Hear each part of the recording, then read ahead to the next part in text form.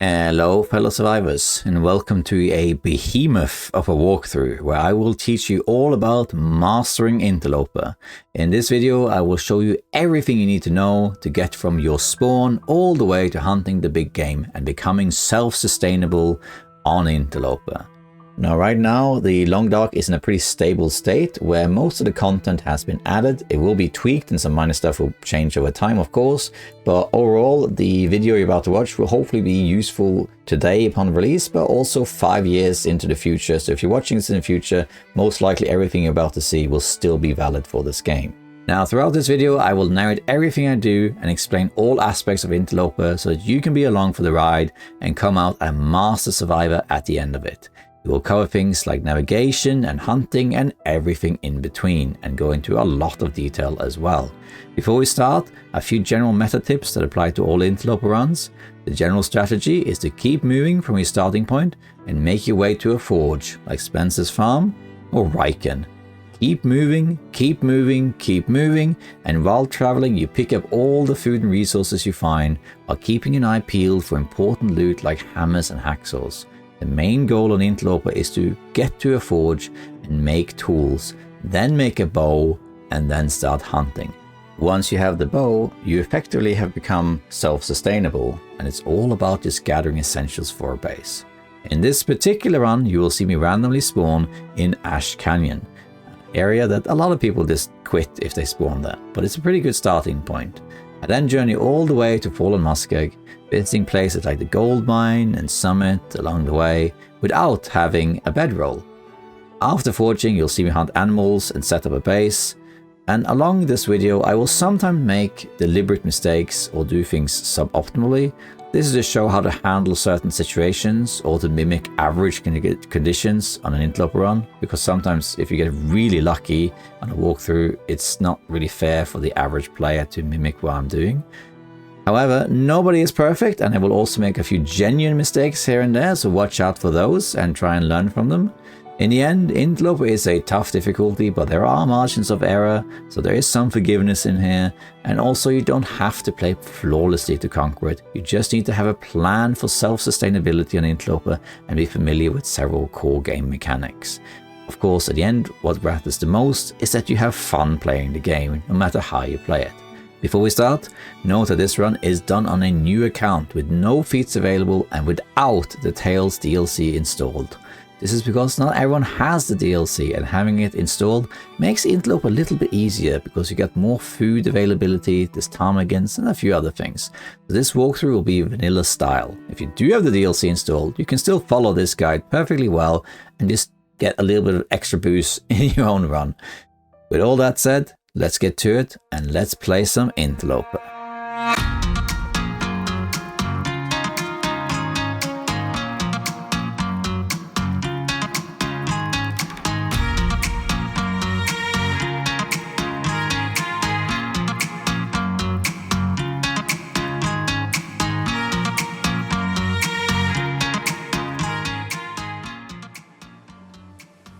Hello fellow survivors, and welcome to a brand new walkthrough of Interloper. Today we're going to go through everything you need to know about mastering Interloper, the difficulty, and this is going to be one of those educational walkthroughs where I explain everything along the way. And I'm just going to assume that if you're watching this, you're either interested in Interloper, you're new to it, or you just want to learn as much as possible about it. And this is going to be one of those videos I thought I'd just jump right into it and start explaining without having some sort of fancy intro or anything like that. And we're just going to do a regular Interloper run. I'm going to walk you through it and explain the strategy of how you can survive, and hopefully this will make you go a long run on Interloper. And you can of course apply everything you learn in this video to lower difficulties as well. The only thing that's really different is that there's a few guaranteed spawns here and there only in Interloper, but other than that you can use all the knowledge on lower difficulties too.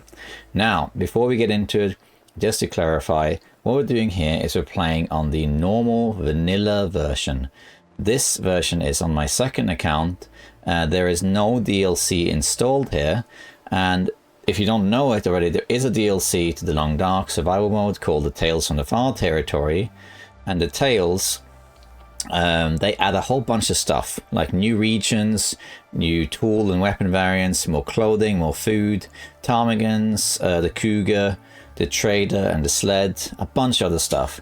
Now the thing is that not everyone has the DLC, so in this walkthrough I'm going to play without the DLC installed. However, it doesn't really make any difference if you're watching this and you have the DLC. The only thing that really changes is that if you have the DLC, it's a little bit easier because you have more food, you have more resources you can access, which makes the playthrough a little bit easier than on vanilla. Other than that, there isn't really any real practical difference. I do, however, recommend getting the DLC if you can. If you do like the Long Dark, it adds so much to the game. It really, really does. Now, here we are in the main menu. We are going to go into Interloper, but before we do, there's something I have to talk about that's not actually shown here, and that is the feats. So because it's a new account, there are no feats available to apply. If I start a new game here on Interloper, it will take me straight to choosing, and then it goes straight to scary, skips the feats. So the thing is that if you go to challenges and badges and then feats, you can see there's 13 feats in this game. And because this is a new account, these are all locked. However, you will get all of these feats through just playing the game. Most of them, it will just happen organically. The more you play, the more you get them. So for example, this one, book smarts, if you read 250 hours of research books, you unlock this and then you can use it in your next run, and your research books are more effective, basically. Because it's a new account, none of these are active. But I just wanted to say before we start, if you do an Interloper run, you can only choose 2 feats when you start. And if you have to choose 2, the ones that are the best, in my opinion, is this one, Cold Fusion. You have to spend 100 days outside to get this. And again, you'll get that organically because you will be going outside. This is across multiple runs. You don't have to do it in one run. As long as you spend 100 days outside, cumulative, across any difficulty, in all your runs combined, you get this feat or this badge. And then you can apply this in Interloper. And what it does is it gives you 2 degrees bonus. Doesn't sound like a lot, but it is a lot. On early game Interloper, 2 degrees could mean the difference between hot or cold when you enter, say, a cave. And in the late game Interloper, it could mean the difference between being cold or very cold as well. So this is a really good one. The other one that's very good is the one called Snowwalker. This one also takes a little while to get. You have to travel 1,000 kilometers in the game. So it's just playing the game, and again, eventually it triggers. And what's good about this one is that your stamina recharges faster, which means you can run more. And in the early game of Interloper, you probably do need to run quite a bit because the world is quite cold. And in the late game, you might want to run a bit as well between bases. So it's just generally a really good feat. All the other ones in here, we're not going to go through them. They all provide very different things, and some are very good, some are not that great and give marginal benefits. There are others ones that give significant benefits, like Firemaster is very good, where you don't have to use tinder and your fires are more likely to succeed when you start. And of course, the Fishing Machine, you need less calories. But in the end of the day, the best ones in my opinion is Cold Fusion, which gives you some more warmth, and Snowwalker, which makes you run more. That being said, though, you don't need any defeats to actually be good at the Interloper, and of course we're going to play it without any of them enabled. So another thing we're going to do before we actually hop in is to talk about the maps. You see, if you play on Interloper, you can't choose your maps. If you choose Pilgrim, Voyager or Stalker, you can choose where to spawn. However, on Interloper that's not the case. Same with Misery, which is a whole other story. You always spawn the same place there. But on Interloper you don't. The main difference between them we can also talk about. So Pilgrim and Voyager and Stalker is what we refer to as the lower difficulties. Here things are much easier than on the higher difficulties like Interloper and Misery, but they can still be difficult, of course. And at the end of the day, you should play the game however you want. If you want to play on Pilgrim, you play on Pilgrim. No one can tell you otherwise. There's no wrong way to play this game. I'm going to walk you through Interloper in this video, but you don't have to play Interloper. Now on Pilgrim, there's tons of loot, animals are passive, it's just an exploration mode. Voyager, animals are aggressive, but there's still plenty of resources. Stalker is just a harder version of Voyager, where there's more walls, more aggressive animals, environment's a bit rougher, but still quite a lot of resources. The main difference now, the jump from from Stalker to Interloper, is quite stark in the sense that what happens here is that now the game removes a bunch of stuff for you and makes the world harder. The main thing is when you spawn on Interloper, you do not have matches, so you have no way to start a fire. You have to find a way to start fires. You also do not have guns on Interloper. You also cannot find the bow.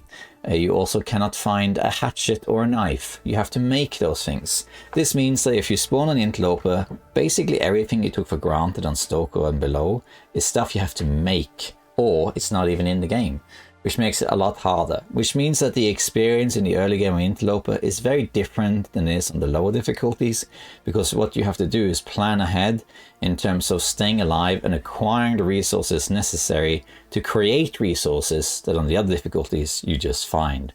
And that's what makes it very hard. In addition, there are actually fewer wolves on Interloper than on Stalker, but they are way more deadly. A single wolf can just kill you. And the world is much colder, and there's just generally less loot. So it's really rough on Interloper as such. That's the main thing. I'll also mention that I have made multiple walkthroughs of Interloper difficulties in the past, including specific walkthroughs for different regions. You feel free to check those out. They're all still valid and good guides today, but they were all made, except for one, before the DLC was added, which changed a lot of stuff in the game. So the old guides, they aren't obsolete per se, but they will include certain things that no longer apply, like certain animal spawns, certain guaranteed loots and that sort of stuff. But the strategies remain the same. This video, however, is hopefully a timeless video because the game is sort of fully patched now. They are going to add more stuff to it, but there shouldn't be any like major changes to the game that will significantly impact how Interloper is played, probably. So therefore this video, hopefully if you're watching this 5 years in the future, well, say hi in the comments, that would be great. But hopefully this will still be just as valid. Okay, with that being said, the last thing we have to talk about before we actually hop into Interloper are the maps. So again, on Interloper you can't choose where to spawn, the game decides for you, but there are a few things you need to know. First thing is the maps here. Now if you do have the DLC installed, then you can't spawn there either. If you want to do an Interloper run and choose where to spawn, you have to do a custom spawn. You have to go on custom settings, choose Interloper up here, and then you click confirm, and then you can choose a map if you want to.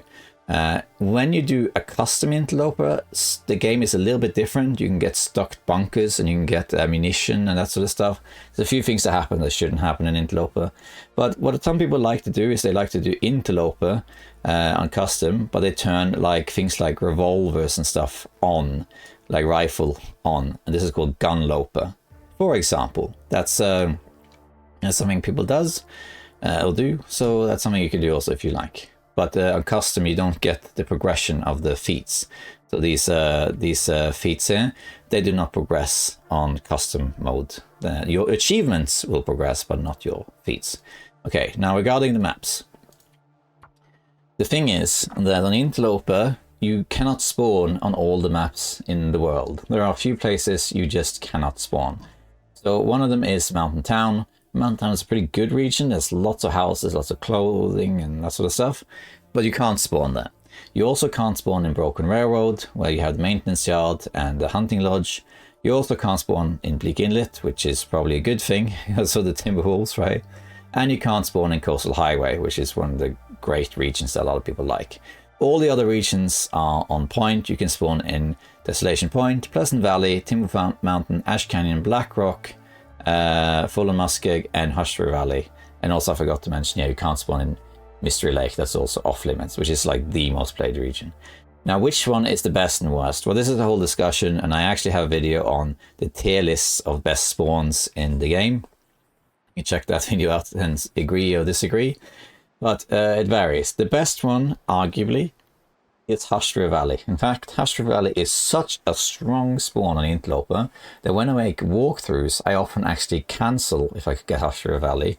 I show a few things and then I abandon it because it's so strong. That's because Hushtree Valley, despite the intimidating aspect that there's no buildings there, Husky Valley has so many resources. You got guaranteed matches, you got guaranteed bedroll, guaranteed hacksaw, you got Mackinaw shirt, you got guaranteed hammer. If you spawn in Husky Valley and you know where to go, you can find everything you need to survive and set up for the long run, and then you just go through Mountain Town into Fallen Muskeg and start forging. You can get the bow on like day 7 if you are on a Husky Valley spawn. That's how strong that is. By then day 10 you are self-sustainable on Interloper. It's ridiculously strong. However, if you spawn, say, in Desolation Point, then you have a very limited space, but Coastal Highway is next to you, but there are guaranteed flares and guaranteed matches. You just need to know what to do. Another really good spawn is Ash Canyon, because if you get Ash Canyon, you can head to the gold mine right away and get the backpack, and if you're lucky, you can actually open the summit container early. It depends a little bit if you get a random hacksaw spawn or not. But yeah, other than Husky Valley, all the other regions have pros and cons to them, but they all are okay spawns. Blackrock is definitely the worst one, just because you have to deal with Timberwolves right away. So I would prefer in this walkthrough that I spawn somewhere like Fallen Muskeg or Pleasant Valley or Timberwolf Mountain, Desolation Point, Ash Canyon, not Blackrock or Husky Valley. The two best and worst, I'd rather not spawn there, just because they're so different, but we'll see what happens. Okay. That's everything there's to say before the actual game starts. In terms of character to play, it doesn't matter, but Will grunts a lot and he will be running. It's best to choose Astrid for that reason. Scurvy, you can choose whether to have Scurvy on or off. It's entirely your choice. It doesn't really impact anything in terms of feat progress or achievements. We're going to have it on, which means that you have to eat a lot of fish later in the game, but in early game it won't make a difference, because it takes a while for Scurvy to kick in, and you'll see that on Interloper your main diet for a while is actually cattails, so you'll be good for Scurvy for a while. If you do have the DLC installed, you can also choose if you want the Cougar on or if you want the Trader on. We do not have that on here. The Trader adds a ton of stuff to the game, and the Cougar adds a whole new difficulty to the game, but we don't have that, we just have Scurvy. Okay, and then we'll call this Interwalker. Why not? So let's hop in, let's start this walkthrough, see where we spawn, and let me walk you through it, survivors. Let's conquer Interloper together. Let's get to it.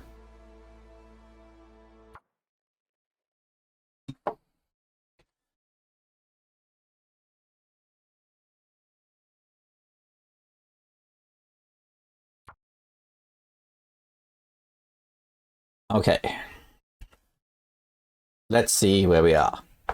Now you can spawn any of the regions I mentioned at any time of day and any weather condition. You usually don't spawn in a blizzard, but you can spawn in really bad conditions. Okay, this is Ash Canyon. I recognize the spawn right away. If you do spawn and you're not sure where you are, you can click the map button and it will just tell you in the upper right corner what map you're on. Obviously it doesn't tell you where you are.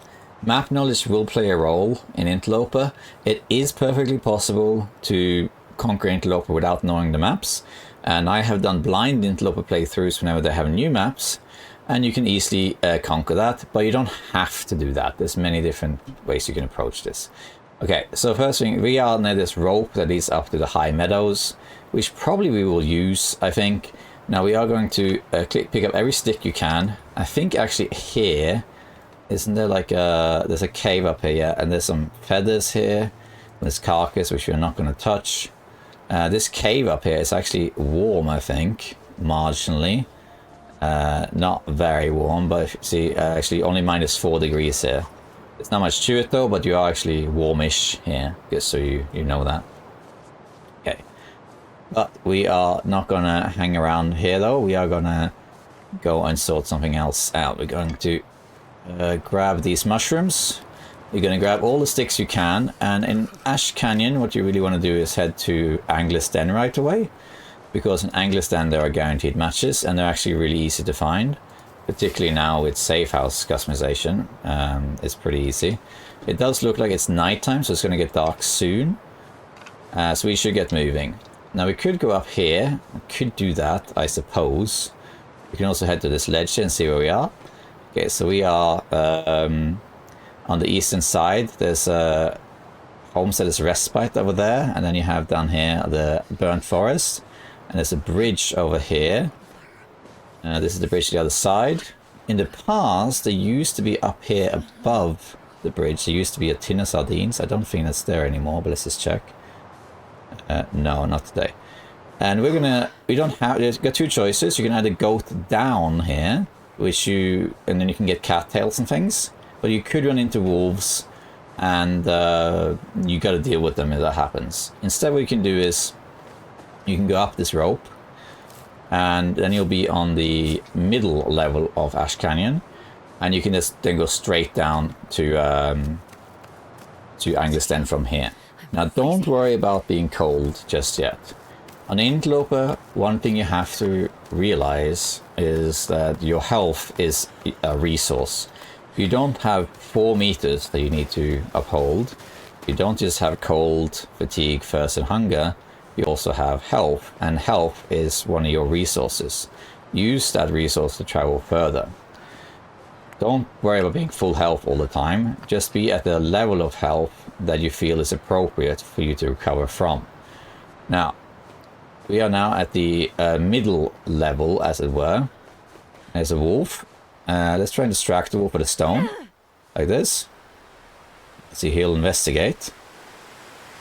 Once he's done with his looking, he got busy with something else. Let's see.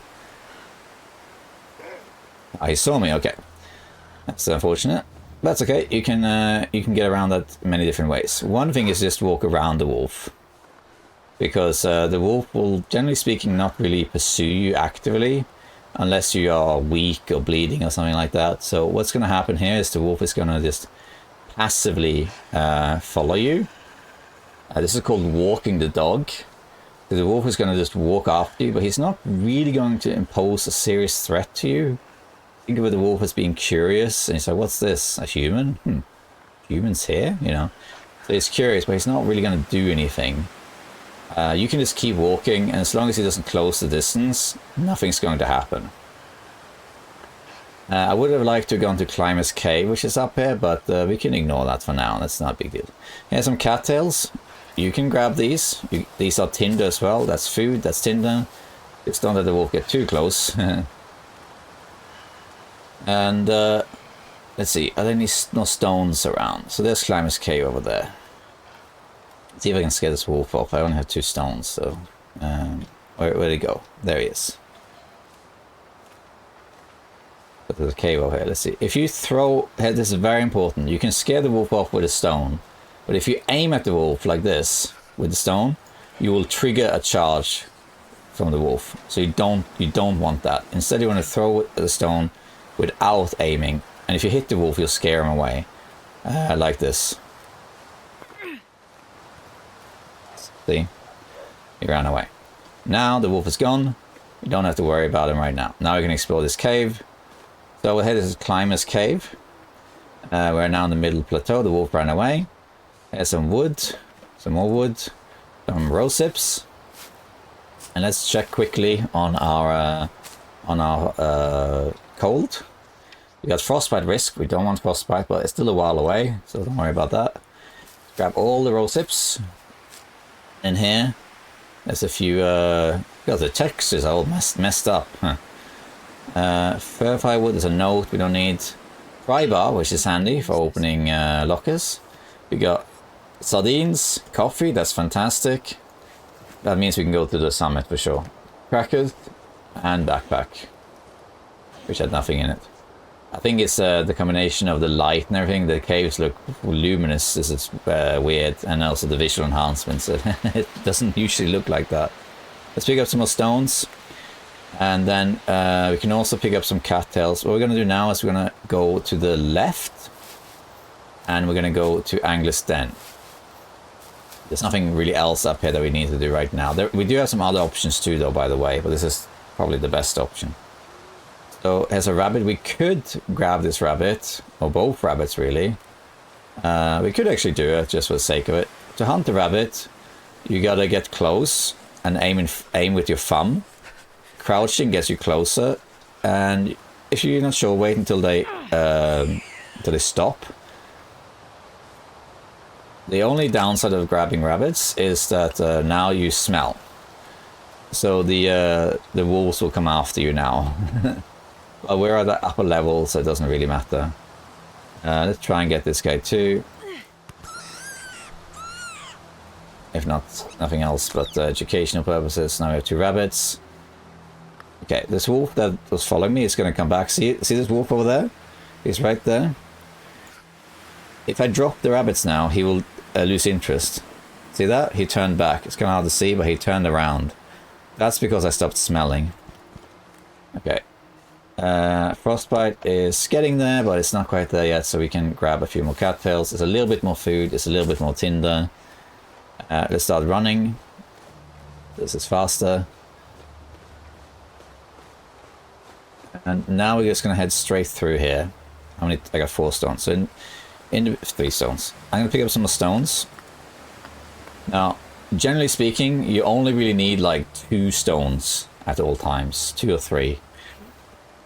The reason is that you need 1 stone to help you with getting rid of wolves when you have a fire. And you need another stone you can throw, like I did, to scare away a wolf. So that's also something. But in the beginning, since we don't have fire yet, I like picking up a ton of stones just to have the option. So, alright. Now we're going to go through this little crack in the wall here. Microphone is acting up. There we are.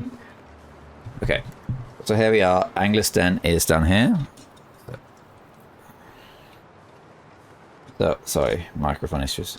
So here we are. So here, right up there, where my thumb is pointing, is Foreman's Retreat at the upper levels, and the gold mine is kind of like up there. That's where we're going to go. Okay. Now, Angler's Den is right there. And that's our safe haven. Now, going this route means there's a couple of things. There is actually a broken lantern. And you can actually find a flare gun here as well. It's one of the spawns for a flare gun. You'll see it laying on like one of these logs. Actually, here is a corpse down there to check. See if there's anything here. No. So there is a possibility of a flare gun spawn. But not today, it seems. Okay, and then you can just go down here. I mean, it's easy enough. You can go around if you need to. You can also just go down on the sides. You can go down pretty much anything in this game. There's a wolf right there. Did you see that? So I gotta be a bit careful here. The rabbits is what's making me detected by them. It used to be in the past that Angler's Den was actually free from wolves. They could not aggro you at all. But that's not the case anymore. They can get there. Okay. I gotta be a little bit careful here looting these things because the rabbits smell.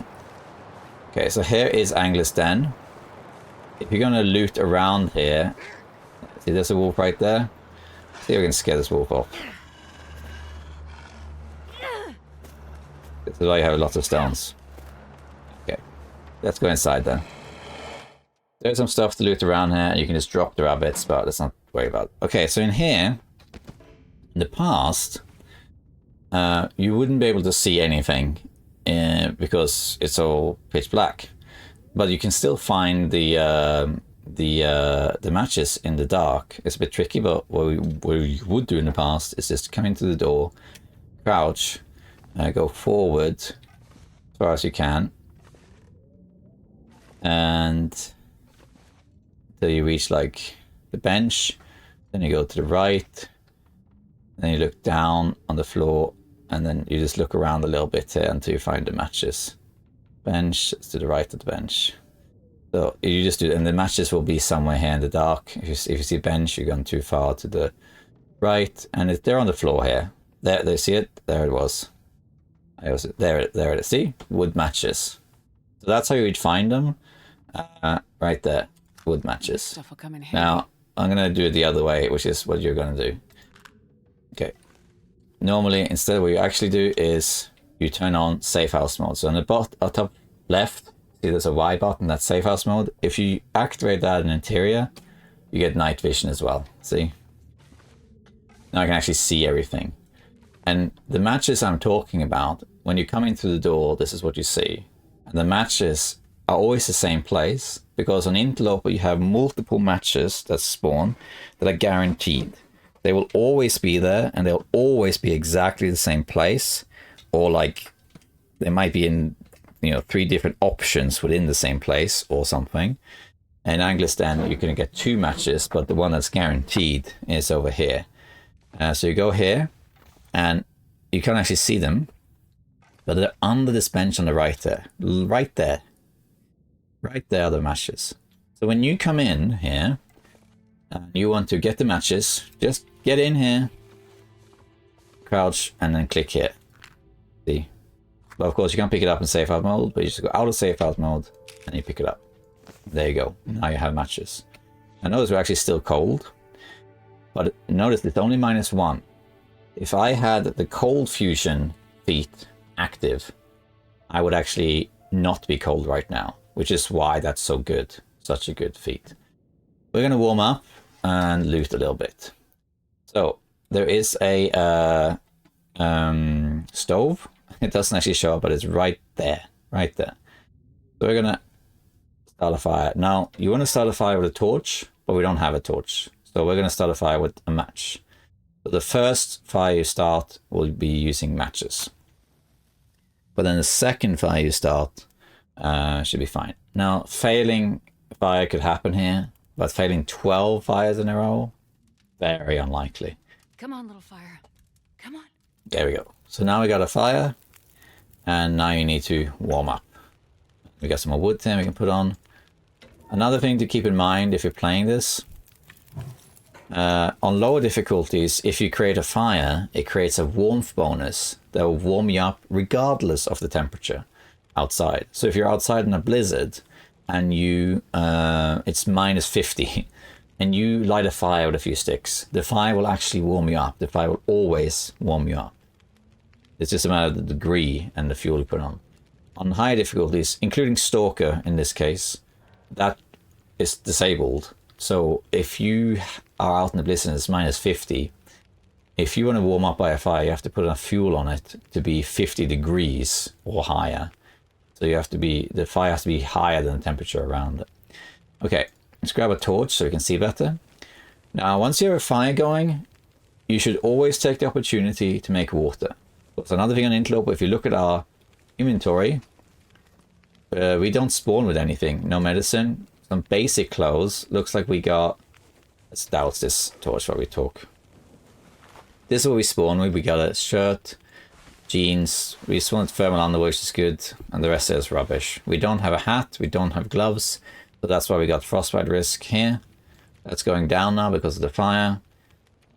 In terms of food, we didn't spawn with anything, including water, and no tools either, except for this can. So the only thing you spawn with are these clothing items and this can. That's everything you got. That's all. And once a fire is going, you want to start making water ASAP. Just have water boiling while you do other stuff. Okay, now you can start looking around. And there's a few things to find. There's a few guaranteed items you'll always find here. And then there's some chance items as well. So, spray cans. You can take spray cans if you want. It's not really used for anything. Some people use it to mark where they have entered or looted or whatever. But, you know, it's up to you. You choose what you want to do with it. But there's some other things there. We got a second recycle can, which actually is very good, because that means that on a regular fire, there's 2 of these hobs. Hobs. So you can make double the water. We can't do that now because it's a single hob stove. The hob, anyway. Also, we got some dog food, which is usually around here. A note, which I don't read. And we do have a second pair of matches. You can find, the one that's over here that I picked up is guaranteed. This one isn't, but it is often there. But it's not necessarily always there. If you can't find it, it can also be in this box here. But if it's not in either of those 2 places, you probably didn't get it. But there's a decent chance of getting 2 matches. So now we're just a few hours in and we have 23 matches. So we're looking good fire-wise. We got a granola bar. We got Frontier Shooting Guide. We can make tinder out of these papers. We got books. In the early game, I sometimes carry one book with me because the books have a very high chance of succeeding on the fire. Then we got a container, nothing there. And then we have bunnies, of course. We got toolbox. This isn't guaranteed, but it's good. Let us craft some stuff. Got leather. And in here, there's something that's guaranteed. There's arrowheads in here that are guaranteed. Which is weird. It's one of the few guaranteed arrowheads in the game. Which makes it a little bit easier when you make arrows later. But they're not strictly necessary as such. This is random what's in here. You could get good stuff, bad stuff. We got nothing. Okay, so now we just really need to sleep. We need to warm up. Now the thing is, in here without the fire, it's -1. But this bed gives a warmth bonus of +5. So if I sleep in this bed, I will be warm. Generally speaking, you will never be cold indoors, even on Interloper. You'd have to be completely naked for that. I mean, even now, if you look at my clothing, I have +3 warmth bonus. If I took all of this off, then you'd still maybe marginally get cold. Okay, what we're going to do now while we wait is we could harvest the rabbits. Let's also harvest this torch that's dying. You can harvest torches and you get a stick. There are situations where that's useful. Okay. And don't worry too much about wood and stuff now, because in this region you are going to get a lot of coal because of the gold mine. So I wouldn't worry too much about it. Because this water is done. And then we can make some more water. And while that's happening, we can start harvesting the rabbits. So the rabbits, we have to do them by hand.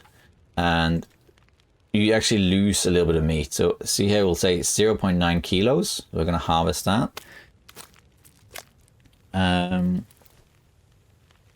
You do this by hand. It will say that you lost a percentage. I think it's at the bottom of the screen, at the top. Bottom, you see. Bare hand harvest, 12% weight was lost. You see I harvested 0.8 kilos. I lost a little bit. That's because basically I had to use my hands, so I couldn't get a fine cut out of it. It's basically what that meant. Even though it doesn't say, I believe when you get carcass harvesting level 3, that stops. You just harvest it normally.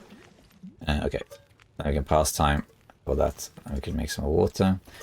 It takes 40 minutes at cooking level 1. How fast the water melts is depending on your cooking level. So it will be faster the higher cooking level you are. We can do some more rabbit harvesting, get another kilo.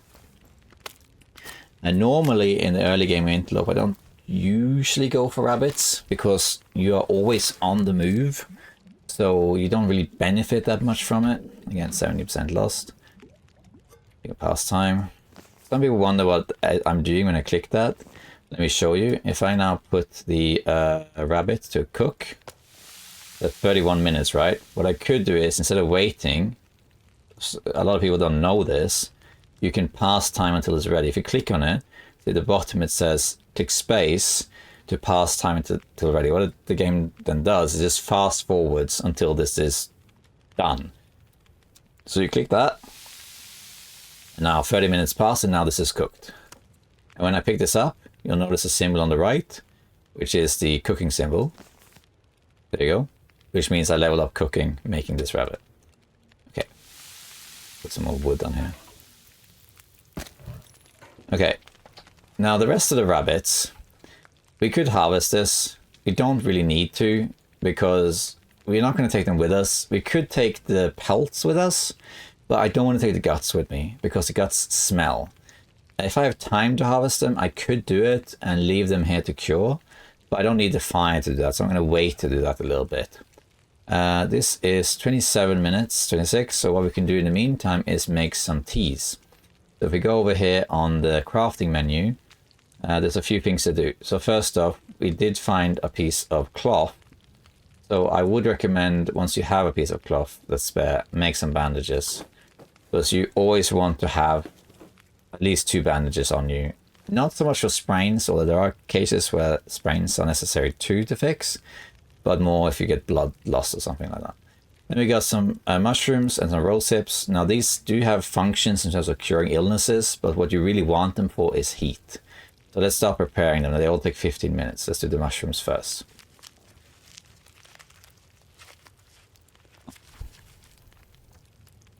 Okay. Okay, that's cooked. I don't have any more food to cook, but I can make some more water. If you ever see me pause the game, by the way, like that, I briefly go into the menu and back. It's just, if you're new to this channel, I have a baby, so often they wake up, so I have to go and check on them. But anyway, so now we have some prepared mushrooms. Yeah, and the mushrooms that you can make, the teas you can make, they do have certain benefits, like you can use them to cure infections or parasites or whatever, but on Interloper you don't really get those things too often. You want to avoid them. What you really want the teas for is heat, because if you drink a hot tea, you get warmth back, and I'll illustrate that later. Let us make some more of these teas, or mushrooms perhaps rather. Let's drink some water as well. Don't have a lot of water, but we have enough. And what we can do to get some more wood is we can break down these crates. We're not going to need those. That's boiled. And we can actually make a tea. Yeah. And while that's cooking, it takes about 15 minutes to do. You can prepare the next one, which is rose hips in this case. And you can sort of cycle around like that. It does, however, take water. So you have to make sure you balance that. So I can make one more. And then I need to make some more water. You can put the wood on here and some sticks as well. Sometimes I have like 3 sticks. We're good. By the way, this guide here, this shooting guide, you may have noticed this is a rifle book. You can burn this unless you do Gunloper.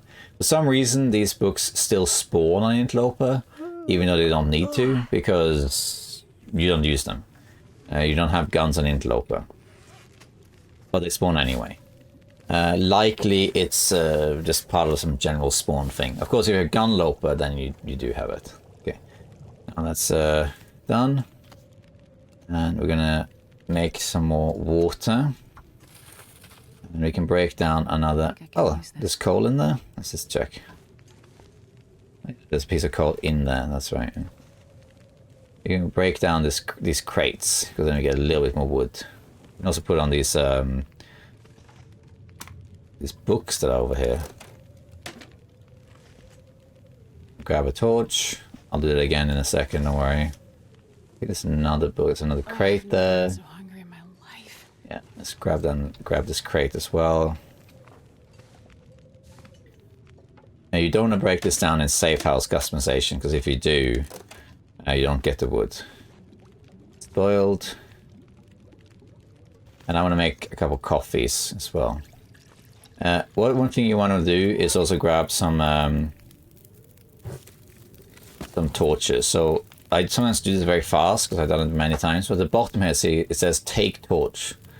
You click that, you get a random torch. And yes, it is random. A lot of people think, oh, if you click a certain place, you get a, but it's random.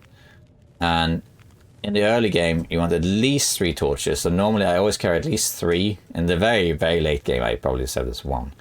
But usually 3. But in the very, very early game, I often have 7 torches or something like that. Whenever you take a torch out of the fire, the duration decreases by 10 minutes and it goes down 1 degree because you're effectively taking a stick out of there. Okay, that's almost ready. And I can make one more something, and then that's all we can afford, really. We can make one more. Okay, and then that's it. We can break down these newspapers while we wait. Give us some tinder plugs. And then we're done. And now we're going to sleep. You'll notice that it's actually almost morning. But that's okay. Okay, let's grab this torch. Let's just drop the... Oh, you can keep the rabbits on us, I guess. Okay, so what we're going to do now is we're going to sleep, and you have your decision to make. Now, you want to sleep as long as possible. The morning is happening, but it doesn't matter that you sleep a bit into the day, because actually the day is much warmer in the afternoon than in the morning. The morning is the coldest day, so you don't necessarily need to travel in the morning. So sleeping into the afternoon is fine, unless there's a blizzard or something. So that's fine. And you want to have as much health and as much energy as possible, because you're going to move a lot. You also need to be fully hydrated before you sleep. You can only sleep 10 hours. You have to make a choice here though, which is your hunger. So I am going to eat all the food I find, basically, because I want to get well fed right away. If you avoid being hungry for 3 days straight, you get the well fed bonus, which gives you extra health, and more importantly, because we love our loot, 5 kilos extra carry capacity. Okay? But you have to do that for 3 days. A lot of people will find that very daunting because there's not enough food. But as you'll see, if you just keep moving, you will have enough food. Between this cattails alone, there's so much food. And if you grab the odd rabbit or food you find, you will have enough. So I'm going to eat it. So I'm going to eat my rabbits. And this will not fill me up, but it will give some food. I'm also going to eat these sardines. This can give you food poisoning. It's very unlikely, but it can happen because it's below 75%. But if it does happen, we have the mushroom tea, so that's fine. And I guess that's it for now. Then we can drink some water, and then we're going to sleep. You cannot sleep longer than 10 hours in Interloper. I'm going to select 10 hours, but we're not going to be able to sleep that long because we're not that tired. And again, notice that it's -1, but it's +5 on the bed, so it's actually +4, so you're not going to be cold. We're going to click sleep, and notice that it's 750 calories burnt. So if you are not going for the well-fed bonus, if you just want to survive, what you can do is what's called the starvation tactic, which is that you only eat enough food to be able to sleep through the night, and then you starve yourself the rest of the day. Okay, well, we're not going to do that. Let's sleep.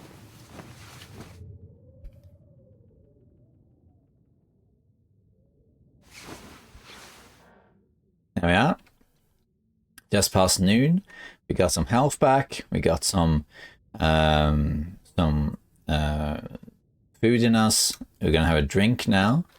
This might take the rest of our water, but that's okay. We'll make water in the next fire. We got a smidge left.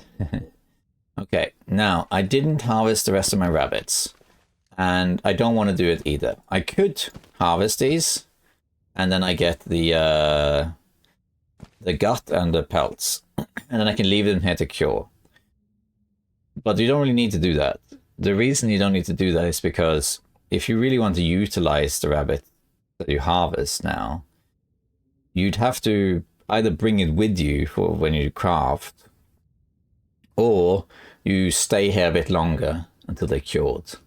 But in Interloper, the key to succeeding in the Interloper when you spawn is to keep moving. If you look at the world map right now, we are up here in Ash Canyon. And the goal now of the game is to forge. That's what you need to do. You need to make the bow. That's your key to being self-sustainable in this game. You do that by going to Fallen Muskeg, Broken Railroad, or Desolation Point, which are the 3 forges in the game. Or if you have the DLC, you can also go to Forsaken Airfield. Why would you do that though? Because Fallen Muskeg is before Broken Railroad and before the Forsaken Airfield, so really we're talking about Fallen Muskeg or Desolation Point as the 2 options. Fallen Muskeg is arguably better because it's outside, you can get rid of some cabin fever, and also it's like a ton of cattails, it's close to Mystery Lake, but it doesn't really matter. So what's really happening now is you gotta keep moving. If you play on lower difficulties, you might be used to spawning in a region and then staying in that region. Of course, that's possible to do an Interloper, but that's not how you play it. What you need to do is keep moving all the time and then loot as you go along.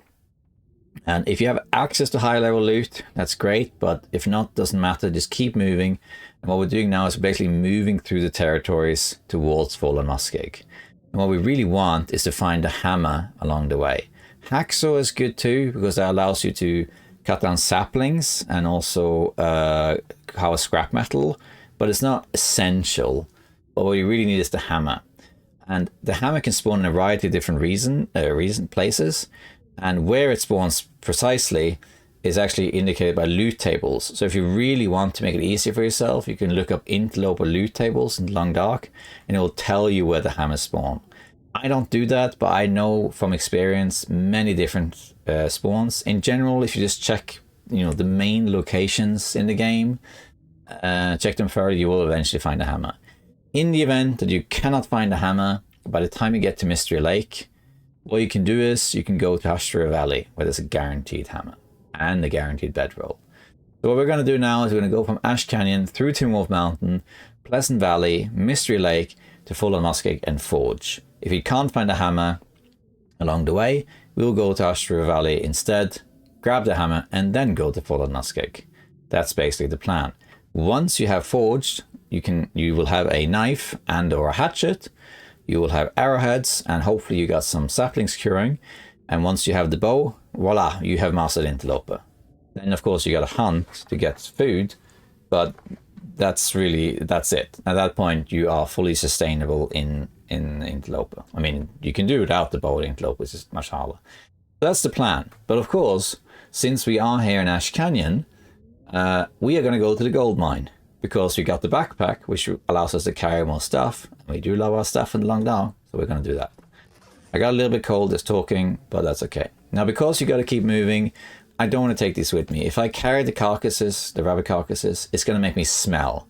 It'll attract wolves all over the place. If I house the gut, same thing, it's going to attract wolves, and I'd rather not do that. So the thing here is that then instead what you want to do is just leave them. If you have time to harvest them, you could harvest them and just leave them here, and then you have some extra resources for whenever you come back. You could do that. But if you don't have time for that, then don't do it. If I do it now, I'm killing time for no real reason, and I'm getting cold. So there's no real point in doing that. So I'm going to leave them here and forgo the pelts. If I had a different opportunity, I might harvest them. But for now, we don't really need it. Let's go outside and see what the weather looks like.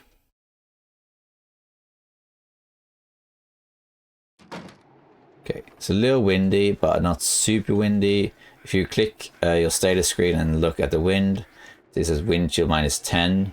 Now, it's not set in stone, but roughly speaking, if the wind chill is -16 or lower, you are okay using a torch in the wind, basically.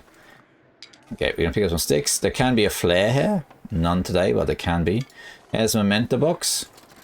The key for that is in Foreman's Retreat, I think. I can't remember. This way leads to Tin Wolf Mountain and the marshes. But where we want to go is up here by the waterfall. The waterfall area is a wolf's nest. There's a lot of wolves there. But there is a cave also in there that leads to the upper levels of Ash Canyon. It leads up to these bridges. You see all these bridges above you? When you first play Ash Canyon, you think like, how do you get there? And why would I want to go there, right? But Ash Canyon... Oh, there's a wolf. Ash Canyon is less scary than you think, because they just... Oh, I'll explain later. Okay, I'll show you something here. We're going to make a fire now. Let's make it over here, because it'll do a few things. Let's use the book, 80% chance. Now, here's an important thing if you have a wolf following you. Wolves are afraid of fire. And an important detail here is that starting a fire and having a fire, it's actually the same thing. Of course, there's a chance the fire failed, but here, see, he's going to stop. And he stopped. Bye. Okay, so having a fire and starting a fire is the same thing. And the wolves will not attack you with a campfire open. They will just ignore you like that. You can also scare them away by having them aggro you and then pointing a stone at them. Let's see if we can get his attention. Okay, yeah, look. Now, if I aim a stone at the wolf with a fire backing me, he will run away like this. See? And that will work with anything. Not just stones, but anything that aims. Bow, rifle, flare gun, whatever. Okay, now as we have the fire, we're also going to warm up our teas. You can also just make water while we're at it. This fire is just here really to warm up, to get things going. Okay, we could use our coal because we are going to find more coal in just a second. So if you didn't know, you can actually heat up your teas. You place them next to the fire by just clicking the place button in the radio menu. And there's a trick to this. You'll see it says until ready, right? Let's wait for this rosehip tea here. Let's see here. Ready. See, now it says 30 minutes until burned. Well, sometimes you get caught up in the fire and you kind of forget about the time and everything. What you can do is actually, this might sound strange, but if you right click the tea once and then put it back, so right click twice, it resets the timer. And when now the timer reaches 0, it will just say hot, and it will stay hot the entire time. It will never burn. We can do this with all of them. Just right click and then right click again. And now they will never burn. Which makes sense. You know, you wouldn't necessarily burn a tea putting it next to a fire, right? But that's basically it. Okay. And now you can use these teas to facilitate further travel. You can go further when it's cold because the teas will give you back warmth. Different teas will give you different warmth. There's also the warmth bonus. But we don't really care about that at the moment. And I'll illustrate this to you. Okay. We're not going to grab all of this. We're just going to grab a couple torches and keep moving. The wind has died down. The main reason I started the fire, I could have scared the wolf away with the stone, but the reason I started the fire was to get the torches lit. So now I can chain torches, and I can have a bunch of torches. And my fellow survivors, now if you have fire, you are mint. You are no longer in danger. The wolves will fear you. As long as you use the fire correctly, you will from this point on have no problems with wolves or even bears or even moose. And pretty much everything in the game, animal-wise, are afraid of fire. So, of course, wind is your enemy in that sense. They can blow out the fire, but you get the idea. As long as you have fire, you will be fine with the wolves. Okay, let's wait until this is boiled. Let's just put a stick on here and that's boiled. And now I'm actually warm as well. And let's light our torch, pick up our teas, and now I can head up to the upper levels where the wolves are, which will be a shortcut to the mine. We're going to pick up every cat that we see. I'm not going to go out of my way and, you know, go and loot everything. But I'll pick up what I can. And now also notice, this is what I talked about with the world being warmer in the afternoon. As you can see now we're approaching evening, we're in the late afternoon, excuse me, which is the warmest part of the day. Notice I only have 1 chevron of cold, so I'm barely getting cold here. We'll check the actual temperature in a second. It is -5 degrees, which is very little. The torch also adds, I think, 3 degrees. It might be 4, but usually -3 anyway. And of course, there's no wind. So going out in the afternoon is actually really good in the early game. And in fact, on Interloper, if you get good clothing in the early game, you can actually stay warm outdoors. Yeah, but this fire barrel, there's always tomato soup right here, which we will take. And now we're going to go up this slope here, which leads to a climb underneath a waterfall, which leads up to a wolf's nest and into a cave. The cave will give us some misc loot. It will give us some coal, and then we can go straight to the gold mine from there. It's really not hard. Okay. Well, someone says a corpse here too, but I don't hear any crows, so I guess not. Sorry if I sound a bit nasal. I'm not ill, but there's colds going around and I got children and yeah, a bit hot actually. Anyway, here's a backpack.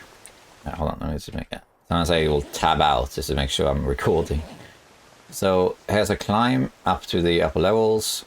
By the way, you can climb these even if you're heavy. So even if you're carrying a ton of stuff, you can barely move.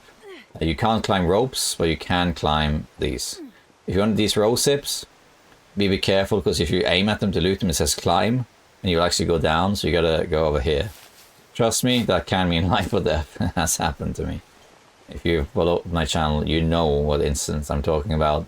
Feel free to comment in the comments what that's referring to, what instant that is. Okay. Don't worry about the torch. Your torch comes with you. You just holster it.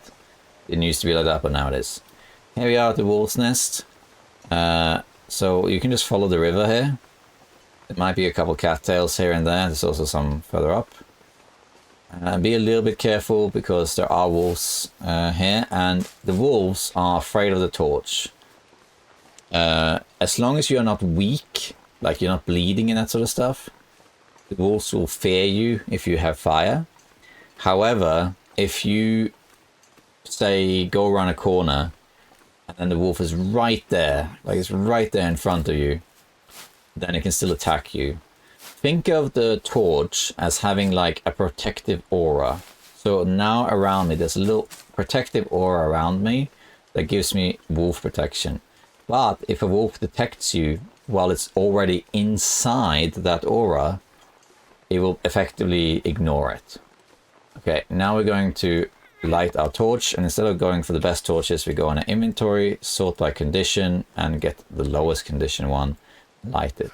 Because the torch is always the same regardless of condition, so I might also use the poor condition ones to save some weight. And here we are. Around the slope there will be wolves. How many varies? Could be 1, could be 2, could be 5. But there are wolves there, I heard them. There's one. And once he sees me, you can select a stone. This will make you drop the torch. The wolf will run towards you, but he will stop because of the torch. As long as he runs away from the torch. But if he doesn't, just aim with the stone and the wolf will flee. We'll do that again, don't worry. Grab some cattails. At the moment I'm grabbing all the tinders as well, because you will need tinder for your fires until fires at level 3. Here again, stone, and then you can aim at the wolf and it will flee once it gets close, because it's afraid of the torch. If you don't have the torch and you aim at the wolf like that, it will trigger a charge, and yeah, if that happens, you gotta just be quick on your feet. You gotta use the terrain to your advantage, or throw a stone in his face or something like that. Now, there is another element here where you can scare away the wolf. The wolf is actually afraid of the fire to the extent that you don't have to use a stone trick. Like this, make sure you aim. Because I'm strong now, I'm not tired, I'm not weak, I'm not bleeding, I'm completely uninjured. I can actually just do this. And he will run away. If you just approach the wolf with a torch, the wolf will just run away. In the past, I thought this had to do with your momentum. If you're not fast enough, it won't happen. But actually, it's got to do with your status. Basically, if the wolf considers you weak, the wolf will ignore the fire if it's close enough and say, I don't care, I'm going for you, you're a weak kill, right? Let's also grab these things, because it's nice to have antiseptic bandages if necessary. This one is a bit hard to reach. I'm not sure you actually can reach it. Great. Oh well. He's not coming for me. This looks like it, but he's not. Let's grab these ones here. But I can't remember all of them. But basically, if you are fatigued, or you're bleeding, or you have a sprain, or, very important for the general Long Dark player, if you are heavy, so you're over encumbered, the wolf considers you weak. It's like, oh, look at this guy, he's bleeding, he's carrying a bunch of stuff, and you know, he's got a sprain. That's an easy target for me. If that happens, then they will ignore the torch. They will still stop at the torch, so they'll charge you, stop at the torch, and you can scare them away, but you can't walk towards them. So this trick about walking towards the wolf like this only works if you're not weak to the wolf, right? But in principle, just just don't do that trick. What you really gain from it? So I do it sometimes, like now. But the thing is that if you do it that way, it happens that you are actually weak and you don't realize you're weak, and then you die. It has happened to me. I just like, I'm fine. I was going to walk towards the wolf, and I didn't realize that I was heavy, for example. And then what happens is the wolf will attack me. So even though I showed you how to do it, don't bother doing it. Instead, just do this. Sorry, not that one. That's the matches. This. Aim with a stone. Torch and stone is the unbeatable combo. And it always works. If someone says it doesn't work, it's just that they're not doing it right. It always works. Always. You need 2 more of these. So you have a torch, grab a stone. Even if you're the weakest person, you're fatigued, you're bleeding, doesn't matter. If you drop your torch and aim at the wolf with the stone, the wolf will run away. That trick doesn't work on other animals. There's different tricks for other animals. And poison wolves are a little bit different, but that's a whole other story. Okay, here we are inside the cave. Notice I'm almost hungry, so let's eat. This is where you pick up all the cattails. Let's eat a bunch of cattails. This actually gives you vitamin C as well, so you can just keep eating, and this will also uphold your scurvy. It'll keep scurvy at bay. That's fine. Now, notice here there is a waterfall. If I walk through this waterfall, it will douse. So just for sake of argument, I'm just going to show you what happens here. If I go through now, I'll be like, oh dear, the clothes ran out. And in addition, my clothes are now soaked. And that means I'm colder and heavier. The clothes get heavier when they're cold. That's, how stupid was that, eh? Now what you can do instead, let's get a better torch, is, now these clothes are wet, but ignore that for now. What you can do is you can take the clothes off if you are naked, and now there's a trick here actually, that this trick doesn't always work, but you can just do it. Is instead of walking through it, you right click the torch to place it somewhere, and then you walk through. And then you just find somewhere to dry. Here. And then you place it on the ground, and the torch is still lit. There you go, how about that? And now you put the clothes back on. Isn't that something? So some people say, oh, that's a bit of an exploit. And you could say that, but if you're going for realism, just think of it as if the character's leaning forward and protecting the fire under them while doing this, which probably would burn, but it would work if you try to do that in real life. You could protect the fire. And now, but I am cold now though, because the clothes are also wet. So I should probably make a fire, but first I'm going to grab some coal. Look around in this cave for some coal.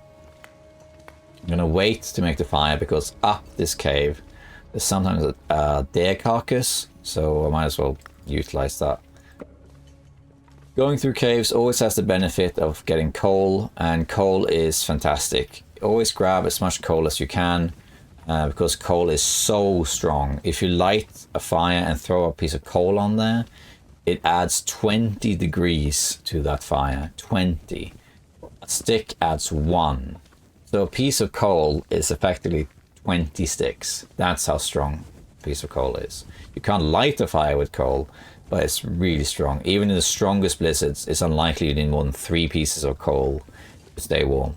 So it's really powerful. Whenever you go into a cave like this, I recommend that you always pick up all the coal you find. And if at the end of the cave, when you're about to exit, if you're really heavy and you're like, oh gosh, I got 40 coal in this cave, a bit much, then you can just drop it. Just drop the coal.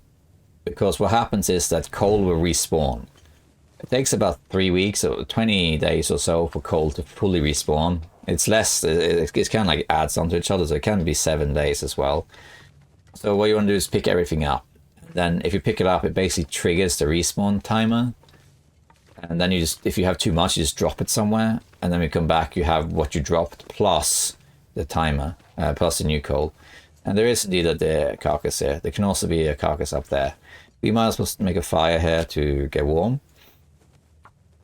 And we're going to use the torch to light the fire. So notice now, I'm only on my second match. No, one failed, so I used 3 matches. But I'm carrying the fire, as it's called now, because I got this lit torch from my previous fire, and I'm chaining torches. I'm using a lit torch to light another torch, basically. And I can keep this going. So this way you don't use matches. Matches are much rarer on Interloper. On lower difficulties, you know, you spawn with matches for one thing. But also, I forgot actually earlier in the campfire, I forgot I had 2 of these. But you find a lot more matches. And in fact, in Ash Canyon, you can find an absolute ton of matches. Oh, a flare. So, yeah, just matches are more limited in Interloper, but there are plenty of them still, but there's a lot less of them, so be careful with them. If you have the DLC though, you have the trader, you can trade and get matches. So if you have the DLC, matches are actually infinite, technically. Has a marine flare. Marine flares are very good. They are very strong, especially against timberwolves, but they burn very fast. Think of them as an alternative light source or fire starter. You start a fire with them. Fun fact, you can actually walk through water with marine flares. Makes sense, right? Marine flares. Okay, let's put... We might as well warm up a little bit here. So let's put on some sticks. Maybe put the fur firewood on.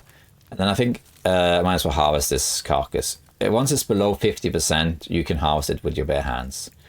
Takes 37 minutes. Okay. And this, in this particular case, because it's a deer, I actually want the hide. Because deer is a bit harder to get a hold of because you have to actively hunt them. So if you have an opportunity to grab a deer carcass hide, you might as well take it. Especially because this deer carcass will despawn. Basically, the deer carcasses you find around that are already decaying, that are like around and ravaged, they can stay there forever, and you can use them as feather farms if you want outdoors. But once you interact with them, you basically start a timer, and it takes about 3 days or so, and they will despawn. So if you're already harvesting the meat, you might as well just grab the stuff. But again, the guts, I'm not going to get the guts. I could get the guts because from this point onwards, all the way to the gold mine, it's unlikely that I will run into any sort of wolves. But nevertheless, after that I will. So I'd rather not attract the attention. I'm going to grab hide, 40 minutes. And I'm going to eat the meat to maintain well fed. And also not smell. Getting night now, but that's okay. Boil dry, and we might as well make more water while we wait. While I get the rest of the meat. Get the point. I'm not going to grab the guts. Alright. This is going well. Just be careful you don't get hungry. And stay hydrated, people. 15 minutes. Do you have any thing I can craft? Yeah, I can craft rose hips or old man's beard. I didn't show you the tea trick. We'll do that soon. Let's make a tea that's more important than the bandages. Oh, got 2 achievements there. Survive 1 day in any game mode and 1 day in Interloper. Hurrah for me. Since this is the second account, I have no achievements or anything on here. I can make a rose. And I try to avoid grabbing the using the soups because let's make coffee actually, because the soups if you don't have a can opener or a knife, you'll lose some of the calories if you do that. Do I need to use a piece of coal for this? I don't think so. In the late game, when you have level 5 fire starting, your fires last forever. Fire starting level 5 is such a treat. you have 100% chance of starting a fire. They start much faster. They burn forever. You know, let's drink some water as well. Okay, and I'm gonna take this. So, and we can harvest this ruined torch. We can harvest for a stick. And I also have a low condition torch, which I can also just harvest. And I can burn that book if I need to. I've never been so hungry in my life. How nice is it? I can still make 2. How much water do I have? I got enough. Let's make another rosehip tea in that case. In 8 minutes. Anything else I can do? I can make the bandage while I wait. Might as well. And can I make another tea? Make another bandage. Right, before I do that, I'm gonna put the teas down. I don't plan on drinking the coffees, so we don't need to put that down. 15 minutes, okay, let's just put another stick on. Let's just make the other bandage here. We can go. There we go. Let's eat this venison. And let's put 1 stick on and grab a torch. Grab the teas. Say thank you to the deer. And then we're going to climb up here. Make sure you don't stay so long that you don't have energy enough to climb up here. It's a very short climb. Okay, now on the other side here, you see there's a campfire. So the deer carcass is down there, but if you don't see it, if you climb up here, right there on that ledge where you see the campfire, there can be a carcass there too, including a wolf carcass or a corpse. There's usually always something there, so it's worth checking out. If you go this way here to the left, usually you find a piece of coal or so too. And let's see, no coal actually. I could run because I'm really not tired, but I'm also warm, so I don't need to. And yeah, we got a granola bar, that's it. In the past, I had a trick here where I could preserve the torch, because in the past you actually, you couldn't carry the torch up the rope, so you had to throw it this weird way, which was just funny, but there was a way to do it. Okay, now it's actually nighttime. It's not going to be too dark, but it is nighttime. But from here on, we should be fine. Even if there was a blizzard and we were tired, we would be able to get to the gold mine from here. However, if you wanted to, you could go to Minus Folly. And we might want to do that, actually. The only problem is the stupid bear. But the reason you might want to do it is because of woodworking tools. They spawn in Minus Folly, which allows you to do safe house customization, which is great. Wind is picking up, but it's not strong enough. I think we will leave Minus Folly. The main reason you want to leave it is because, well, it's a detour, but also there's a bear in the way, which is a bit annoying. Boris the bear, and he's kind of in a choke, like a chokehold, so to speak. But anyway, if you go here by the bridge, this bridge leads to the gold mine. If you take a left instead and go this way, you get to Minus Folly, which is on the other side here. Minus Folly has a workbench with woodworking tools. There's also a recipe if you have the DLC installed in Foreman's Retreat, and there's some other misclout. It's a good place to go. We might go there after, maybe. But right now we're not going to. We're going to go to the gold mine. Okay, so this is the way to the gold mine. You just cross this bridge, and from here it's pretty linear. You can't really get lost. There's a couple of smaller dead ends, but really you can't really get lost from this point on. Okay. I think I'll leave the woodworking tools, because I'm not really bothered about safe house customization in this walkthrough, but you could go there and grab it, of course. Alternatively, you could also get one in Bleak Inlet, or if you have the DLC, this one in Zone of Contamination.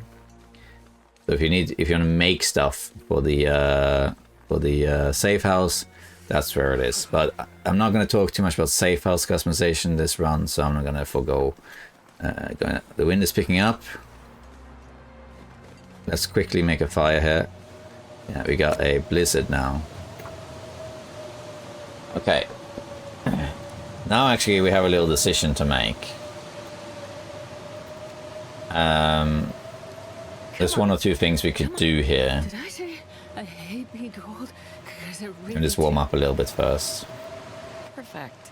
How cold is it here? It's 21. Blizzard has started, which is not great. Let's put our teas down here.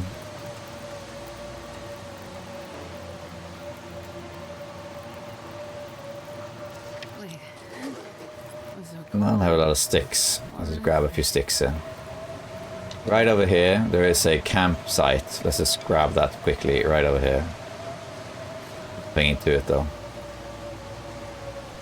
So right there, what I did was that there was wind. I could tell by the noise of the wind that the fire was picking up. The wind was picking up and getting strong. So I decided to run right away to somewhere warm, where the wind wasn't hitting.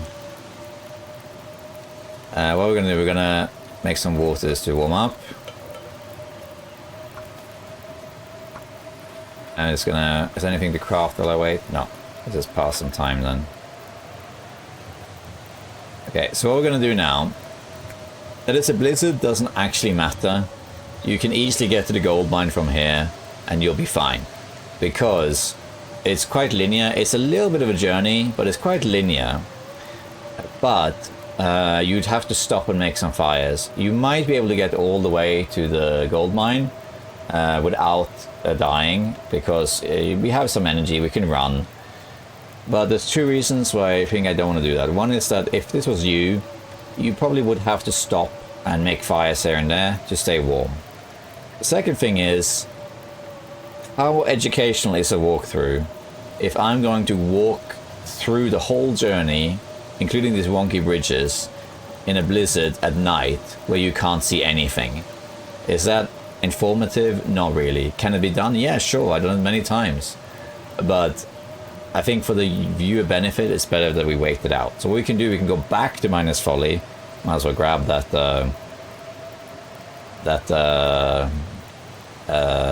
tools and wait the blizzard out.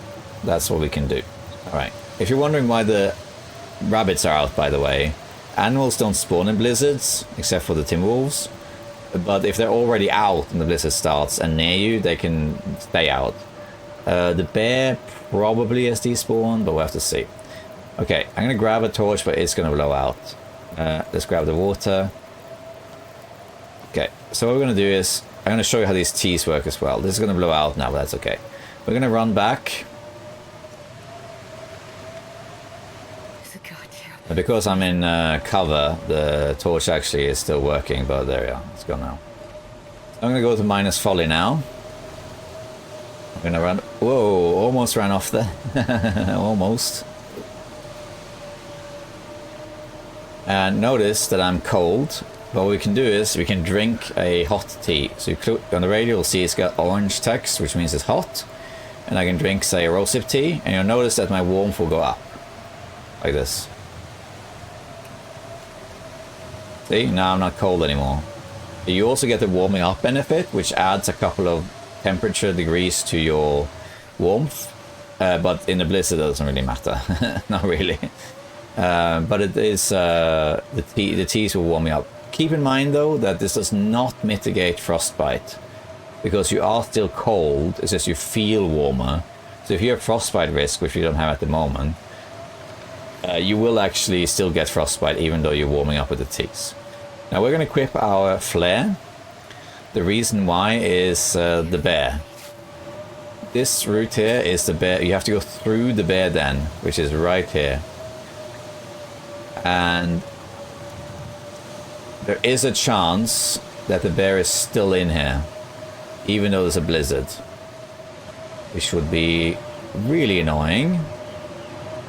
But if he is, our only real defense is this flare. I don't think he is though, but just in case. Never I'm going to drink one more tea, just to illustrate again how powerful these teas are. They won't work if you're not thirsty, by the way. And you can see I'm not cold. This is how you can travel really long distances, even when it's really cold. Like really cold. But because minus folly is not far, I'm not going to use any more teas. I mostly did that for illustration purposes. I don't think the bear is out. I would have seen him by now. Okay, so we're going to head straight to minus folly, which is like roughly this direction. Don't worry, you're at a plateau. So you'll find it. You can't really get majorly lost up here. So if you can't find it, you just keep looking, you'll find it. It's around here. You can kind of make out some buildings in the outline. There we are. In the blizzard. Okay, we're going to go inside here and just wait it out in here. I'm not going to loot anything. Whew. I have found a hammer here as well. But I don't think... If I don't warm up soon. Okay. So, safe house, you can see here things, but here we are actually cold, and what we're going to do, we're going to sleep until the next day.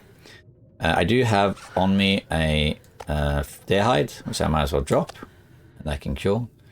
And my clothing is kind of wet already, but notice again what I said earlier, you get a warmth bonus, so even though I'm cold, the bed will warm me up. You can sleep maximum 10 hours, like I said before. I think I didn't say why it was 10 hours. So when you sleep, you can do 12 hours. If you do that, you lose health. The reason is that your hydration, basically all your meters drain faster on Interloper. So hydration gets completely drained in just under 10 hours. So if you sleep 12 hours, what's going to happen is that around the 10-hour mark, you're going to get dehydrated. And then you start losing health instead. And there's a sleep multiplier, so the longer you sleep, the more you heal. In general, if you sleep 10 hours on Interloper, you will heal 32%. It stops at 32 because you get dehydrated. If you add 2 hours to that and you sleep 12 hours, you get dehydrated, which is about 1% loss per hour. Or is it 2? No, it's 2% per hour for the dehydration. That means you'll heal 28% instead, so you basically lose out. So you can't really sleep more than 10 hours. On lower difficulties you can. So what we're going to do is we can eat some cattails or something, or some granola bars. Let's eat some granola bars too. It's less things to worry about. You don't tend to get food poisoning unless these things are very low. Certain items will never give you food poisoning, like crackers and some other stuff will never give it to you. Cattail stalks also will never give you food poisoning. And then we'll just have some water and sleep here. We might as well sleep as long as possible to regenerate some stamina, and it'll be later in the day also. But let's just do, we'll click 10, but I think it'll be more like 7 hours.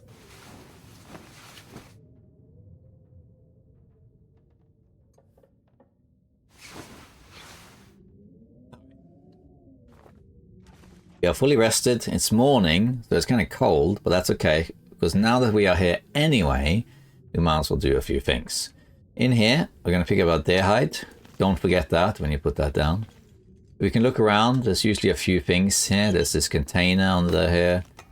Scrap metal, we can take that. Log page, I don't read those. I mean, I have read them a long time ago. There's also some books, and also spray paint. Some is under or on the beds, there's some stuff. And of course you have this locker. If it's locked, we have our pry bar, which is nice. If you are not sure, you can light a torch and look, or you can use safe house mode, just to peek around to see if there's anything interesting. Oh, look here, we missed something. Maple syrup. That's great. Not good condition though, but it gives us a ton of calories. As long as we have one of these teas, we're good. Basically, food poisoning is not that much of a worry. Food poisoning, the way it works, if you get it, it drains your health very fast. But once you get to 15% health, you only lose about 1% per hour, which is why it's possible to survive food poisoning without curing it. However, in general, especially in the early game in Interloper, you don't want to do that. So if if you have something that's really low condition and you're afraid of it giving you food poisoning, what you do is you wait to eat it until bedtime. You eat it, and if you do get food poisoning, you drink one of these teas. The reishi teas will counteract the food poisoning. However, if that does happen, what that actually does is it prevents you from losing health, but you still need to recover 10 hours via sleeping. And if you then sleep those 10 hours, you don't actually heal anything. But that's a bit of a drawback. Yeah, that's why you always should have a reishi tea handy. Yeah, I think that's it. So outside here now, there could be a roaming bear or some wolves, but we'll see.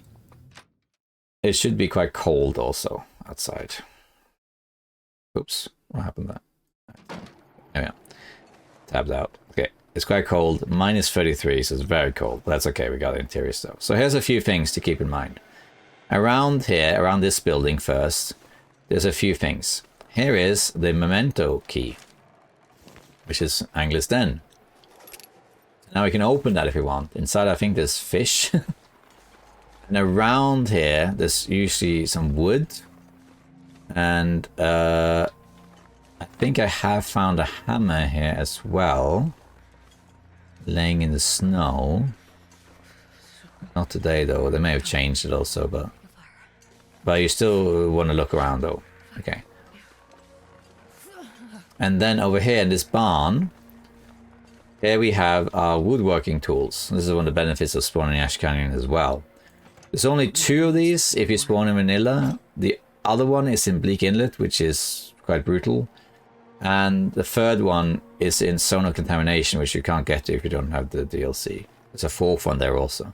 So if you do want to do safe house customization where you build stuff, you need these. So Ash Canyon is a good way to go. We might as well pick that up as we're here. Pick these charcoals as well. Okay, so in here, supply bin thing. Here you can you get a stim before, very rare, but not anymore. We have a workbench that actually works, so you can actually put a fire on here and craft outside. Fun fact: this little area in here actually has a warmth bonus. Not a very big one, but it does have one. I think you can actually cure stuff in here too. The candy bar. And then up here we have Foreman's Retreat. Looks like we got some carcass or something. Before we head to the Foreman's Retreat though, we're going to go up here. To the left of Foreman's Retreat, right up here, is a little cave. And there is a little bed here. Outdoor bed you can sleep on. Why would you sleep in here when you got 2 cabins next to each other? I don't know. If you're doing something like Interloper or something, you can do that. But someone says a backpack here with a Polaroid. Lovely view today. Look at that. Beautiful scenery. We can actually do a little bit of navigation here. If you play on the DLC, there'll be ptarmigans here too. Here is Foreman's Retreat. Okay, before we do that though, let's have a look here. So just for a little sit rep here. So we spawned where if you don't know where we spawned basically behind this thing. I'm using the thumb as a pointer now. Like over there basically is where we spawned. Then we climbed and went over here. Climber's Cave is like there. We went down here and down these little steps. There's Angler's Den. Then what we did is we went over the ice all the way up to this waterfall, which is kind of there. And then we climbed through a cave system, which led us out. You can actually see it kind of. It's behind here, basically. And now we're here in Miner's Folly. And now we can go in here. Let's eat something and also get some water in us. We got enough water here. And here, it looks like we got matches. As far as I know, these matches are not guaranteed. But there's one of those many spawn. There's a few matches in the game that are guaranteed. There's like 20 or so places where I will always have matches. And they will always be the same place or around the area. But there's a bunch of spawns that can happen as well, which is this one and many others. Some sardines, some soup. If you play the DLC, there is a recipe to be found here. We don't have that. Shoes. Wood. The shoes warmer? No. Whetstone.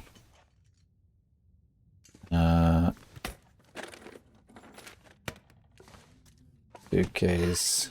Horse. Guess that's it. Unless I'm missing something. Now the thing is, I could make a fire now, but the thing is I'm actually cold, as you can see, -1. Because I don't have cold fusion. That said, I wouldn't mind some cloth. So even though I am cold, I am actually going to grab some curtains here. So a bit more cloth. And let's sleep for like 2 hours or something. It'll warm us up a little bit. As you can see, we're quite cold. But if we had cold fusion, we would be good. Okay, there's not really anything else for us in here. And it's just really that. We got some food. Because we're going to travel now, we might as well eat and drink to lighten the load. So let's eat this chocolate bar. Let's eat this tin of sardines. Let's eat some cattails. The salted snacks are fantastic because they weigh very little and have a ton of calories. But I'm not going to eat any of these things until later. And let's have a drink too. And I think we're ready to go. How much tinder do I have? Quite a lot. Let's drop a few tinders. Yeah, we're good fuel-wise and everything. Bandages. We got everything we need except for gloves, really. These shoes, I will carry them for now. We might drop them later. Okay. Now there's probably a deer carcass over here. I'm starting to feel numb. Well, it's quite strong wind. Let's just have a quick look. There were some crows over here. So I think in here. Yeah, it is a deer carcass. Well, of course, with this wind, I'm not going to harvest it. But even if there wasn't wind, I wouldn't harvest it right now. Okay, we're going to head to the gold mine now.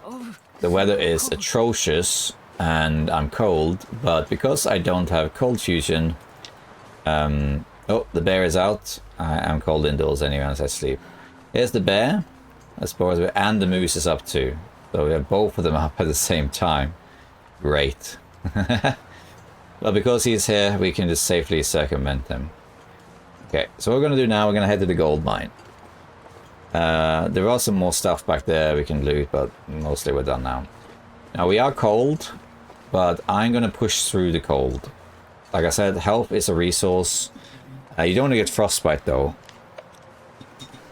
And we do have frostbite risk now. What we're going to do, we're going to get a bit further. And then we'll light a fire. There shouldn't be any predators from here on out. So we can just make a fire at some point. But we don't need to do it right now. Okay. At least now I know the bear isn't here.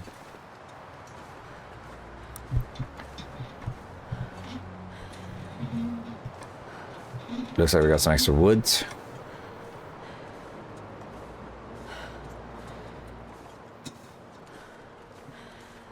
Yeah, I'll take that with us. Keep running. So this is why I also notice that in the beginning the two best feats, if you do have feats, is Cold Fusion and Snow Walker. Notice how Cold Fusion would have kept us warm in nearly all the interiors. As in, I would be about 1 degree. So I can safely craft stuff, break down curtains, whatever, and I would be warm. But because I don't have that, I'm actually, with the clothing I have, a little bit cold, and I need a fire or a bed to stay warm. And similarly, with Snow Walker, because it's cold and we're running a lot, if I had Snow Walker, my sprint would recharge much faster. So you see how beneficial those two were? This walkthrough, this run, would have been a lot easier if I had those 2 feats on. Because they just would overall make it easier. But in most of my walkthroughs, I like to not have any feats on, because a lot of people don't have them anyway. I'm going to do without them. So I'm going to push through. Here we're back with the old rabbits, which I could grab, but I don't think we really need them. I don't have a hacksaw or a hatchet, so I can't grab the saplings. As far as I know, you can't get the hacksaw in Ashkain. These bridges here, they look very unsafe, but actually they are okay. It takes a lot to fall off these bridges. You would have to walk into one of these gaps, really. That's what would happen. It can happen. I'm not saying it's impossible, but it's unlikely. And if you play on lower difficulties, make sure you look around, because around the exits and entries to these bridges, there can be matches laying about. And in Interloper, you don't get that. There's a few things on low difficulties that do not spawn on Interloper. One of them is cardboard matches, the like lower version of the matches. They do not spawn on Interloper. You'll never find them. If you do find them, it is a bug. Usually that happens whenever there's new content, when the developers adds new content to the game. There's always some issues with loot, and on Interloper you'll find stuff like you know, food that's not meant to be there, and matches and that sort of thing. On one occasion, or two occasions actually, you were able to find revolvers on Interloper as well. But yeah, on Interloper you obviously don't get the guns. You don't get cardboard matches. There's a bunch of food you don't get. You don't get things like condensed milk. You don't get peanut butter, for example. You don't get the Go energy drink. You don't get, actually, you only get the green, the Summit soda, the green one. You don't get the purple or orange one, even though they are the same. Yeah, there's also a bunch of clothing you don't get. You don't get the parka, for example, which is arguably the best clothing item in the game, weight, warmth ratio wise. So there's a bunch of stuff you don't get. So a lot of, and of course hatchets and knives can't be found, as well as the item variants, except for the splunkers. There's some wood over here. And we got some health, but we'll light the fire soon because of frostbite risk. So there's a cave up here around the corner where we're going to light the fire, because here you're actually protected from the wind, so might as well. Here we are at what's called Wolf Jaw's Overlook coming here. And here is also there we could actually make a fire here and harvest this there while we're at it. That is an option, but we are exposed to the wind if we do that. But I guess we could do that. Oh, here's usually maple, not today though.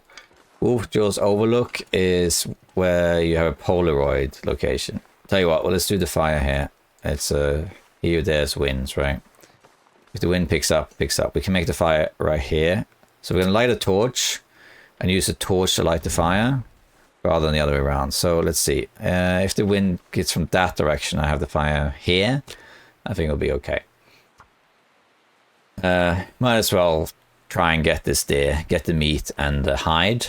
And if it doesn't work out, it doesn't work out. We'll just go to the other area. It is what it is. Might as well try it, right? Let's see. And how cold is it? It's fairly cold. We can put in some coal. We're going to get a lot more coal in the mine. So we can just use 2 to warm up. And we can make some water while we wait. And we probably can't harvest this right now because it's frozen. We have to wait until it's 50%. So we have to wait a little bit. In the meantime, we can warm up. We can grab some water. We could actually maybe even break down these shoes. That might take a bit too long, actually, I guess. Anything else we can do? We got some really bad torches here we can get rid of, like this 11% torch, get rid of that. Yeah, and then we can also put our teas down. Oops, put our teas down to warm up. And I think we have some teas we can craft. Oh yeah, you can actually make these figurines without the workbench. If I really wanted to now, I could sit there and basically whittle like that. Is it whittling it's called? So you can carve a figurine, why not? But we don't need them, they're purely aesthetic. What we want are the row sips. Now, the weather here is sort of pre-blizzard, if that makes sense. Because this is the type of weather that can lead to a blizzard. But if it is, we'll be fine, we'll just move on. You see, a blizzard can't spawn out of nowhere.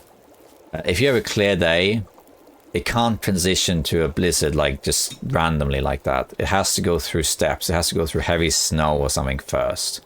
That doesn't mean that this will lead to a blizzard. It just means that it can lead to a blizzard. Just so you know that. Okay, let's cook some teas. Means anything more to craft? No. Just pass time here.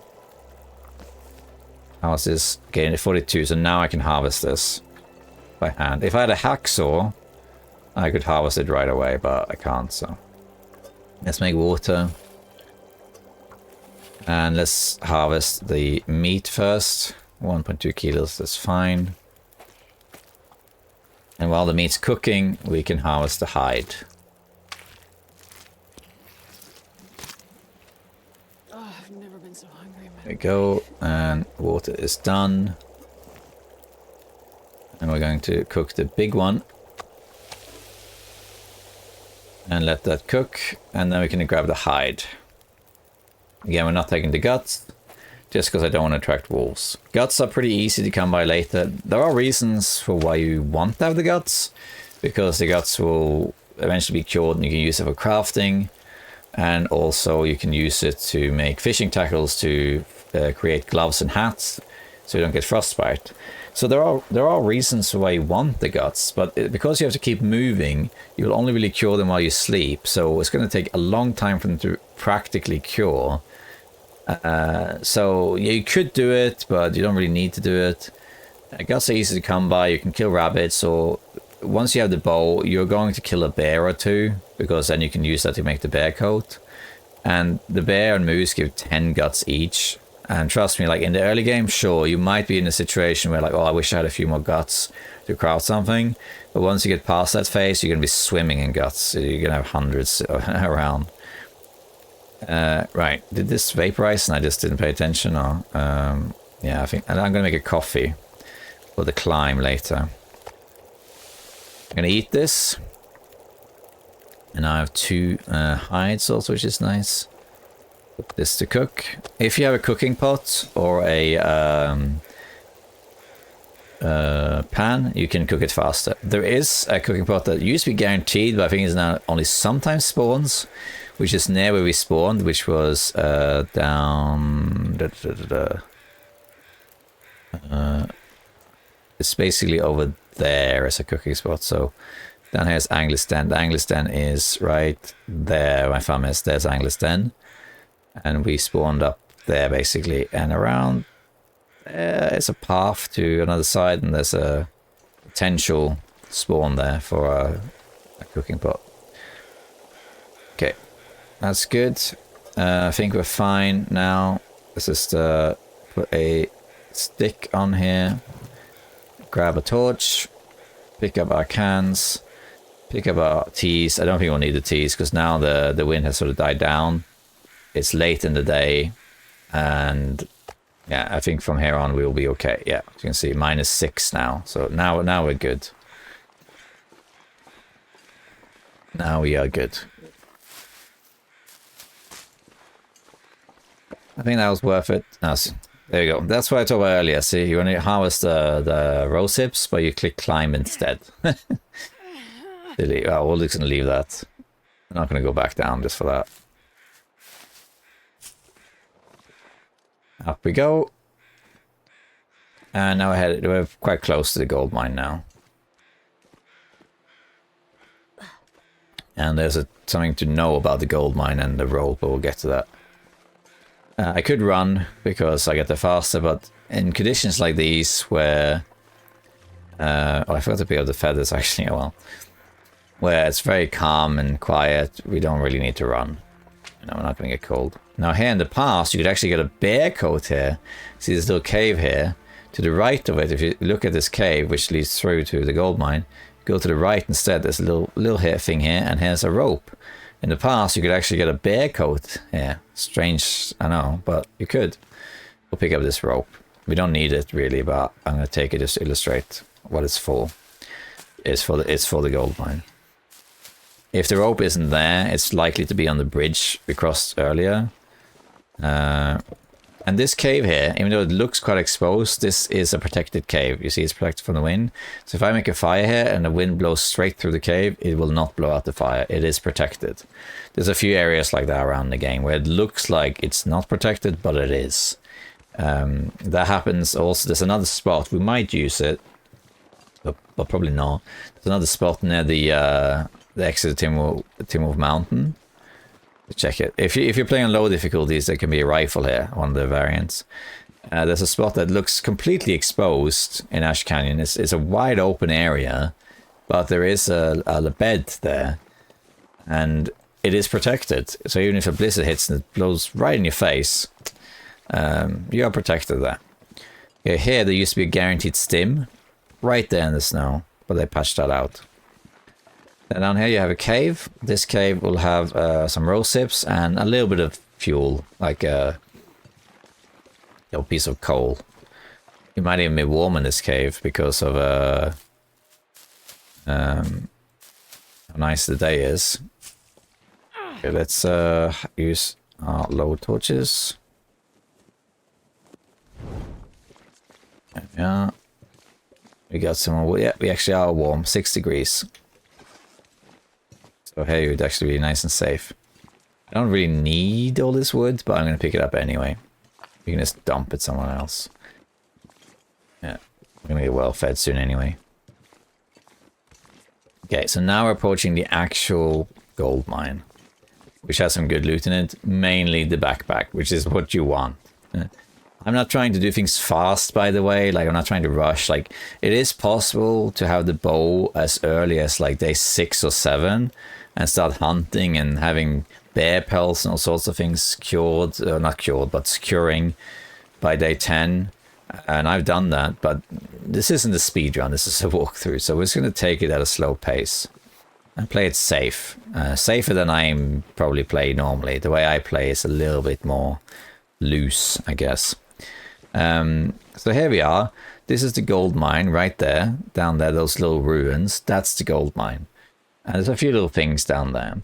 And there are different ways to get down there. In fact, I'm going to make a little fire here just so I can keep this torch burning. Let's use sticks. Making another fire also levels up fire starting skills. What you can do if you want to is you can start a bunch of fires. You can grab a torch and a bunch of sticks, a bunch of tinder, and light 6 fires in a circle around you. And then by the time you lit the 6th fire, the first one has gone out. But you can use that to practice and level up fire starting. Sorry, got a bit of hiccups there. Okay, so the way down here is actually using the rope. The rope we found earlier can be attached here. Right there. There we go. Now I'm not heavy anymore. And now you can climb down. This rope will always be found. Usually it will be in one of the caves or on the bridge that we passed. However, if for some reason you don't find the rope, what you could do is pick up another rope that's at a rope anchor up ahead, which I'll show you. We can run actually because we're going to sleep soon. Yeah, there's also some saplings. I can't grab that. Down this path here is the alternative path in and out of the mine, which you should never use early game Interloper. That's suicide. But if you go down here, you get to a rope anchor. Here. There you go. And this rope anchor leads down to the lower levels, all the way down there. You can see that those trees, it leads all the way down there. To get down there are 3 ropes like this. One here, one down there, and there's a third one further down. And going down there is fine. You could actually climb up it to get to the gold mine faster. So from the Angler's Den, it's quite a short walk over here, and then you have 3 ropes to climb.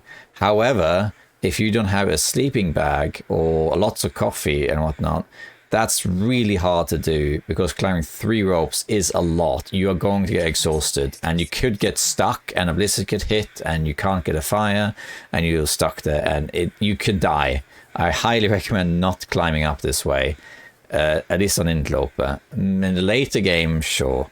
But anyway, it's the thing about the gold mine is it's unlikely you're going to come back here. It's kind of like a one-off visit. And when you do come back, you probably won't come back. So having this rope here isn't really necessary unless you take this route. But why would you? There's so much climbing. You might want to do it, but so what you can do if you didn't find that rope is you could take this rope off, right? And then grab that and attach it to the rope anchor over here.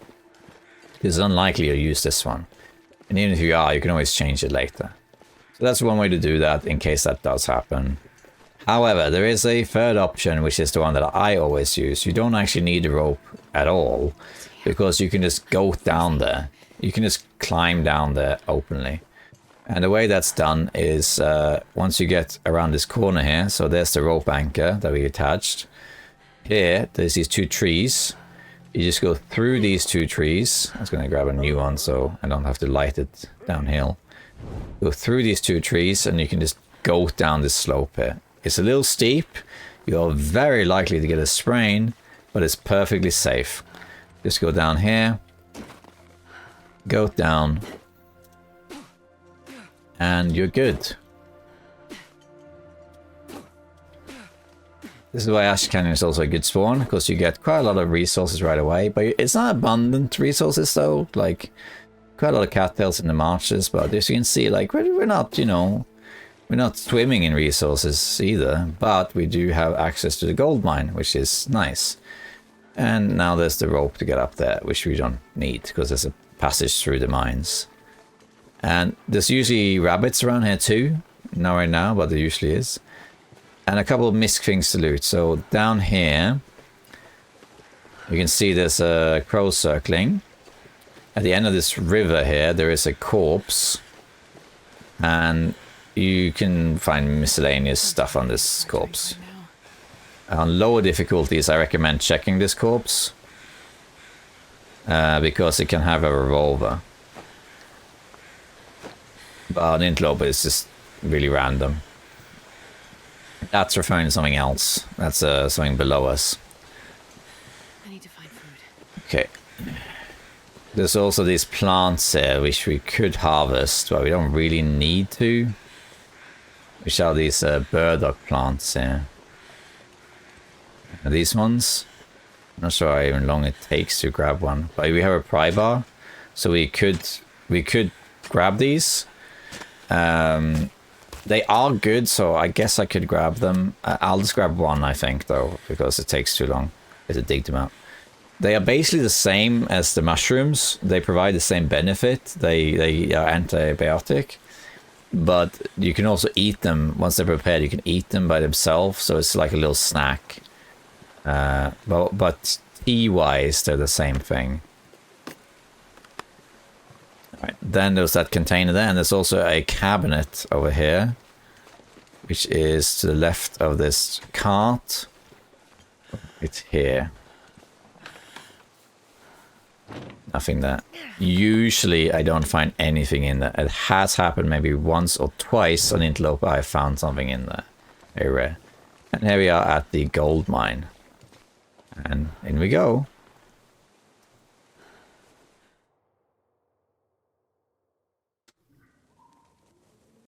Okay, so here we are inside the mines. Before you advance, turn around, because yeah, you see there's a flare on the ground. This is so easy to miss when you enter a building. People don't really look around. It's like, oh, here we are, let's go.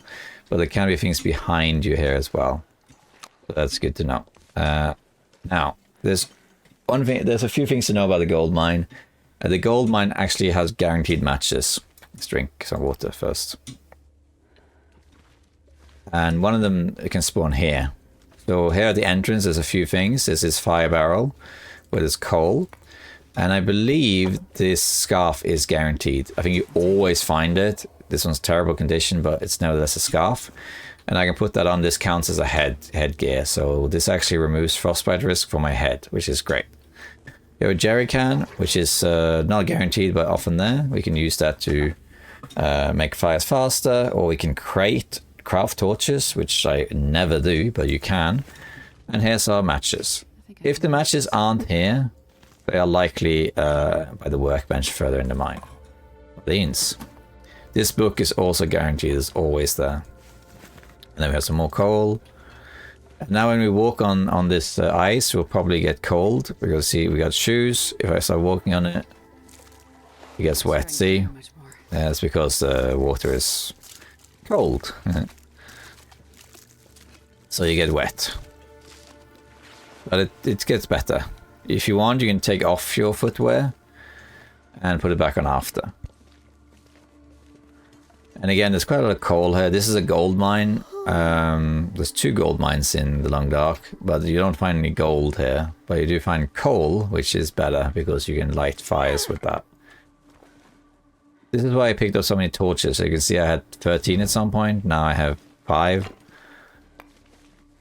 Stuff in a flare torch. Here we are. This is a torch. Found torches like this, usually 100%, aka mega torch, as TH Dunn calls them.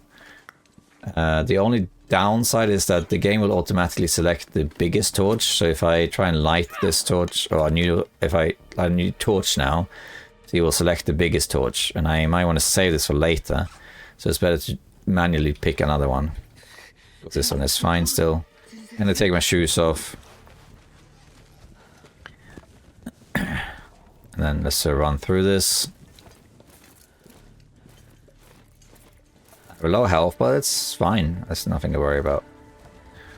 We're gonna heal soon, so we're warm. And over here, there's a corpse. It's laying around. There's various where this corpse is. I always check around this corner here. There isn't really anything here, but it looks like there should be, so I check, but there's nothing to it. And then here we have our prize. This is why we did this. If you spawn in Ash Canyon, you should, if you can, do this, because you find a few good things. Let's do the backpack last. Crampons are here. The crampons are good, but you don't really need them. What the crampons really do is that they make it so that your climbing stamina is lowered when you climb, but your fatigue isn't affected by it. But also your sprains are less likely, and also you can walk on ice a little bit better. So it's not a bad thing, and now that we found it, I am going to use it because I don't have anything else. The game has 2 accessory slots, and to wear this you have to have shoes, so I'm gonna wear those. It also gives some protection, which is nice. But once I get something else, if you have the DLC, you can make insulation layer, which is so powerful, and you want to use that. But on vanilla, what you really want accessory slots for is arguably the wool air wrap, which can be found, and the moose hide satchel is what you want. If you have the DLC, you want to use insulation layers and moose hide satchels, or the holster if you do the tails. And there we are, sure footing. And then we also get the sardines. I think they are always there. And we get some coal, lantern fuel, and there's a workbench here for crafting. And then that's it. And we have our... You see, I lit the torch, didn't I? I don't want to use this torch. So light this one. That was this one. Because it's a bigger torch, I want to use this for traveling. Here is the backpack. When you picked it up, if you pick this up and leave it, you actually lose it, or at least it happened to me. So, but when you take it, you permanently, boom, get 5 kilos more. So now I have +5. Once I get well fed, which is actually not that far away, I will get +5 kilos more, which is nice. And in the supply bin, we can also check some wood, lantern fuel. A lantern though.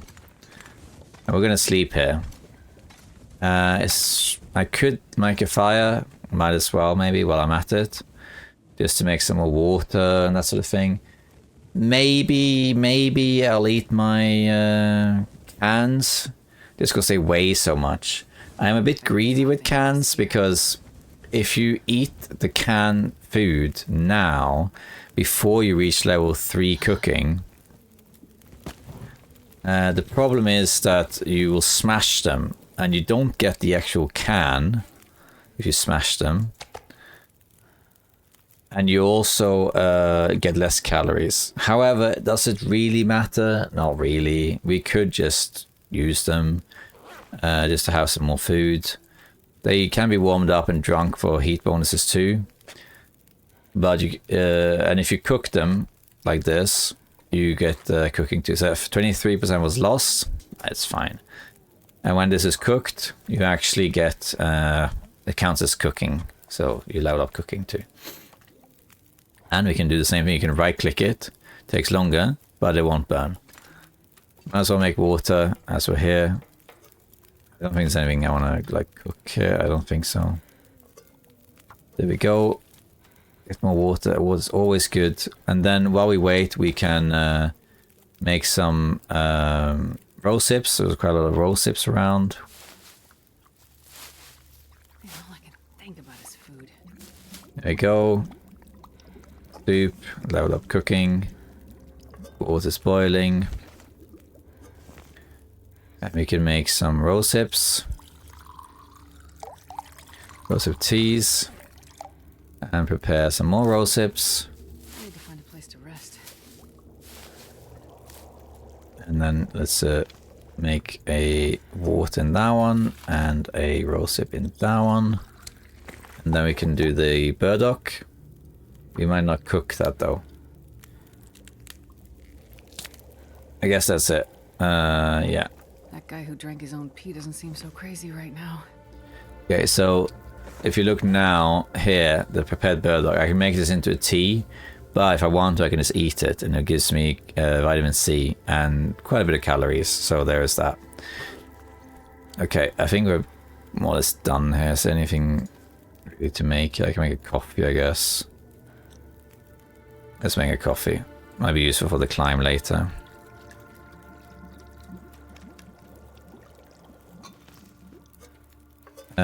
We still got some time left here, so I'm going to make one more water before we sleep. Let's eat. I got quite a lot here. Now is the time to eat this maple syrup. So I got the means to counteract any food poisoning. So we're going to eat the maple syrup. And we're going to eat these sardines too. Because now we're in a position to deal with this. I'm going to also eat my tomato soups. Because I opened them, I can't be able to carry them around.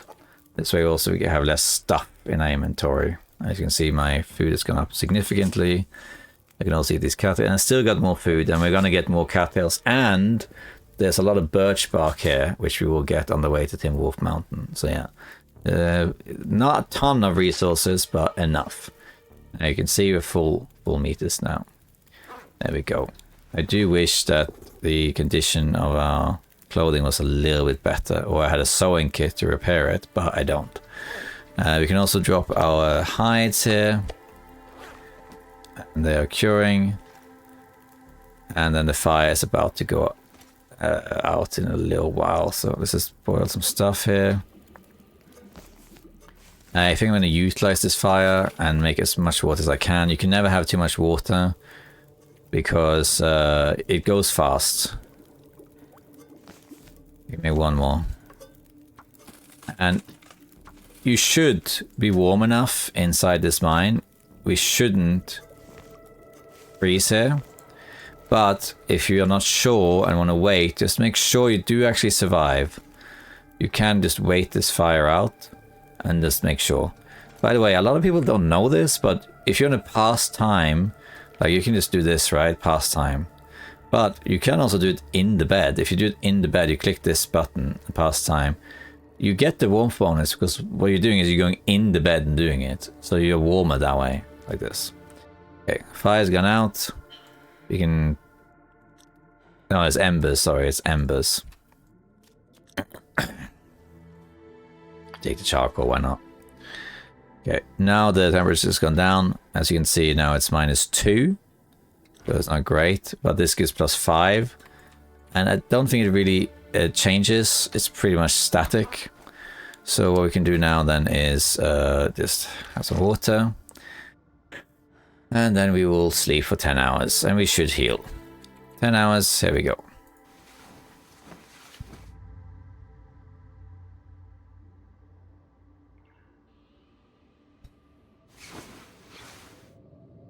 And there we are. Blizzard outside, so we might as well sleep 2 more hours. Let's get a drink. It's pitch black, but we have fire, so we can get out. Let's sleep 2 more hours. And let's not forget the day hides when we wake up.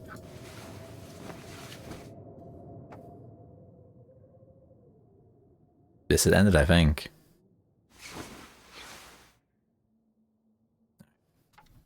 Alright. Okay, so here we are now. It's almost noon. It sounds like the blizzard ended, so we should be good. We have the backpack, so we're kind of ready to go. We're actually almost full in terms of our carry capacity. That's also because we picked up some books, some coal, and also heavy stuff. Yeah. Oh, let's harvest these torches while we're in here. Well, seems like the sound has bugged. That happens sometimes. It will come back typically when you enter an interior. Then the sound will come back. Let's harvest these torches here. We don't really need them. I think that's it for now. And then I'm going to head out of here. All right, so we're going to light the torch. Let's use one of the bad torches. For now. Yeah. I didn't find a lantern, so I have to use the torch. Oh, wow. Look at that. It's a little bugged. Do you see that? Let's not forget the hides here. That was a book mod that I have for reading books for a different video. That was a bit bizarre. I didn't do that before. Okay, so let's see here. This run, by the way, is mod-free. All of my tutorials and pretty much all of my videos are mod-free. The only mods I have installed are ones that's used to capture footage for cinematic purposes, like the intro and that sort of stuff. Other than that, I don't use mods. I wouldn't mind doing a video one day with also some mods, but it's kind of tricky because it interferes with existing runs, so it has to be done some other way. I'm not sure how. We'll figure it out one day. Now that we're leaving this mine, and this is what I meant earlier, that you don't have to climb back up, you can just go this way. If you're going to go back to Miner's Folly, you can go back the way you came if you want, but you don't have to. You can just go this way here. This will lead out of the mine, but it's a one-way street. Once you exit here, you can't come back. I can go back in, but let's see if this fixes the sound. This okay. Now it works. Yeah. Okay. Yes. So here we are. This is the upper part of the mine. Let's light a new torch just to get rid of these torches. So this is the back entrance to the mine, but you can't get up here. Going down here is a one-way street, so you can't actually climb up here if you wanted to. Or maybe there's a way to go to it, but I wouldn't bother about that. So this is really the way down. And as I said earlier, you can use this to get up, but I wouldn't recommend it. I'll explain why in a second. Kind of cold, but we'll be okay. -9, it's not the worst. It's going to get warmer. You can always make a fire if you want. Grab some of these feathers. A lot of feathers. In the early game, I tend to pick up nearly all of the rose hips and mushrooms and stuff, but more or less once I have enough or feel I have what I need, or have reached my destinations, and I stop doing it. So this is the second out of 3 ropes. So let me see if we can see all of the ropes here. I'm sure you can. Yeah,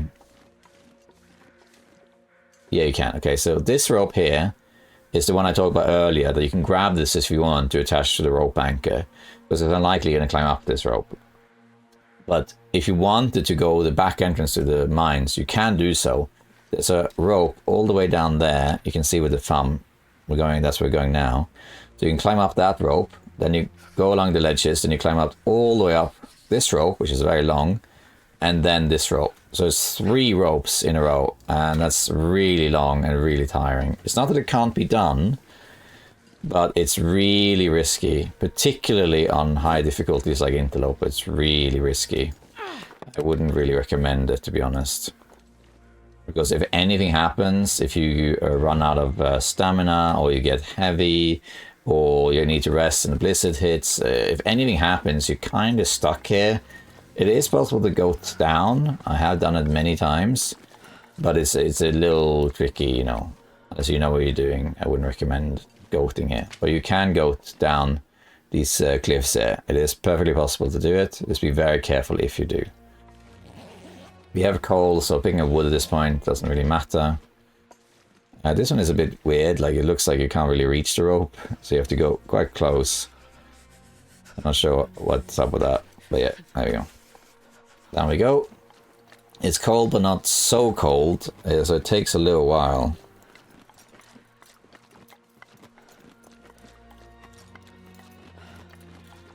Down we go. And there's a campfire. This campfire is always here, but it varies what you can find. On Interloper, you might find a drink or something. We didn't even find that. Okay, now I'm going to head to the last rope. Again, you can go down here if you need to, but we're going to do the vanilla way. There is also a cache here. I'm not sure that's still there. I think it is. That has a little bit of loot in it. And on low difficulties, you can get some good stuff like ammunition and that sort of thing. Down here there can also be a moose, so you gotta be careful. Looks like there's a wolf now. They may have changed this moose spawn actually. Here's the cache, yeah. This is the cache I was talking about. It's always there, I believe, or it might not be in this spot, but it's around here somewhere. Just have a look for it.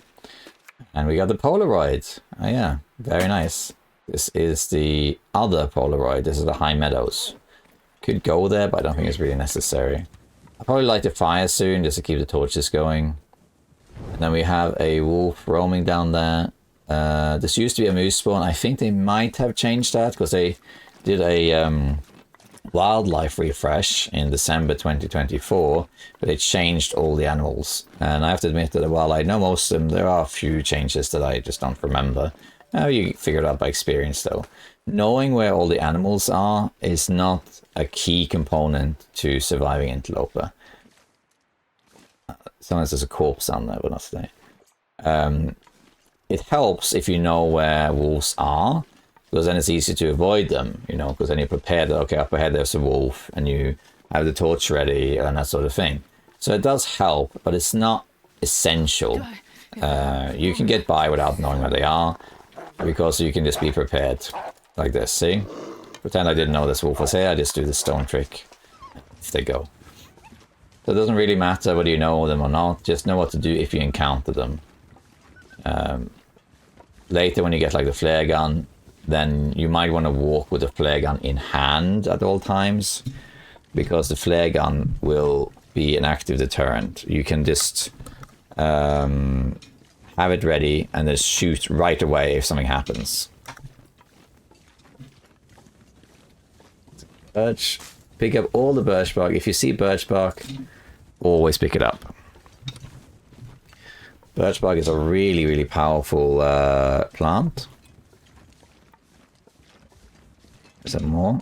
And there's quite a lot of birch here in Ash Canyon as well, because it gives you healing. I'll explain it in a second. There we are. We could go back to Anglers Den, but we don't really need to, because there's nothing really for us there. We can open the memento cache, but the memento cache just has fish in it. I don't really care about that. But now we're gonna head. There's a few places we can go. But what we're gonna do is we're gonna go to the summit, but we're gonna do it via another route to allow for more sleeping, so we can climb the summit easier. We do have coffee, so I maybe could make it now, but we're not in a hurry. Like on Interloper, you're not in a hurry. So sometimes you're in limited time, in the sense that the world gets colder. Is that a coal? Piece of coal? What is that? No, it's some wood. Oops, sorry. It looked like a piece of coal. The world at the moment gets colder and colder. So doing things quickly will help a little bit with that and take advantage of the warm weather. But it's not really essential. And, you know, who cares? If you loot the summit on day 1 or day 200, it doesn't matter. The only thing is that items decay, of course. So once you get to like day 100 and you start looting things, a lot of clothing starts breaking down. Not all of it, but some clothing will. Other things don't decay, so it's not everything you have to worry about. Thought I could hear a wolf. There he is. Look at all the birch bark. Scare off this wolf.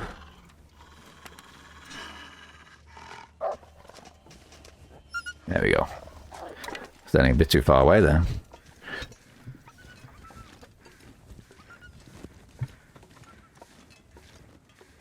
It used to be a bug where in Ash Canyon you would get these gigantic birch barks. And it lasted for a long time, but I think they finally fixed it. But you can find these massive birch barks. And yeah, you want all of these, and there's multiple reasons for that. Birch bark, if you prepare it into a tea, the birch bark will do quite a few things. When you make the tea, of course, you level cooking. So it's a quick and easy way to level cooking. It also only takes 5 minutes to prepare the tea, or the ingredients for it. So it's very fast to make a birch tea, which is great. So you level up quite a bit of cooking making these teas. It also gives you, of course, if you drink warm, a warmth bonus. It's not as strong as the other teas, though. Not as strong as rosehip tea and whatnot. But it's still there. And... in addition, the main benefit that you want birch bark tea for is that it also heals you. It gives you a passive health regeneration bonus, which I believe is 3% over 2 hours. So if you drink a tea, it lasts for 2 hours. And what's that? Oh, that's a deer. Okay. It lasts for 2 hours and it heals. I think it's 3%, or maybe it's 5%. I think it's 3%. Anyway, and then so it's like 1.5 degrees per hour or something like that. So that means that you will actually be healing while you're walking, provided your meters are full. You can also drink it before going to... Oh, look, there's a backpack over here. I thought I saw something. You can also drink it before going to sleep, and then you get some extra healing while you sleep. So it's just a very strong drink. Nothing there.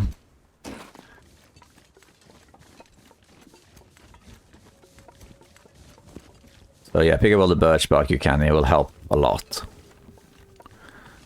Now we could head to Timberwolf Mountain now, but we are not going to do that. We are going to go via the bunker to see if we can sleep there to get some more rest.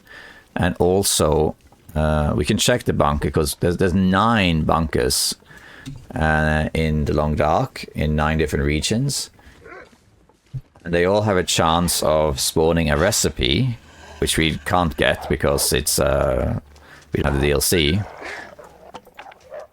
But we can also get a hammer. I need to make a fire actually, because I'm running out of torches, so I need to make a fire like right now. Let's just use some of our lamp oil here. This fire doesn't die out. And we can put a couple pieces of coal on here to warm up faster. How much water do I have? Enough. We can always make some teas or something.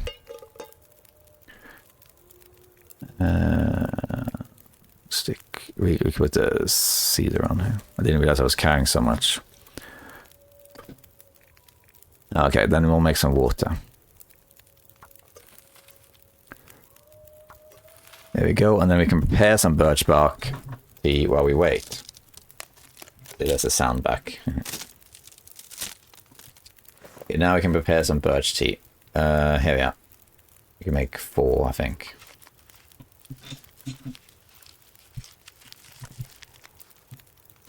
Nice, maybe one more before it boils.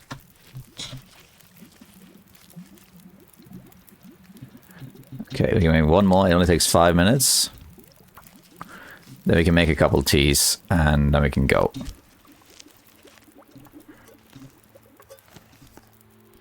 Birch tea, and let's grab some torches. As you saw, I was chaining quite a lot of them. Because we have a big fire, I'm only gonna grab the big torches. It's pretty random what you get, so the highest you can get I think is 51. I'm the only good ones. I have so much fuel. I don't really need to worry about it. That's good.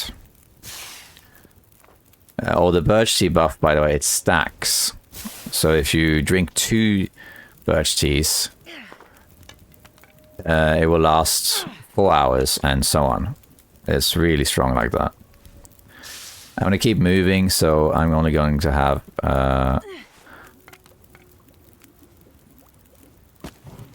a couple teas.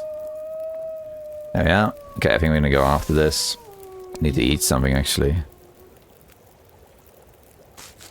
Need a couple cattails here. Have a few more.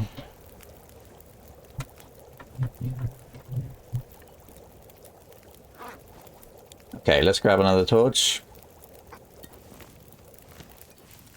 And let's go.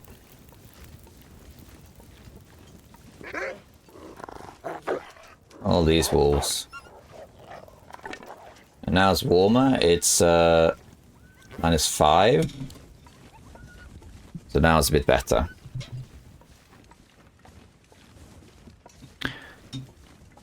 We're gonna head into Tin Wolf Mountain, but we're not gonna do it right away. I'm just gonna show you where this is.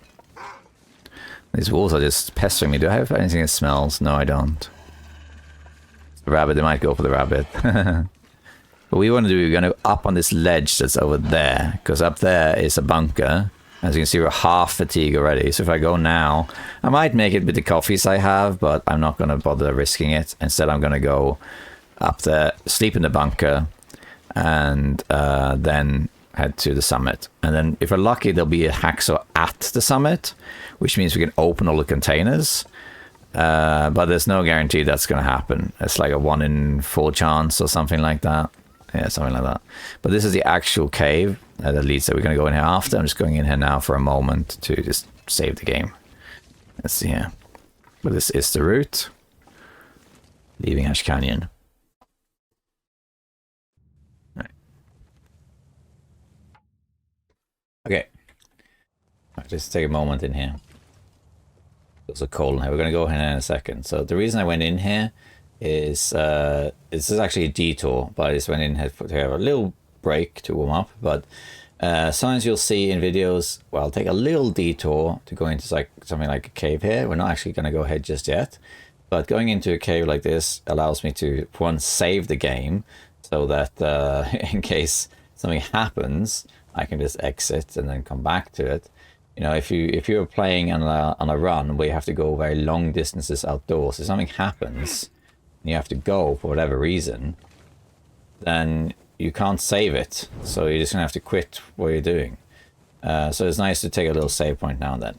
For me also, I have a baby that sometimes wakes up, so you might see me take a little detour here and there, just to save the game more often than usual, so that I have the option to go help with the baby. That's pretty much what that is. Now, we are going to go and head for the bunker where we're going to sleep. Temperature is -7. Be mindful that up here there can be a moose. Let's grab these cattails here. I'm getting colder. Still -7 right here. It's heavy snow. Now it's kind of like, it's more or less the warmest part of the day right now, because it's the late afternoon. But very soon it's going to start getting colder. And the idea now is to head to the bunker, sleep, and then we're going to go to the summit. And we're going to do that hoping we find a hacksaw up there. Even if you don't, we can set it up for later. I'm not going to pick up any more teas. I think we have enough teas. Okay, so the bunker is up there, all the way up there. And it's the closest sort of sleeping point prior to going to Tin Wolf Mountain. To get up there, we're going to go this way. I could run, actually, because it doesn't matter if I get tired. Because we are going to go sleep anyway, and it's late. So this pathway leads to a log that leads to Climber's Cave, which is where we were in the beginning. So we're basically circling back to where we started right now. There's a little campsite up here. It was always there, but It varies what you find. Usually nothing, sometimes something. You can also find some mushrooms here and some rose hips and a little bit of birch bark. Not a lot, but a little bit. So we'll take that. Birch bark is really powerful since it can heal you for so much. Birch bark will not warm you that much when you drink it hot, but it allows you to push further than any of the other teas because of the healing. Let's check on here. There's often a corpse under here. Sometimes this corpse is good stuff, sometimes not. But as we're here, we might as well check. Okay. So having birch bark is great because you can then mitigate some of the health loss from traveling. Or when you go to bed, you can drink a bunch of them and then you will heal extra. So there's this little log that crosses this massive gap that's here. This is one of these massive canyons in Ash Canyon, and you don't want to fall down there. This leads to the other side, which is the mid-level plateau, which leads to Climber's Cave, which is where we're at the beginning of the video. So we're now approaching where we actually spawned in this video, and the reason we're doing that is because we're going to access the bunker. In the past, if you have watched my old have a walkthrough of spawning in Ash Canyon several years ago, and back then you didn't have the bunker in Ash Canyon, but the tactic is more or less the same, because back then you would just sleep in this outdoor area instead. So just to give you the bearing so you know where we are, it's hard to get lost here because this is a fairly small plateau. You'll recognize it pretty quickly. Just head downhill and you'll see now we are here. This is the lake right when we spawned. Right over here is the Climber's Cave, right over there, and that's where we went to loot, and the wolf that followed me was stuck around here somewhere too. We're now going to go back up here, and this will take us across to the other side of these cliffs, which takes us to a bunker, and where we can sleep indoors and be warm. Unless you have really poor clothing, you should be okay. Oops, I went too far to the right. It's actually down here. My bad. Here it is. This little slope here. In the past, there was a guaranteed cooking pot here, but now I think it's a chance spawning. So, but keep an eye out in the snow. There is, however, a guaranteed towel here. It's the towel of Ash Canyon. Looks like the wind is picking up. We'll probably have a blizzard very soon. Here's the towel. So there's not that much cloth in Ash Canyon. But there is this towel right here. If you need some cloth. Here comes the blizzard, yeah. Now, this is a one-way street. I just jumped down from this ledge, and now I can't get back up. But that's okay, because we're going one direction here. And I would make a fire here to warm up, but I don't need to, because the bunker is just around the corner. So it's better to just push through. So let's just do, let's just do that. This is pretty linear, you can't really take a wrong turn here, just follow the ledge. And here is the next fallen tree. You cross that. And then there's usually a carcass right here. Grab the feathers. And then you just follow this up until you get to a crossroad where you can go left or right. Do that, you're going to go right, and then you have the bunker right there. Ash Canyon seems complicated, but it's just a lot of connected linear pathways is what Ash Canyon is. There we are. Here's the crossroads. You can go left to get down, or you go right, which takes you to a viewpoint, and there's also a bunker here. And here we are. There's the bunker. There's also a corpse here. Sometimes there's a campfire instead. Pick up these feathers, the blizzard-proof feathers.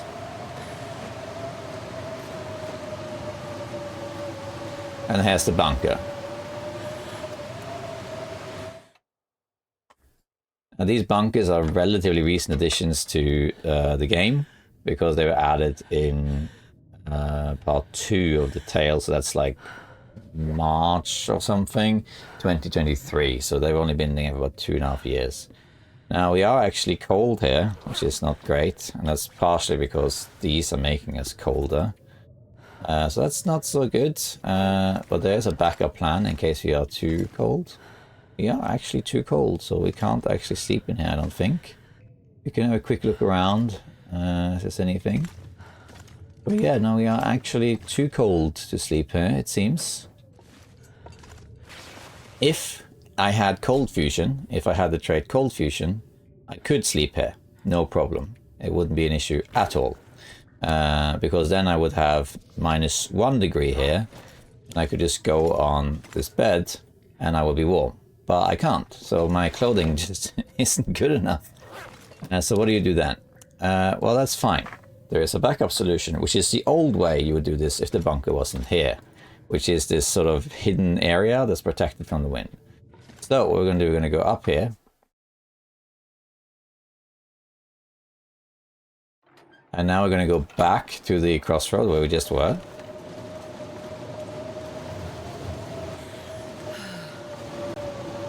Over here. Down, down, down. And here, if you go left now, you go down to the lower levels and the Timberwolf Mountain cave.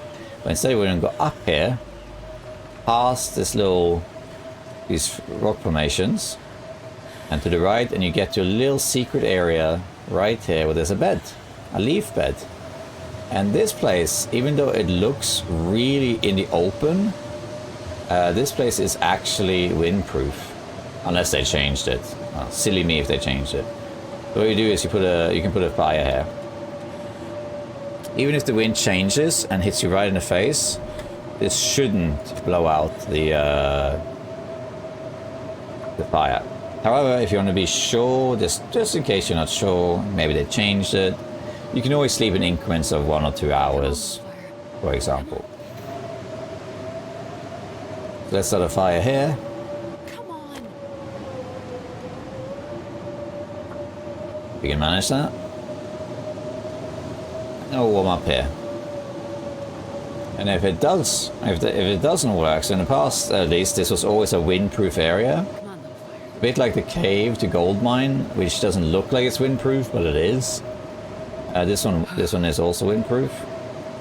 If for some reason you discover they changed it and it's actually not windproof, you still got some options. You could just go down and go back to Angler's Den.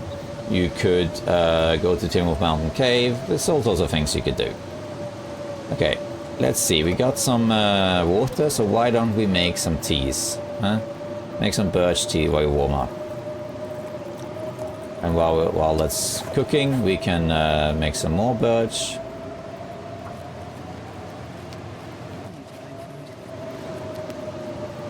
There we go. Make all these teas. So we leveled up cooking. We got cooking level 2. Hurrah! Yay for us. There we go. We can might as well prepare the roll tips. If you have the tails, you might want to keep some roll tips in case you want to make roll tip pies. Make some birch tea.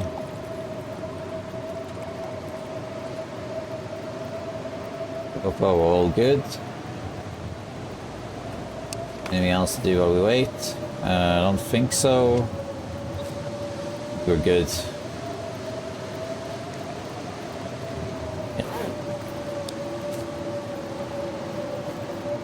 Just keep making birch tea.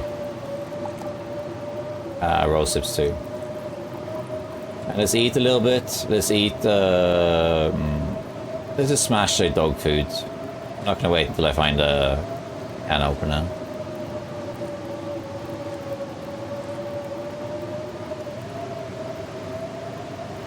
Then we're gonna drink some birch bark tea. And basically fill up our hydration with these. And that will heal us some additional condition. There we are. Now I'm basically ready to sleep. And I could sleep 10 hours here. Just have enough fuel on here. But what we're going to do, just to be sure that this actually hasn't been changed, we can put on We can sleep for 1 hour, just to see.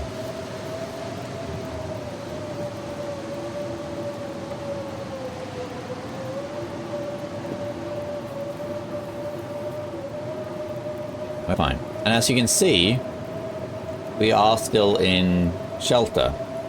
You see here, the wind is basically blowing straight in my face. Straight in my face. But here, I'm in shelter. Now you notice the campfire actually went out. That's because of where the position of the player was. So if I now put this to, say, 20 minutes, it will burn. But if I set foot over here, it goes out. But if I stay over here, it doesn't. Why does that happen? That's because it's the position of the player that determines a fire. So the fire is outdoors, it's in a protected position, but because I'm leaving the protected position by going out there, it actually uses my position to determine whether the fire is outside or not. So it actually concludes that the fire must be outdoors. So it blows the fire out. Isn't that funny? That will also impact fire duration if you make a campfire outdoors. If you make a campfire outdoors and then go indoors, the campfire will be treated as if it's indoors and it will not last as long. It's a kind of strange mechanic, but there's probably a reason why it's done that way. Probably has to do with it's just easier to track where the player is rather than tracking where the campfire is or something.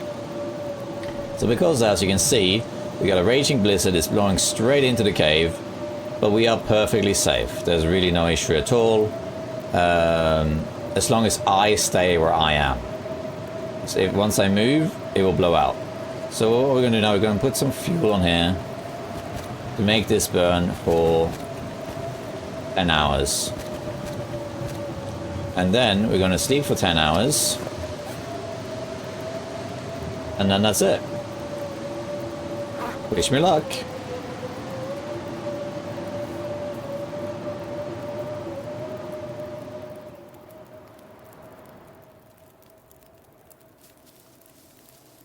There you go. Look at that. We woke up, campfire still burning, and we got well fed. Look how well we're doing. This is great. So we slept now through the night, effectively. We are fully rested. Health is almost at maximum. And we got well fed. So well fed, what that does is it gives you 5% more health, which is nice. But what you really want it for is this. It gives you 5 kilos more to carry. So now we have plus 10 kilos to carry. 5 from the backpack, 10 for well fed. If you get a moose hide satchel, you actually get plus 5, so you get 15. And if you get the rifle holster or the tool belt in the Tales story, you need to have the DLC for that though. You can also reduce it even further. But yeah, for now, this is perfectly fine. Now we can carry basically 10 kilos more stuff. I notice the fire still has a lot of time. I slept for 10 hours, and I still got 5 hours left. That's because I think I'm still fire starting level 1. Yes. But it's because this is... I'm outdoors here, effectively. So the game will then make it burn longer. It also takes into account the temperature. The temperature is very low because there was a blizzard. And that makes it burn longer. That's basically what happened. Now, I think because it's morning and it's really cold, I'm going to take advantage and wait a little bit before I head out. It's also very windy. We got the fire going for a long time. We're not in a hurry or anything. So let's just make some water. We want to sleep 1 hour and then go. Let's make some more water.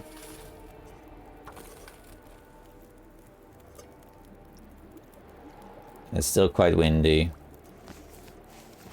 Let's make another one while we sleep. And I do need to eat something so I don't lose the well-fed, because I will eventually lose the well-fed if I go hungry. We don't have that much food, but that's not going to be an issue because there'll be plenty of food in Wolf Mountain. So let's sleep for 1 hour.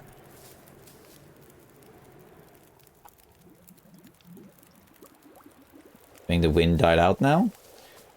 So now it's the conditions are better. There's a little bit of wind, but not a lot. It's still early morning, so it's going to be quite cold, but the conditions are a little bit better. Let's take the water, and let's take a few torches. This is okay. Let's get good torches only. Let's see another cattail. Another one. Let's get rid of that one. That was too low. Too low. Let's grab one more. And now we're going to head to Tim Wolf Mountain and we're going to go summit. Now we're done in Ash Canyon. We're not going to come back here till the late game after we've done everything. There we go. So there we are. So that's the secret alcove. Stack's hidden corner, whatever you want to call this. It is a great respite point in Ash Canyon that looks like it's not safe at all, but it is. As you saw, I could sleep in a blizzard here with the wind hitting me straight in the face. As long as I stay in this area, which is roughly up until about this point here, around here the protection goes away and the fire will blow out. But once I stay from roughly this area, you will be safe the entire night, even if it's a raging blizzard. And that's what we would do in the past before the bunker was added. This was the way to do it. And now I had to do it again because I don't have cold fusion and I don't have enough clothing.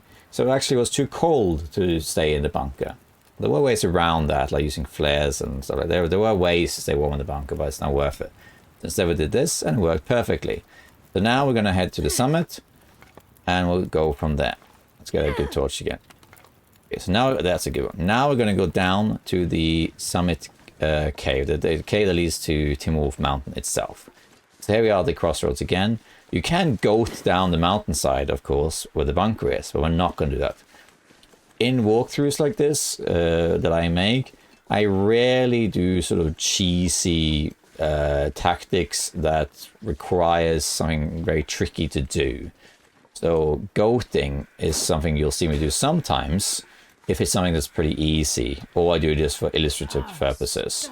But if it's something that looks quite tricky, then it's like, then I can show it if it's an option, but I won't show it if it's the only way to do it, because that assumes that the average player will also have to do it and they might not want to. So generally speaking, in walkthroughs like this, I will play things a bit more normal and a bit more safer, so that we can do like a normal way of playing the game and not cheesing it too much. That said, there will be some cheesing here and there. Okay, so now we're going to head back to the cave to Tim Wolf Mountain. As you can see, we're getting cold really fast, because it's minus 27, that's why. This is because it's early in the morning. So now it's really, really cold, which isn't great, but it's okay because the weather condition is fine. We have a lot of health. We're going to go through the cave now that leads to Tim Wolf Mountain. Oh, I always forget this is always here. Some cattails here too. And we're going to warm up in the cave. Not a lot, but a little bit. So when we get to the other side, we'll be fine. If necessary, I will make a campfire somewhere. Let's take a look at this. And I'll warm up. But for the moment, I don't really need to do that. I can always make a campfire next to a carcass I find and get some meat off the carcass, for example. And that will help. Oh, so cold. Okay, so let's head to the cave. So that's Ash Canyon. Now here's the thing. If I had spawned in Tim Wolf Mountain instead, and not Ash Canyon, then the video would have been almost exactly the same. What would have happened if I spawned in Tim Wolf Mountain is that I would have gone to the Mountaineer's hut first. I would have gone there, I would have grabbed the matches that are there, and I would have searched to hope that maybe there can be a hammer, there can be a hacksaw there. I would have done that, and then you can then go into Pleasant Valley from there. You could do that, which is no problem. But probably what I would have done is then do exactly the same as this video. I would have left Tim Wolf Mountain and gone into the Ash Forest in Ash Canyon, head to Angler's Den, and from Angler's Den, the run would have been the same as this video.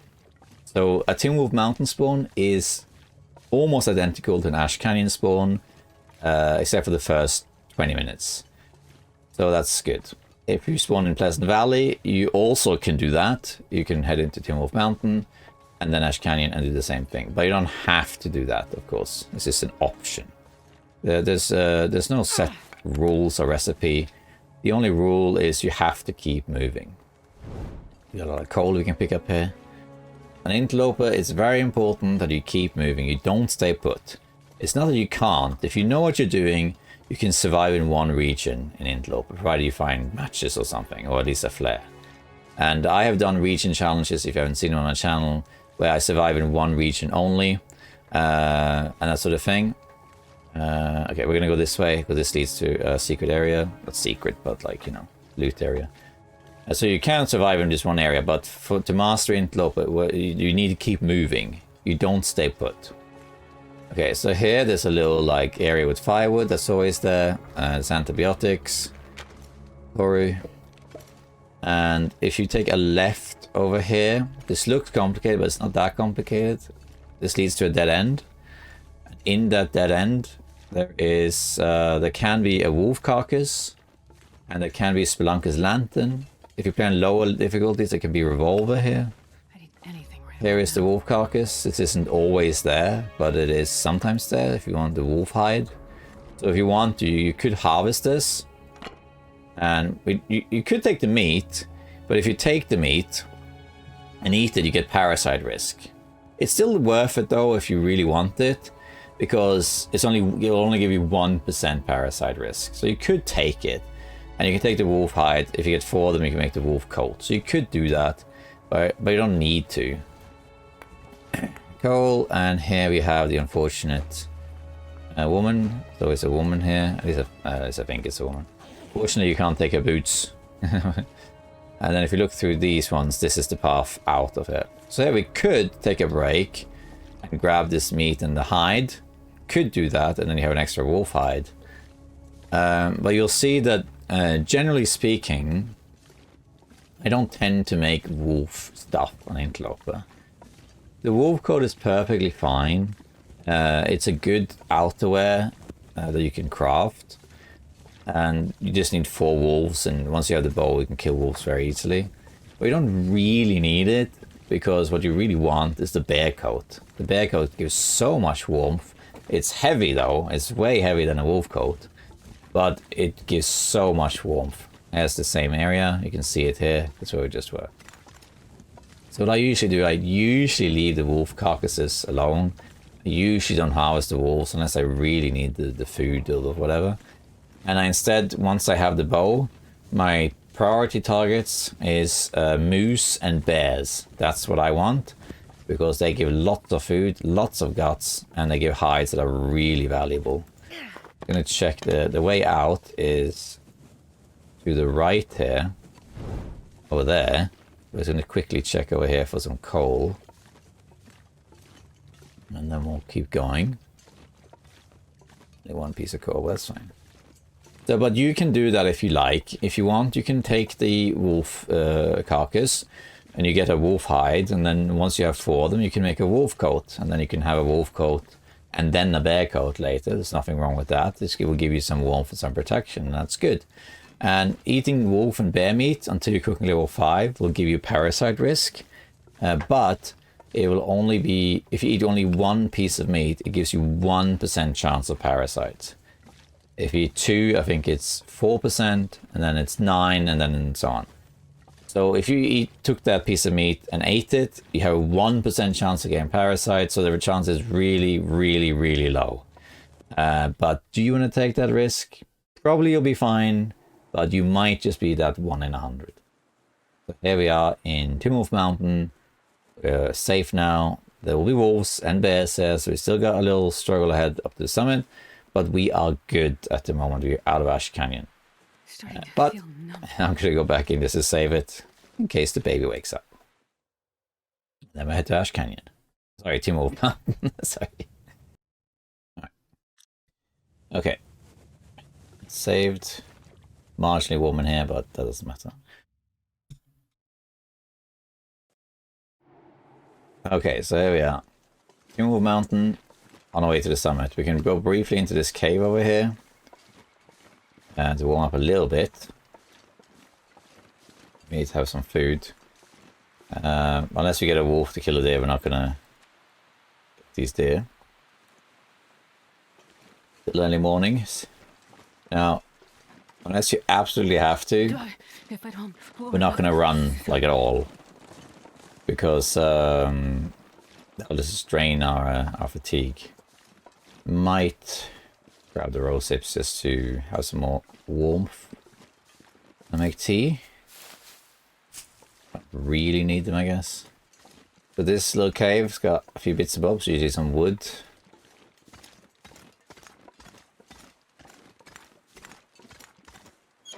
Might make a fire to warm up. Some coal, yeah, or one coal.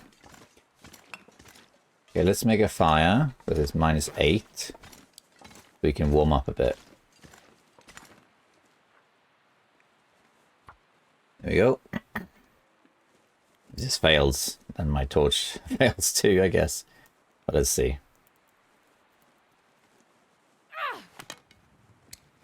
Let's just do this. Chain those torches so you don't use matches. And let's try this again.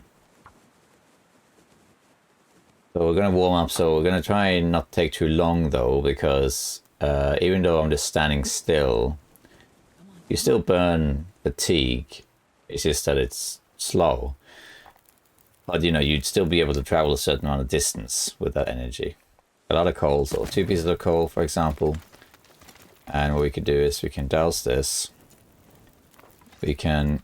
How much water I have? More than enough. So let's just make something. I will make this burdock tea. No, actually, we might eat that. We don't have that much calories. We can prepare some water, which we won't need because we have so much water. But if you have nothing to do, just make water anyway. Don't seem to have any teas, but we can put these teas to warm up. Make a tea circle. We can heat up all of this next to the fire. Coffees too, but by the time I'm going to use the coffees, starving. We won't really need them. It's a really big tea circle, this. Now remember to right-click the teas like this. This will reset the timer. Actually, it'll take longer for them to warm up, but they won't burn. If you don't do that, they will warm up a bit faster, but they can also burn. So you don't want to do that. Let's grab this and make a stick. I think we'll eat the burdock. Prepared burdock. Get some calories.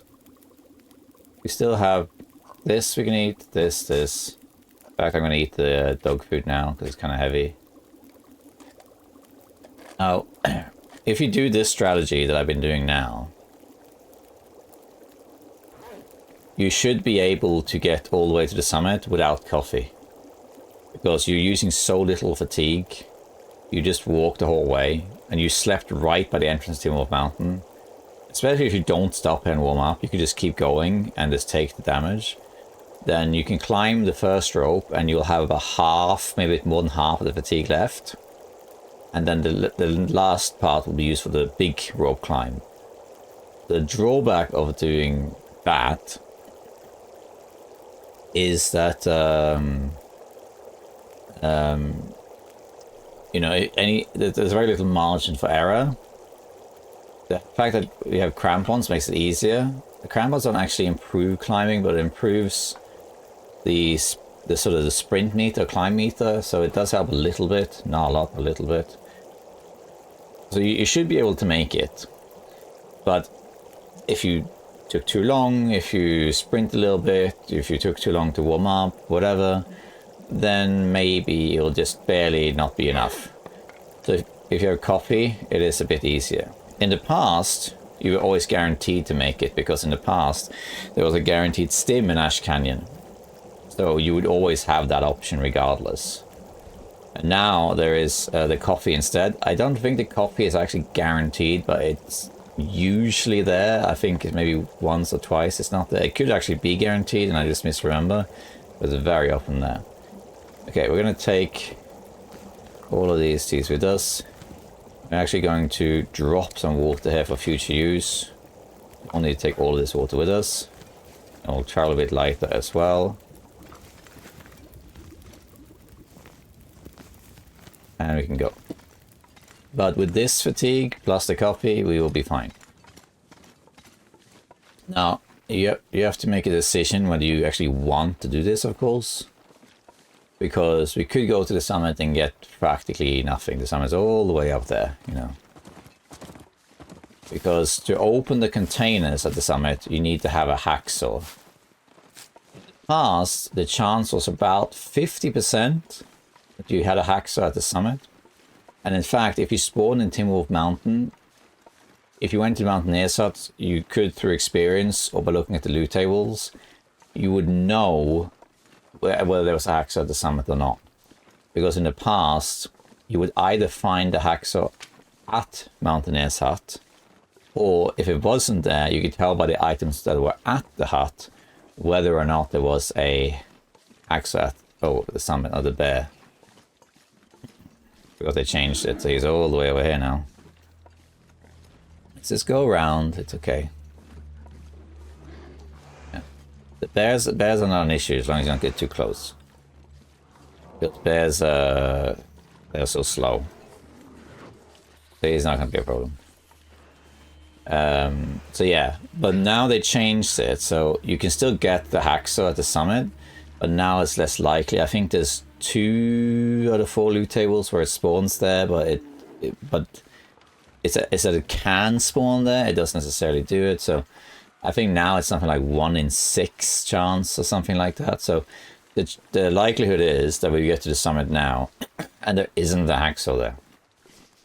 Then you got to ask yourself, is it worth it then? Well, if I spawn in Ash Canyon, then I might as well do it. It's kind of like a little detour going home. And that's it. I'm going to drink a couple of teas just to stay warm and get some calories here.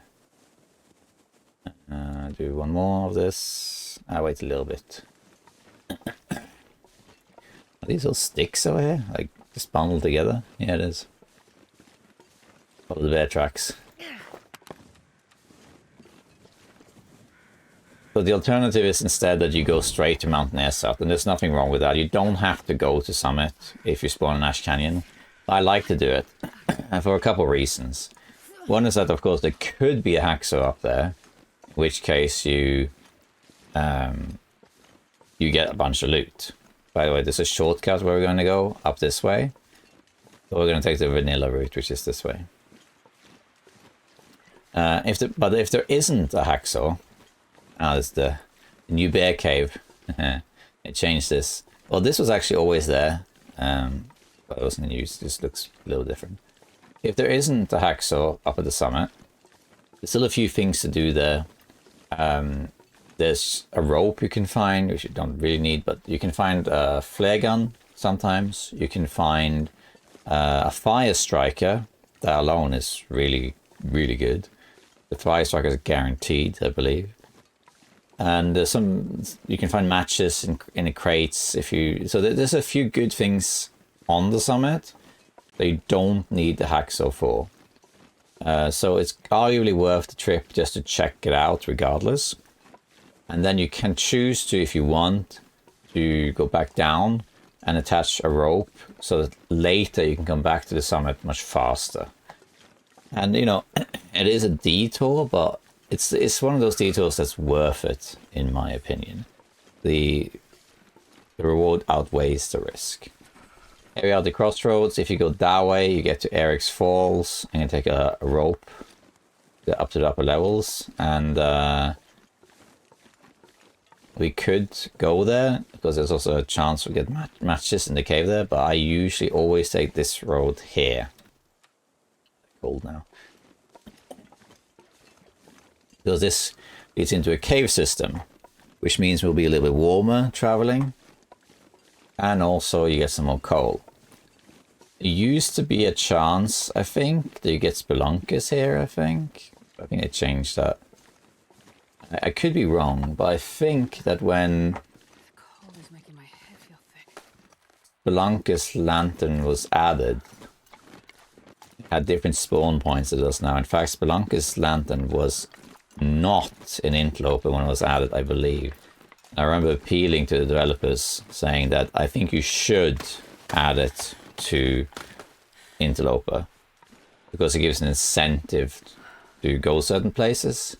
And it's not like it's an OP item. It's not like a really strong item or anything. So it's not game changing in any way. And then I did add it. Not necessarily because I asked them, you know, a lot of people said so. They respond to the community, not just what I say. Just to be clear. Okay, so now we're here. This is the secluded shelf. As you can see, there's a lot of saplings around. So if you were to find a hacksaw early, you could actually start collecting saplings pretty fast. And now there is, of course, if you really want to make it easier for yourself on Interloper, what you could do is you could study the loot tables. So if you're not familiar with it, on Interloper there are loot tables, which means that unlike the lower difficulties, loot is designated by one of 4 sets of loot. So whenever the game starts, it will choose one out of 4 possible sets of loot orientation. Which means all of the special loot is already predetermined. Let me loot this and I'll explain some more. I'm going to go through a hole in the wall, but I'll take it. have a look here first. What that means is that things like the hammer, or the hacksaw, or the storm lantern, or bedroll, those sort of things that are kind of high value in Interloper, they are predetermined. They have, when the game started, they've already decided what all those things are going to be. Sometimes they are not in one specific location, but they are in 1 out of 4 or 6 possible places within a certain area. But basically, yeah, what you could do if you want is start a game and you can look at these loot tables and you can check one of these high-end loot locations where some of them would be. And if you find, say, you know, a bedroll somewhere, you can check, oh, okay, which loot table is this? Or you can check an area and see, oh, this place should have a hammer. Okay, it didn't have a hammer, then I know I'm not on set 3. It must be on set 1 or 2 or whatever. And eventually you'll be able to figure out pretty quickly what loot table set you're on. And then you can just see where everything is. And then you'll know that, okay, the hacksaw is at the summit, the hammer is in the boat, Timberwolf Mountain, whatever. If you do that, the game becomes a lot easier on Interloper because you know where everything is. Now, of course, if you do that, it does take away the exploration element a little bit, and also a little bit the survival element, because you know where it is, so you know exactly where to go. But if you're new to Interloper, it's just a suggestion I'm throwing out there that might make it a little bit easier for you. So here we are at the mid-level shelf before the summit. So on the left now is Eric's Falls down there. And there's a rope here, which would be the rope you climbed instead if we took the other way, but we're not going to do that. But there is something over here I'll point out. And I'll say one more thing about the loot tables after, but let's just do this first. So over behind where my thumb is, like right there, there is a rope anchor. And there is a rope here, usually in a cave over here. And if it's not there, there's a rope at the summit. You can take that rope and attach it to the rope anchor, which will allow you to access the summit faster next time. Now, one more thing about the loot tables. If you're wondering, I don't know the loot tables. Now, I have played this game enough that I know from experience where most things tend to be. And usually things like hacksaws and hammers, they tend to be in sort of high tier locations, you know, like the Mountaineer's Hut, the Summit, the Gold Mine, you know, the farmhouse in Pleasant Valley, the barn, Trapper's Cabin, you know, all these famous big locations, they are the ones that tend to have this sort of stuff. There are some exceptions, but that's generally where it is. So I couldn't actually tell you all the possible places to find a hammer or hacksaw right now. I couldn't tell you. But because I know from experience places to look, then I will eventually find it. That's the rope I was talking about.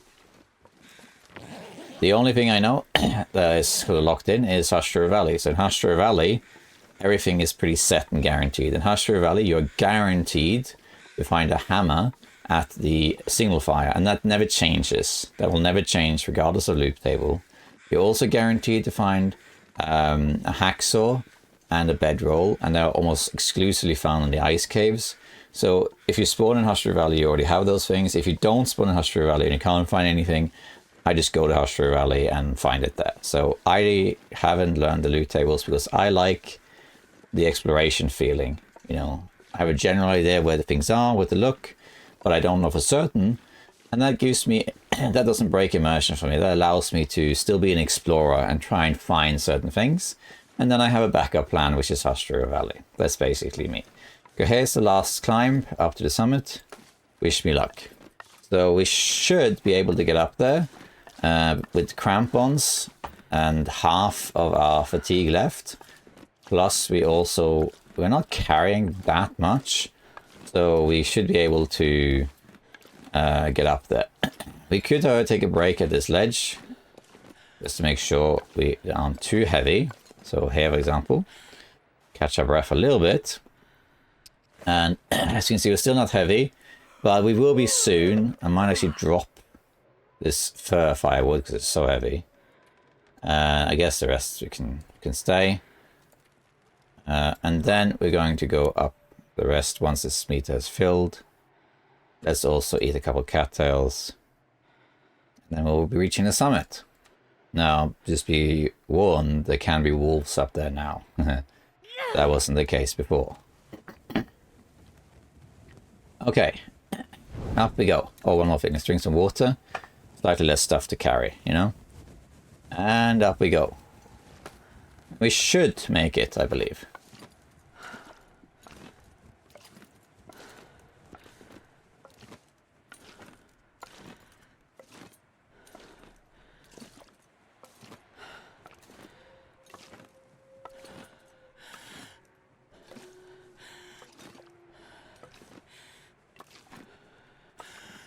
There we go. We will make it. Even though I ran out of fatigue now, you see the climbing meter on the right is still going. So as long as that's not at 0, I will be fine. And here we are. And as you can see, I didn't actually use any coffee. And I did it deliberately. I had the option. Hey, got an achievement. Climb to the top of Tim Wolf Mountain. Thank you. Forgot this is the other account. There's the wolf. The reason I did that without coffee was to illustrate how this could be done if you didn't have coffee. If you did this run yourself and you didn't find coffee, would you still make it? And as you can see, the answer is yes, you will still make it. And I probably would still have made it if I dropped the, if I'd kept the fir fire, I still would have made it. But I just wanted to be a little bit lighter, a little bit more. So yeah, as you can see, you can get up here without the bedroll as long as you go via Ash Canyon and not fully rested. So there you go. And there's another rope. And we could make a fire here, but we're not going to. We're going to go into the fuselage. Hey, scarf. Slightly warmer. Used to be guaranteed guns book here. Okay. Frostbite still rages. Now, you may have noticed there was a wolf up here. That's new. For all time in Tim Wolf Mountain, there was never a wolf up here. This was one of those safe areas, never any wolves. However, with the global wildlife refresh in December 2024, they changed it. So now you have a wolf here at the summit. It hasn't been given a name yet, but it's because it's not technically an indoor wolf. But, well, maybe we can think of a name. Maybe, you know, they all ends in Y, like fluffy and scruffy and sketchy and that sort of thing. Maybe this is Summy. I don't know.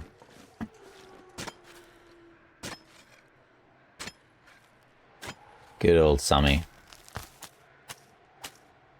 You know, or we can just call him Steve.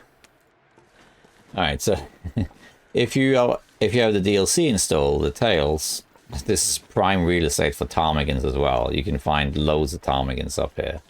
If you have the means to kill all of them, you can probably get like 8 ptarmigans up here. There's the wolf. I am heavy, so I have to scare the wolf away. This, by the way, is another reason why you might want to not bring guts and stuff up here. Because if you really smell, if you're carrying a bunch of guts, like I talked about earlier when you harvested the rabbit and all that stuff, if you're carrying all of that stuff, like guts or meat, and you really stink, the wolves will try and get to you, even though you're at a different level. So what can happen is the wolf can actually be waiting for you up there. So you will stink and the wolf will notice, and you could get up the rope and the wolf is right there. And this early in the game especially, that's really bad. So you don't want that. Yeah, you really don't want that. The same thing can happen going down the rope, by the way. You can have wolves waiting for you at the bottom of the rope if you smell. So yeah, that's not good. This is why you don't want to do that early game. If you have the Polaroid for the summit, that's also around here. This is the left of the airplane. We don't have that though. Take the feathers for arrows. Another feather here. I'm gonna grab this burdock. I'm gonna make a fire here just to warm up. And there's a chance now for a hacksaw, which would be great. Particularly because our loot so far hasn't been very good. Sometimes I get really lucky starts.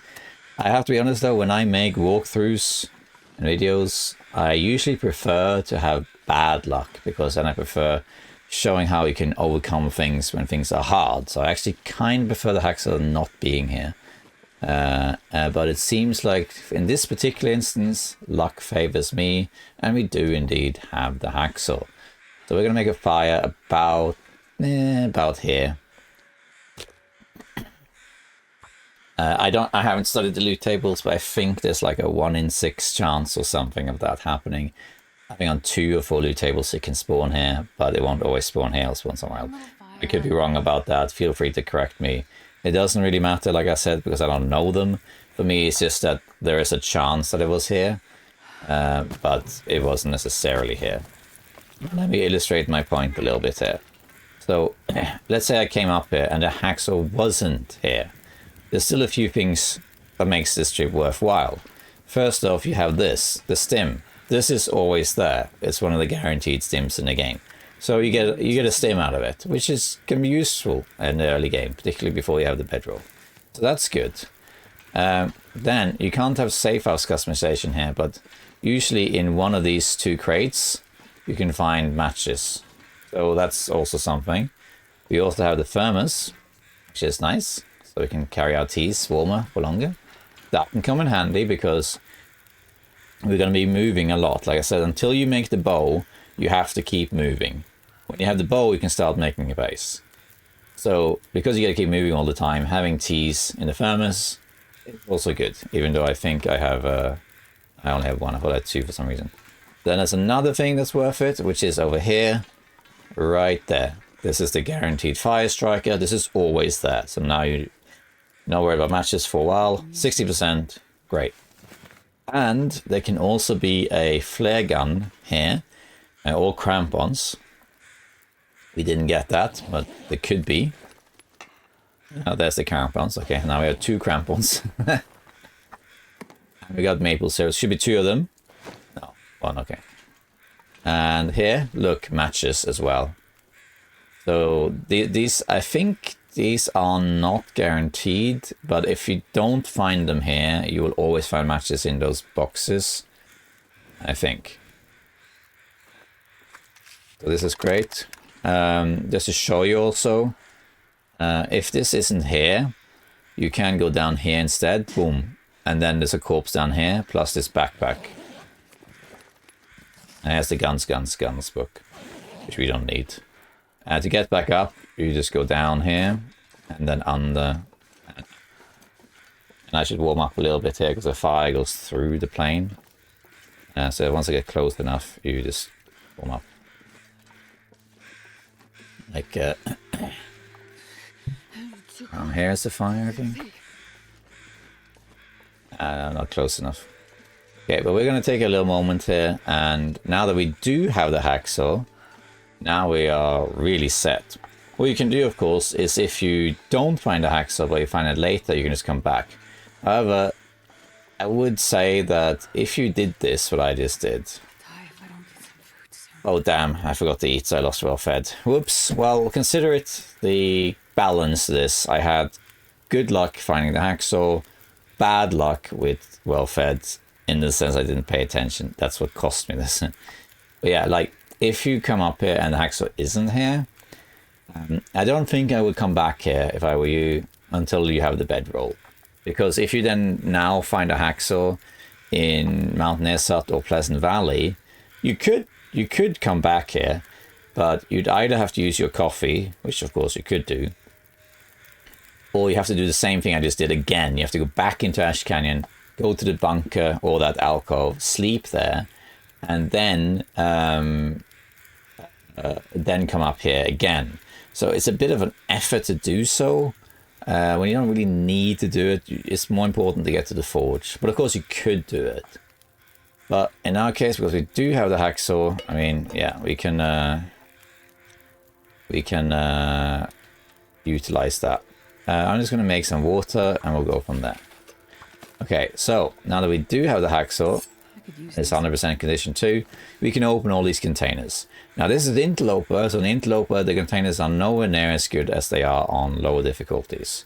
As you notice, there's few containers too. There's only 4, I think. 1, 2, 3, and 4. Was there a 5th one here?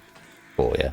But on lower difficulties there's much more. There's another one over here, there's one behind here, and there's one over here as well, I think. I think there's 7 or 8. So there's a lot of stuff we can't find. The containers are fewer and there's less stuff in them. So going here on Stalker and below, you find so much stuff up here. It's insane. Like, you're set for the whole run. In Interloper, it's not the case, but you will still find good stuff. Like, I think one of these has food, the other has coffee, and then here's like shoes and tools and water and drinks, and then there's medicine and like cured hides and stuff. So let's just start opening them. So I think this one is coffee. I can't remember.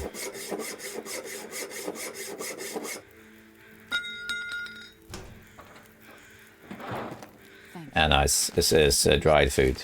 That's good. This one might be coffee then.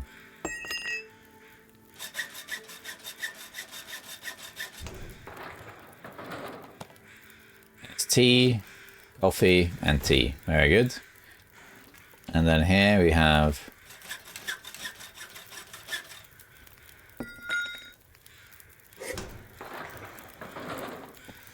mittens, vest, and hat, and parka, and the air wrap, which is great on this difficulty.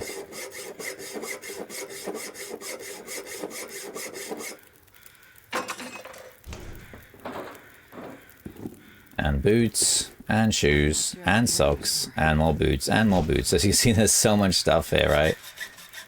So much stuff.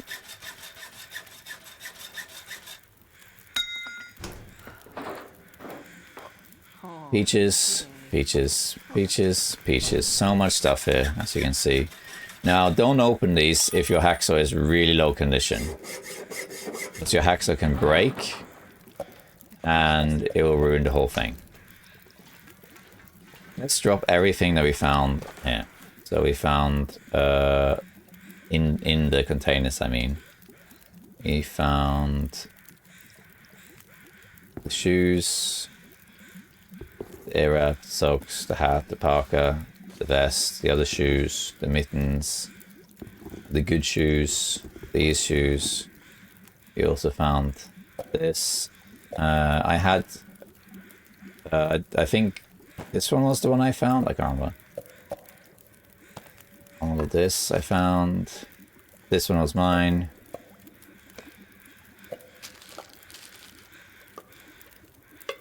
And this I found here.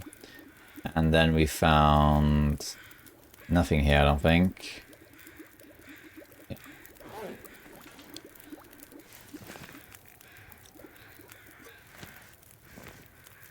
Let's just grab a torch here. And then over here, you have medicine and hides. I think this one's hides. Well, this stuff As is medicine, okay. On lower difficulty, you can find stims in that.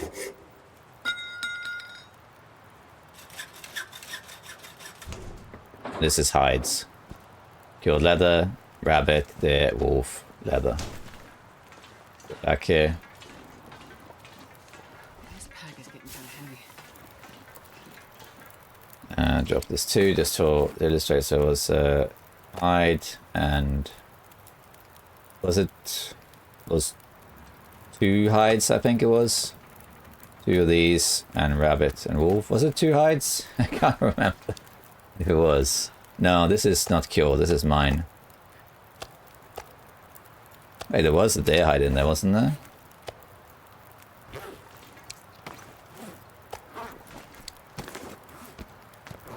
Yeah, these are mine.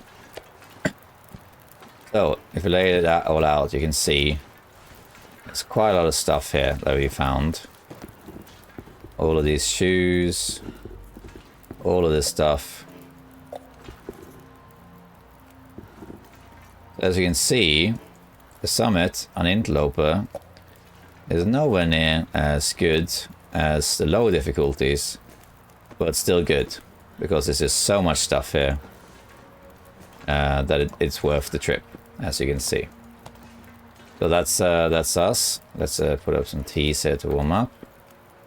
This is everything I picked up at the summit that was in the containers. And then outside of the containers, heat this up. If you're wondering why do I heat up all the teas when I'm only going to drink 1 or 2, why do I do that? Because of efficiency. When they are in your radial menu, you can only fit a few teas in here. And maybe the one I have hot isn't here, so then I have to go into my inventory and find it. I don't really want to do that. Anything else I found in the containers? I don't think so. I think everything else was outside. I believe so. So yeah, so going to the summit will give you quite a lot of stuff. This basically now sets you up for success for the rest of the run. It's really, really good. But, so see all of this, we got shoes, hats, air wrap, everything. This makes it really strong. But, my fellow survivors, I'm going to do something crazy here. I'm going to leave all this stuff behind. You know why? Because there's not a guaranteed chance that the hacksaw will be here. So if you actually, a lot of my viewers tend to copy what I do, they just do the same thing I did. Statistically, at least half of you, if you did that and did what I did, you came up here and you didn't find a hacksaw, and then you leave with nothing, right? There's nothing here. So all of this stuff doesn't count. In fact, I'm going to go so far as to say the hacksaw doesn't count either, because that's what I found up here that's privy to it. So what I'm going to do instead is a hypothetical. Everything I found outside the containers is fair game. So I found the crampons, I found the fire striker, I found maple syrup, I found matches and a couple other things. And that's all okay. But I did not find this stuff. This would make the run so much easier from now on, because there's all this food, all this clothing, all this gear. It's just so good. But we're not going to take it, because I'm going to simulate what if you are one of the viewers and you are doing what I'm doing and you came all this way and it wasn't there. Well, then we're going to leave it. We can always come back for it later. I'm going to drink a coffee though, and then I'm going to take all this stuff. Some of these weren't close enough, so they're cold. And then we're going to go. We're going to goat down. The way to go down is down here. Go past this path here. And getting to Mountain South is super easy. Just go down this slope here. And go over here. hug the wall, down to the slope, and go down here. You will get a sprain, I forgot to mention that. Even with the crampons, you will get a sprain, because there's so much. Torch blew out, that's okay. I don't smell, and even if I do, got marine flares. Here you got different options of where to go, doesn't really matter. Let's go this way. Not gonna worry too much about the well-fed right now. It's a shame I lost it, that was a shame. Because the well-fed is so strong. But oh well, that's okay. Now I'm gonna head down here. It looks steep, which it is, but you don't take damage from this, it's not far enough. Then you just go down, for example, here. And then down here, you might get another sprain, but you're good. There we are, and now we are down here at this level, practically at the mountain is out already. And yeah, you might think, wow, that's crazy, you know, he went up to the summit, got all this good stuff and left it behind. And yeah, I did. If I had taken all that stuff, maybe I missed one or two things, but consider it summit tax if I did take something I wasn't supposed to. But the reason I did that is just to simulate what it would be like if you had done this and the hacksaw wasn't there. If it wasn't there, we still got some matches, some accelerants, we got the fire striker, and we got the stim. The stim is our, you know, emergency button. So yeah, there's that. I like to do that. I have another walkthrough of Interloper where I spawned in Hashra Valley. And in that video, I spent a good 30-40 minutes showing how to survive there. And then I restarted the walkthrough because Hashra Valley is so strong for Interloper spawns because you get hammer, hacksaw, bedroll, matches, pry bar, all in the same place. It's so strong. So it makes the whole run easier. So when I do walkthroughs like this, I like to give myself handicaps to simulate bad luck for people who try to do the same thing I do. Some people literally do it step by step like I do. They just, you know, pause the video and do the same thing. I'll just do generally the same. If you went to the summit and did what I just did and you found that stuff, take it. Take it with you. It's going to make the rest of the run so much easier. Because you got, you know, your gloves, you got better boots, you got food, you got so much good stuff. But we're not going to do that. We're going to do this way. And looks like we got Timberwolves. Isn't that fun? Hooray! And they're right here by the fishing hut too. That's one thing that people don't like about the wildlife refresh, that you now have Timberwolves. Oh well. We're probably going to sleep here, or at least we're going to start a fire. We'll see. I would like to go to this fishing hut, so it would be nice if they didn't aggro me. But we'll check the fishing hut a little bit later. For now, let's head into the hut, so we can start warming up. And I think I have enough wood to just light a fire here and stay the night, rather than pushing through to Pleasant Valley. And we can go check out this this fishing hut later. You do want to check that fishing hut because you can get good stuff in there, like a hat or storm lantern. It used to be a hammer spawn too. I don't think it is anymore.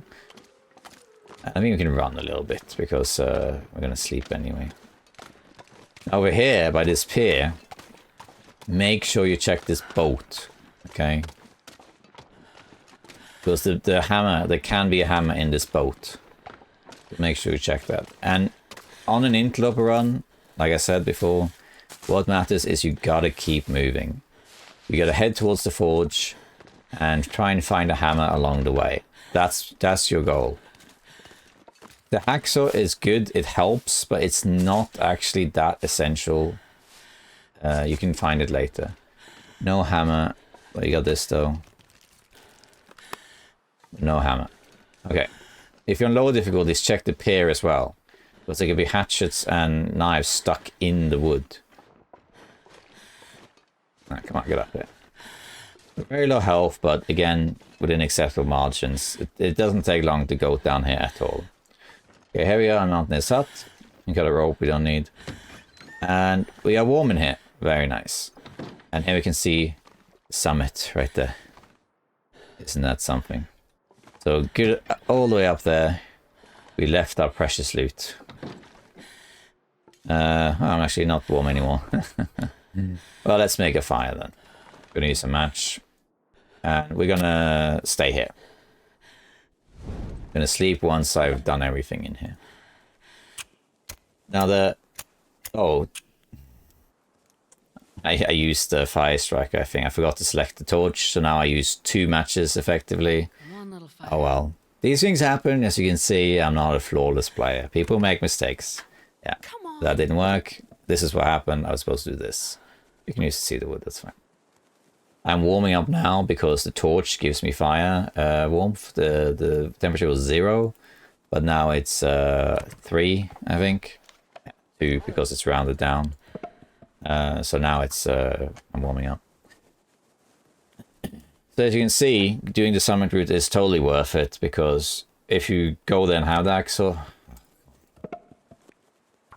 then you will find all this good stuff. So tired, I could But if you don't, at least you get the stim, you get a little bit of food, you get crampons if you didn't have crampons already, matches and some other stuff.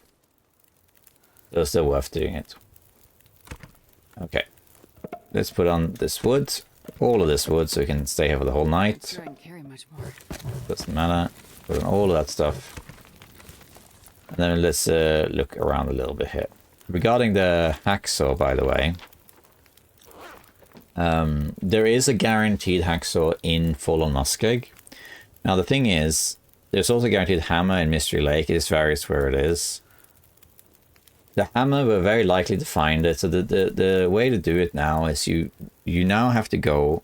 Tell you what, let's douse this and just warm up. We're slowly dying here, but that doesn't matter. Eat a cat there. Let's have a quick look at the map. So we're up here in Tin Wolf Mountain. Spawn in Ash Canyon. Overall a good spawn. We got the backpack. We didn't get that much else in Ash Canyon, just really the backpack. But that's okay, at least there's that. Tin Wolf Mountain, show struck gold on the summit. But I'm going to pretend that I did that and there wasn't anything there. Now the goal is, you got to keep moving and you have to get to a forge. And you got 2 options. Fallen Muskeg or Desolation Point. Broken Railroad, of course, you could do also, but why would you when you go Fallen Muskeg? You never go to Broken Railroad when you can go Fallen Muskeg. But of course, you know, it's your round and you decide. Most people will go to Fallen Muskeg. There's many reasons for that. First is you go through Pleasant Valley. In Pleasant Valley now, you will loot the barn. The barn will have a stim, and there can also be a hammer there. And I like going sometimes into the birch forest to get some birch bark. There's Thompson's Crossing, which usually has quite a lot of food. And of course you got the farm and the Signal Hill. So Pleasant Valley has a lot of loot. So I'm not too worried about the stuff I left behind in Tin Wolf Mountain. Because Pleasant Valley has a lot of loot. In fact, if you spawn in Pleasant Valley, it's a very strong spawn. There's a lot of stuff to be found there. And you can always go to Tin Wolf Mountain anyway. And then you can go to Mystery Lake, and you can find a bedroll on the way to Mystery Lake. There's also a fairly high chance you find a bedroll in Mystery Lake. You can find a hammer in the dam or in certain locations in Mystery Lake. And it could be a hacksaw too. And if you don't find any of those things, Fallen Muskeg will have the forge. And there is a guaranteed hacksaw in Fallen Muskeg. It varies where it is, but it's usually in the bunkhouses or in one of the blinds, or in a cave. So if you really need one, you can do that. But let's say worst case scenario, you get to Fallen Muskeg, or rather Mystery Lake. If you get all the way to, say, Trapper's Cabin, and you haven't found the hammer yet, you didn't find it in Tin Wolf Mountain, not in Pleasant Valley, not in Mystery Lake, then instead of going to Fallen Muskeg, you go to Hush River Valley, to the Signal Fire, and there will be a hammer there, and then you go back down through Mountain Town and Fallen Muskeg. You've done all of that stuff, then by the time you get to the forge, you will have hammer, hacksaw, bedroll, and you've made saplings too. If you get to Fallen Muskeg and you haven't found a hacksaw yet, but you have found the hammer, at least you can make a knife and hatchet, for example, some arrowheads. And then you can go to Hush River Valley, get the hacksaw, for example. If you instead go to Desolation Point, it's a bit more limited. So you can still loot Pleasant Valley, but you go through the mines to Coastal Highway. There's a stim in that mine. And then in Coastal Highway, you have a high chance of finding the hammer in different places, like the fishing cabins or the garage. But it's not certain you'll find it. And same with Hacksaw. And Desolation Point also, you can't find a Hacksaw there in Hibernia, for example, but you won't find a hammer in Desolation Point. So basically, if you go to Desolation Point, I feel in general you have fewer options. There are fewer options to find the hammer and the hacksaw going to Desolation Point. Not to mention, if you fail to find the hammer and you get to Desolation Point, then you have to kind of go back through Ravine and Mystery Lake and start looting here. However, if you go to Mystery Lake and you don't find a hammer, you can now just go straight into Mountain Town and Ashtree Valley, and you can maybe even find a hammer in Mountain Town too. So basically going to Mountain Town or Mystery Lake, going this route to Mystery Lake, Fuller Muskeg, this gives you more options. So this is a better route overall.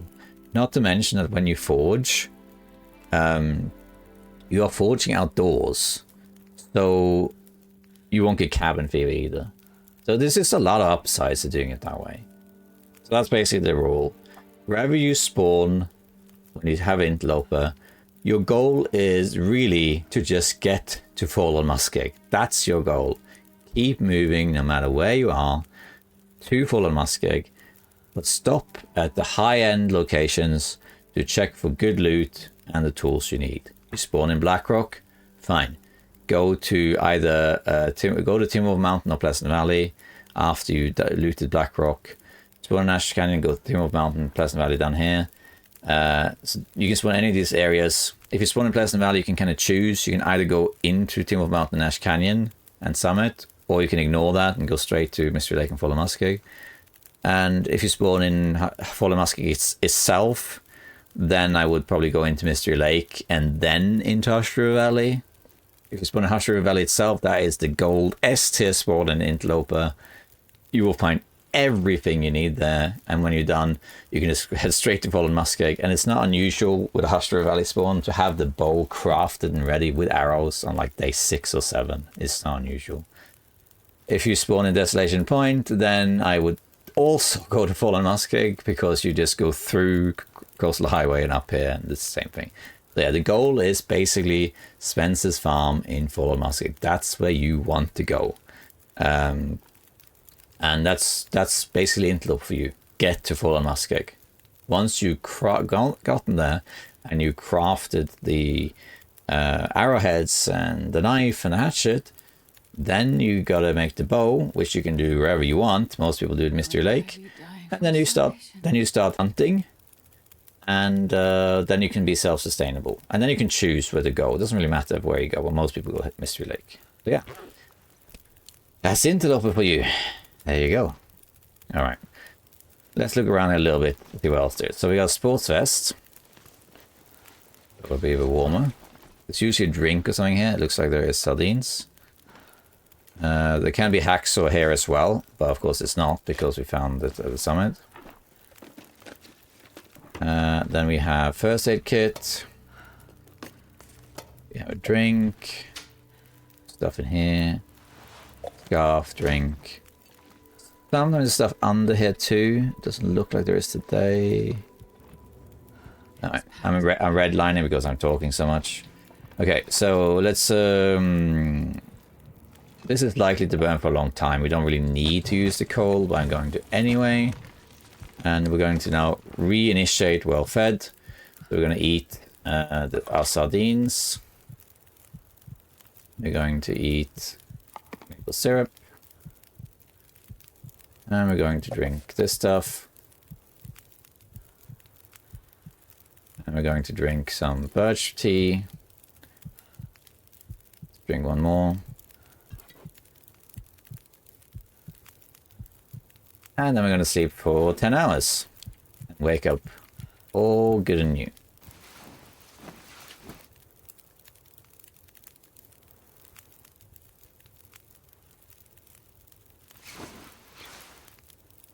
Right. Okay. Right. So we are working towards well fed again. I'm actually going to speed up this recovery a little bit. Because we're indoors, I'm glad I did put the stuff on the fire because we almost burned down. I'm going to actually break down these crates here. Get a bit more wood.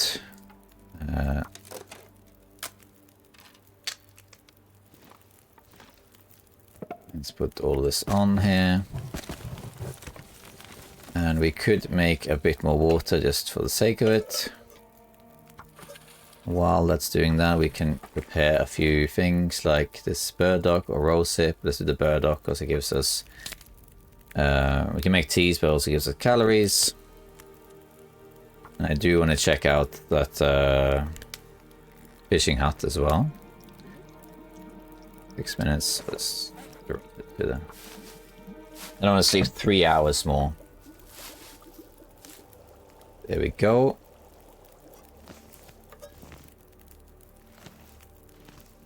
I don't really want to use the coal, but I think I probably will. Let me just quickly check. Timberwolves still there? Yep, they're still there. Let me just grab some sticks here. Timberwolves are not difficult if you have fire, but at the moment it's windy, so that is the main nemesis. I could maybe show you how to deal with them, just in case. But first, let me sleep. Let's use these instead of the coal, if I can. They might despawn, but I don't think they will. I don't really want to deal with them while it's windy, though. It's not too windy, but the clouds are moving quite fast, so I think it is windier than we think. Let's go here. And let's put some sticks down here. I will use one coal. This is a little bit further. Okay, and let's drink some birch tea to speed up healing some more. I'm gonna use all the birch teas because we'll probably find more in Pleasant Valley anyway. Okay, then we're going to sleep 3 hours.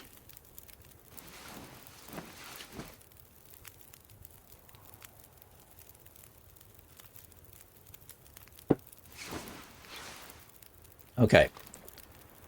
What's the wind here? The wind is worse than it was earlier. That's annoying. That's a shame because I kind of wanted to show you how to deal with Timberwolves, but that makes it a bit complicated, unfortunately. What we'll do instead, we'll just check. I mean, we might find other Timberwolves later, maybe. Oh yeah, really strong wind as well. Too risky, really. Well, if they spot me, I can maybe try. I do want to check this fishing hut. They will spot me from a mile away, so it's possible I'll aggro them anyway. Too windy, as you can see. Looks like there's 4 of them. It's best to crouch here, but they are currently not seeing me, so I'm just going to walk over here. They're really blocking like a bunch of cattails too. Then we're going to crouch and go in here. Go inside here, and then we got, hey, there it is. Hammer! See, this is what I wanted to check here. Check this stuff. There's that hat I was talking about. Gunsmithing book, yeah, because that's what I need. I wonder if I can drop any of this. They spot me now, it doesn't matter.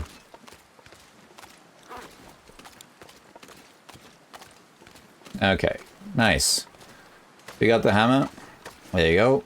The hammer is what we really want. Now we can go straight to Fallen Muskeg. If we do find the hacksaw on the way, we can also grab saplings, but we don't have to. But we need to warm up a bit there, and we can also sleep for 1 hour. Let's do a little bit of inventory management, because I'm really heavy for some reason. Oh, I don't have well fed, I guess that's why. And also a bunch of books. In fact, we're going to leave some stuff behind here. Let's we're not going to carry all these books with us, especially these shooting books and gunsmithing. Do we need these? Not really. I might take the fire and the cooking one with me. That's not a bad thing to have. I'm going to leave 12 matches here too for future use. We can leave the antibiotics. Don't need those. We don't need antiseptic either. Actually, the antiseptic was from the container, so that was in the container. I shouldn't have taken that. I think painkillers too.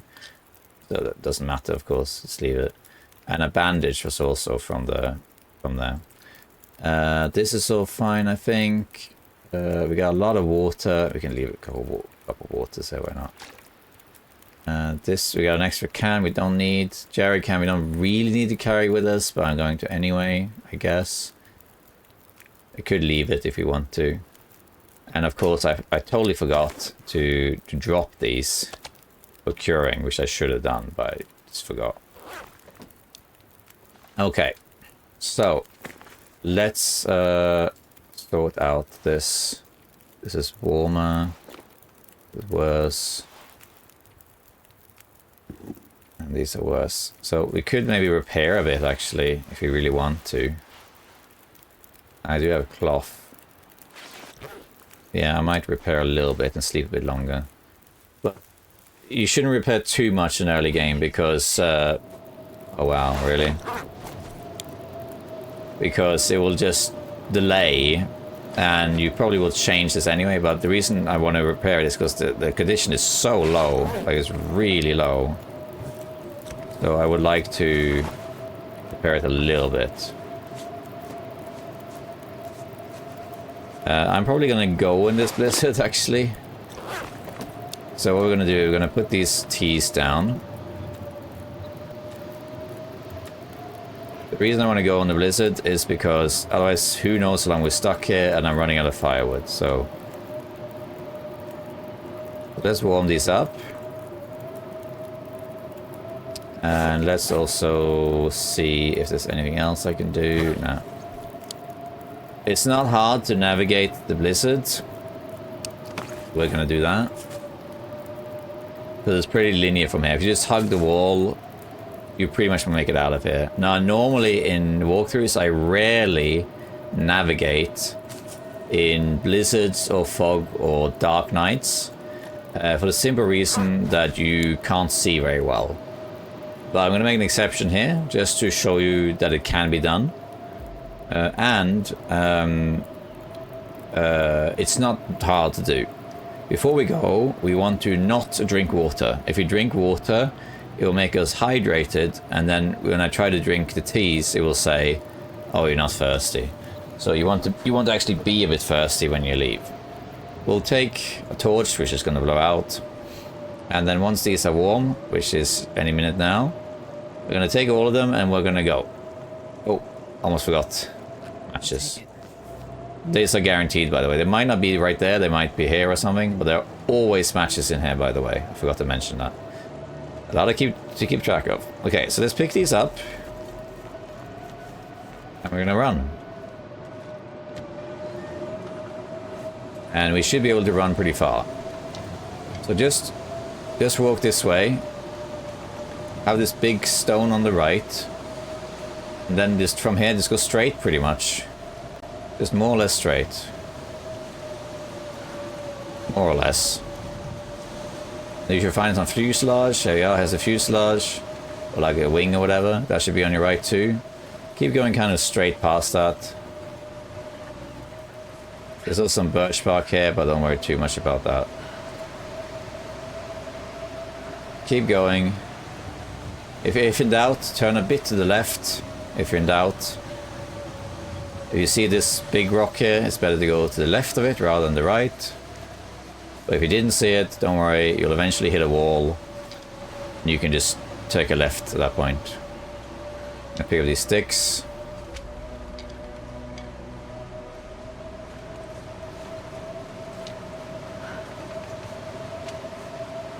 Keep going. Just basically hug the wall here. Not all the way, but until it seems like you can turn. And here you can see there's kind of like a little dent in the ground. it kind of goes down here. That's your path out of here. This way, see? So you just keep going.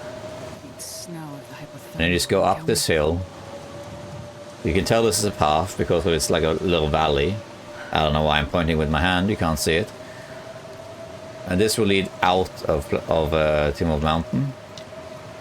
Now that you're cold, by the way, now we are cold anyway, what you might want to do is take all of your clothes off. Because if you keep them on, you're going to damage your clothing. You're already cold anyway, so what difference does it make? Plus you can sprint more. But yeah, now you just do this and try and get out of here. By the way, you can run pretty fast in a blizzard, even if it's facing you. Because a blizzard is not actually wind against you, so you'll be able to run normally in a blizzard. That's an intended mechanic. It's likely like that because if you're in a blizzard anyway, the odds are basically stacked against you as things are looking really grim. And if the game, in addition to that, made you walk at a snail's pace, then it will be so hard. So even if you run against the blizzard, you know, you will make it. Let's keep going, and around this corner here, it should say leave. There we are. And now you're out of Timor Mountain. See, that wasn't too hard. What you could do now is you can drink your hot teas here in your inventory, right? You can drink 2 of those. You've done one earlier, of course. And you see I'm still warm now. And now we can keep running.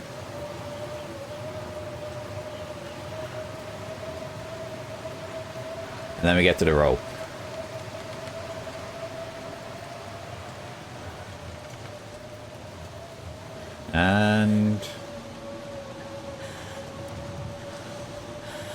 And there we are. And it sounds like the blizzard is actually dying already. Yeah, I think so. Now I walk slow because now I actually do walk against the wind. And the blizzard is over. How about that? Now, here's the thing. You could just climb down here now. Why not? Let's put our clothes back on now. I'll sort out what's warm later.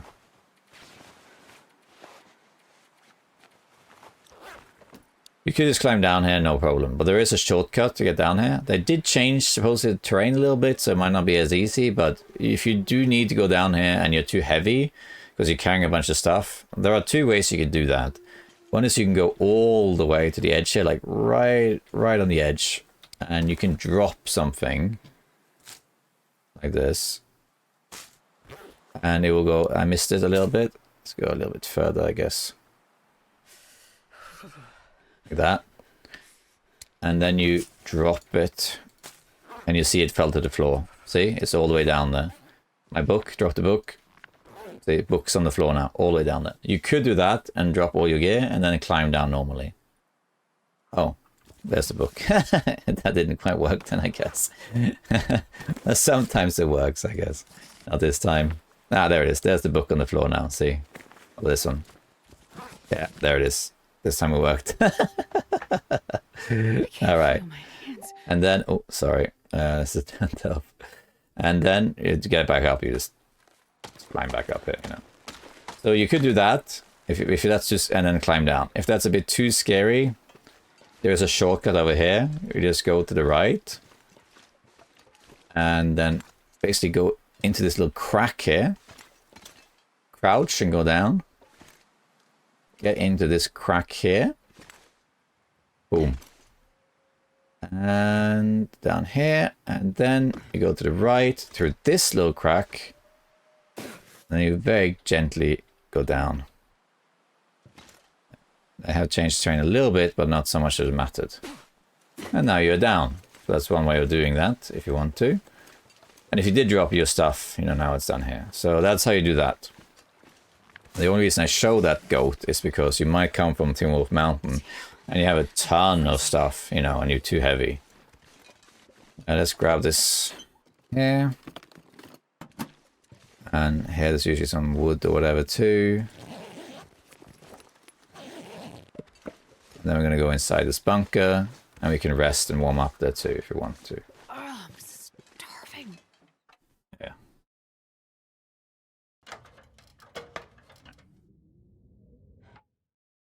Alright. Okay, so we're actually cold here. Marginally so. I'm going to make sure I have the right ones. This is marginally better.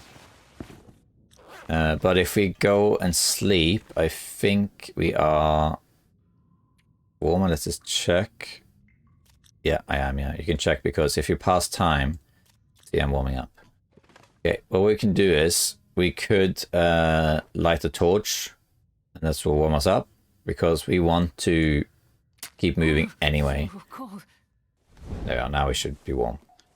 Yeah, there we are. So in here, if you, by the way, play on lower difficulties, make sure you like enter safe house mode and then check like behind these barrels and this sort of stuff, because there could be guns there.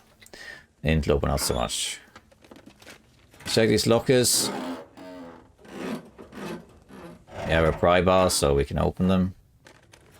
There won't be much in here, this random loot really, but worth checking. This is a very good bunker. There's a good like resting space for Team Wolf Mountain. Yay, maple syrup. Although if you have the tails and do the trader quests, then eventually this bunker becomes unavailable, which is annoying, but... And we might as well check all these cabinets.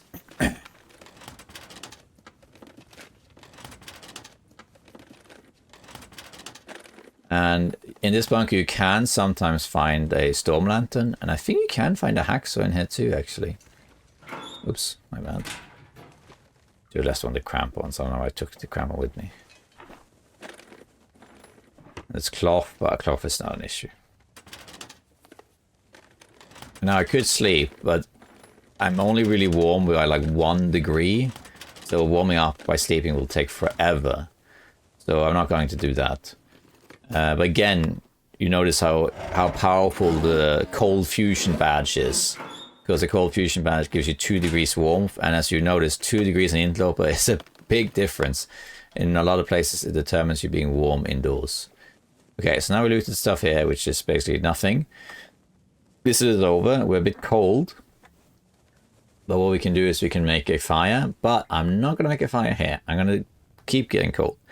We got a couple of options. There's a cave nearby, Misty Falls, which could... I think you can get a bedroll there. But I'm not going to go there because it's kind of out of the way. What we want to do now is go Plane Crash. Plane Crash will have a lot of clothing. You could low roll it and get really bad clothing, just sports socks and t-shirts, but you could also get parkas and hats and gloves, so it's worth doing it. And there's a deer carcass there, so instead of making a fire here, I'm just going to tank it and make a fire at the plane crash and harvest the deer. I think this is smarter overall. It's unlikely that we will be hit by a high wind or blizzard, because the blizzard just ended. So this torch should be fine. As you can see, I'm not using a lot of matches. I'm using them pretty sparingly, but even so, there are quite a lot of matches in the world. In Ash Canyon alone, there's like 3 guaranteed spawns. As you saw, I found a few. In Wolf Mountain, there's 2, plus there's a lot of places you can find matches. So you're not going to run out anytime soon. On my old Interloper run, before Tails was added, I reached 1,000 days on Interloper, and I still had well over 160 matches left, plus Fire Strikers and Mag Lenses. So there's no shortage, and there were places I hadn't really checked. This is before the DLC was added. Now it's even easier. If you have the DLC, you never run out of matches, because for one thing, there's more of them, and you also have more regions. You have the file territory, so there's more places with matches, and you have the trader. The trader, you can actually buy matches from the trader. So yeah, you never run out of matches anymore, even on Interloper. So that's the whole thing. But if you don't have the DLC, then even on Interloper, you will eventually just be swimming in matches. I wouldn't use them like frivolously. Nevertheless, try and use them sparingly, but don't be scared to use a match, if you only have 3 left, then yeah, try and think when you're going to use the next one, right? But once you find a pack of matches, those 12 are going to last you for a while. Because you're going to be chaining torches like I've been doing. You light the torch, you get the next torch, and then, you know, that lasts until you run out of wood, or a wind hits and blows it out or something. So here's the plane crash up here. Be careful, there can be a bear walking around here, so just be careful with that. Up here is the plane crash, and there's not much food and stuff here. You can find a little bit, but there is clothing here. A lot of clothing. You don't always find lots, but you will find something. And even if you find really low quality stuff, it's still worth it. So I always come here if I can. If you spawn in Pleasant Valley, then absolutely go here. And in fact, the plane crash, especially combined with the summit, can allow you to stay ahead of the curve, as I call it, where all the clothing you find combined would actually keep you warm most days, because the world hasn't gotten cold yet. So on Interloper, the world gets colder and colder every day. I think it's every 10 days it gets colder until you reach day 50, at which point it is 20 degrees Celsius colder than on day 1. But if you get a lot of clothing early in the game, like for example around now, before I loot the rest, I'm going to go over here and get a fire going with this deer. If you get enough clothing, then you're ahead of the curve. So let's say you get enough clothing and your warmth bonus is plus 10, for example. Let's say your clothes is 10 degrees. Because you are so early, the world hasn't gotten cold yet. So the minus 20... Oh, I did the wrong thing again. You are effectively 30 degrees ahead of the curve, effectively. So that means you can walk around on Interloper and be warm. That made sense. Okay, I used the fire striker there again. Please remember when you light a fire to choose your fire starting method, which I didn't do. Okay, because I didn't pick up the hacksaw, I have to wait for this to fall. Let's just put a birch, no, put a rose hip here to heat up. And let's just do this and this.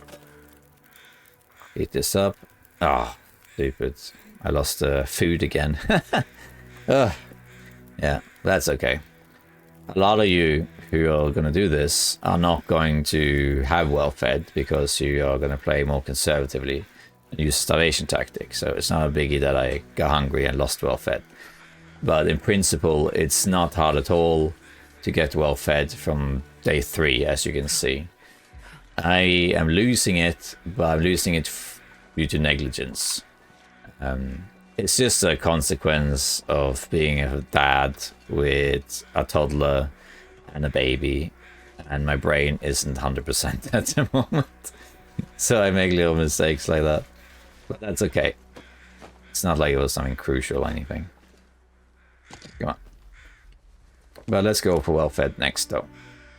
Let's just eat a couple things to ensure we got that. Let's go for well fed day 7. Pick all these things. Okay, and let's go the feathers. So far I haven't found much clothing, but there was more stuff to check. There is also, I believe, a guaranteed hat. I already have a hat, but in the actual plane, in the cockpit. On lower difficulties, you'll find food here as well. But in Interloper, you won't find anything except for maybe like a soda can. Check over here. A lot of feathers, as you can see, because by moving so much, we keep going into finding corpses and stuff, so we find lots of feathers.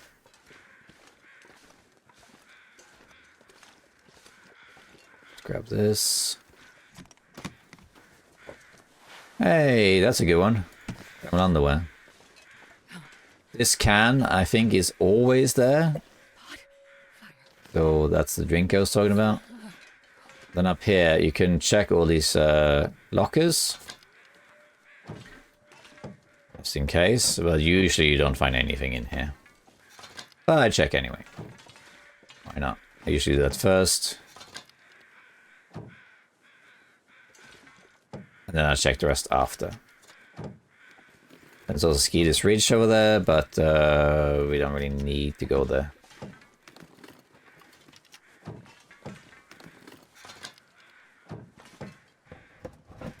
Yeah. The Long Dark is not about not making mistakes. It's not about a game that you need to play perfectly. It's a game you just need to know what to do in case something happens. There's a hat. And then here's a couple more suitcases.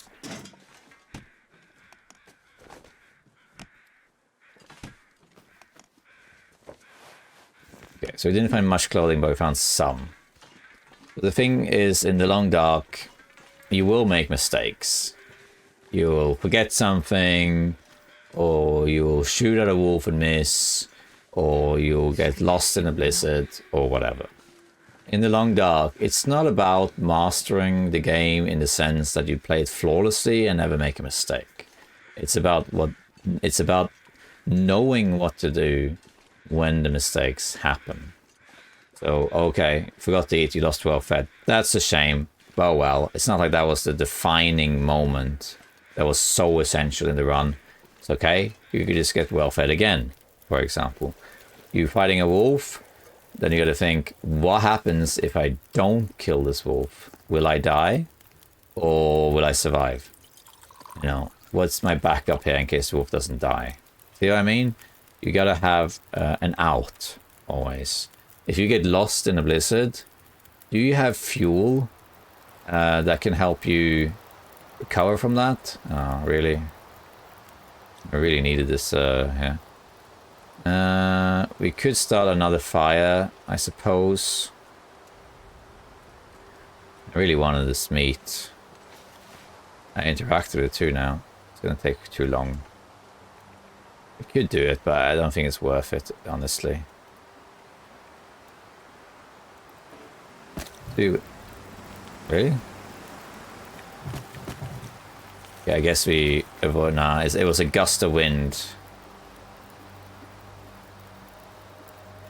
Yeah, I think it's not gonna work. We can try. This is not a good idea. We're gonna try though.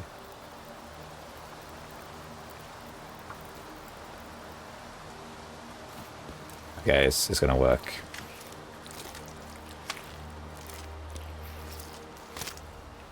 All right. I need to find food. It worked. We got the meat. I would really like the hide too, but it is what it is. I am wondering whether to make a fire over here. Just to warm up, but I don't really need to is the thing. I think I'd rather just head straight to the farmhouse. It was forgo that I would have liked to have gotten the hide, you see. Turn to like make a fire here. But I don't have that much wood. Hey, the Polaroid. That's Signal Hill. It would have been nice to get that, but I think it's not really worth it. I think we'll head straight to the farmhouse. Let's equip a... Before we do that though, sorry. Let's just go through our clothing.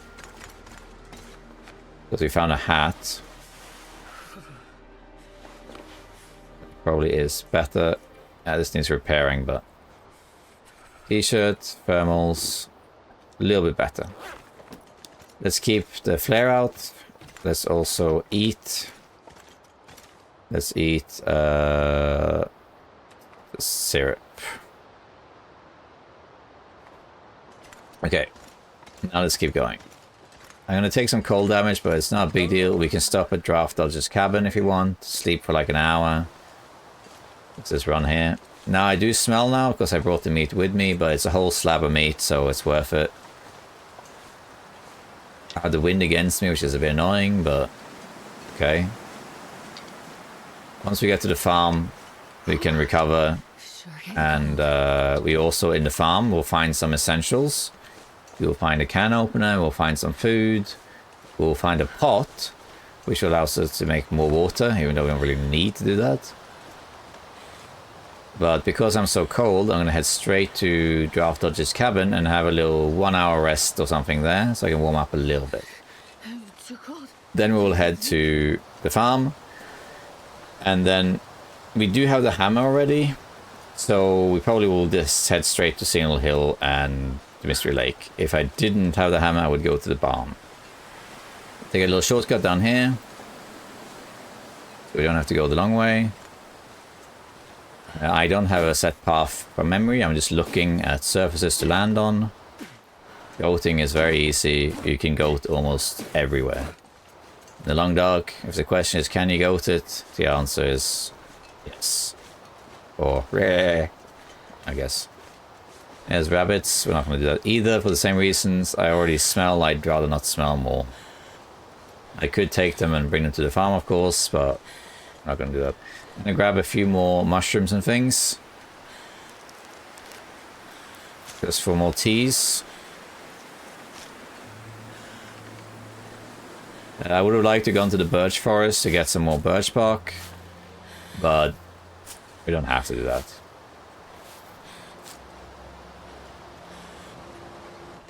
There we are. So I think we're warm in here. Now, you see, because I have the hammer now, I'm just going to go straight to follow Nuskig. Now, if this is you, you don't have to do that. You could stay in Pleasant Valley for a little bit. Because what I'm going to do now, I'm going to go to the farm and loot the farm and rest of it there. I go to Signal Hill and loot that because that's pretty accessible and you can usually find coffee and stuff like that, good boots. So I probably will go to Signal Hill. Not necessarily, but probably. But if this is you, even if you have the hammer, you could stay. You can go to the barn. The barn can have a hacksaw, including outside the barn, like in those little structures around there. Thompson's Crossing also. You know, there's furnace there, there's food there. If you have the DLC, there's a recipe there. There's also the birch forest, tons of birch. So you could always stay and look for the hacksaw and get some more supplies and then leave. Why not? If you do go into the mine and coastal highway, which we're not going to, you can get as much as like 40 pieces of coal or something, something crazy like that. But we don't need that. We're going to go to the farm and then maybe to Signal Hill and then into Mystery Lake. And if you find a hacksaw, that's great. But if you don't, it's not a big deal. We have already found some loose scrap and we'll find a bit more loose scrap here and there. Without the hacksaw, we should be able to make at least a hatchet and maybe some arrowheads. Now, let's just quickly loot in here. I'm going to sleep for like an hour just to warm up.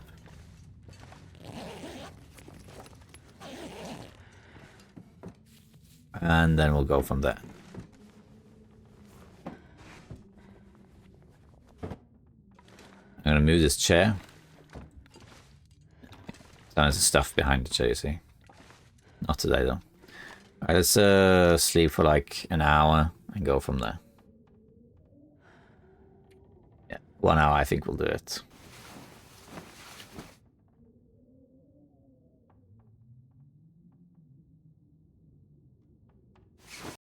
Okay. Alright, so I'm warm-ish, not very warm. The door should be right here. Yeah. This is good enough, I think. Let's head to the farm, because it's better to sleep there than here. In my opinion, anyway. This is really dark. Oh no, this is fine. Let's head this way, just because it's a little bit longer, but you can find some more cattails this way. If you want to extend your running, you can tap the sprint button instead of holding it. And you will use momentum. The character still runs for a few meters when you let go of the sprint. So you can sprint a little bit longer. I can't feel my Let's have a flare out in case the wolf shows up. There is a wolf over there. He might come here. We got some wood. We don't really need the wood, I guess, but we'll take some of it. It's usually some birch here too. Here's some birch. And there's also some cattails. Because I smell, I don't really want to take too long here. If I don't warm up soon. But I do want to grab some of them. Yeah.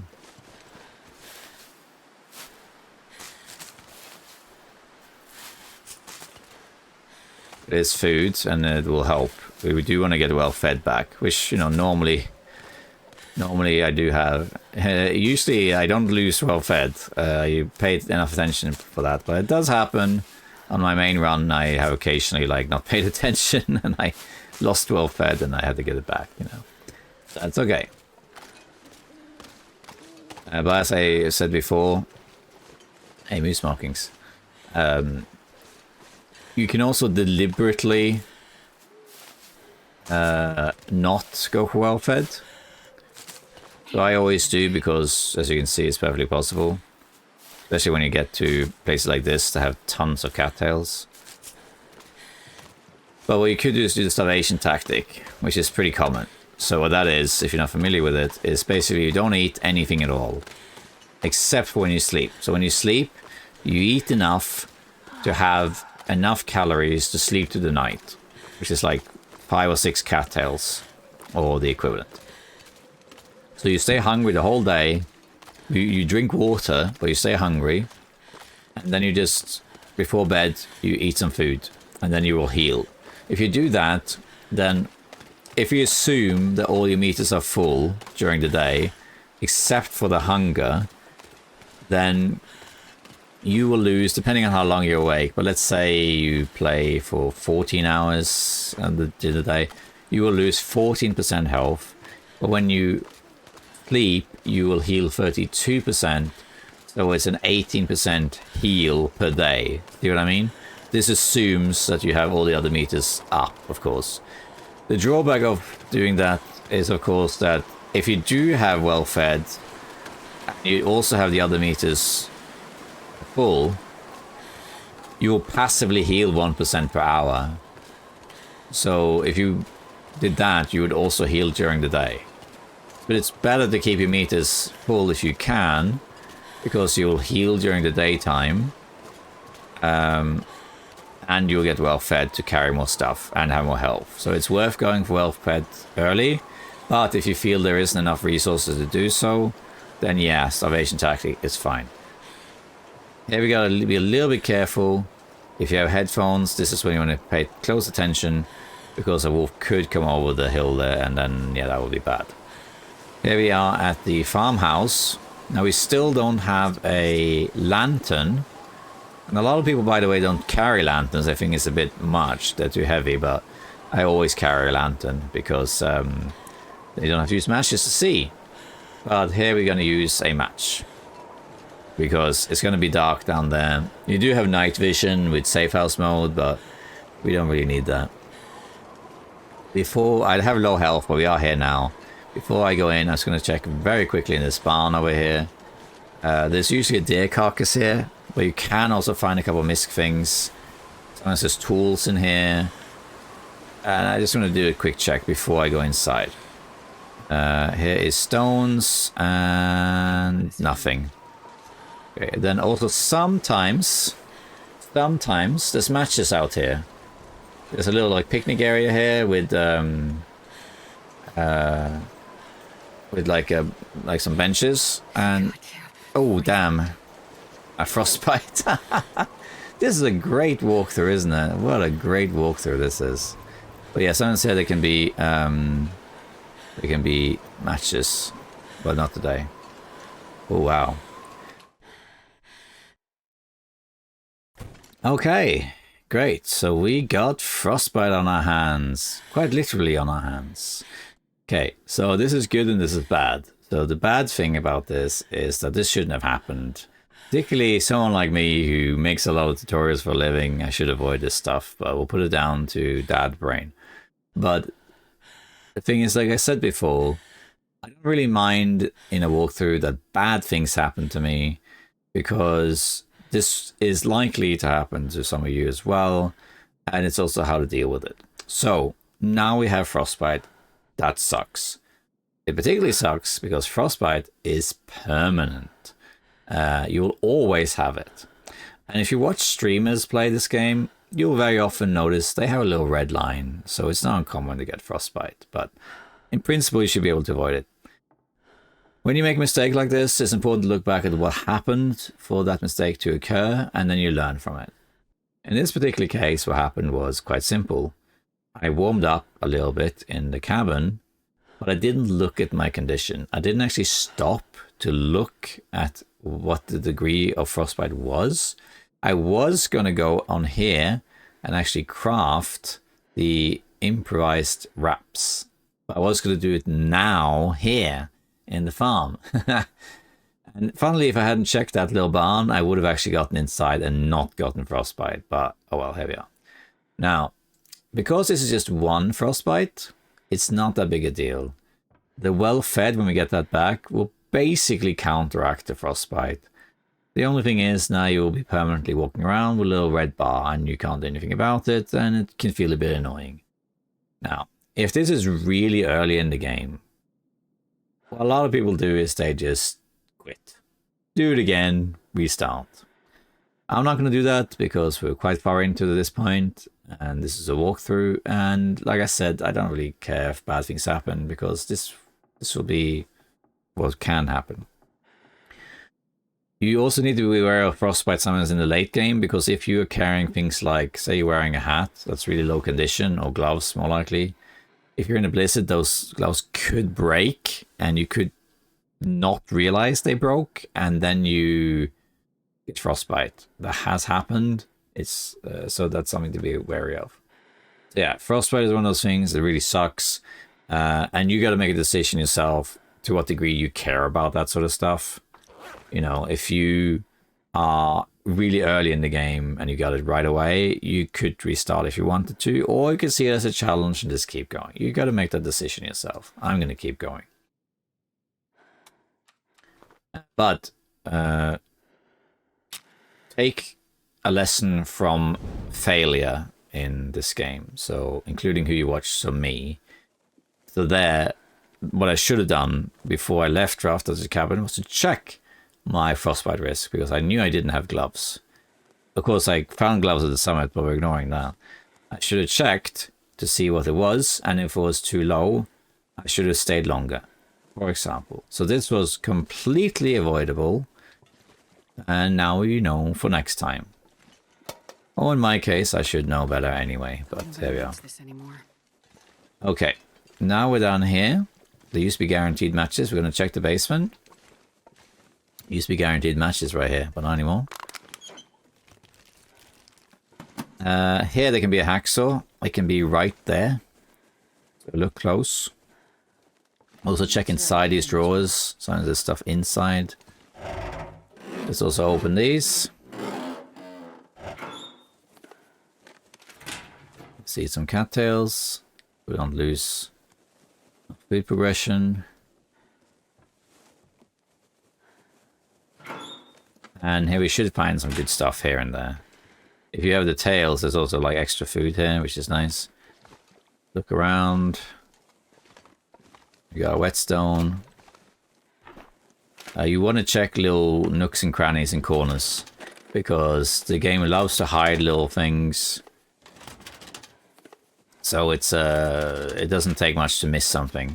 I will miss stuff. In fact, it's not too unlikely that if you have been watching this video and you paid close attention, there probably has been something in the corner of my eye somewhere that I missed. It is not too uncommon. And feel free to let me know what I missed. It happens all the time. The viewer has better peripheral vision than the player who's zoned in. So it's very common to miss stuff when you are playing. There's usually scrap metal around here too. Not always, but sometimes there is. I'm just going to have a look. Because that would be handy if there is. Let's see if we can move some of this stuff here. Oh. Ah, pry bar. Doesn't seem like there is. Oh well. Now in here, in the farm, there's a few guaranteed things. You're guaranteed to find can opener here. You're guaranteed to find maple syrup. And usually there's coffee or tea, but not always. Let's go into the bathroom first. Now we got enough water. Check in here. But you will never find a stim, by the way, like randomly. Stims in Interloper are only in fixed positions. They are never randomly found. Here's a pot. We want this. Pots are great. I highly recommend to carry one. Sure, they weigh twice as much as the can, or actually way more than the can, so more than twice as much. But you can just make so much more water. You have so much more liberty with it. We can make a fire here. We can start making water and cook the meat and stuff like that while we look around. We can also grab curtains to get that ball rolling. Farmhouse is a great base. It's a really fantastic place to be because it's so big. It's got a 6-hub stove. Outside there's wolves, deer, bear, rabbits, moose isn't far, birch bug isn't far. It's a really, really good base. So a lot of people don't like Pleasant Valley. Oh, yeah. It's called Unpleasant Valley. Okay, let's put our meat to cook. And let's put water to boil. And yeah. And then let's look around. Let's check fridge. And the freezer. Dog food. We'll quickly check out here. Because there's a container here.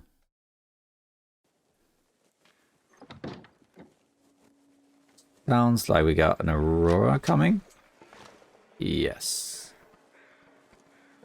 Check the doghouse quickly. Yeah, we got an Aurora. So the house will start lighting up soon.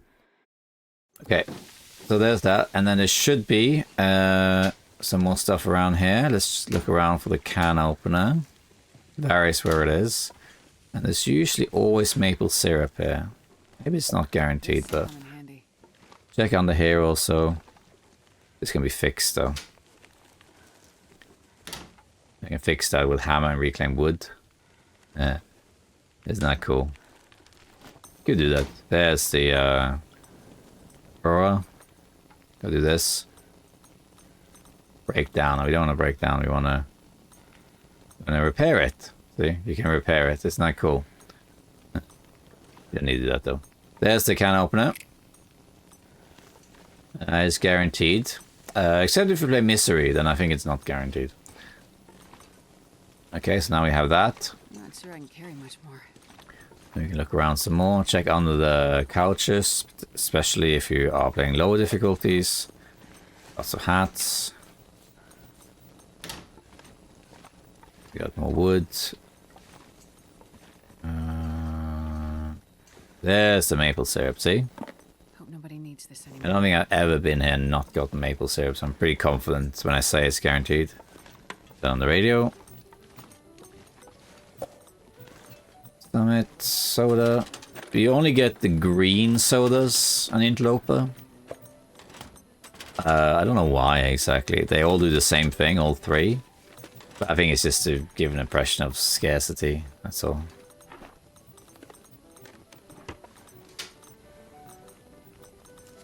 Book, we'll leave the book. Let's go upstairs. It's not gonna burn or anything. Yeah, there's usually some clothing as well. We should check that. Gloves would be nice, but the TV isn't working. Nothing here. Book. Sewing book. In bathrooms, you should always check the bathtubs. Because bathtubs can have good stuff in it. Like long johns, like thermal underwear. Or accelerant, or matches. Especially in Coastal Highway, you should check the bathtubs. They are more likely to have stuff in them for some reason. So if you're looking for like thermal underwear, it's not that rare for people to play Interloper and they reach day 100 or something and they only have one of these thermal underwears and they're like, where is the second pair? And if that happens, yeah, go to Coastal Highway and check the bathtubs. The red thermal underwear, the wool long johns. Oh, Mackinaw jacket. Jacket pot. The red one does not spawn in Interloper. I have seen it happen, but it's so rare that it's most likely a bug. And in particular, that can happen when content patches are released. When content patches are released, usually there's bugs where loot that's not supposed to be in Interloper spawns in Interloper, and that's when you're more likely to find that sort of stuff. Okay, here we are. 3 minutes. Stouse the stuff. And let's eat this. And then we could also... this is dog food. We don't really have anything else. I guess we could make something. Put some wood on here. Let's make some of the birch bark. Make some teas. We should also level cooking.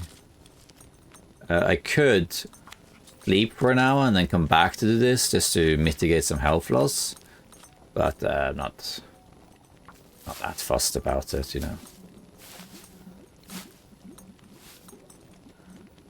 Okay, so let's make birch bark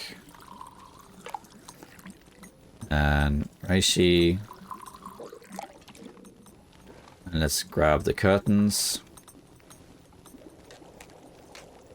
I'm gonna stay here for a little bit, not too long. Sip and rosehip, and I think we have enough water, but we can make some more just for the sake of it, of course. Let's just reset that. Do 1 liter instead. And grab this curtain. Okay, what we're going to do now, we're going to sleep. And we'll go from there. And let's make the last cup of coffee too, just because we can. Devil's cooking, which is level 2. Okay. Let's break down this bad torch. I'm going to sleep into the day now. We probably will spend like a day. Yeah, I think.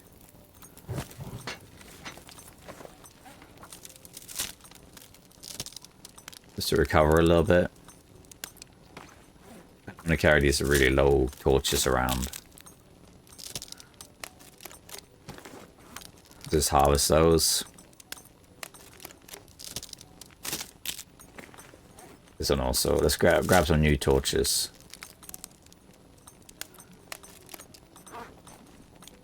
In minutes. Let's grab a couple of torches. Good torches, that is. This better. Let's have like 5. 5 is probably enough. So I need 1 more. Not great, but we'll just take it.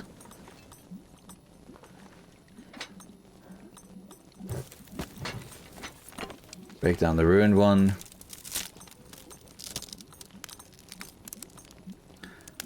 And take the water. Alright, let's go and sleep. I could have put the pelts down again. You see, again, like, there's ways to play this game more optimally. See, I have these pelt... Wait, did I not pick them up? Oh, God.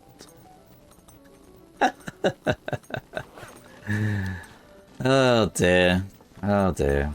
Well, my friends, welcome to the journey of Lord Interloper. I left my pelts back there. That's alright, we don't need them. Okay, so let's eat. We'll eat the dog food because it's going off. We'll have some drinks. Oh dear. That's alright. I hope you find the journey interesting regardless. But that's a common mistake, isn't it? See that all the time on Reddit and the Facebook group and Discord, that sort of thing. People saying like, oh, you know, oh, I left my bedroll and I have no idea where it was. Happens.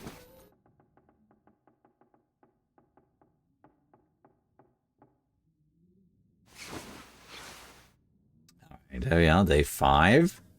Is looking good. Let's have some water. Sounds like there's a blizzard out there. We might stay here one more day because we have some food. Not a ton, but enough. Because I want to do a little bit of fixing of stuff. So how much cloth do I have? Some, but we can just grab some more cloth as well. Because I have some gear I want to repair. So, for example, this wool toque is just so strong. It gives 2 degrees warmth, so let's repair that.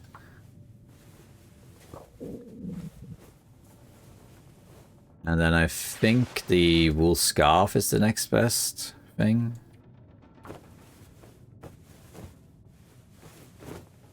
Also level some mending, but that's not so important. And then we have Mackinac, which is fantastic. That's full condition. This is low condition, but this is not a good item.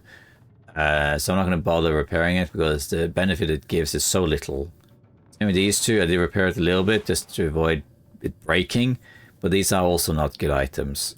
So it's not worth the cloth. Jeans are okay, they give 1 degree.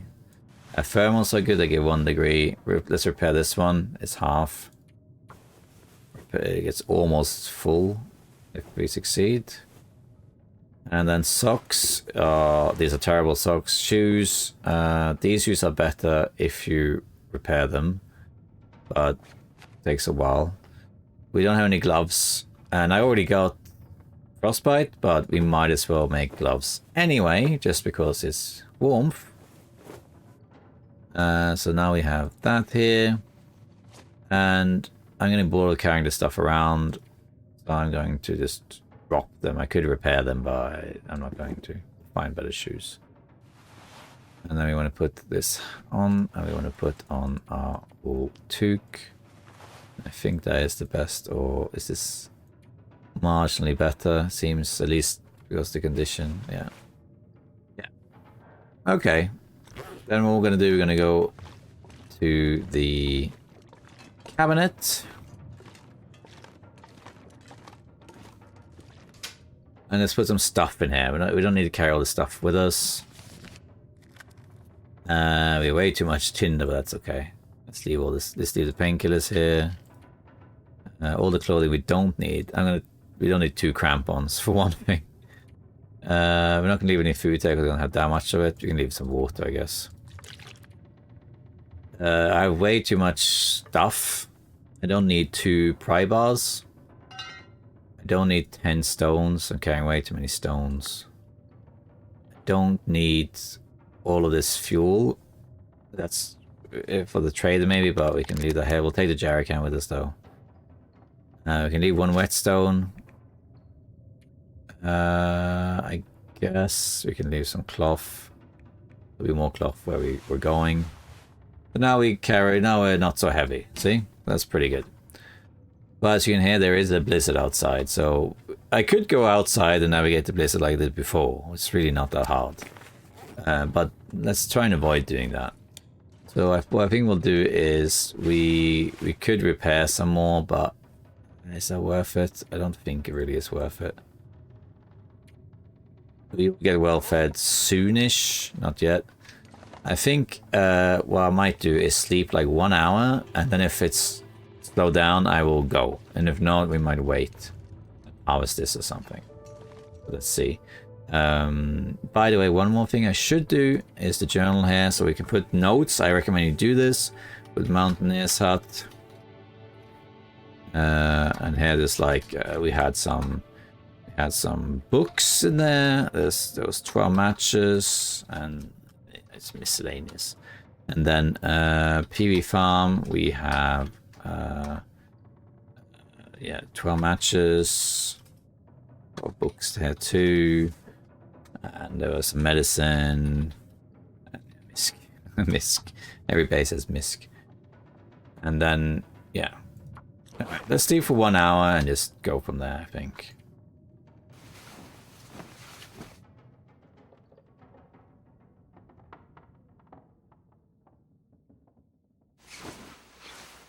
Alright. Sounds good. Hold on. Alright. Okay, it sounds like the blizzard has stopped. That's frostbite, but well. Minutes before, I think we're gonna head out, but let me just check here quickly. My inventory. Actually, let's check our inventory downstairs and take the shoes with us.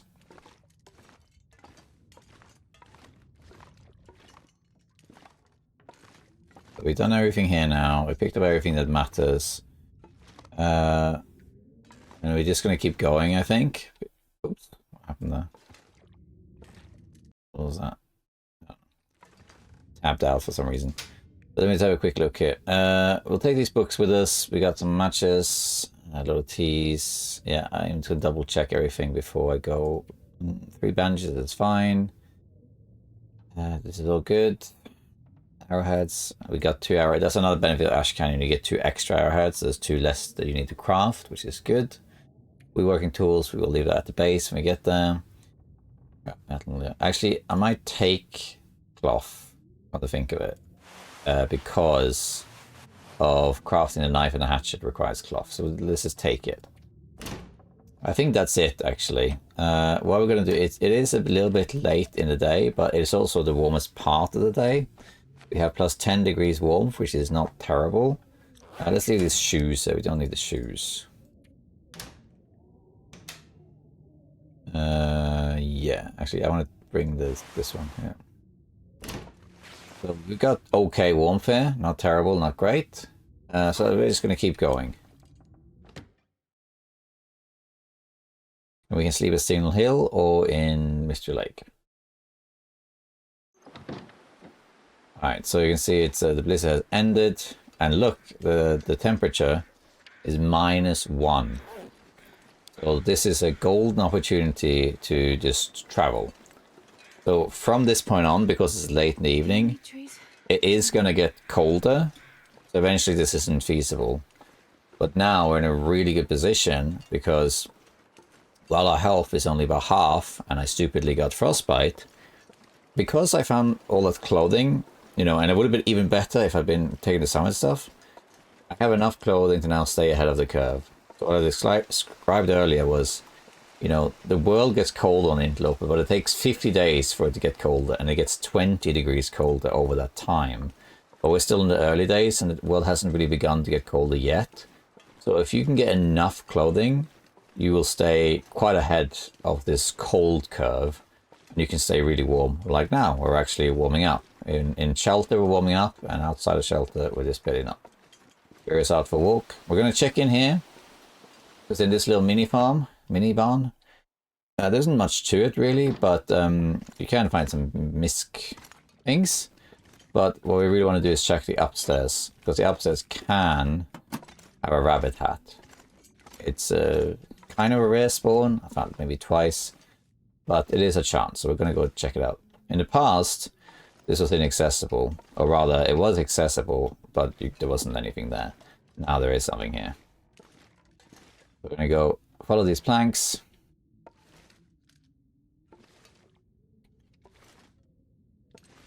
And check out this corpse.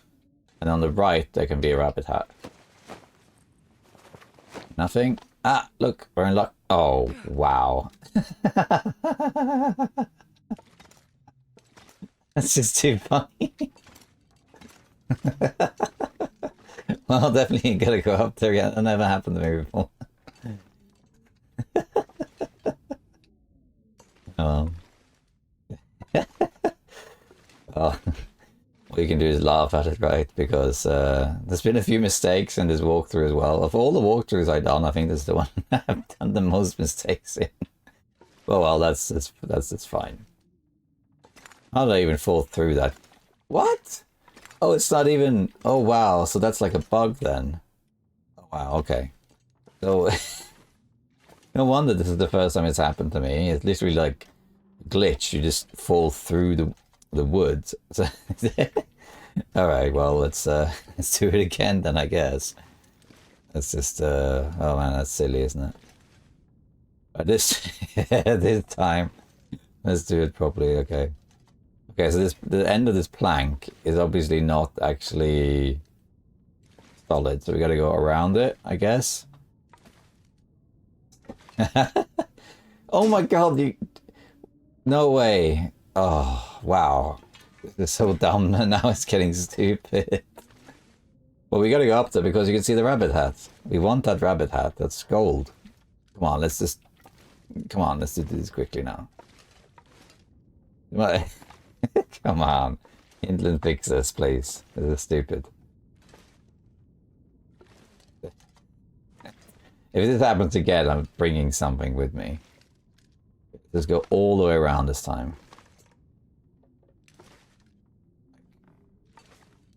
Okay, this time. Rabbit hat. This'll come in handy. Right. And this. So, this is just bugged. Seems like it. But yeah, so the rabbit hat can spawn. It's kind of like a rare spawn. But I have found it a few times. There we are. At least twice. Now we have another degree. When I do walkthroughs, actually let's explain this while we're walking. And let's eat a little bit too. Let's eat one of the burdocks. Make sure the bear isn't outside.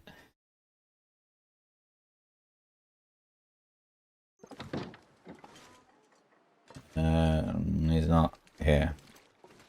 And now I'm actually warm, see? But now it's late in the afternoon. I'm in shelter. When I'm outside the shelter, I imagine it's 0. Because the rabbit hat, I'm just marginally not cold, which is amazing. So now we could go to Single Hill as well. I'm not sure if we really need to though, because the conditions are so good. We might just keep going. We have also found the hammer, so we don't really have anything else we really need. But we could go to Single Hill just to loot it. But I'm going to take advantage of this situation and how good the weather is for traveling. And I'm just going to keep going. Open this though, seeing as we're right here. Anything in here? No, here. Let's check also devices. I need to find food. And glove box. Alright. What a lot of people do, including me, is have the hood open. So the hood being opened is a sign for future me that I have already looted this car. How's my wood? Okay, I'm gonna get more wood now too. Alright, so when I do walkthroughs, this is something to keep in mind, I guess, is that when you do a walkthrough as opposed to just playing the game, you're in a little bit of a different position in terms of random loot. Because if you find by pure chance something really strong, and it makes the whole thing much easier than it would be on average, it's a good thing, but it's also a bad thing from a walkthrough perspective because the average player wouldn't have it like that. So for example, you know, let's say I go to the farm and I open 3 drawers and I randomly get combat pants, Mackinac jacket, and expedition parka or something like that. It's like, wow, okay, I got some really good gear. And then like by pure chance, I got like 10 degrees warmth bonus. Not expedition parka, that wouldn't be an intro, but you know what I mean. Like really good gear, just by chance alone. And it gives you such an advantage. And of course that will happen sometimes on anyone's run, but it makes the whole run so much easier. And the average player wouldn't find that stuff. So sometimes there is sort of calculated luck, because you know that certain places, like say the farm or the barn or summit or whatever, can have good loot. And it can be there. There's a chance of a good spawn. Like this rabbit hat, for example. There's a chance it's there. So because it's there, I'm going to take it, sort of thing. At the summit, there's a chance that it's there, but because the chance is quite low and it has such an impact, I left all the gear. And for the same reason, when I have a Hushru Valley spawn, like I mentioned earlier, I don't really conclude the run because Hashira Valley is so strong. There it's not luck though, it's all guaranteed. But if you spawn Hashira Valley, you know, you will get a Mackinac jacket, you will get combat pants, air wrap, bedroll, hammer and hacksaw, pry bar and matches, and coal. And you'll get all of that on like day one. And that is such a powerful start on Interloper that the whole rest of the run becomes really easy. And that's a good thing, because if you spawn in Hashira Valley and you know what you're doing, it's going to be really easy from that point on. But it's not like that sort of gear equivalent doesn't really exist in the other regions. See what I mean? Okay, so we're going to head straight to Mystery Lake. We're going to take advantage. We're not going to loot most of the other stuff around except up here. Up here there is, I think it's called Hilltop Cave. And there's always a deer carcass here, and rabbits and wolves. But at least in the past, they might have changed it, but in the past there was always salted crackers up here. So that's some extra food. So I'm just going to pop by and grab that. But yeah, because of all that stuff, when I do a walkthrough, unlike when I just play a run or a challenge, I will sometimes forfeit loot that I find because I'm trying to mimic what the average experience is like. Some viewers will copy what I'm doing and they'll get really lucky and have better loot than what I have, and some will have worse loot. But if I do a walkthrough where, by luck, I get a massive advantage, and then people copy my walkthrough and I don't have that advantage, it doesn't really compare. So that's something that I have to keep in mind. That's why you sometimes see me deliberately make wrong decisions or leave stuff behind. As is apparent with this video, I also, of course, make honest mistakes, like the frostbite should not have happened. I also left my hides behind and some other stuff. So there's been some honest mistakes in this walkthrough as well. And I hope you can learn from them regardless of... you know, people make mistakes in this game, and it's about learning from them rather than, you know, having a flawless run. Let's see, here's the bed. Yeah, no, there's nothing. Here we go. Here's dog food, and I think there's always crackers in here. Oh, okay, they changed it. Well, there's dog food at least. In the past, there was guaranteed salted crackers there, but they changed it apparently. Couldn't remember that. Hey.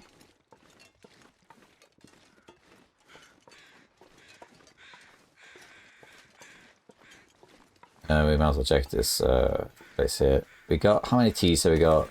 A lot, but we don't have that many mushrooms teas. Let's just grab some mushrooms. Do the rest for later.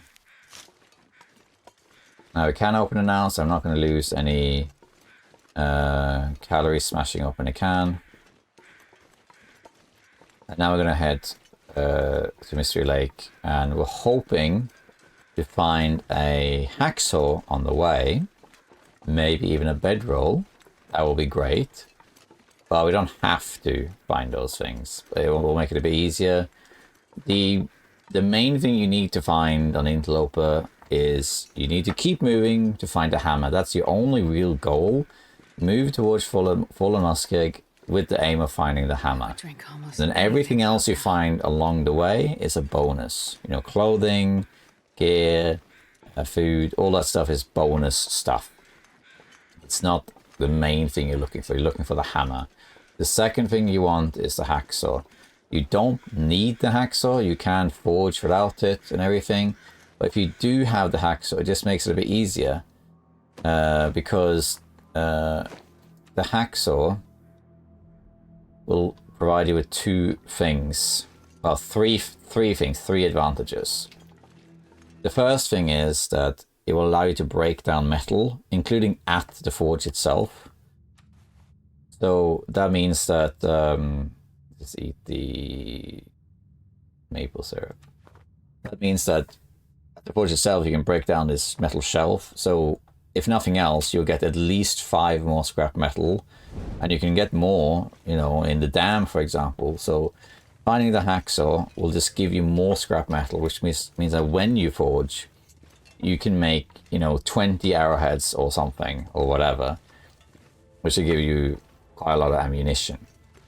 The second thing is that if you do find a hacksaw, you can start cutting down saplings right away. So from day one, you can start grabbing saplings and cutting them down and curing them. And if you can even carry them with you and cure them while you sleep, so that when you then get to, say, Mystery Lake and go to whatever base you choose, let's say it's camp office, you can just leave it there to cure while you go forging. And by the time you've forged, those saplings will be close to cured.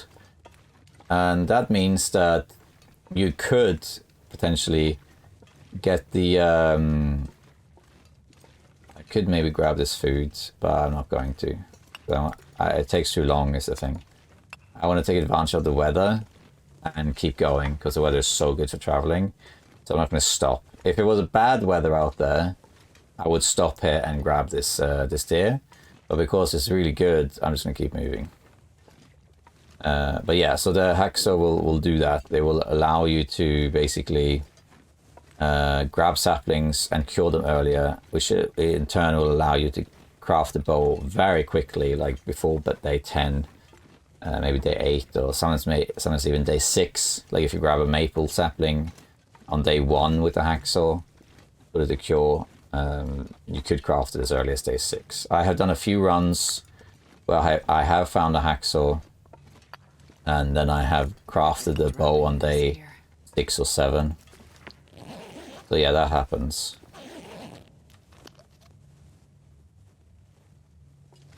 The third thing about having the hacksaw early is that it will allow for carcass harvesting to be easier. Let me just check it. So, as you may have noticed in this video, whenever I have stopped to harvest a deer carcass, for example, that's frozen, I have to make a fire to thaw the carcass first before I actually harvest it using my hands. If I had a hacksaw, then that wouldn't apply. With a hacksaw, you can just start harvesting the carcass right away.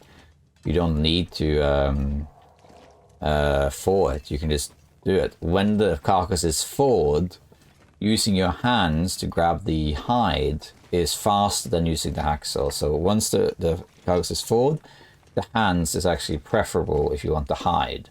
But for meat, the hacksaw is just so much faster. So that's another thing. So having the hacksaw in the early game is still really good. It gives you 3 massive things: early saplings, more scrap metal, and faster carcass harvesting. Those are 3 benefits to having the hacksaw in the early game. So that's good, and you want that, but it's not essential. As you can see, I don't have a hacksaw, and I'm doing just fine. If I had one, it would have been easier, and it would have been more efficient also with regards to grabbing stuff. So again, you can see the weather has turned foggy now, but other than that, it is still good. It is 3 degrees. I have the torch, so we'll still actually, with the torch at least, we'll still be warm for a little while, a few hours at least. Once the wind picks up though, then it will get cold. But this is, if you get possibilities like this, I could grab the rabbits, by the way, just for some extra food. It's not really much risk to it here. And make mittens, but I already found the rabbit skin hat anyway. But I wouldn't bother, unless you really need the food, I wouldn't bother too much with rabbits early in the game. They're so easy to find. And you can kill them with stones or the fire-hardened arrows, you know. But yeah, in general, I would say that if you get opportunities like this, take them. Doesn't matter what time of day it is. If you can travel on Interloper, especially in the early game, and it's warm or just mildly cold, you should do it. Even if it means forgoing looting some places. Like now I planned to go to Signal Hill, but it didn't. I could have gone to Signal Hill, I could have gone to Thompson's Crossing, I could have gone to Three Strikes Farm. There's several places in Pleasant Valley that has a hacksaw or is likely to have a hacksaw. If I had searched all of Pleasant Valley, I probably would have found a hacksaw. But I would rather keep moving, because as you have seen in this video, sometimes the weather is the exact opposite of this. It's terrible. There's blizzards or strong wind, And you just travel for like a minute or two and you're already cold and freezing and losing health, right? So if you have an opportunity like this, where I've traveled all the way from the farm, all the way up here, and I haven't lost any health because I'm still warm, and I'm actually slowly regenerating while doing this, that's a really big advantage. So as long as you're not missing out on something really important that you need, I highly recommend doing this. Okay, we're going to take a quick stop here to check this cave. This cave over here can have a bedroll and a little bit of loot. We're just going to check to see if that's the case. It's one of several possible spawns. Doesn't look like it's here. We do have some pork and beans though. And some lantern fuel. And this container. It's a, ooh. Wool sweater, that's good. It's definitely better than both of these, yeah. Ooh, plus 12 degrees, even warmer. Okay, so here, I don't have the hacksaw, but I'm going to go up here anyway. If you need maple and you haven't found it yet, when you get here, instead of going on the ice, go up here. Go up this slope. This will lead you to a small little plateau at the top of Winding River. There's a campfire. You'll find some mushrooms, some wood. You might be lucky and find some food, but more importantly, there's 2, sometimes 3 maple up here usually. So if you really struggle to find maple, just come here, and then you'll find it. It should be up here where it's flattening out. There you can see there is there's mushrooms here. There's a deer carcass, and here's the maple. So there's 2 of them. I've seen 3 as well, but it's more common on Stalker. There's 3. You get down, you can go the same way. Here's some wood as well. We're just going to leave the wood though. And you can just go down here, or you can go this way. It doesn't really matter. It's pretty safe either way. But if you do smell, then keep in mind that the wolves will come to you, and they could be waiting for you down here. Just keep that in mind. The maple, by the way, is something people often struggle to find. Birch is not too hard to find, and people will find like groups of 5 birch saplings and that sort of thing. But sometimes people struggle with maple. If you really struggle, you can come here and grab those 2, and you're good. You only really need 1 maple. But I would recommend getting at least 2. There's several reasons for that. The main one is that when you're level 1 archery, especially, your bow will break really fast. The first bow that you make is not going to last. It will break fairly quickly. You will use it enough to get quite a few good hunts in. You know, you can kill a bear and a moose, and you can do a little journey. But so, for example, if I hadn't spawned in Ash Canyon, what likely would have happened is that after I reached Desolation, Fallen Muskeg, regardless of where I spawned, once I made the bow, I probably would have then gone to Ash Canyon and then hunted bear and moose on the way. And the bow would be just fine for that. But it doesn't take too long for the first bow to break. But as you level up archery, the bow condition reduction is reduced. So basically the bows start lasting longer when you use them. But the first bow you make tends to break fairly fast. But then second onwards. So that's why you really want to have at least 2 maple. But in principle, you can just pick up as many as you want. Then you just cure them in the base and you use them when you need them. Some also needed for the trade if you have the DLC. Also keep in mind that if you do play with the DLC, then you have access to the sled, the Trawa.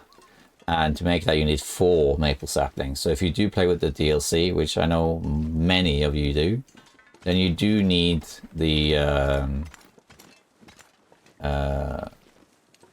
you do need it for that, the maple. Okay. I might make a quick fire by this deer carcass that's over there. Let me just quickly see here if there's anything. Doesn't look like it. Yeah, it's going for a rabbit. Here's usually a little bit of scrap laying around. So you can also grab, here's one. This part here looks really unsafe. So a lot of people don't know this, but of course when you come out, this is when you come out of the dam. To get back in, you have to go over this ledge here. It's pretty safe. It used to be a little bit less safe before, but it is pretty safe. Just be a little bit careful right here in this crack, but just go to the left, and that's pretty much it. It takes a lot to fall down. Even if you do fall down, you're not dead. You're just going to land on the damn slope, and then you can actually goat down it. Now, I might actually, there's a deer carcass here, I might actually make a fire here. Only because I'm running out of torches. Is there a deer carcass? There should be. Maybe there isn't. Here it is, yeah, okay. Varies where it is. Let's just make a fire. We could harvest the deer, I mean, why not? We don't really need to, but we could. See if we can remember the pelters.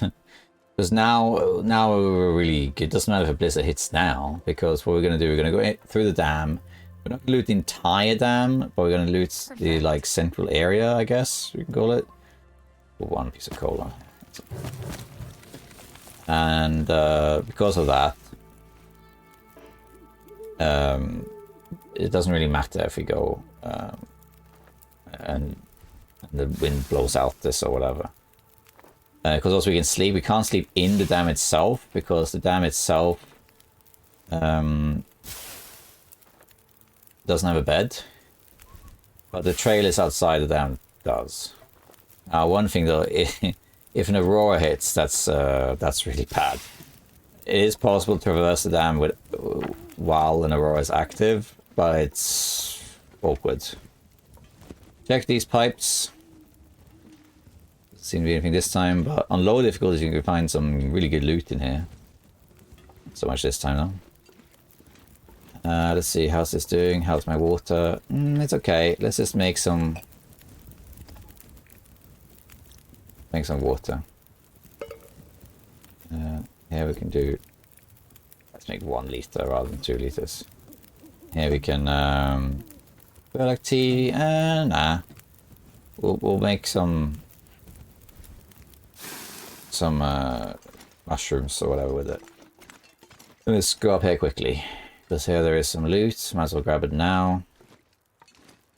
You can put these reclaimed wood on there as a backpack. I guess that's it. So let's go back down.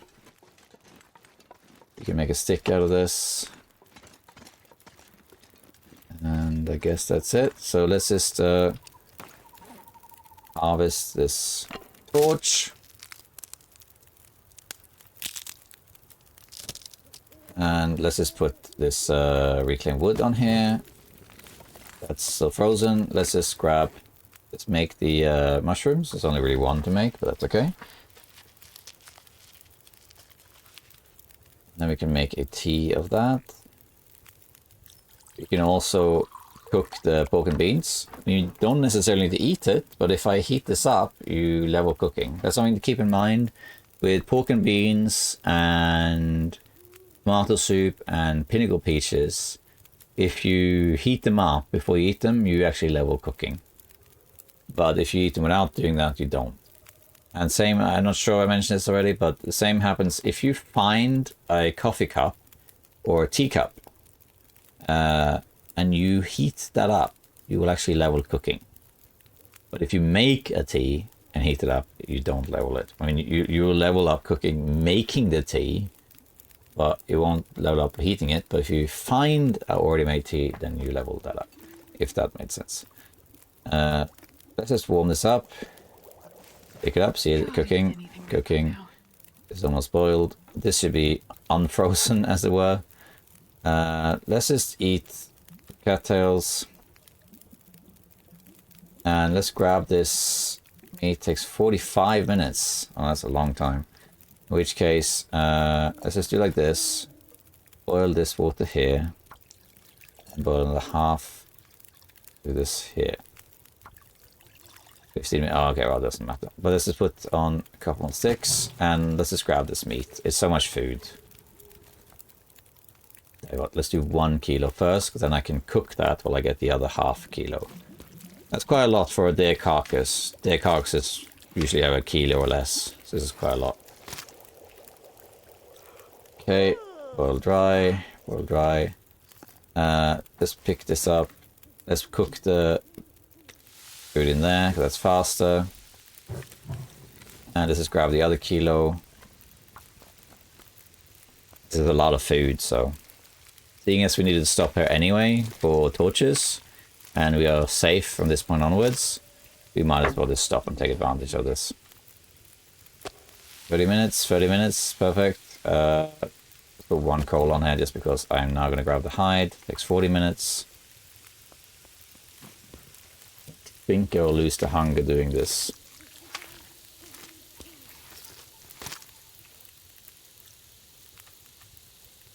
Almost did. Almost did. That was close. I was down to 1 calorie. Do you see? 1 calorie. That was way too close. Alright, we got a bunch of food from that. I'm not going to take the guts. I could take it, but I'm not going to. Let's grab some more torches. And we don't have an aurora, so let's just keep going.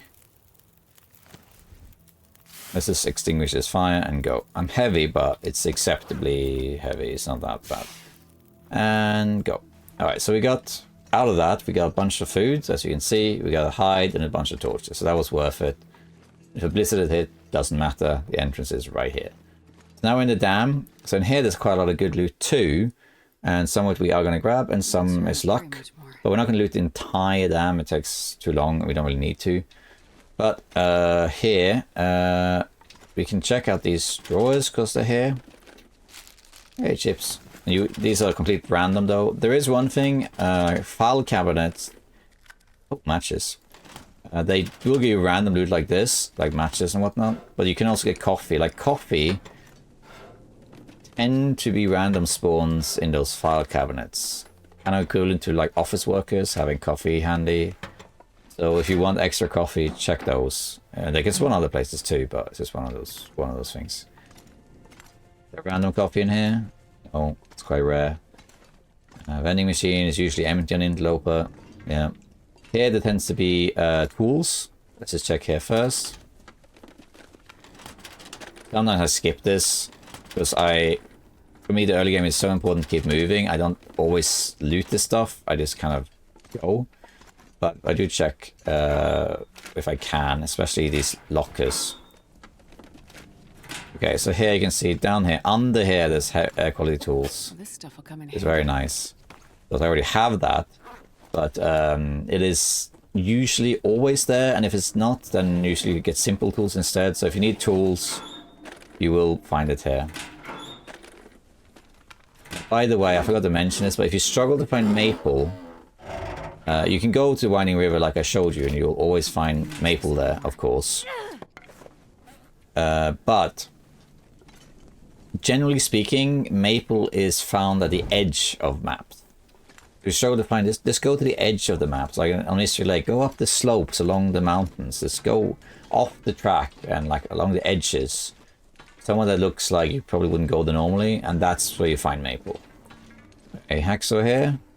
No, but we got work boots. Always check under these stairs. You can find really good stuff under these stairs. I think I can use this. These are new work boots. They're much better than these boots, that's for sure. Oh yes. 14 degrees now. See how this is turning out? Very nice. And if you want to, because now you have safe house mode, you could just enter safe house mode and move these crates to see if there's anything inside. If you want to. But I'm just going to tell you now, as far as I know, there's nothing in any of the crates in the dam. Several people, including myself, have broken down all of the crates in the dam. If you do that, you do get a ton of wood. You get like 400 reclaimed wood or something. And there's so much metal here as well, because you can break down so much metal stuff.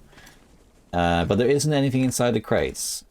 There's only certain crates in the game that have loot in them, or that can have loot in them. It's like 10 crates or something. Like at the summit, I explained to you there's matches inside some of them. There's some other ones like at the forge. I'll show you this one. And there's some other ones. So there are some crates that have or can have stuff in them, but most crates don't. The owner's around. I'm looking for a hacksaw here. Hammer can also be here, by the way, so check here for a hammer. I can also be up ahead. Yeah, there can be a hammer too, I believe. Could be wrong, but it doesn't matter. See what I mean? I haven't studied the loot tables. I don't know all of the spawns or exactly where it is, but I just know it's like around here. So, you know, you just look. Just look for it. Using all my bad torches. I don't see anything around here. I think on lower difficulties you can find a knife around here as well. Yes, just keep your eyes peeled for tools. I believe Mr. Lake has a guaranteed hammer, but it does vary where it is. It's very often in the dam, but it can also be in trappers. It can be in lookout tower. Hey, there we go. Perfect. Told you. You gotta look everywhere. And this is kind of like a strange place, isn't it? Like just here. Down. Why would you even go down here and look? Well, this is why. See what I mean? You gotta look everywhere. On Interloper especially, the developers are very good at hiding tools. It can be behind this, under this, whatever. So you gotta look. So now we have the hacksaw, which means we have more metal. And in fact, we might want to break down some metal before we go to the forge. And if so, we have to do it here at the dam. Because Mystery Lake is a bit unusual in that there isn't a lot of metal to break down in Mystery Lake. Because they're all cabins and stuff. And there are a couple things you can break down. Lamps and stuff. But for the most part, there's not a lot of stuff you can break down in Mystery Lake. Metal-wise, that is. So I would recommend doing it here in the dam. Now, of course, right now it's night, so I can't really do it. But we'll come back in after we slept. Here there can be a storm lantern, which we do want, if we can find it. I'll take it. Means more fuel. Storm lantern, though. On lower difficulties, there's arrows in this door. You want to check that. If you come from this direction, also make sure you turn around. I wonder if I can drop any. In here, there can be different miscellaneous loot up there, for example. But at the moment, because I have the hacksaw already, I'm not going to loot all that stuff. There can also be tools, like right here, behind this column here. So, yeah, there's a lot of stuff around here. But I'm not going to loot everything, so I'm not going to loot this floor. There's loot up here, up there. I think right there, there's usually a flare. But we already have, you know, I have flares. I don't need it right now. I could pick all of it. I could loot all of it right now. Just carry it with me, dump it at my chosen base, and then that's it. But I don't really need to, so I tend to just loot the essentials and keep moving, and then I'll come back to it later.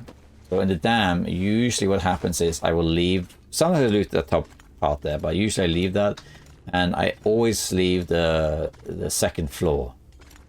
So here in the dam, the floor above this floor I'm coming to now, the office floor, there's a ton of file cabinets and stuff. And yeah, it's no point really looting that at this stage in the game. Like, you're just gonna find random stuff. Find maybe some matches or coffee, fire log, sure. You know, so see what I mean? You don't really need this. And very often, I will leave stuff behind here in the dam because I don't really need it for now. So it becomes like a mini base. I do check in here though, because here you have, for one thing, a first aid kit. And tablets can be handy. I'm gonna start doing this now.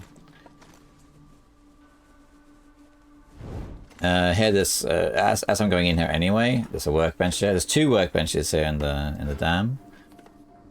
So if you need to break one down, you know, you could do that. So you can make the woodworking bench in your base.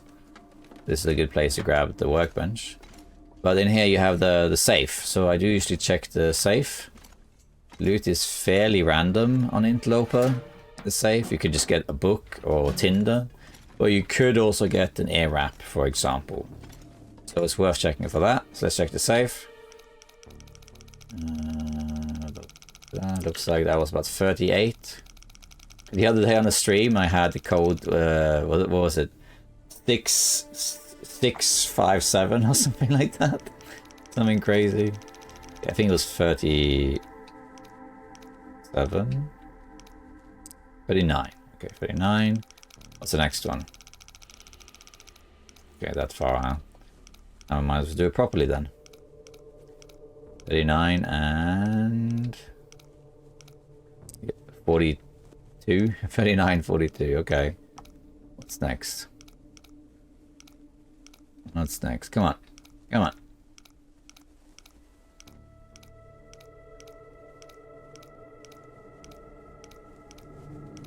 Gonna make me do all the rounds. Tell me it's like 30 again. Torch is flickering. Yeah. I'll take it. Gold wolf pelt? Okay, that's unusual, but I'll take it, I guess. If you exit and go back, it will reset. I also usually check over here because there can be some like drinks and stuff here. It has tools, for example. And there's sometimes a drink on this desk over here.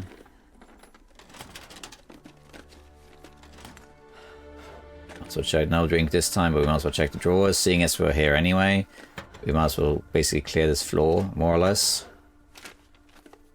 Oh yeah, these two as well. We can also find a storm lantern here. Not here, but a bit further up.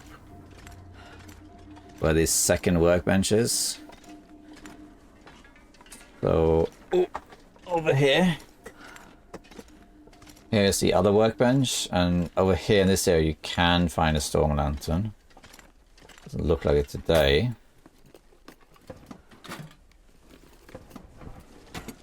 No. And there's more cabinets. Might as well open them as I'm here. And then sometimes, including today, a book, we're gonna leave the book. I leave the rest of this floor. So this way now, over there, there's some more lockers. There's a bathroom. If you play low difficulty, the bathrooms often have shell casings in them. So this stuff, and then the floor up top through this door here, there's offices with a ton of file drawers and a ton of stuff to loot. But you don't really need it, is the thing. So yeah, we're gonna come back here though to grab some metal. I do check these though. If I'm too heavy, then I will leave some stuff behind here or in the trailer. Check this stuff. Now we have a hack, so we can grab some metal. We can also start grabbing saplings. And we might want to do that before we start curing. Could go back to the winding river and grab those maple, but I don't think that's necessary. There's some more maple on the outskirts of Mystery Lake, which we can just grab. Is that how 45? That's not that heavy once I rested, so I think just take it with us. I'm not going to be able to carry this load for much. Okay, it's almost morning, but that doesn't matter because once we rest for 10 hours, it will be around noon.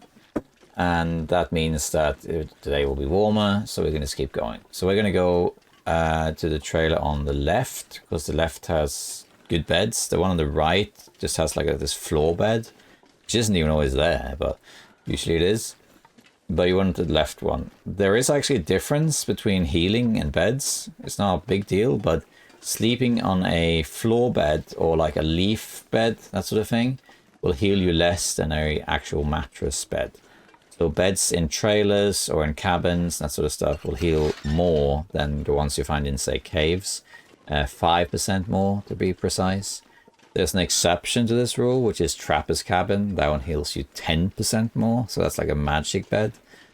But now also with Safe House customization, there's an even worse exception, which is the bear hide bed. If you make the bear hide bed, you heal 64% in one night, which is absolutely bonkers on Interloper.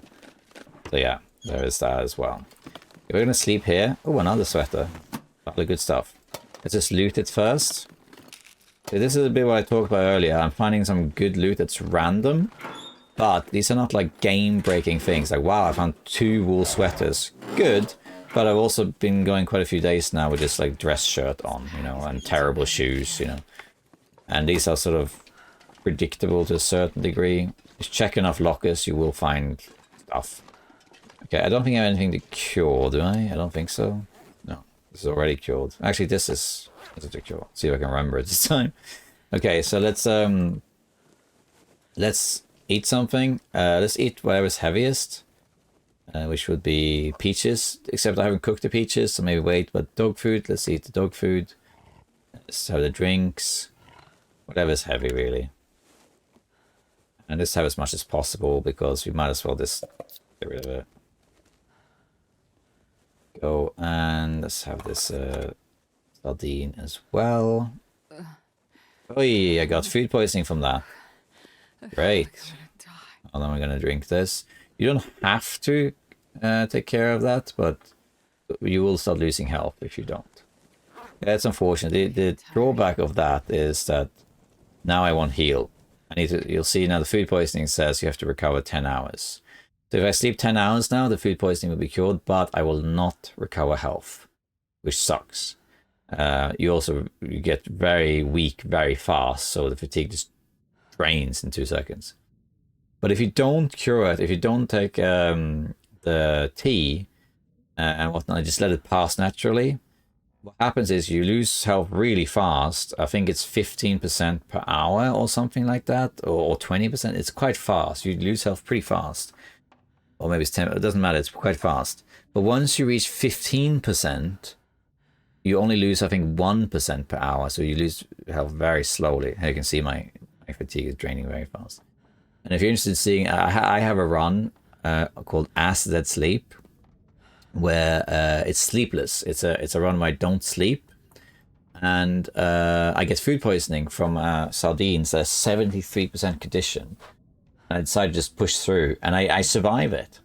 So As That Sleep doesn't have health regeneration except for the stims, and I survived because once I got to like 15% health, the health loss was so slow that I was able to outlive it in time. And yeah, so you can outlive food poisoning without curing it. But yeah, I would recommend curing it.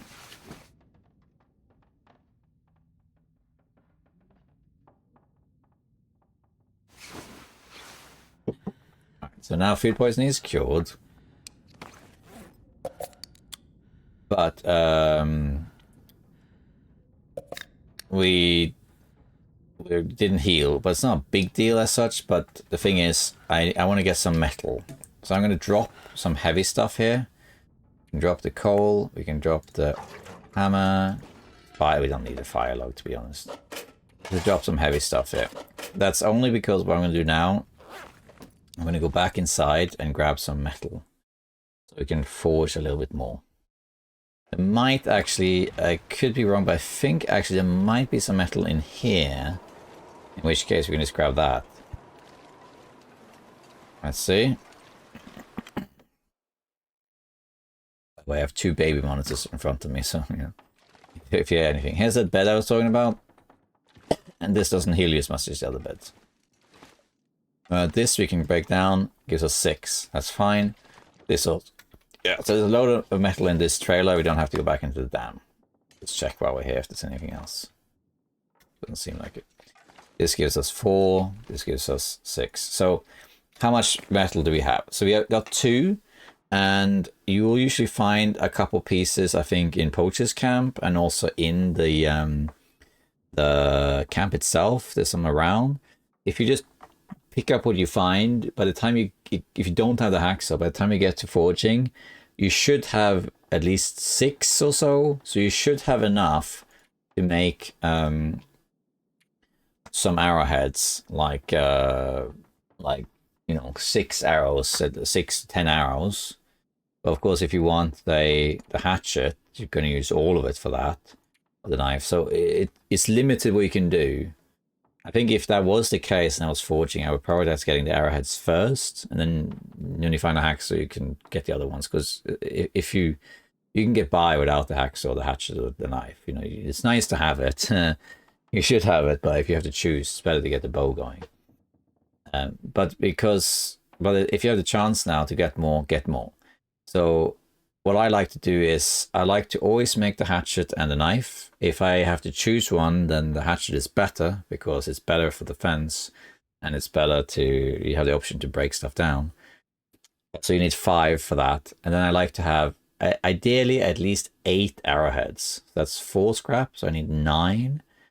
But you can make as many as you want. You can make 100 arrowheads if you want, but I would recommend having at least 6, ideally at least 8, because you're going to miss a lot. And if you fight a bear, and let's say you hit the bear in like, you could shoot the bear once and let it bleed out, but if let's say you don't do that, you could hit like 8 shots in the legs or whatever, and it still doesn't die.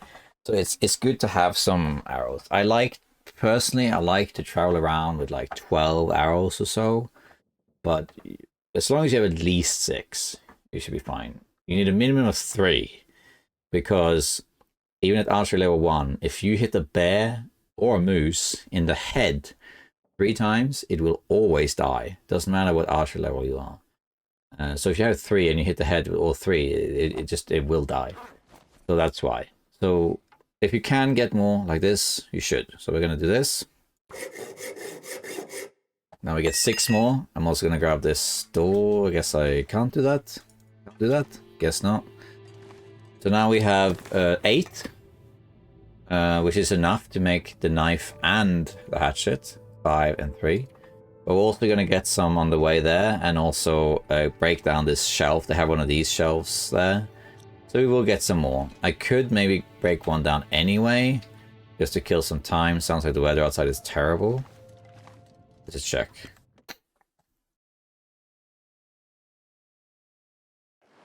Yeah, it is terrible. So I might as well grab some more then, because there isn't anything else really. Let's just grab some more in that case. And I think we'll do one more. We don't really need this much, but there's a blizzard. Let's do it. There we go. I think blizzard ended, but I think we should sleep. Depends. I'm starving. Yeah, it's too cold. -6, not the worst, but the wind is terrible. I have to go against the wind as well. If this wind dies down, we could maybe go. Let's just go in here first. Okay, let's just pick up all this stuff. This pack is getting kind of heavy. Give us a better idea of how much we weigh. Okay, first, we're not going to carry this fire log with us. It's pointless. Let's drop some stuff. We don't need this much tinder either, for now anyway. Drop a few of those. We can drop some clothing. We don't need this hat or this hat. I take the scarf, I guess. We don't need this one. We found the second one, wool sweater, yeah. This is cloth, but we don't really need to wear it. Notice how, even though this sweater is better, and then there's this is better for like wind proofness and such. On Interloper, the main thing you care about is warmth. All the other stuff, like wet resistance or wind resistance, doesn't really matter. It's not that they don't play a role. They do play a role, so they do matter. But what you really care about is how warm you are, because you're on this knife's edge of warmth all the time.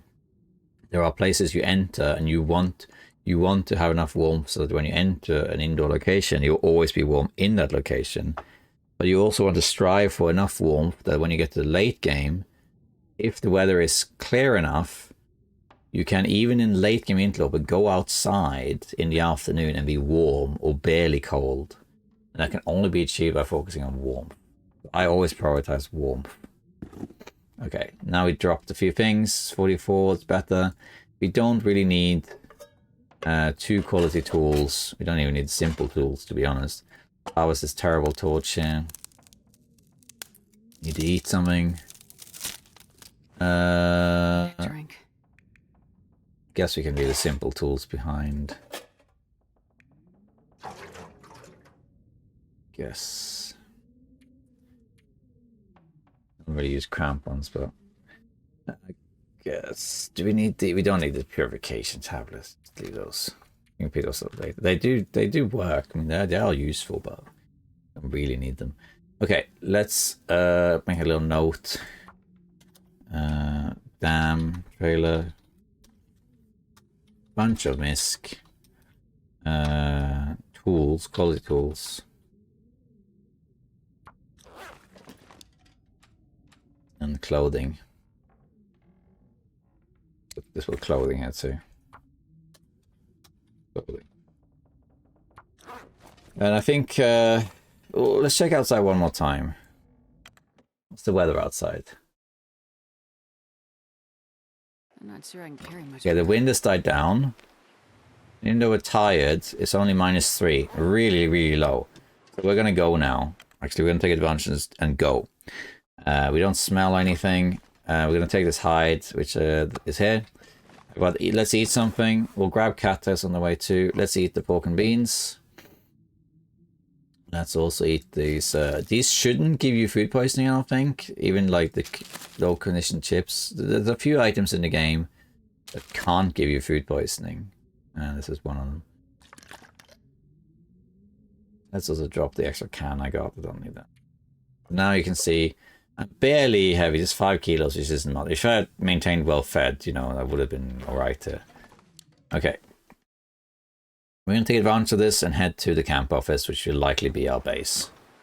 We got a sunset, beautiful sunset, red sky, red mist. This is visual enhancement for you. There's an aurora coming, you can hear the aurora. There's a faint little hum in the background. And it's coming. The effect of the aurora won't take effect yet, so we don't have to worry about it. But we might want to run at some point. We have a little bit of a dilemma now, because if we get the aurora effect triggered, you will get aurora wolves, and we can't really scare them off. I mean, we can, but not great, so I'm not going to pick up every cattail here, but I do want to pick up some more cattails. Just a little bit of birch bark here. And I do want to go this western half here, because there's a chance of a bedroll spawn there, which I want to go and see if it's there. And leave the rest of the cattails. I'm just grabbing the ones that I close by. I don't want to dilly-daddle here for too long. There's usually also birch here we can take, so we can start making arrows. Over here, there should be birch. I think it's guaranteed, actually. It's one of several possible spawns. Looks like it's not here today. It's alright. Take this corpse. So I want to go this way, because there's a hunter's blind there that can have a bedroll. So I want to check that out. But there can also be a bedroll in camp. Camp office has a decent chance of having the bedroll. Only thing about going this way is that if there's a wolf in the way, it's a problem. Particularly if it's an aurora wolf. Again, the effects of the aurora hasn't happened yet. It takes about an hour in game or so for the aurora effect to happen. And you'll see the animals just poof disappear, and then the aurora wolves come in. So I got a little bit of time, but not a lot. As long as I can get to the lake, it's fine. And if I have to, I'll double back. Because I hear in this area here, it's kind of like, I call it Alan's clearing. Is that an aurora wolf or regular wolf? It's a regular wolf. Right, we can walk this dog, because he's not going to turn into an aurora wolf. He will just disappear. You can see the deer up there is still out.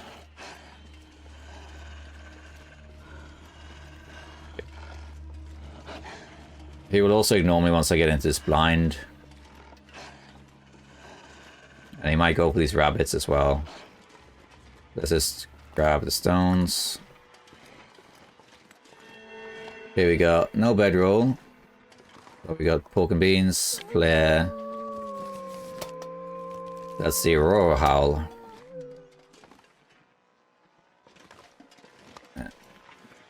That was the wolf I was worried about. He howls like an Aurora wolf, but this is not an Aurora wolf. You'll see that soon this wolf will just poof out of existence. And then Aurora wolf will take its place.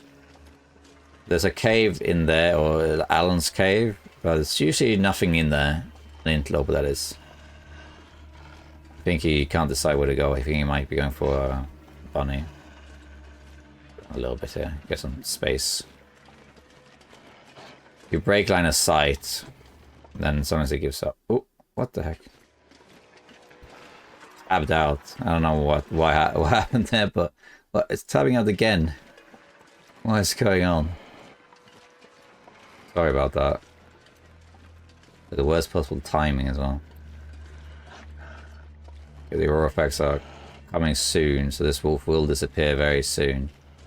I would have liked to grab some more cattails, but that's a problem. You can go for this rabbit instead.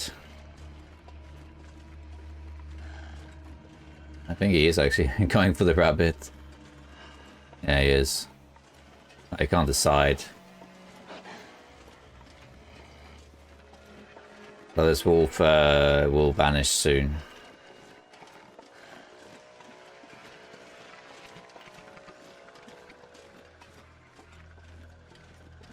Basically, once the lights are active, like when the lights start flickering around buildings, that's when the effect of the Aurora has happened.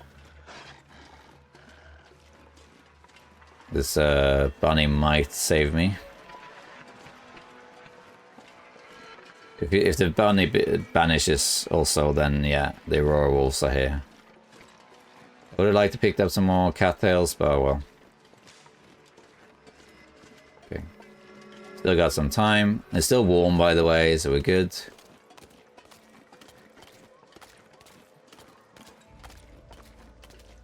Alright. I think we are good. So far, still the effects are lingering. Okay, we're good. If the Aurora wolves had triggered and are blocking the path, well, I could have gone up there where we saw the rabbit. Go there, and then you end up here, and you just walk along the upper ledges here, and you'll probably get a sprain, but okay, here's the Aurora. See that? Right there, now the Aurora wolves have come. But they work the same way as regular wolves. They can be distracted by stones and that sort of stuff. Now let's just grab some stones. They also, fortunately, tend to be buggy. They tend to do exactly this. They get stuck in a howl animation. They just howl and bark for a long time. And very often when they get out of that animation, they flee. So, yeah, see that. And then what you can do is just crouch also. This is why it's very important not to stink, right? If I had brought the guts with me, then that would be a problem. Did he see me? Yeah, he did. That was unlucky. Do you see that? I went out of crouching, and at that exact moment, the wolf turned around. That was unlucky. But you can walk the dog.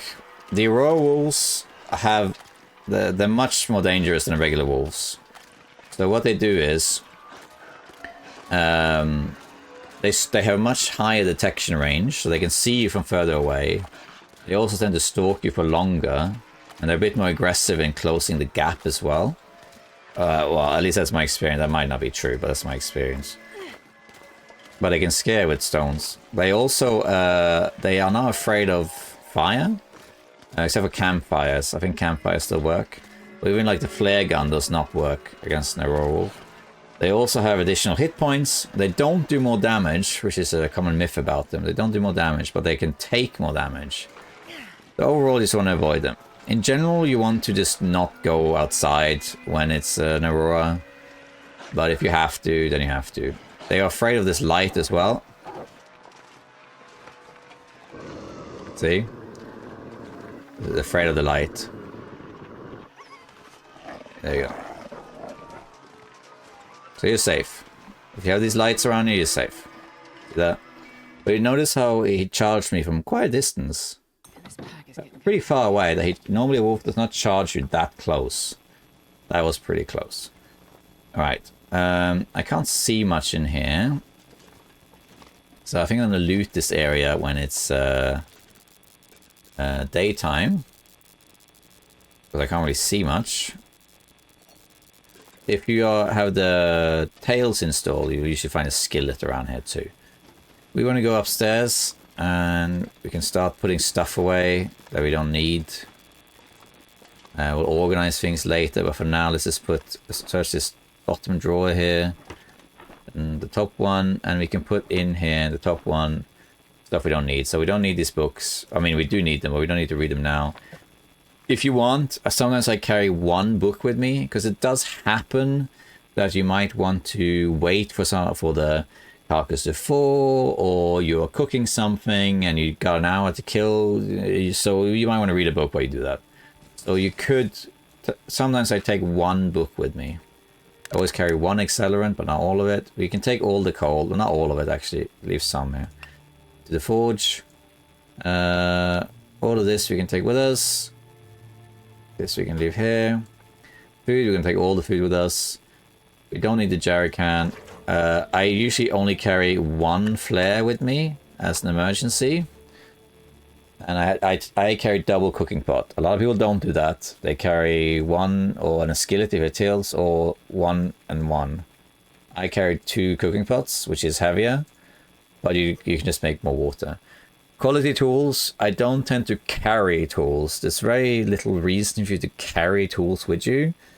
It's not really necessary. They are base things. So put that there. The woodworking tools is the same, but doesn't fit. A whetstone, let's put a sewing kit in here. Okay, this is almost full. Let's go on the other drawer. Let's put in the woodworking tools here. Whetstone, yeah, we can just carry it, it's fine. The arrowheads we don't really need to carry with us, I guess. Let's put those in here, and also some charcoal. I'd like to have some charcoal on it. These are cured pelts, we put that in there. We'll put the fresh one here to cure. We're going to take all the scrap with us. I think that's it. As you can see, we're already lighter. Yeah, we'll loot the rest in the morning where we can see a bit better. I'd rather not use a light for that. Let's, I think we can just sleep. Before we sleep though, let's just do some crafting. Let's get the birch bark and what have you. There we go, and also the mushrooms. We got one of them.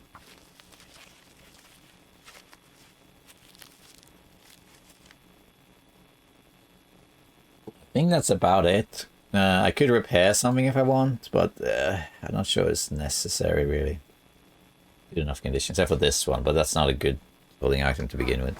So I think we'll just sleep. Let's eat something. Let's eat, no, this we can heat up, so we won't do that. We'll eat some cattails. I'm not worried about food because in Fallen Musket there's so many cattails. Unless I'm traveling in a blizzard or something, I'm not too worried about it, so I'm going to eat a bunch. In general, I recommend that you always carry 12 cattails with you. That is a reserve food. If you have watched my other videos, or you plan to, you'll see that in my main runs, particularly on Interloper, so a road to 500 days, for example, I always have 12 cattails on me. Always.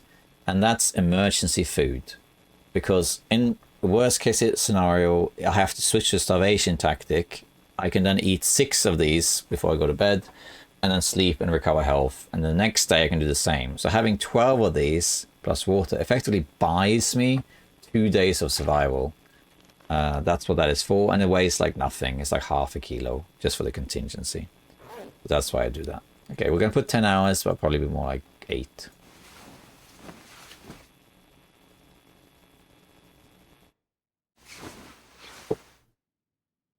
It's almost morning, not quite. So we can actually almost read. Let's see if we go back to here. And we take a book out, and the most important one is cooking. Fire is good, archery is good, cooking is best. Let's take a book out. Let's drink as well. And we can read the book waiting for it to get light. At the moment we can't read. When it's considered light, like if I try to read now, it will tell me that I can't, it's too dark. When is it light? Well, on the horizon, if you see the sun's coming up. When the middle part of the sun is above the horizon, it's light. So if I pass a bit of time, so about there, yeah. So now you see the half of the sun is above it, so the horizontal beams are above the horizon. So now you can read. If not, then it's like in a minute. So if I now click read, it's still too dark. But if I wait like just a millisecond, there for example, hey, survive an entire night outside. Really? Does that count though? I mean, I guess it was most of the night, but not the whole night. So anyway, now I can read. 1 hour. See, now I can read. The same goes for crafting. And now the light's coming back, so I can see a bit more around me. Still kind of dark though, so let's read 1 more hour. Since now I started reading this book, I might as well take it with me in case I get some downtime somewhere. There we go. And now I can see a lot. And my weight is okay. Yeah, so got 5 left. And I lost well-fed. When was that? It was somewhere over here. So I'm quite close to getting well-fed back. Now we can look around, see if there's anything else around here. And there's this. Look closely, because there can be a mag lens lying around here, including behind some of these things. If you're in doubt, enter safe house mode and move things around if you're not sure. But yeah, you can find a mag lens.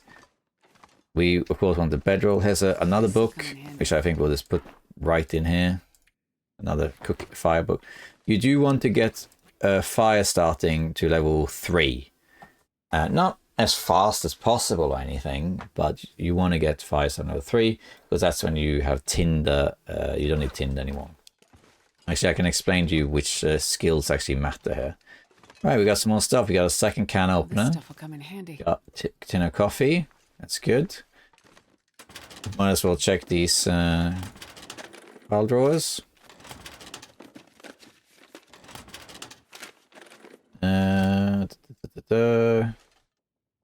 Nothing to it. Look in here. No. Sometimes I missed something, so just shout if I missed it. Can, we don't need the can. And here, another can. Don't see anything here. As long as there's mag lens right there. Not today. Redstone and Excel, that's nice. This hook is always there. The other stuff is not. And then we have this. No bedroll though. Bedroll could be a few other places. I think we might check one of them. Okay, so that's quite a bit of loot. Let's just drop some of this back here. I wouldn't mind grabbing some maple that I can cure, but the time frame is not that big a deal. Let's put that there, and I think we are good otherwise. Coffee. I'm going to carry the coffee around. We don't need 2 can openers. Too much. Okay. Yeah, we can put the... How much cloth do I need actually for the... I think it's 3 in 1. There's 1 and 1. Oh, okay, so there's 2. Okay, well. And let's put some of this in here too. No, I just can't fit. That's fine. Okay. Let me just briefly, before we head out, quite early in the morning, so we might want to sleep a bit longer anyway. But let's just have a little quick talk about the skills. So these are all the skills in the game. What day are we at? 9. So this isn't a speedrun by any means. This is just taking it slow and making sure you do it. You don't want to spend too long getting the bow, but try and get the bow ready by like day 20. Because it depends on where you spawn and how lucky you are with loot and what have you. But it's perfectly possible to get the bow and start hunting by day 6. You can do it even earlier. If you spawn in Hushtree Valley and go to Grandmother's house in Milton, there is a chance of a cured maple sapling there. There's also cured maples you can get in memento caches and stuff. So it is possible, and then you can get cured guts in, I can't can't remember where, but there is somewhere. So it's technically possible to get the bow on day 1 or day 2, but usually that doesn't happen. But it's not uncommon. I've done many times the bow has been ready on day 6 or 7. Yeah, it's likely to be close to day 15 or something like that. Anyway, let's talk a little bit about the skills. We haven't really done that. So these are the skills. There's also 2 hidden skills in addition to these, which is repairing and well, what's the other one? I've forgotten what the other one is now. Yeah, sharpening. So when you sharpen something with the whetstone, you gain repair skills. Sorry, you gain sharpening skills. The only thing that achieves is how much you sharpen something. So initially when you sharpen a knife, it repairs 3%. As your skill goes up, it changes to 4 and then 5. So that's all it does. The repair one is a skill that is increased as you craft things and you repair things. And it's the same thing. It basically is like, say here, it says repairs, its chance of success. Basically, this number will go up as your repair skill goes up. That's all it does. But it doesn't change more than that. So that's why it's like a secondary skill that's kind of hidden. I wouldn't worry about those at all. Just let them happen naturally. But here though, there's a few things to keep in mind here. So all of the skills go from 1 to 5. And some of them are very important to level and some are not that big a deal. Let's just go through them in order. So carcass housing and most of the other skills are the same, follow the same principle. Whenever you level them, what they basically do is they just marginally improve the skill. So cooking, for example, right, going from level 1 to 2, you get 10% more calories when you cook an item, right? And then next time, you know, they add something else, and then maybe they add now 15% calories, and so on. It just marginally increases each time. Fire starting, when it goes from level 1 to 2, now maybe it's 50% chance to start fires, and they last 10% longer. You see what I mean? Like, it's not game breaking to level it up, but things improve, right? That being said, there are a few milestones that are really important here, or noteworthy at least, particularly on Interloper. First, carcass harvesting.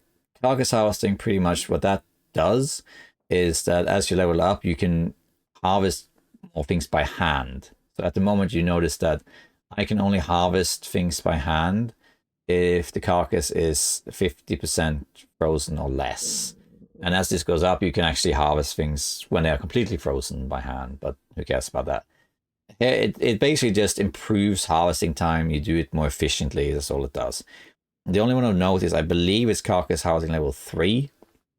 When you reach that, I believe it's at level 3, you stop losing meat when you harvest things by hand. So if you harvest a bunny or a ptarmigan by hand right now, you lose some of the meat because you're using your hand and you're clumsy, basically. But as you level that up, you don't get that anymore. On cooking, there's two important milestones. One is cooking level 3. When you get to cooking level 3, you don't lose calories smashing open cans anymore. So if you try and eat this, for example, without the can opener, if you do that now, you'll smash the can open and you'll lose 10 to 20% or so of the calories. So you lose calories. But when you get cooking level 3, then that doesn't happen anymore. But you don't get the can though. If you want the can, you have to open it with a can opener or a hatchet or a knife. So there's that. But by the time you get to cooking level 3, you probably found a can opener. But anyway, or you have a knife. And then the other thing, which is arguably the most important skill in the game, is getting cooking to level 5. Not only do things are stronger, they cook faster and so on, but at cooking level 5, if you didn't know this already, you become immune to food poisoning. So it doesn't matter what you eat, you're never going to get food poisoning and you're never going to get parasites. So you can eat ruined tuna, like canned sardines, ruined moldy food, doesn't matter, you're not going to get it. You only get food poisoning and parasites if you eat raw meat. Like if you eat raw fish or raw bear meat, then you can still get it. But other than that, anything that's basically cooked or found will never give you food poisoning. And that's really good. and also sets you up for the long run in the sense that you can then say hunt the bear and you get 40 kilos of meat and you leave it there. And when you come back 200 days later, it's ruined, but doesn't matter if it's ruined. As long as it's cooked, you can eat it. So that's really strong.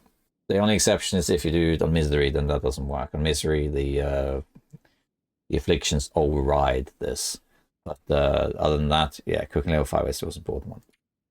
Fire starting, there's only really one, which is fire starting level 3. If you reach level 3 fire starting, then you don't need tinder anymore. So then bye-bye, you can just get rid of all this stuff. So you can carry a little bit less. You save half a kilo to a kilo of stuff. You can just get rid of it. It doesn't do anything anymore. So that's good. And I personally love fire starting level 5. Oh, it's great. Because fire starting level 5, you are effectively 100% likely to succeed with any fire. And it's twice as fast. So, oh, it's just so satisfying to start a fire. And it goes really fast. Oh, it's great. But it's not something to strive for. If you want to make things easier, what you can do is you can farm fire starting to level 5. Just light the fire, and while it's cooking or whatever, light another fire with a torch, you know, around it. Fine. Let's do a circle of fires and do that for a little while. And it shouldn't take too long before you get fire starting level 3. So you can do that. Same with cooking. There are ways to level up cooking faster. You know, cook every tea you find, harvest meat in small pieces rather than big pieces, and you can farm. It is possible to get cooking level 5 on day 1. People have done it. I think Archimedes did it. It is tricky though, but it is possible. And but most likely, if you tried, it would take more than that. But it's possible. So yeah, cooking level 3, carcass level 3 good, cooking level 3 good, 5 perfect, 3 good here. Ice fishing, there's not much to it. It just gets better. The more you fish, more likely you are to catch fish, and less likely the lines are to break. And that's pretty much it. Rifle firearms is not relevant on Interloper, so we're not going to really talk about it. All it really does is deal more damage, less swaying, that sort of thing. Archery, this is the same. It just improves your archery skill as you go up, in the sense that your bow lasts longer and your arrows do more damage, which is all great. There is one really good thing about archery, which is if you reach archery level 5, you can now crouch and shoot. Until you archery level 5, you cannot do that. If you crouch with your bow, you cannot shoot it. It just doesn't work. You have to reach level 5 to do that. Once you do that, you can hunt a lot easier, especially deer, which you can just crouch and get really, really close. Because if you crouch, the animals don't really see you. The detection range is lowered if you crouch. So if you have archery level 5, hunting there is pretty easy. You just crawl up to them and shoot them in the face. It's pretty easy. So that's good. And it doesn't take that long to get archery level 5, because you use it a lot, the bow. And also you do level archery just crafting arrows. So it doesn't take that long. Mending is the same as ice fishing in that it doesn't really do much. It's just your success rate increases and some other stuff. Mending level 5 is probably the last skill you're going to get to level 5. It takes forever to get to level 5 because you don't mend stuff. I mean, on my main run at the moment, I'm almost at 300 days and I'm still level 4. It just takes a while. Revolver firearm, nothing to really say here. That's now an interloper, and again, it's the same thing. It just does more damage. I think you get aim assist at level 5, but yeah. Gunsmithing, this one's, I think it's pretty linear. Here it says crafted ammunition is 20%. And I think that next one is 40, and then the 60, 80, and 100. that's pretty much it. It just improves the quality of it. That's it. You can level these in Interloper, by the way. This one, rifle and roll, you have to do it by books. Gunsmithing, you can get level 5 in Interloper by forging, because there are a couple of rounds to be found in Interloper that have been there for years. It may have been a bug initially, but they never really removed it. So in Hashtra Valley, it's not uncommon that you can find like 3 bullets for the revolver, or sometimes the rifle. And what you can do is you can harvest those bullets and you get shell casings.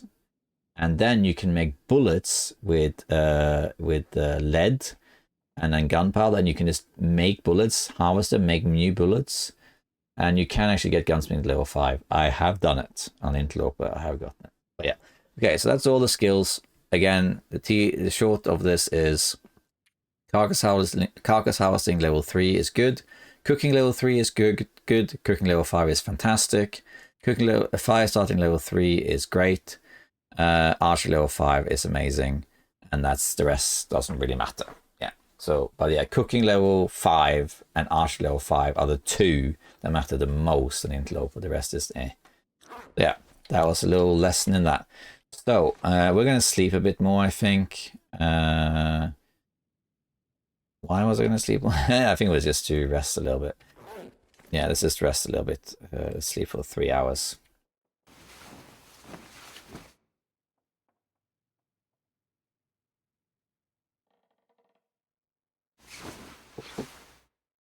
Alright, fully rested. We recovered some health.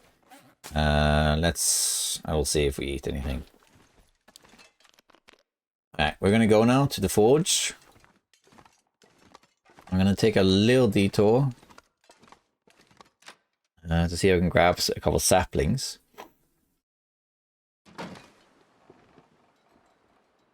Okay, it's foggy, but that doesn't matter.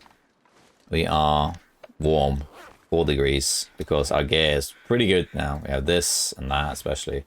14 degrees is great. We're going to go here. This is the access, as it's called, the western access. We got a couple sticks. We don't have that many sticks.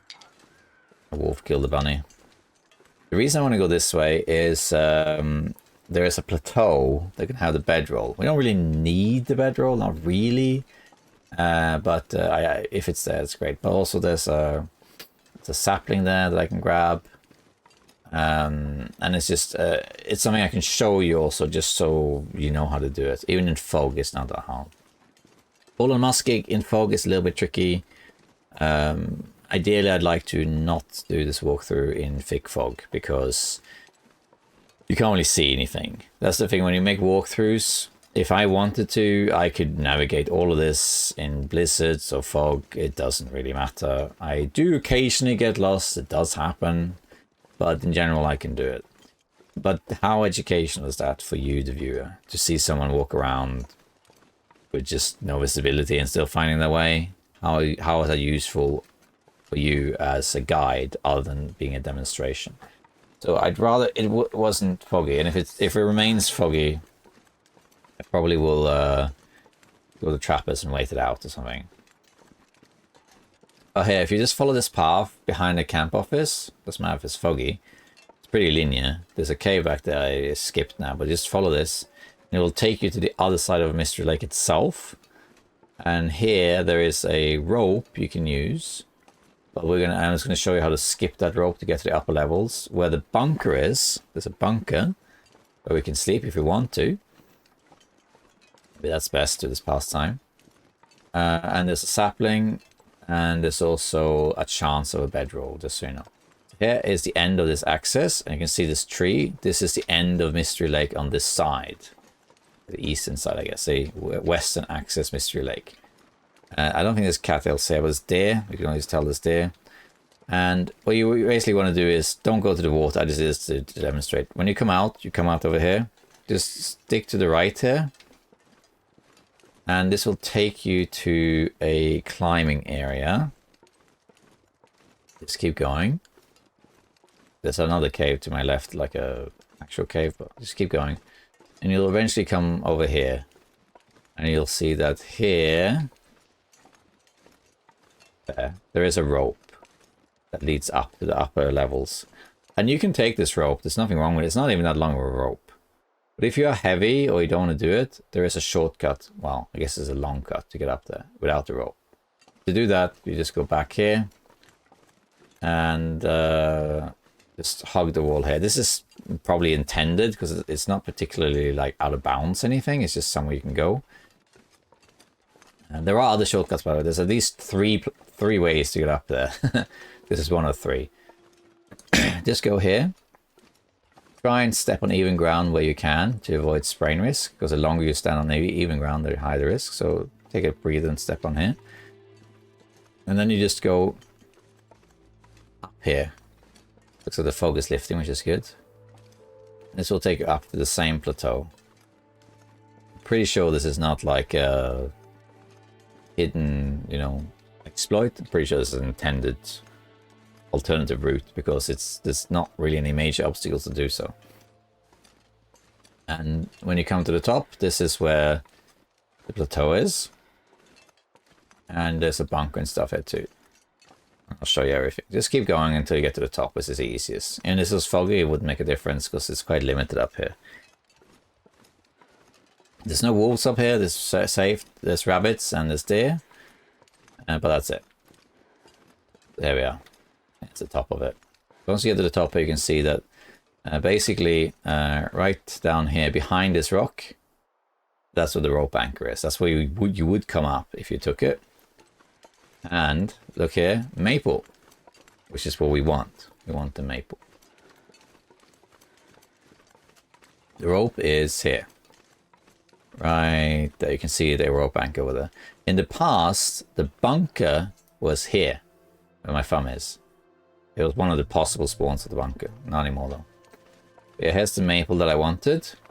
Now I have at least one, and I can cure while I do other stuff. And then if you go back up here, see it's outskirts of the map, what I talked about earlier. The outskirts, edges, is where you tend to find maple. There are clusters of maple around. In Sonar Contamination, if you have the DLC, you can find like clusters of 5 because they needed for the sled. So anyway, just go over here and you'll find the bunker. It's kind of hidden, but once you turn the corner, you should see it. Here it is. So this is one of the bunkers. So there's 9 bunkers in the game. The Ash Canyon one I didn't enter, but the Timberwolf Mountain one I could have gone to, but was out of the way. Pleasant Valley bunker I could have gone to. That's right by the plane crash, but I didn't have any real reason to go there. And in here. Now the bunkers in Interloper are pretty pointless. They are pretty empty. We can have a quick look inside here. So I can't see much, but even if you can't, just click Safe House and you'll look around. You can see that it's just cardboard stuff here, cardboard, mattress. There's not really anything to it. So on lower difficulties, check the grate, but there's nothing there. On lower difficulties, you will find 3 stocked bunkers. So 3 bunkers that have good loot in it, which is great. So you can find really good stuff. So if you play on Stalker below, always check the bunkers because 3 of them will have good stuff in it. And Interloper does not happen unless you play custom Interloper, then it can happen as a bug. On Interloper, they're all empty. But, not that it really matters for us, but there's a chance that one of those 9 bunkers has a hammer in it. So it's worth checking just for that. It's just a chance though, it's not necessarily guaranteed. If you also have the DLC installed, one of the 9 bunkers will also have a recipe in it, but not here. But the bunkers are still relevant in Interloper because the main reason they are useful is because there's a bed. Now it's not that warm in here. It's just 9 degrees plus 2 for this bed. It's not a good base. It's not nearly as warm as Camp Office. In Camp Office or Trappers, if you were naked and walked in there, you'd still be warm when you sleep especially. But in the bunker you can get cold. So you need to have some gear for this. But I'm just showing you this, that at least it's an alternative base, right? So in fact, we could just drop here the sapling to cure. It takes 6 days. And in case I forget about it, I can put a little note. Mystery Lake Bunker has a sapling, maple sapling. I'm going to put that it also has birch sapling because I know there is one outside there, which I'm going to grab when I enter access when it saves. So, okay. So here's the bunker. If you now continue down the slope here, there should be some birch saplings as well, at least one. Does the fog come back? I feel like the fog returned. I don't think so though. Nah, it's just a temporary effect. But there should be a birch sapling around here, I'm pretty sure. It's a cattail. There it is, yeah. It's a deer, there it is. There's the birch sapling. At least there's that. So this is 3 arrows, isn't it? Okay, so, and then there's this cave down here. And this cave has a corpse and it can have a bedroll in it. Now, the bedroll isn't desperate because there's so many places you can sleep, but it's still worth checking. We don't have the bedroll, but we have a backpack. Bedroll's probably in Trappers. Hey, the Polaroid lookout tower. We should go there anyway to map it. I've got some wood that we don't really need. Whoops. Yeah. Alright. So now, because the fog has lifted and we are pretty full with energy, I think we should just keep going. Let's go to Fallen Muskeg and head to the forge. Because it's late, but it'll still be light for a while. It's clear and it's warm. So same as earlier, we might as well take advantage. So let's just go. But I'm gonna put this sapling to cure in here. And that can just cure while we do this. Let's see here. Let's grab this birch bark while we're at it. And we will grab quite a bunch of cattails there. So it shouldn't be an issue with food. Especially in this weather. Okay, here we are.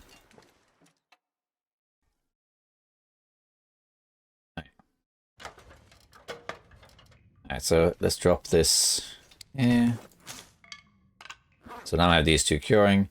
This takes 4 days, I think. Yeah. Well, this is 6. But what we can do is, once the saplings are cured, you just make arrows. By the time we made all the arrows, probably maple is cured too. Okay. Let's see. Yeah, okay. So now let's head to Fallen Muskeg, and there's a shortcut from here. It's pretty straightforward, really. Or there's many shortcuts you can take, but you can just head. Wow. Doesn't seem so crazy right now. I'll just pick one. You can go up here. And just, we could run, because then we can travel further and we get a lot of energy, but we don't really need to. Not really. Let's see. Let's just get up here. And then you just pretty much just go down here. See, there's a slope right here. Just head down here.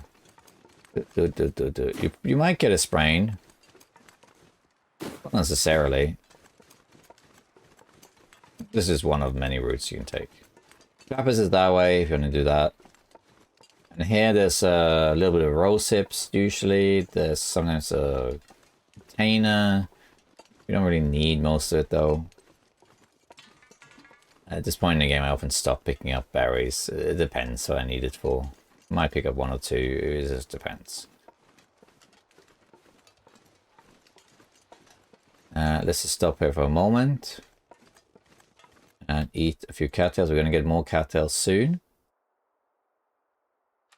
So I'm not worried about using my 12, as it were. Let's also eat the burdock as well. Let's have some water. You need to make water, but that's not going to be an issue. You'll see when we make the arrows. Alright, Fallen Muskeg, here we go.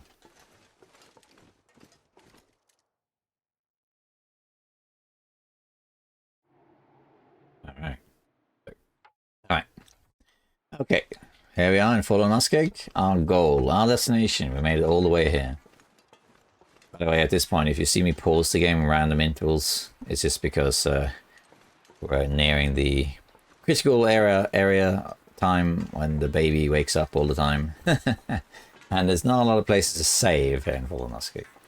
Alright, so now is a good time to do this because it's clear, we can see everything, and it's warm. Fallen Muskeg is a little bit tricky to navigate when it's foggy or blizzard. With experience you can do it. I still sometimes get lost in a blizzard if I go in the middle of Fallen Muskeg. I don't know the precise ins and outs of every turn, but I can always get to where I'm going because I know once I realize where I am, I can get there, but sometimes I do get lost. So if you're not sure about Fallen Muskeg, wait until you have a clear day like this. It's quite easy, because then you can see everything. You can actually almost see the farm from here. It's like, it's kind of like over there. I think it's a little bit more that way behind. Yeah, it's around there.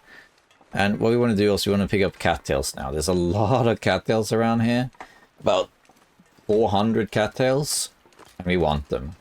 The cattails, we need them to sustain our hunger while we forge. Because forging just a hatchet and the knife alone will take several hours. And we're making arrowheads too. So we're probably killing like a day or maybe even 2 days doing this. So we need food. Not to mention, once you have forged, you then need time to make the arrows and the bow before you can do hunting. So there's that too. And seeing as the conditions now are really good, I might as well grab every cattle I can find and go from there.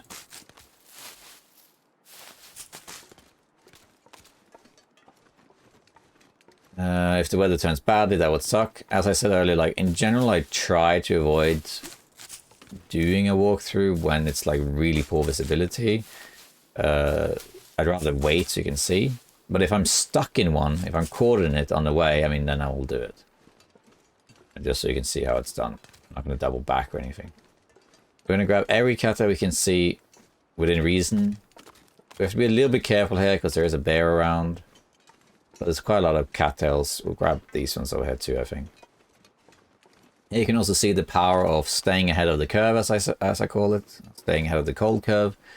Because we went to the plane crash. There's the bear over there on the... Right, there he is over there. The bear. Because we went to the plane crash, we got some additional clothing.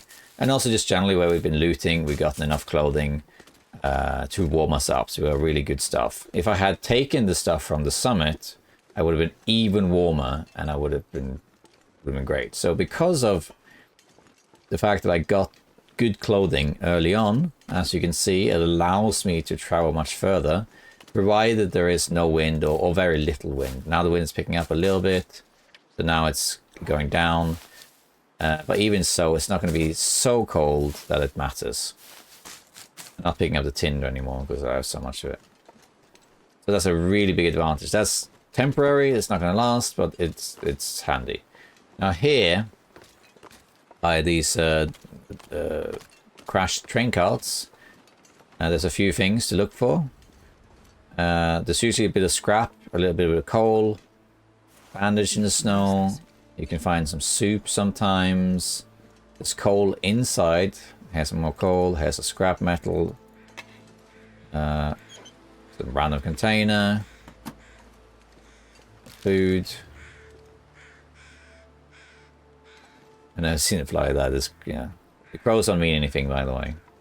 So you know. The crows, a lot of people think the crows indicate the weather's about to change, but they don't. They're just ambience. At best, they indicate that the weather already has changed. That's the best case scenario. And here, you'll find a little bit of scrap, a little bit of coal. There, and some more coal here. Oh, yeah, see that? And this is guaranteed, this flare. So if you spawn in Fallen Muskeg, if you spawn here, which you can happen on Interloper, make your way here, because this is the only guaranteed fire source in Fallen Muskeg currently. It used to be guaranteed matches at the farm, not anymore. You can still get matches here, but generally speaking, if I spawn here in Interloper, what I do is I head straight here to grab this, and then I head to Fallen Muskeg. Sorry, to Mystery Lake. Then I go probably to Hushra Valley from there. Here we have the hacksaw also. The hacksaw is guaranteed in Fallen Muskeg, so now I have two. But it varies where it is. I don't remember all of them. I think one is here. One is the bunkhouse by the farm. One is a hunter's blind not far. And there's a cave like behind there that can have it too. I think those are the four. Then we have some scrap, and we have a scrolled message with a hint, which is this cache here. It's not really much to it though. It's cache. Okay. What's my wood situation like? Decent. Oh, weight is it's okay. Not too worried about it. Okay, so now we're gonna go to the farm, which is basically on the other side of those two rocks over there. We call them the kissing rocks. I say we. That's like a really clear landmark on Fallen Muskeg, those rocks. If you find those rocks, even if it's if it's a blizzard, whatever, as long as you find those 2 rocks, you will find your way to the farm. No problem. It's only recently that I found names for it. I had a video where I survived only in Fallen Muskeg. If you're interested in seeing that, it's called the Keg Stand, or 1 region, 1 run challenge, where I spawn in Fallen Muskeg and I have to survive only in Fallen Muskeg. And then I asked people, like, what do you call that? And there's a lot of different names, but the one I liked best was the Kissing Rocks. So let's just call it that. There's a lot of landmarks around in the Long Dark. They don't have names. We just call it whatever we want. There's one of a few deer carcasses. There's many routes you can take, because there's many routes that lead to the farm, but this is one of them. Pick up every crow feather you can, by the way. I didn't really mention that, I guess, but you need them for arrows. 3 per arrow. You do also want to make fire hardened arrows, maybe. So fire hardened arrows is something they added when Tales were released, but it's in the main game. And fire hardened arrows are these like cheap makeshift arrows. You can't really kill big animals with it, including wolves. You can use them to scare off wolves, but they... Oh, there's a wolf right there. I didn't see him. Yeah, take that.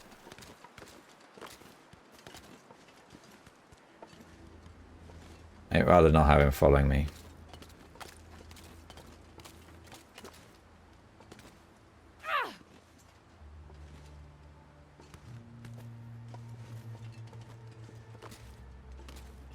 If you do this, like tap the crouch button, the game doesn't really register that you've stood up yet.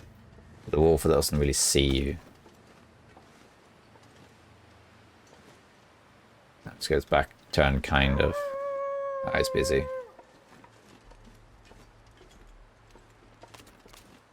Okay, you can use the wolf howls as cues. Looks like not this time. That's a hunter's blind right there. See that? You can find a hacksaw there too, and you can find matches there. The wolf howls is a mechanic, by the way.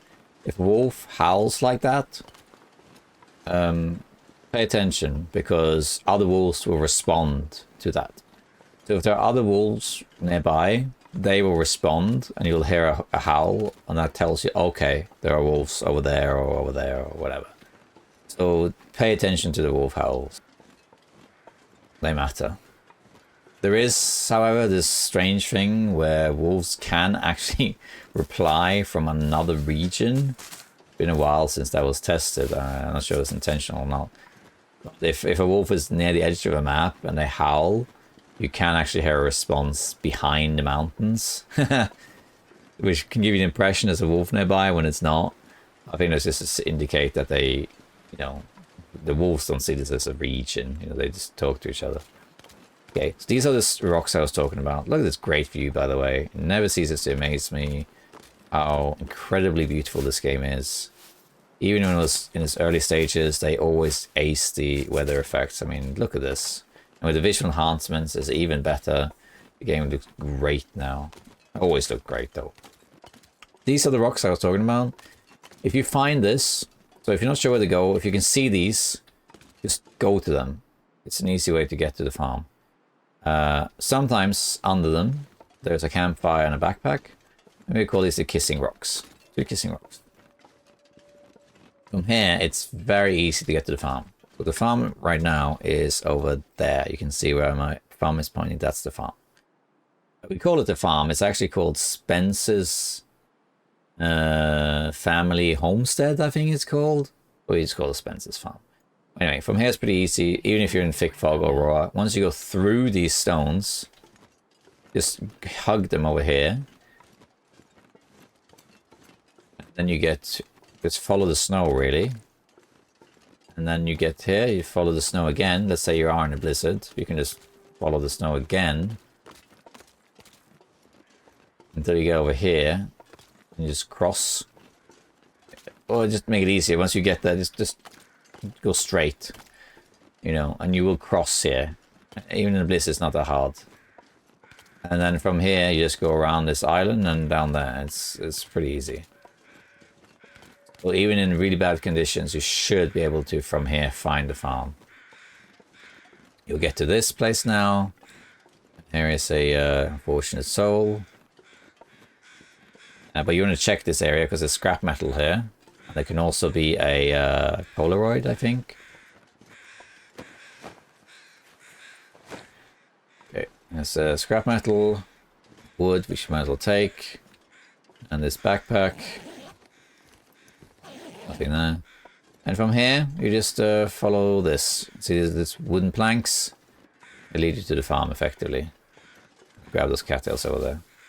There's another small mechanic here you might notice. The ways you can save some calories. So pay attention to my hunger meter now. So let's say, notice how there's one chevron or arrow down. As I move, there's two, so I'm burning more calories.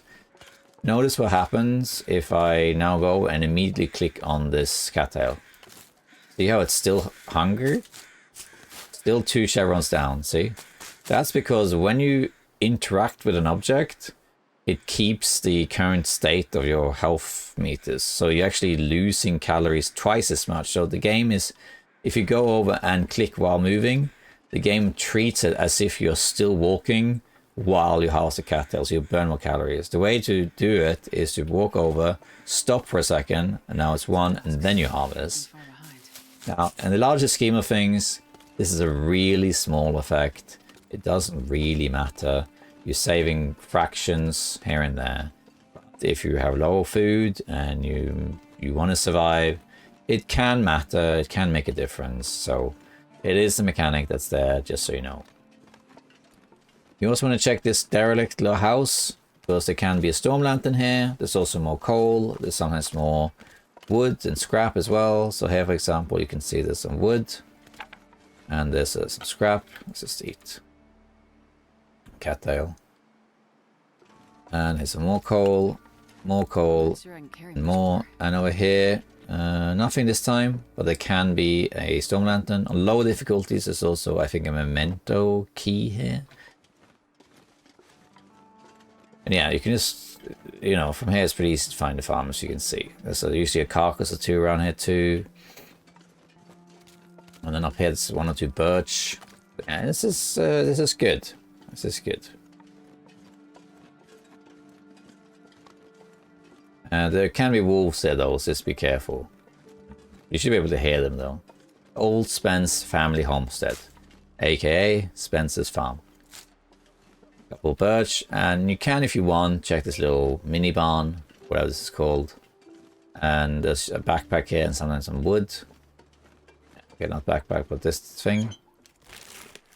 By the way, the thing I just explained where you loot things, while you approach it, stop, and then loot.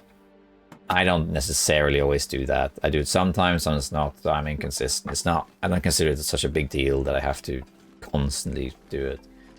The Spencer's farm here, by the way, is safe. The wolves cannot attack you.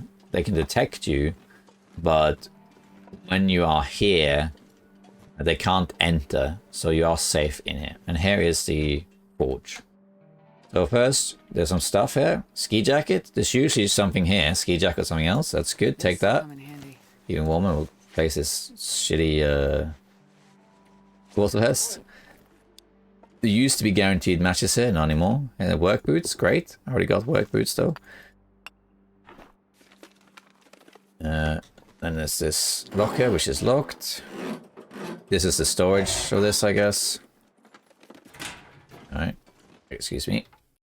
Alright. Okay, so let's loot everything before we do anything here. But let's eat a few cattails first, just to make sure this under control here. There's a little bit more scrap metal, as I said earlier. You can find some scrap metal here and there. There's coal. In here, there is a this thing, metal shells. You can get more scrap. You can do this while you make water or something. And then here, a lot of people think that for a while there's dog food in this crate, but actually it's behind the crate. Yeah, that's always there. There's a safe that's right there. But we can open the safe behind, we can go around and over here.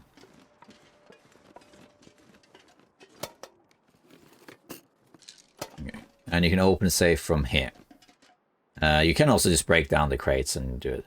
Keep in mind that as of this recording, there is a bug where if you enter Fallen Musket and you don't interact with the safe, if you now go to, say, the bunker or some sort of indoor location and come back, the safe will vanish. It sinks to the floor, under the floor. I'm not sure. It's a bug that's been there for a while. It's still there. So if that happens to you, if the safe vanished, no, it just sunk. That's all. It might come back. I don't know. Let's open this. It's random what's in here. Looks like that was 27 or something.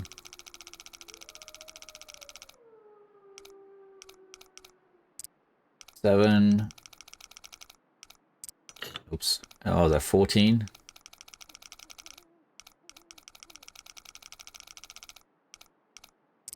Seven. I think it was 14. Yeah, and now we do slow from here. It's 7, 14. You're quite exposed here. So if you smell and a wolf comes for you, this is a rough spot. It has once happened to me, but I got rid of it with stones, but it was very close. Come on.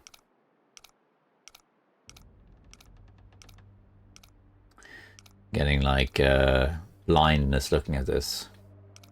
Like my eyes are habituating. And we got Canada money and a pry bar. Okay. Well, I have way too much stuff, so I'm going to put some stuff in this locker. Stuff that I don't need. It's kind of like a secondary base, just because it's too much to carry around. So we don't need the cash really. I mean, it doesn't really weigh anything, but we don't need the painkillers. We don't need the boots for now, anyway. We don't. Oh, that's low condition dog food. That's not good. Don't need the second hacksaw for now. Need the second pry bar. Is there anything else? I guess not. The rest is like wood and stuff. So now we're going to make a fire. Oh, also up here, a little bit more scrap, a little bit more wood, and the note, and then here, and then here, another book. One of these, I think it is this one, actually does have stuff in it. It's accelerants, and I might break it down just to have the wood. Let's see, how long does that take? Yeah, it's fine. It's good. Oh, it's too... it's too dark. That's right, it doesn't matter.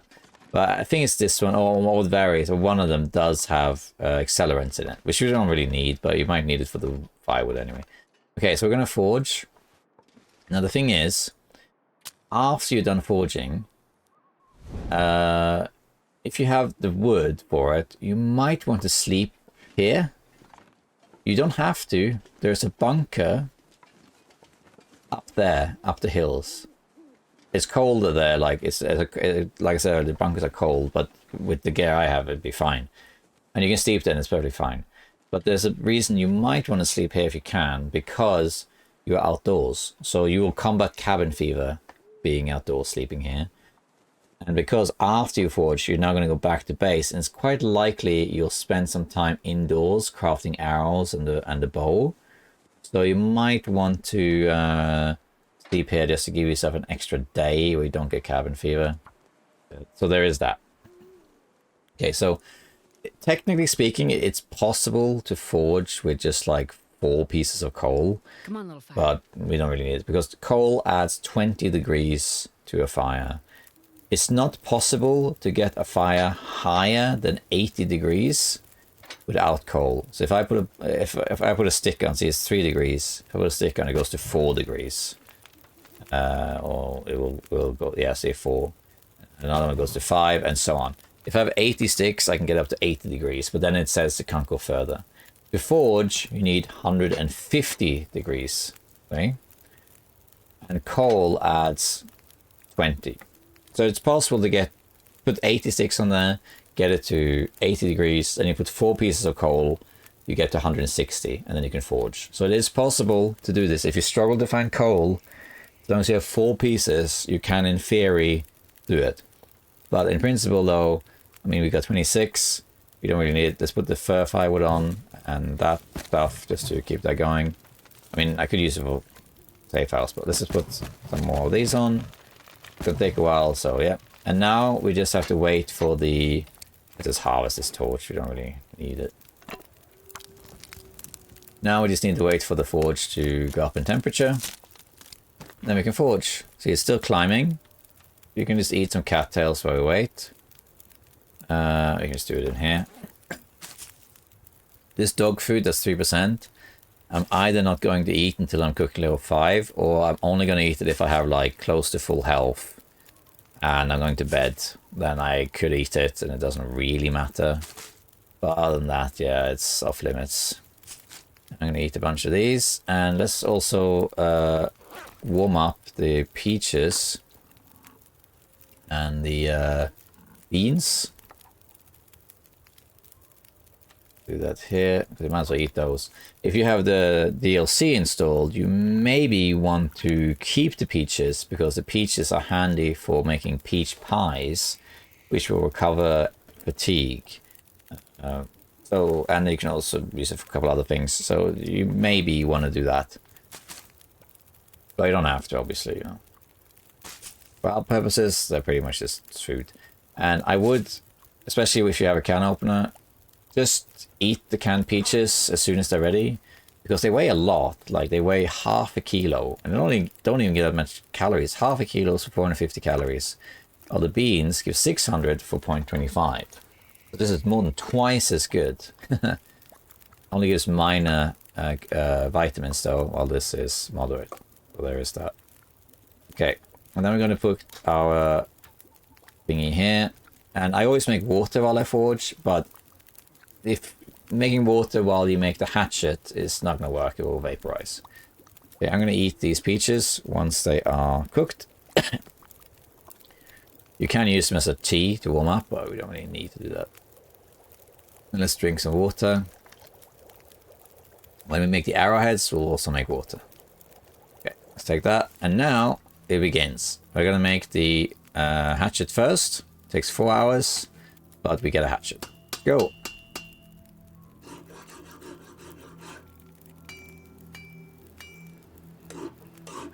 And then we're going to make the hatchet. Now we're going to make the knife. Because our cooking level is so low, we maybe will be able to have the water. Because this takes an hour, then another hour to boil, and then it maybe will last for another hour. Maybe. So let's make the knife. I don't think it will, though. So you see it vaporized. Hey, craft a full set of improvised tools, which is called Desolation Point for some reason. I think it's called that because of the Riken, which was probably the first forge. Okay. We don't have much water here, so let's just make a little bit just to stave off dehydration here. I didn't bring the tablets, did I? No, I didn't. But we can just... do I have anything I can craft while we wait? Yeah, birch bark, let's do that.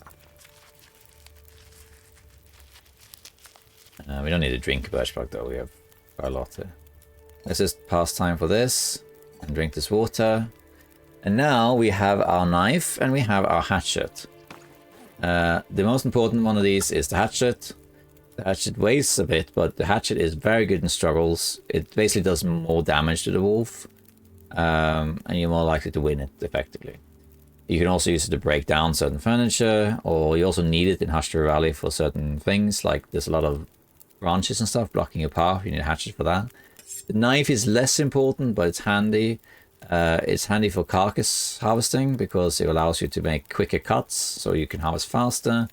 And also there's certain things you need a knife for, like crafting the bear coat, you need a knife for, or the hatchet.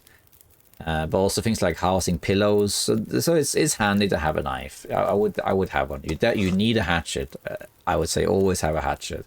Knife is optional, but I would recommend having it. If you kill a cougar later, if you have the DLC, you can have the cougar knife instead. Okay, so now we have that, and we have 14, so you can make 28 arrows. I don't think we need to make 20 because we have 2 already, but let's make at least 10-ish. And now we can make, let's put this cedar on. Can't be able to carry it around. Let's put some coal on as well. Now we can make water, because it will take roughly the same amount of time to make 2 liters of water as it does to make 2 sets of arrowheads. So we click forge now, and arrowheads. 1 scrap gives you 2 arrowheads. We want to make 4, so then we do that. Thank goodness. Made it Yeah. through another night. Now this still got some time to boil. Take that. Rinse and repeat. If you have too much water, just leave some behind there, and then we do it again. And we could just do this and make us all of the arrowheads and just have some stored. I mean, why not? But I don't have to do that. Heavy winds, doesn't matter, because we are here. We can either make all of the arrowheads, or we can moderate it depending on how much food and stuff we have. There we go. Have a drink. And we need to eat again soon. I wonder if I can drop any of this gear. Still got some time left. I think we might just use all of the scrap, really. I only have 6 left, so we might as well do it. Okay, and let's eat. Let's eat the pork and beans. Then we'll eat the dog food.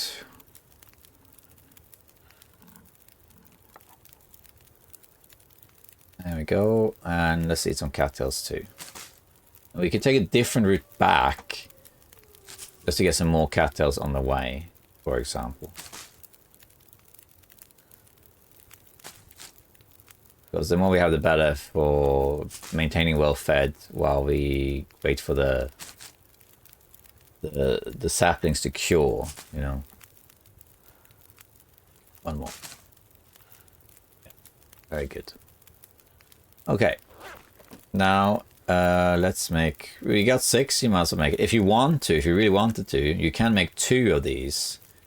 Have a reserve one. So in the long run, sometimes I make extra hatchets and knives just to keep them around here and there. You can do that too. Especially when you run out of milling, like whetstones. So it's harder to repair them.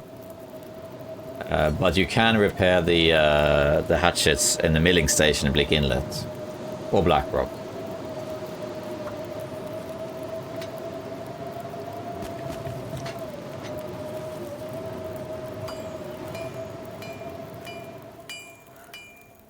Now it's quite a short blizzard. Dog food is ruined. You can see we have a lot of water now.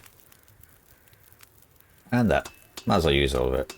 There's some extra if I want to harvest the metal shells, but I don't really need to do that. We also now have too much water, really. 13 liters. Let's just put some here. I got well fed? Not yet. We'll get there. Something like that.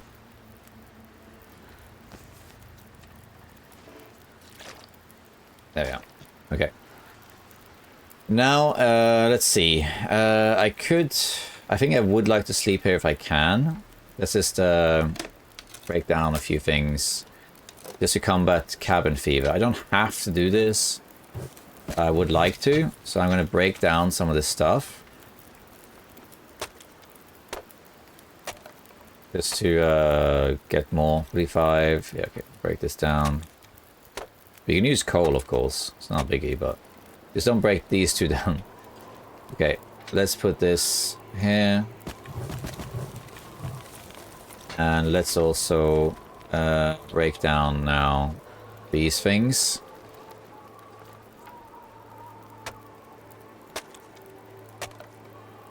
Okay, it's not this one, it's the one next to it. This one will have the accelerants. There we are, accelerants. See? There we go. Now, use a lot of calories for that, but let's eat this granola bar.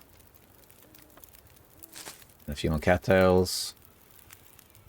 And then we'll have a few more on the way home. I'm just going to fill up on this. I'm going to sleep here just to basically...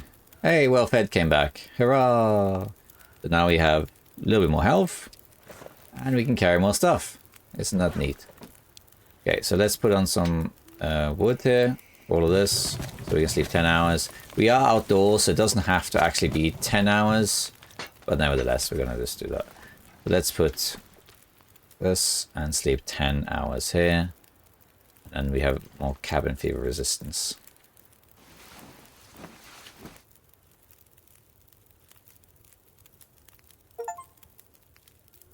Alright, beneath a starry sky, survive 3 consecutive nights outside. Was that really 3 consecutive nights? Really? Let me have a look.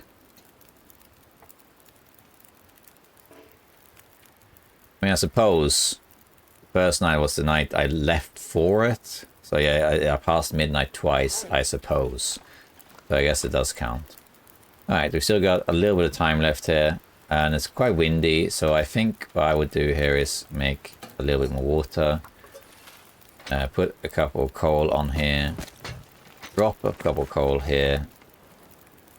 5 at least. And also we're going to leave the hammer here. We don't need the hammer.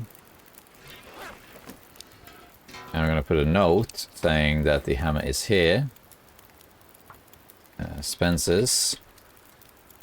Hammer. Misc stuff.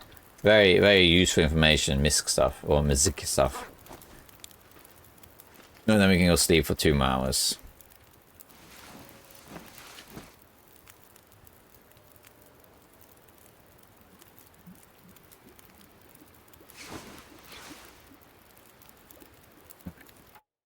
Hi. Okay. What's the weather like? A bit windy, but not terrible. It's 9. Wind isn't great. We could wait a little bit, but for the most part, I think we're done here. Let's put half the... Gonna quick look around here to see if some sticks and stuff just extend. Spin a little bit to see if I can get better weather. Although I could just go to the bunker up here, to be fair. Oh, seems like there's a sound bug. This happens sometimes. It will fix itself when you go indoors. In fact, why don't we just go up to the bunker here? So up here there's a bunker. Careful, there can be a wolf around here. Be a little bit careful. Here we got a deer carcass. Bunch of rose hips. But up here is the bunker. So an alternative is to, instead of sleeping at Spencer's farm, you can sleep up here. Which will be indoors. It's quite a cold interior, but as long as you got okay clothing, you know, you'll be fine. As long as you got 5 degrees or something like that. So you won't make it if you go in there naked, but other than that you'll be fine. But it will build up cabin fever. Like I said, the main reason I like foraging outdoors and sleeping outdoors is because it combats cabin fever. But the alternative is to go here. So here is the bunker. This is the Fallen Muskie bunker. Again, if you play with the DLC, you can check it anyway as you're here, because it's one of 9 possible locations for a recipe. But on vanilla, that won't be the case. We will at best find like a hammer or something. I always check, but there isn't really anything here. Hard to see, but here is a bed on the floor. As you can see, it gives 3 degrees bonus, so there's that. It's kind of hard to see here, but let's activate this. I don't see anything here. No, I don't think there's really anything at all. No. But yeah, check if you do go to these bunkers, just look around, because you can get lucky and find a hammer. But okay. I think the sound will now be fixed. If I run back. And we can actually go down here. If you ever go there, you can go this way down. Looks steep, but it's pretty easy. not necessarily fast or anything, but it's an alternative route. There's usually wolves around here, so you gotta be careful. Let's see. Yeah, see, now the sound works. You ever get that bug where the sound just disappears? Just go in and out of an interior and it will be fixed. Now, because the weather isn't great, it's not terrible, but the wind is a bit annoying, I'm going to wait a little bit. And we're going to take a different route back. We have time, really, because if the weather just doesn't improve, I could also just go to the bunker and wait a little bit there. Don't have that much food, but we're okay. Okay, we might as well make some water. And put some sticks on here. And let's just sleep for 1 hour and see what happens.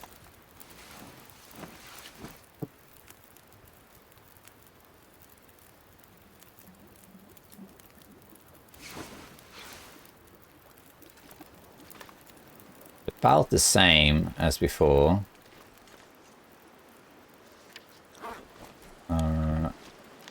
It's warmer, but the wind is like hitting me in the face. But it is warmer. I think it might be clearing up. What's the wind chill? -12. -12, we can probably carry torches. Let's give it a go. What we can do is we can go via the lookout tower or something like that. And just grab as many cattails as we can. Okay, first inventory. We got space here. Anything to leave behind? Yeah, we don't need these ones. We're going to leave whatever I can behind here. 28 arrowheads. You don't need that many, but you have way too much water. Let's just leave some here. Well, 6 is fine, because we probably need to make water at the base anyway. Water goes faster than you think. Okay. In fact, I'm going to take one of them back. So what we're going to do, we're going to take some torches. Even if they're bad torches, I'm going to go. I'm going to pick up every cat that we can find along the way.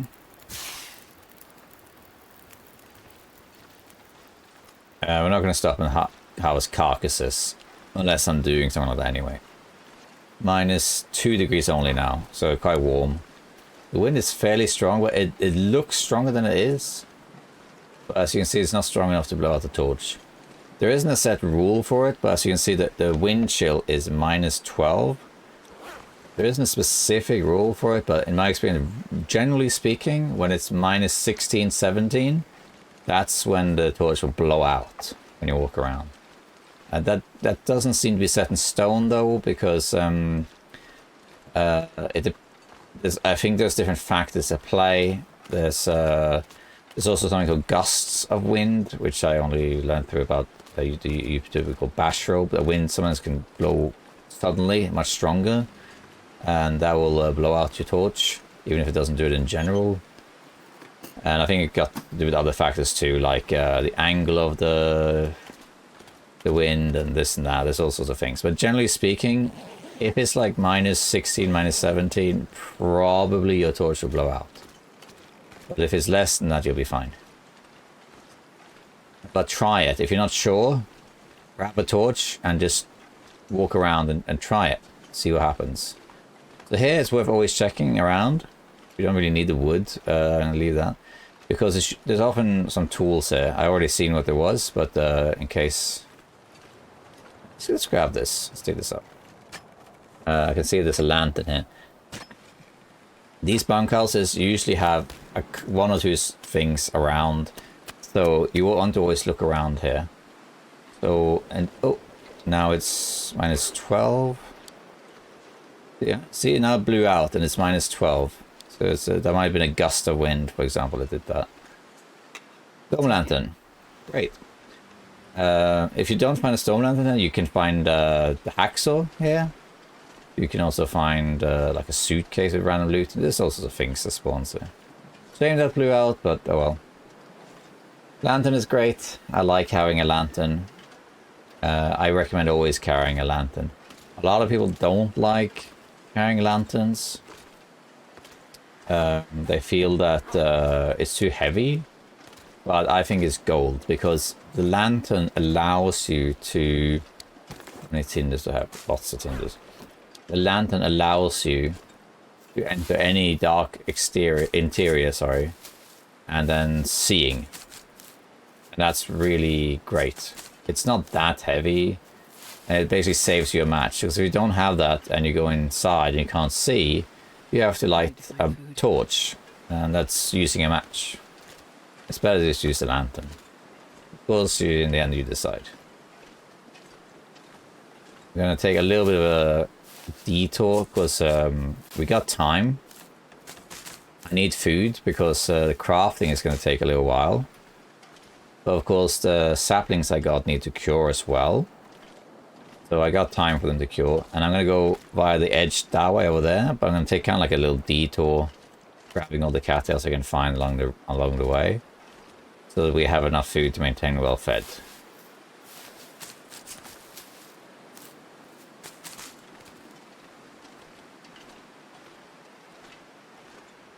And yeah, because when we start crafting, then we'll be indoors for a little while.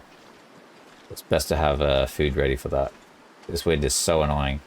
This is the only situation really where the, what's it called, ice walker, I think it's called, the feat, is useful. So there's a feat you can unlock which allows you to walk, I think it's 25% faster against the wind. And in this situation, that will be quite beneficial. But this is the only situation where that's useful, I find. So I don't really use that. Any cattails around here? No. There's also a snow shelter around here to find and loot. Oh, this might be too far away. No, I think we can do it. We got the wind also. Oh, that was a little bit too close. You can see that. I had the wind in my back, so I could move pretty fast, but also I had crampons. The crampons add like a second. If I didn't have the crampons, I probably couldn't make that run. It's too far. The crampons saved me. If that had happened and I had fallen through, you get instant hypothermia. Hypothermia is really dangerous. What hypothermia does is that it drains your health and your fatigue really fast, like really fast. Oh, we got moose markings, so this is where the moose spawns. Okay, that's good to know. The cave over there, by the way, for shelter. I'm gonna grab all these cattails. There's so many of them around here.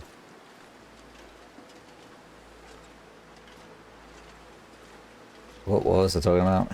I lost my train of thought. But yeah.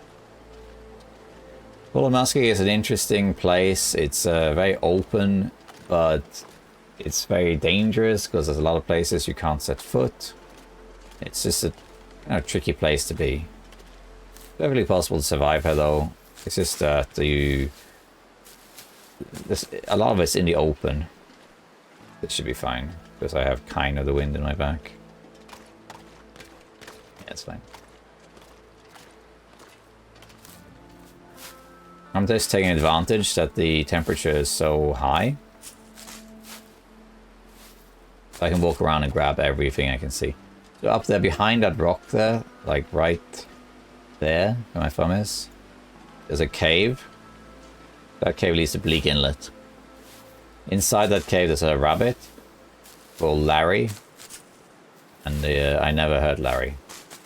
Think of it as superstition. I think Larry brings bad luck to everyone. But that's the only indoor rabbit in the game up there. And if you want some more coal, go up there. There's more coal inside. There's also a bed inside that cave up there, so you can sleep there and you'll be fine. There's some more cattails. We're basically zigzagging back now to camp office, taking advantage that the weather is pretty mild. allowing me to basically do all this. And in fact, the weather turns worse now. I could just go into that cave I just mentioned, and I could sleep there or wait there. You know, that might even be an idea to do anyway. Oh yeah, so hypothermia is what I was talking about. If you get hypothermia risk, which is just when you're cold, all that does is just decrease your health. That's all it does. So if you have hypothermia risk, that just means that you're not warm anymore, and you lose 20 degrees, 20% health per hour, meaning you are effectively dead in 5 hours, which is like 20 something minutes in game, 25 minutes. However, if you have hypothermia, then you lose 40% per hour, which is a lot. So you're dead pretty fast. And your fatigue drains really fast as well. So you get tired really quickly. You also won't get rid of hypothermia unless you stay warm for 24 hours. This means that if you are, say, indoors and you sleep, and then, you know, you stayed indoors and slept and did everything for, say, 12 hours, then you go outside and you just barely didn't make it to wherever you're going before getting cold, well, then the whole timer resets. You know? Let's just eat a couple. So as you can see, we've gotten close to 40 cattails already. Cattails is really important, or are really important on Interloper. -5 degrees. In shelter, it's probably warm. Yeah, see, 4 degrees actually warm if you're in shelter. There's a blind up here. We got an archery book. We got some dog food, and we got lantern fuel, some cherry can. Don't really need it, but we'll take it. This is a good place to check, by the way. As you can see, there's a lot of stuff up there, but you can also find matches here, and you can also find a hacksaw here. So it's always worth checking this place. I'm not going to pick up all these rose sips. I could do it just for some extra calories and warmth, but it's just so much of it. I might head to that Bleak Inlet cave, just because it's getting cold. The alternative is to just continue to camp off and be a bit cold. Doesn't really matter, but I think we got the time, you see, because we need the sapling secure anyway. As you can see, there's not a lot of shelter here, not a lot. So we are cold the whole way, pretty much. Cattails over there, but I think we're gonna start moving this way. I guess we can take the long way, as in we can go over here and then to the right. In that case, let's grab these. Okay, I'm going to get cold. But it's okay, so I'm going to get cold now. And what I'm going to do is, unless the wind dies, if the wind dies, then we'll be warm. But it's been going on for a while now, and it doesn't seem to show any signs of stopping. So what I'm going to do is I'm going to loot these cattails, make my way to that cave I was talking about. We can sleep there till the next day. Then we can continue. One thing that's kind of nice right now is that there's not really any wolves out. Unusually. I think it's just because of the bad weather. They just haven't really spawned in. But very often there's wolves around here. Let's grab all these cattails. I have full health, so if I wanted to, I could just push through and get to the camp office. It won't be a problem. I will lose quite a bit of health, but I'll be fine. I could just do that. I could do that. But the only reason I'm not doing it is just because... Hey, look. Mega torch. That's a phrase coined by DH Stun, by the way. Mega torch. That's when the torch is full. But yeah, because we need time for the sapling secure anyway. And we also need food so we can sustain the well-fed while crafting. We might as well just take it slow, pick up all the cattails we can, and stay in this cave up here. And if you need more food, There's loads of mushrooms and stuff here. Full of Musket has tons of plants, like so many plants. It's insane. There's so much of it. Probably 100 mushrooms or something like that. There's also the birch forest to the northwest. There's a lot of plant resources in this region. So you're not going to go hungry. And cattails alone, yes, about 400 of them. And so imagine if you use starvation tactic, you know, 60 cattails is like 10 days. So yeah, you're not going to go hungry. We could go up there and check out the tower, but we don't really need to. And also it's we're getting cold. I think there is another cave further up ahead, so I could push through, but we're not going to do that. We're going to go into this Bleak Inlet cave. Now, if you really wanted to, you could push into Bleak Inlet and grab some birch bark that's there. But why do that? It doesn't really matter. Okay, so now we're getting quite a lot of food. And we're going to grab everything we can. I'm not worried about this health loss at all. Because we're going to go into this cave. So let's grab over here too. I think I saw some cattails over here. Actually, there might be the ones over there. That's kind of awkward to get to. So I guess we'll leave those. And I saw moose markings over here. Think about his food. Here it is. It's actually blocking the Bleak Inlet cave. So these markings on the trees there, that means this is where the moose spawns, if you're not familiar with this. If you see this is the moose basically scratching itself against the tree. If you see this is where the moose spawns. That does not mean that the moose is active right now. It just means it can be here. Right now it is here, but if you come here and it's not there, come back in a couple days and it might be there. And if you really need a moose and it's hard to find, then keep moving and look elsewhere. Okay, in this case, it's actually blocking the cave, so that's annoying, but moose are very easy to scare off. You don't want it to attack you though, that will be really bad. But it's easy to scare off. Just throw a stone near it like this, for example, and it will flee. Right now it's in an animation, but it'll spook once it finishes. It got scared. While it's running, it's not going to attack you. Of course, it had to run that way of all places, but just in case it stops while I'm there, let's just give it a wide berth. And it's gone. It will circle back here, so be careful when you come out of this cave. It could still be there. But moose are very easy to scare. But if they attack you, that's not great. Moose are not particularly afraid of anything. They used to not be afraid of fire either. But I think now they're afraid of campfires. Can you grab this? It should be possible to grab it, I think.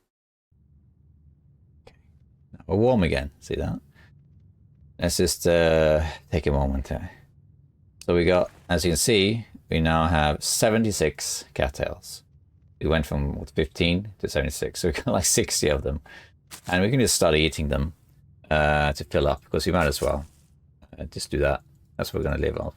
Now, if you know you're going to craft a lot of stuff and you don't have that much food, then a very good idea is to just use starvation tactics. So if you know that you're going to spend some time crafting. So a good example of that would be something like if you craft the bear coat.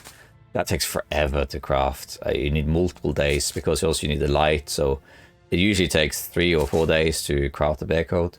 If you know you're going to spend like 3 days or so indoors crafting, you could just go starvation tactic because it doesn't really matter, right? And then you can just get it back after. But I like to just maintain it at all times. It just makes it easier. There's less margin for error. You might notice that the number doesn't go down. That's a very common question I get. This is because it's not caught up. See, there it caught up, right? If you click fast enough, it will just... it won't register the change in quantity. It needs a second. So if you click fast, it will just not register it until you've finished. Still got 60 left, so this looks great. And now we are in the Bleak Inlet cave. This cave leads to Bleak Inlet. So here is where the rabbit is. We might as well get the lantern up. And actually, I want to refill this lantern, but not with the jerry can. So use this other fuel first. And then let's pick up the jerry can again. 61. Okay, now I can the reason I did that is because if you empty a jerry can, if this goes to 0, it will disappear, which is annoying. You don't want that. I mean, it doesn't really matter. You don't really need it. But this weighs less if it's full compared to one of the other ones. But I mean, there's so many of them in the past. On my old run where I had 1,000 days survived, I found like 6 or 7. But in my current one, I found like 15 or something. There's a load of them. Hey, it's Larry. We got Larry in the house. Hi, Larry. Larry is kind of rare. I often don't see him. Sometimes I don't see him for hundreds of days. He's kind of rare. Sometimes I leave him little gifts. Like, hey, Larry, take this bottle of water in case you get thirsty. And maybe you want a mushroom. Sure. I'm sure rabbits eat mushrooms. Yeah, that's for you, Larry. Now you have fun. And don't mind me, I'm just passing through. Okay? If you love Larry, don't hurt Larry. I actually have some merchandise in my shop. But don't hurt Larry, in case you want that. www.hellofellowsurvivors.com. Okay, end of advertisement. So over here, there is a... there's an alcove to the right, where there's a little bit of coal. We could just go there, I suppose, but there's not really anything to it. Just some coal. Yeah, 2 pieces, 3, 2. And then, what we really want, because it's late, we might as well do it. There is a bed over here. So here, you can climb up this wall, and this will take you to Bleak Inlet, and there's some more coal and some other bits and bobs. What we really want is this bed that's right here. Now, we're lucky. Sometimes there's exactly this. You'll find a marine flare. So that's another guaranteed like fire source. But this isn't always there. It's often there, but not always. And this can be there too. And then you can sleep here in the bed. But it's not quite dark enough yet. So we could read a book. Which one is it? This is 2 hours. Let's read that. I think we can do 1 or 2 hours before it gets dark. Then we'll level up cooking a little bit too. Oh, now the blizzard is coming. Yeah, the blizzard outside now. We'll try reading the last hour, but I think it will be just off. Let's see. Hey, I got the achievement. Survived 10 days in a single survival mode game. Well, isn't that nice? And now we can sleep, but it's a little bit too early. There isn't really anything to do as such. I guess we could prepare the burdock. And then I guess that's it. I need like terrible torches. There's 19 when we can harvest that one. I can't repair anything because it's too dark. I would have to light a fire if I want to do anything like reading. I mean, I could do that, but what am I supposed to cook on it? But I could light a fire in here and make some teas, for example. Make water and then cook a bit. But I don't really need to do that. So I think what I'm going to do is just pass time. Until it's late in the night so I can sleep until daylight, basically. So we want to be at least past midnight. Let's have some more water. More water would be good, but we don't really need to do it right now. Okay, I don't want to sleep till morning either, so I think around here is good. Now let's eat some more cattails. Get full on cattails. And again, this ruined dog food here, I'm only going to eat that either when I get cooking level 5, or if I am pretty much close to full health anyway, and I eat it before going to bed. Then I can eat it, take some antibiotics, and go to sleep, and it's fine. Okay, now let's sleep here. It will be... how long will that be? Probably 8 hours, but we'll put 10. There we go.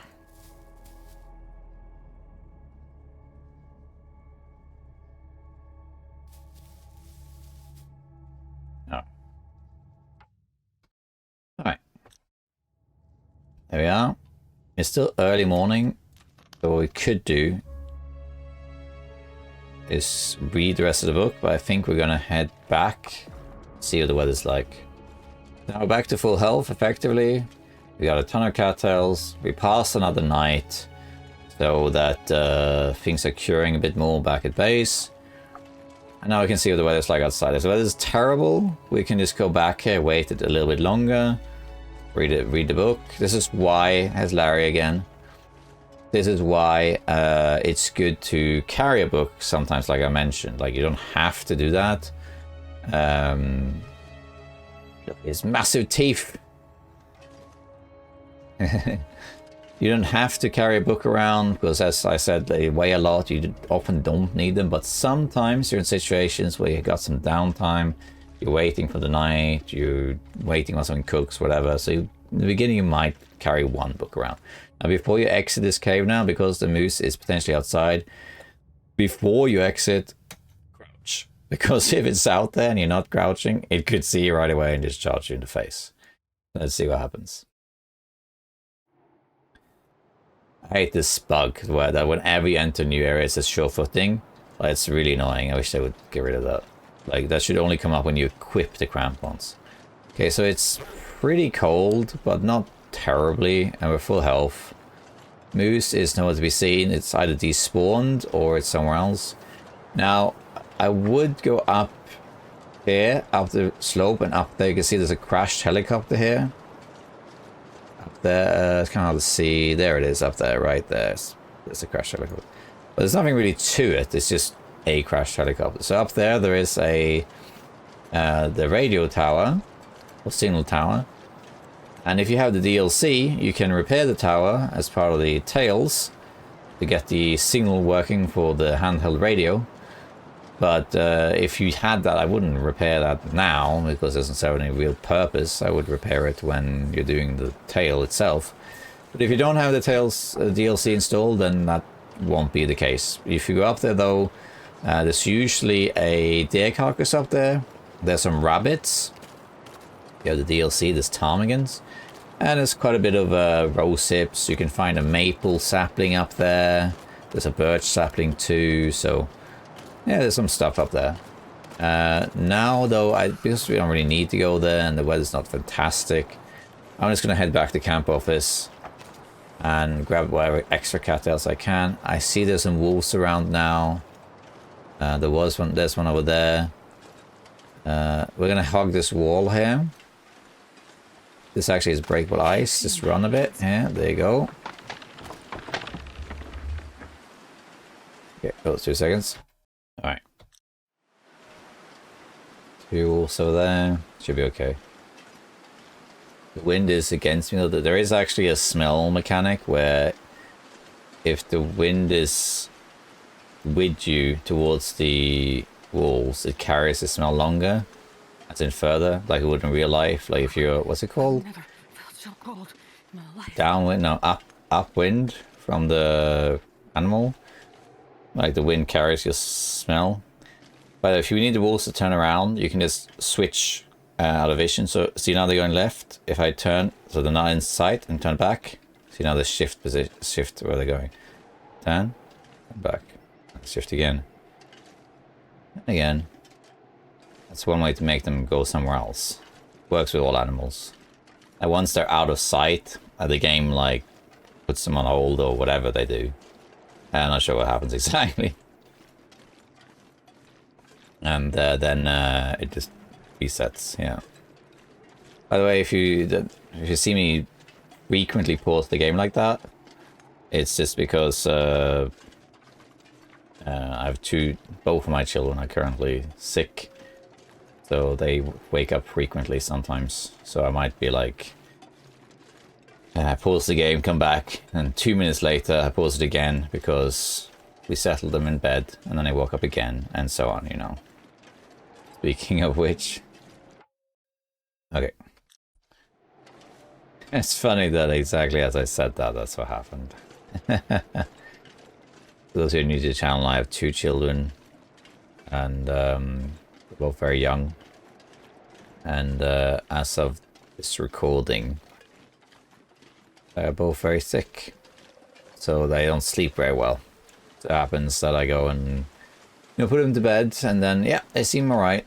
And I go up here, get some water, sit down and play, and I say 2 sentences. Oh, they woke up again. One of them did. Yeah, that's just how it is. So if you see me pausing frequently, randomly, that's what that is. Okay, there could be wolves too, so be a bit careful. In fact, where I'm going is kind of stupid. The better solution is to go up here, because then you get a better vantage point, and you can see the wolves from further away. There's also saplings that can be here. But not today. And we have quite a lot of health, quite a lot of margin here, so they're good. I think I'm going to even check these cattails over here. There's even more to be gotten. There's, cattails all over the place. Might wait, actually. 37, okay, starting to get a bit heavy soon. But I might start picking up some sticks. We can get rid of the stone. But on this little lake here, there's some cattails. There's some more cattails further down, which used to be an old moose spawn. I think it's still spawned there. But we don't really need to go crazy. Let's just get some. Because now we want to go back. And if it's very close to the saplings being cured, then we can just do some book reading or whatever. But if it's longer, then we can do a bit of nearby looting. And that's it. I'm going to grab these cattails here. There's a birch sapling there. I might as well grab that. Really need it right now, but might as well. So the way you approach saplings is a little bit... Oh, look at those visual artifacts there. Look at that. That looks weird. You see that in the grass? I don't think that's intentional. Looks weird. They're like black... What is that? Like black artifacts of shadow? I don't know. I don't think that's intentional. But it is that's probably a visual enhancement bug. So when they upgraded the visuals in this game, the game overall looks better. It does. But there are some glitches like that. But that will be ironed out in time.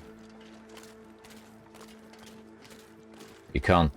actually, I'm not sure you can turn off, actually, the visual enhancement. I'm not sure. Anyway. We'll grab these cattails too. And that's it.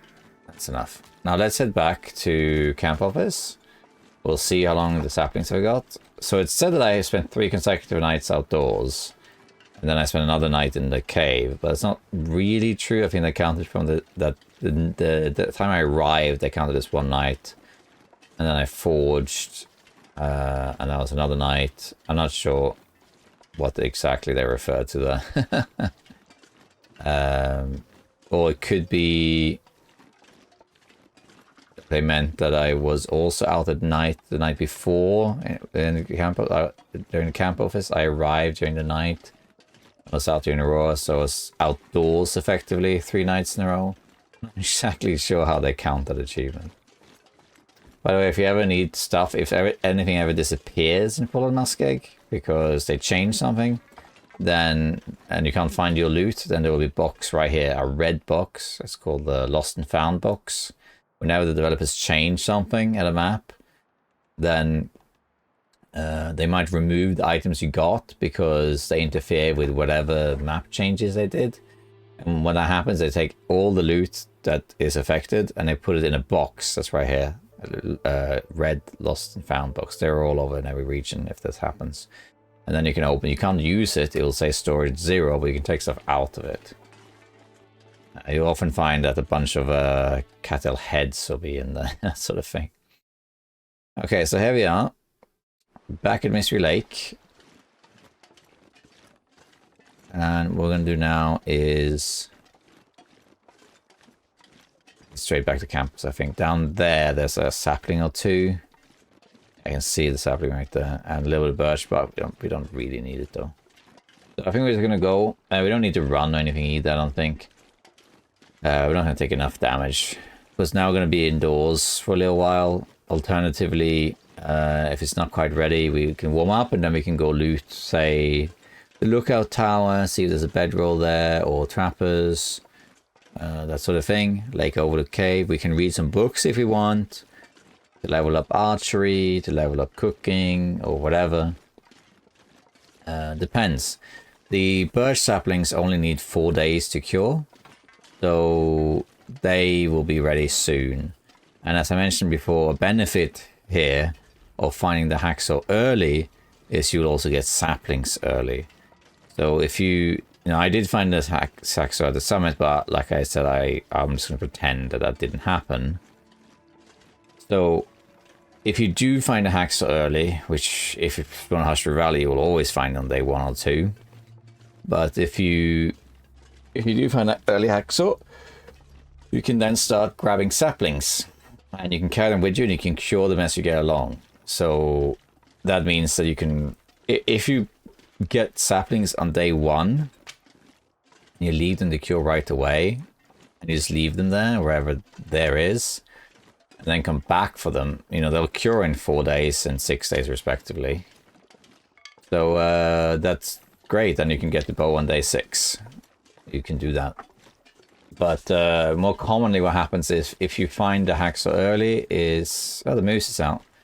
You can then grab saplings along the way, and you cure them while you sleep along the way, a bit like how I did with my hides. And then that's it, really. Then you just... when you get to camp office or wherever base you choose, you can just then... They're already halfway cured or something like that, so it'll be faster. This is a new thing, the moose spawn. The moose never used to be here, but now it's one of the possible spawns ever since December 2024. And it seems like I have gotten it, which makes Camp Office even better base than it used to be, because now there's a moose right outside. We're not going to hunt it now, obviously, because with what? If you find a flare gun, you could hunt it right away. You can one-shot a moose with a flare gun. But you could also get unlucky and it doesn't work, and you have to use like all of your flare shells to do it. But this assumes you find a flare gun. The flare gun in the past... Oh, I haven't looted this, I don't think. Flare gun in the past had guaranteed spawns. Hello. And was always found in the ravine and the summit. But that's not the case anymore. It now is found in a range of different spots. I used to know all of them, but I can't remember all of them. But there's like 10 or 11 of them or something like that. Anyway, we're back here now. So, got another sapling here to cure. Although I think I'm curing saplings upstairs, or is it here? Yeah, it's upstairs. Let's take this upstairs here.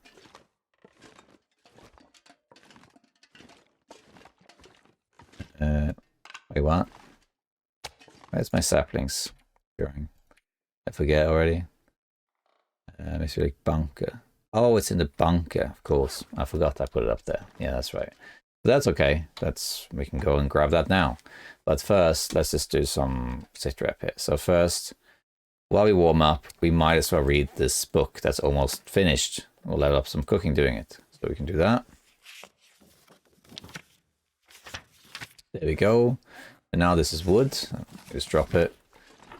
Put the archery book. I can't, that's too full. But in here we can put archery book. We can put accelerant. An extra tin there, why not?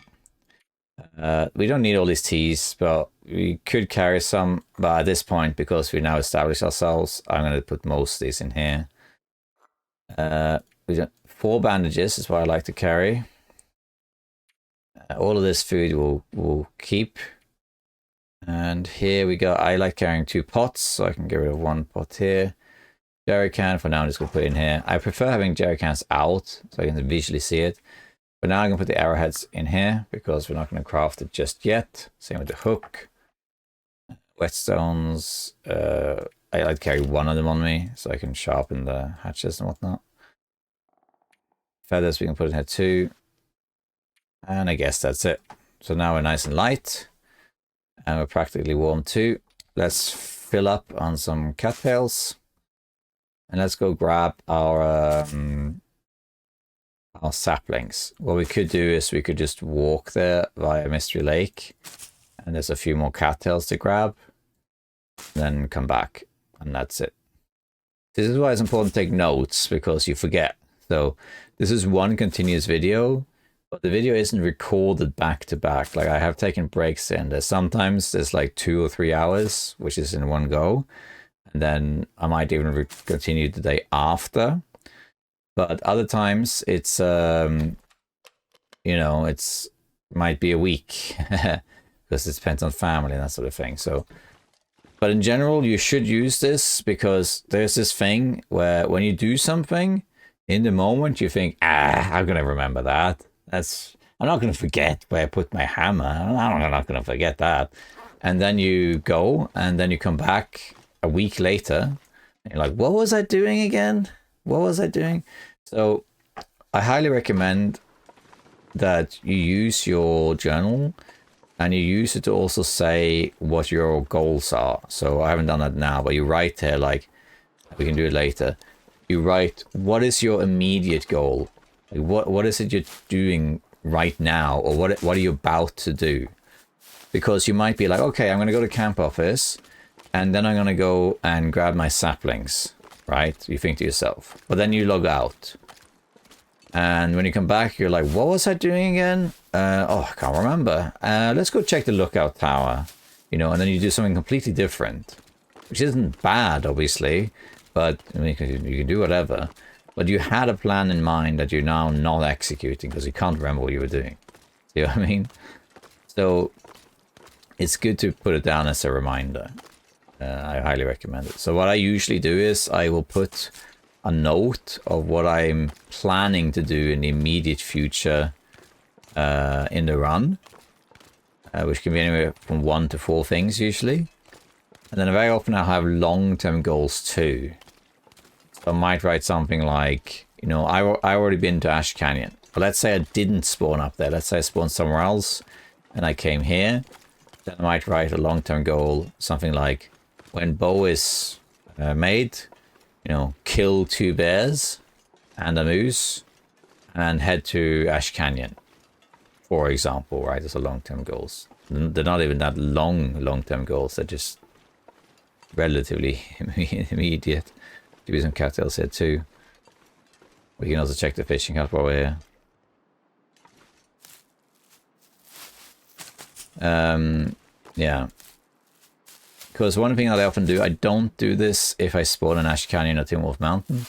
But if I don't spawn up there and I don't go to the gold mine early, what I very often do is I will make my way to Fallen Muskeg and do forging. So it's the same as I've been doing this video, just from a different direction. And once I have forged and gotten my arrows and everything, I will make the bow. And once I have the bow, I do something very specific. So what I do is I will try and kill 2 bears. 2 of them. Or at least 1 bear in the area I'm at, but preferably 2. And also cook it. You'll level cooking in the whole shebang.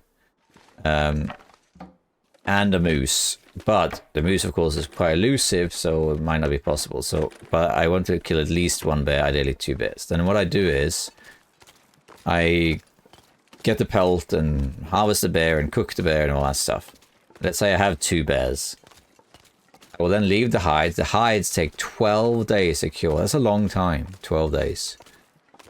So what I then tend to do is, once I got the 2 bear pelts, I will put them in my base, and then I will grab my arrows and my supplies, and I will head to Ash Canyon for the backpack. Because it's going to take quite a few days to get to Ash Canyon and back.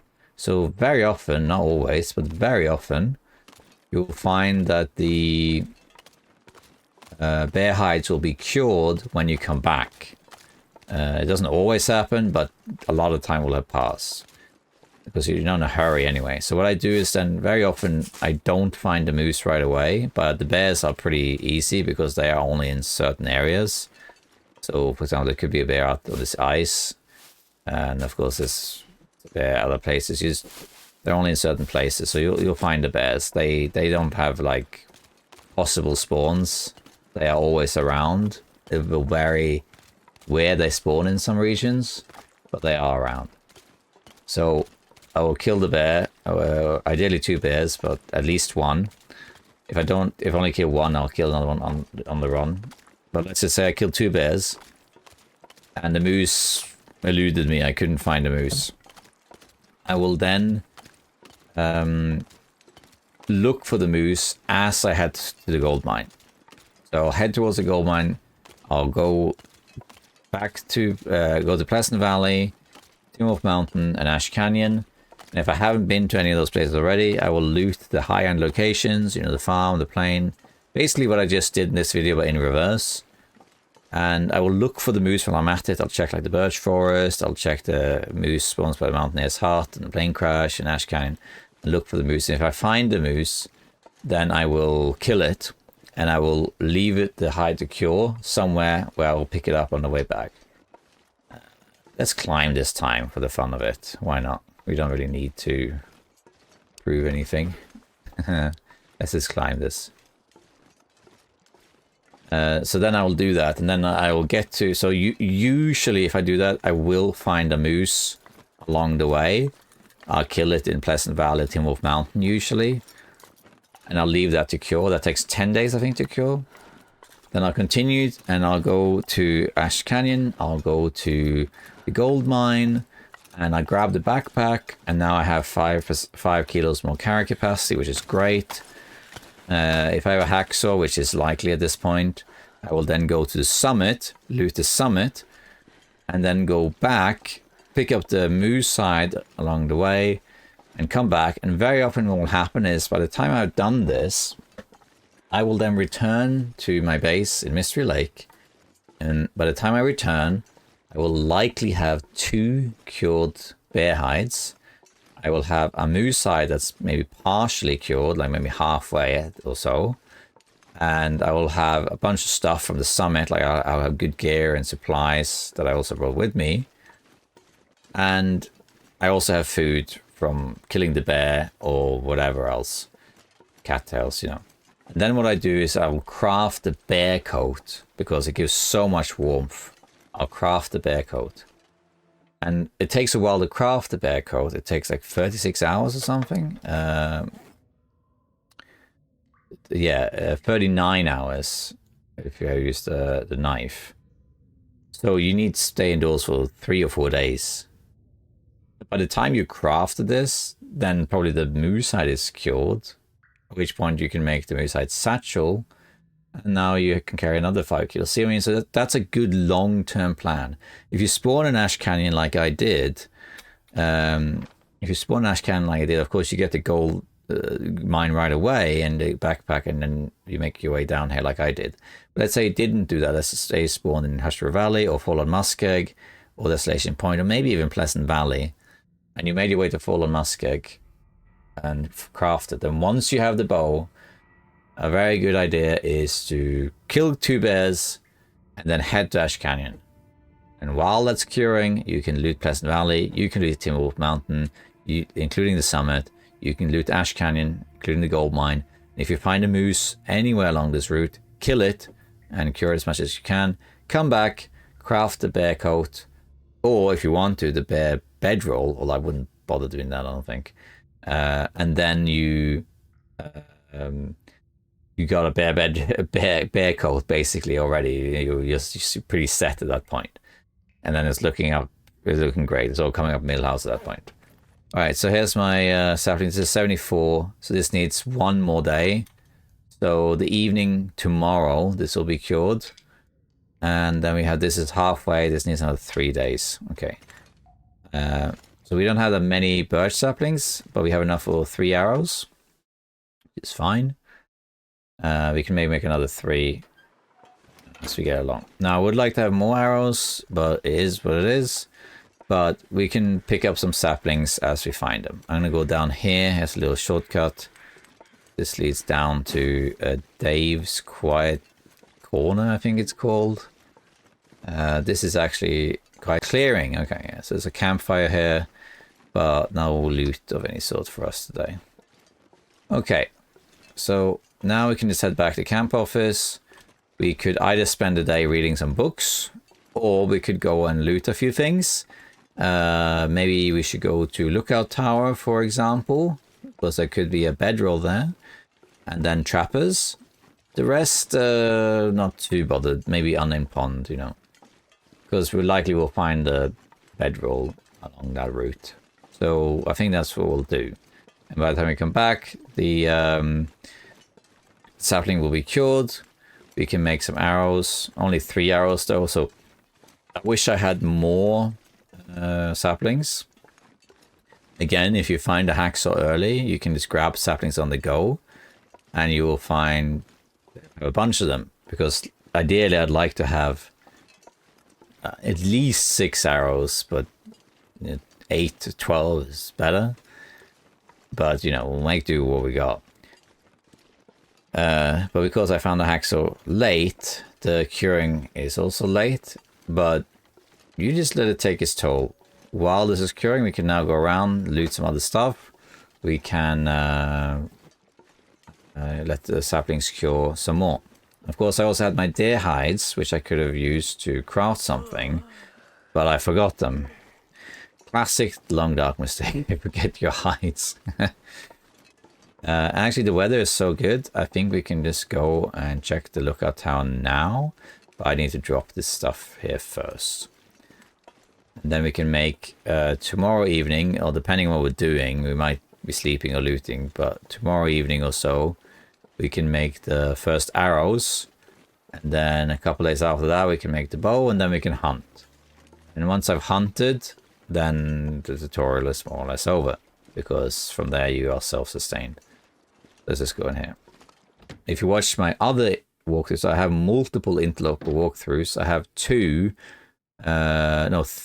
3, I think, sort of standard Interloper walkthroughs. So I just do what I'm doing now. One that's 4 years old, one that's, I think, 2 years old, and one that's 1 year old. But all of them were made before changes to wildlife and that sort of thing. Some of them you'll see I'll find a hacksaw early, and I have a ton of saplings. I think on one of them I make the bow on day 7 or something like that, but usually I make the bow around day 10, 12. Where's the sapling? Here's a sapling. Let's put these down. Here's my maple, and here is my other sapling. This is 5%. That's going to take a little while. If I had remembered my deer hides, which of course I didn't, but if I had remembered them and I had some guts, then I could make this pants. And in fact, actually, I need some guts. So here's what we're going to do. Here's a case in point with the stuff. So immediate goals. So what we need to do is get some guts. We need that for the bow. Now that also takes 4 days. And so that needs to cure. I kind of forgot about that because I didn't want to carry them around with the rolls and everything. But it's easy. We'll just grab some rabbits or something. Get some guts. Make arrows. Make bow. Get more saplings. And explore while curing. Let's do lookout, tower, trappers, or unnamed trappers. Unnamed pond has like 4 saplings, so that's fine. And then, you know, while we're here, we might as well put long-term goals is like make moose hide satchel, make bear skin coats. If you have the DLC, you could also make the insulation, but yeah. This we can get rid of the bunker. I got rid of that stuff. It's now here. And there we go. All right, so now that's all looking great. And now we can continue. I got an extra book here. We can move this book in here. All right, looks good. Great. So we're tired, but the weather is okay. So I think I need to save it because it's getting late. But let's head up to the lookout tower now and just look around, kill a day or two while things cure, and well, let's get some guts also. We'll get some rabbits or something.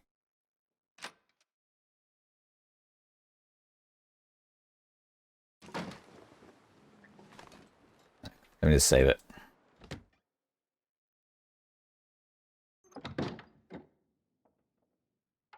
Alright. Okay. So let's take advantage of this. But before we go, I just wanted to talk about one thing quickly. Hopefully it won't take too long and the weather changes. But before we head out, let's just talk quickly about inventory. I can talk more about it later, but for the gist of it, I very often get asked, what should I take with me? And people are always heavy. What do you bring?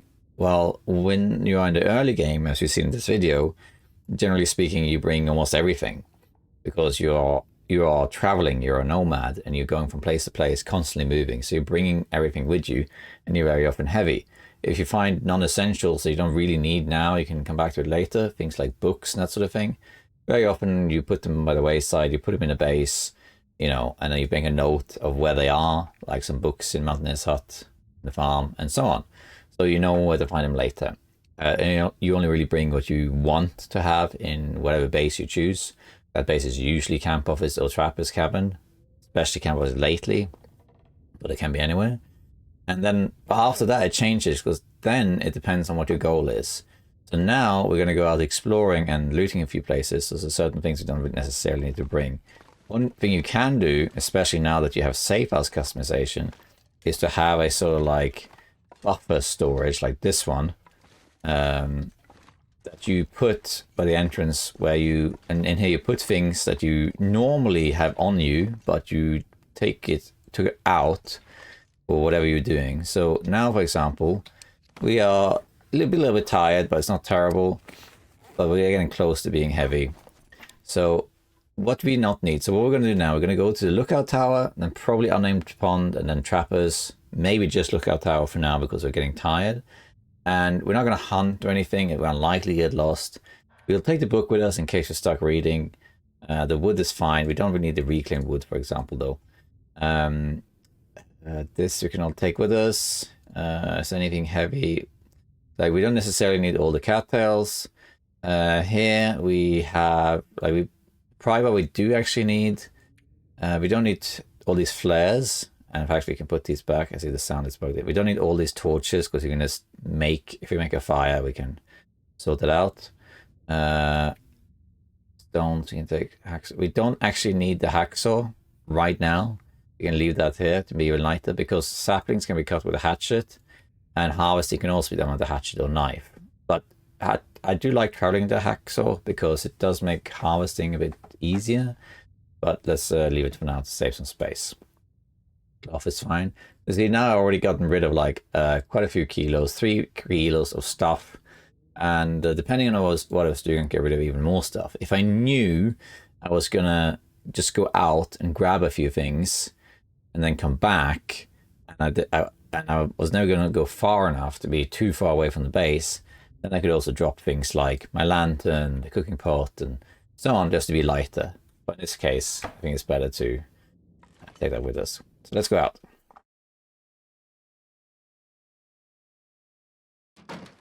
It's still good weather. So yeah, so basically you whenever you travel, the inventory, you got to think of just what is it you're achieving by going outside. Are you traveling far distances? Are you hunting? Are you looting? Or like, what are you doing? And then you adjust accordingly. Okay, now we're going to grab some rabbits, and then we're going to go to Lookout Tower. And one of the reasons we need rabbits is we don't have guts. So throughout this walkthrough that I've done here, this particular walkthrough that you're seeing, it's probably the one where I made the most mistakes of any walkthroughs I've made. And that's partially because of all the stuff I'm going through, but also because it's done in segments. I get interrupted by the baby waking up. I have a foggy dad brain, and I make some forgetful mistakes, but making a mistake is not an issue in this game. It's more learning how to recover from that mistake or improving it for next time. Most mistakes, except for frostbite, aren't permanent, and you can just keep going and learn from them. Even death is something you can learn from. This deer might run into the wolf, and we can grab the deer, but I don't really need it, I guess. I'm gonna grab some rabbits. you aim kind of like above the thumb, so about there. Grab the rabbit. This will attract the wolf, but that's okay because we got deer around. There's another rabbit somewhere. I want at least 2. Here comes the wolf. Where'd the rabbit go? There was another rabbit around here. I'll tell you more after. Well, there was a rabbit over here. There you are. Again, use the thumb. This rabbit is moving, so you gotta aim in front of it. So it'd be like here. I missed. Oh, this wolf is going for a deer. If this wolf gets this deer, you might wanna grab it.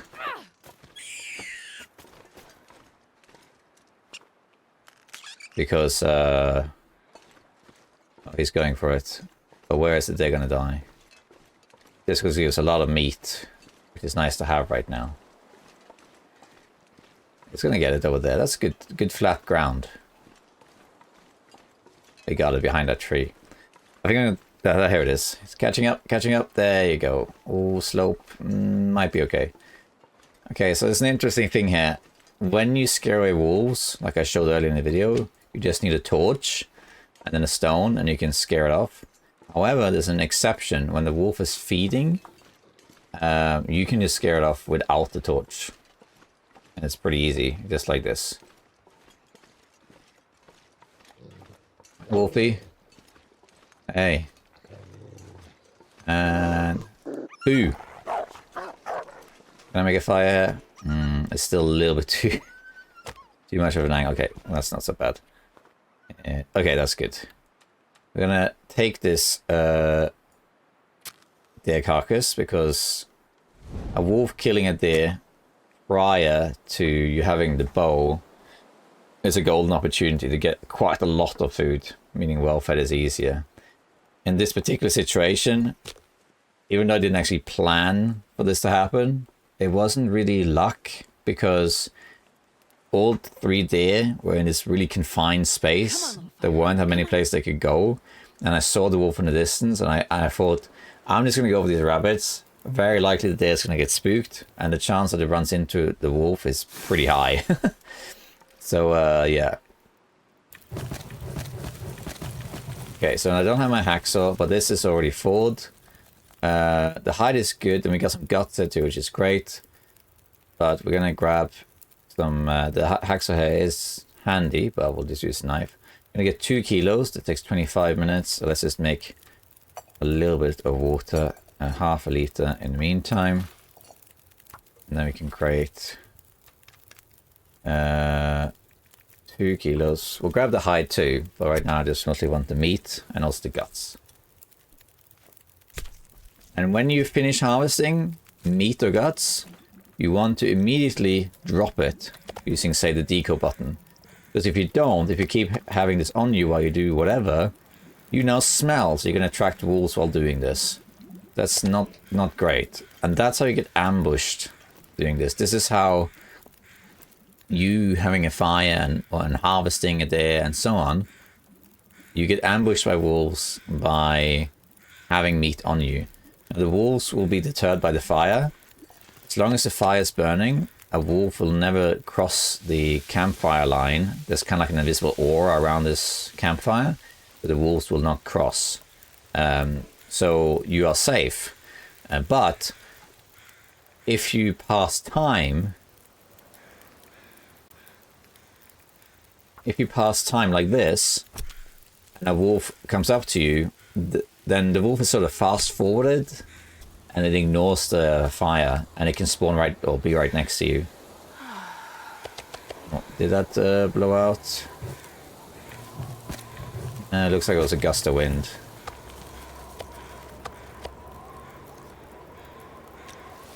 I blew out again. Okay, in that case, we're gonna grab the... I don't think this fire is gonna hold. No. In that case, we're gonna grab the guts. Because I kinda need it. This is not gonna cook, but we can... It's not gonna work. I'm gonna tank it though. fire's gonna go out, but I do want these guts. I also want the hide, but we might have to wait to get the hide. Depends how cold it is. Actually, we might be able to get this hide regardless. It's getting dark out here. Because it's not that cold. -9. It's kind of acceptable, so I'm actually going to grab this hide. In that case, I'm going to grab this meat too. 1 kilo of it. I'm going to get cold doing this, but just barely.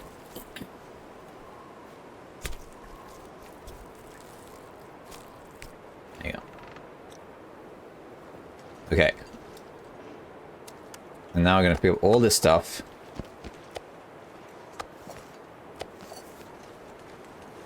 Now we're heavy, and we stink to high heaven. We should be okay. Because the wolves that are behind me, they're too far away. The flare up. And there's wolves on the other side here very often also by the, what should we call it? The derailment. But they don't usually come up this way. They come up the other way. And now camp office is pretty much as close as the lookout tower, but we're going to go to the lookout tower. Because we need to check it out anyway, so we might as well go up here and do that. And we'll go this way. The wolves are following you if this happens.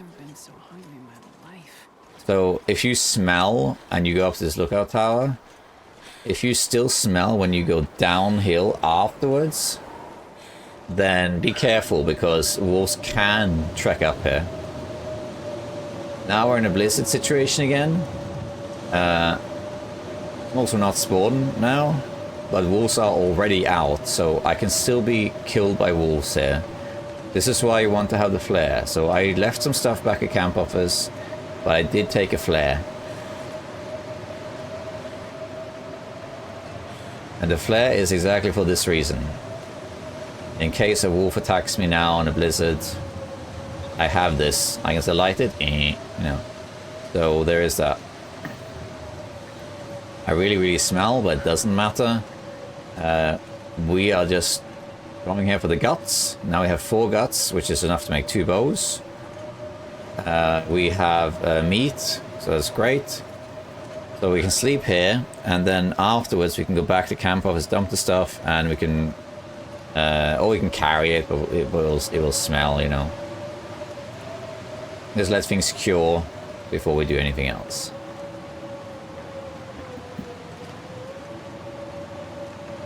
But yeah, earlier before all this happened, I was talking about mistakes.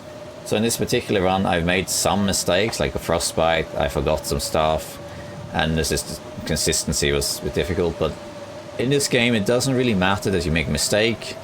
You know, even if you die from that mistake, it will usually tell you how to play better next time to not die. So you just gotta learn from it. It's a continuous learning curve. And also, if you watch this far, well then thank you. Hope you can hear me in this blizzard. But a walkthrough like this is not meant to be the optimal way to play the game. It's meant to show you how to play the game, not show you the flawless way to play the game.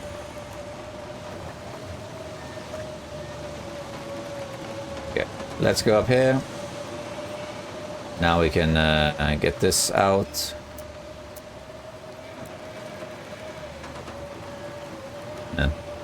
Snowflake.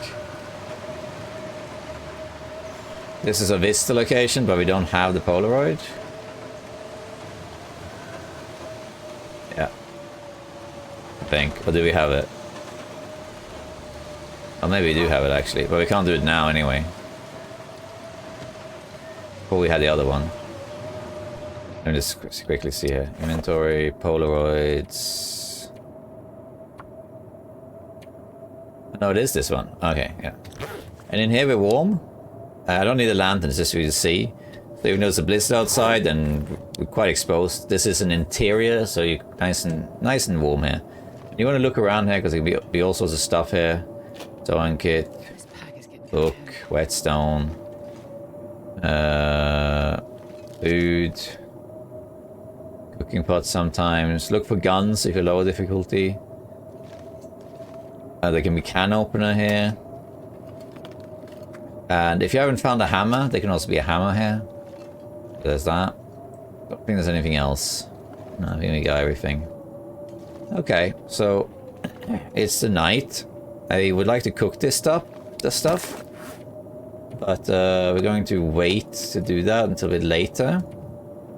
I do, however, want to cure some things. So first, let's just eat this meat.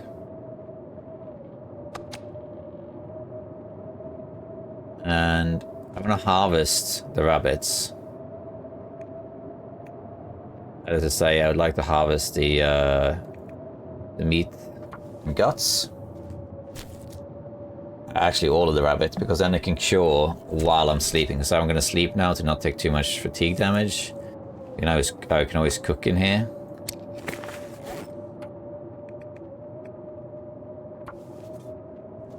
Yeah, and then we'll grab the hide. Can wait until morning, because it doesn't really matter if they cure a bit later. Let's drop the guts. Oh, there's 5 days, not 4. Whoops. Oh well. And then we're just going to sleep, because it's really late. We need to get some health back. So we're just going to sleep, and then we'll harvest / cook the rest. We'll sleep for 10 hours. I'm so tired I could lay down right here.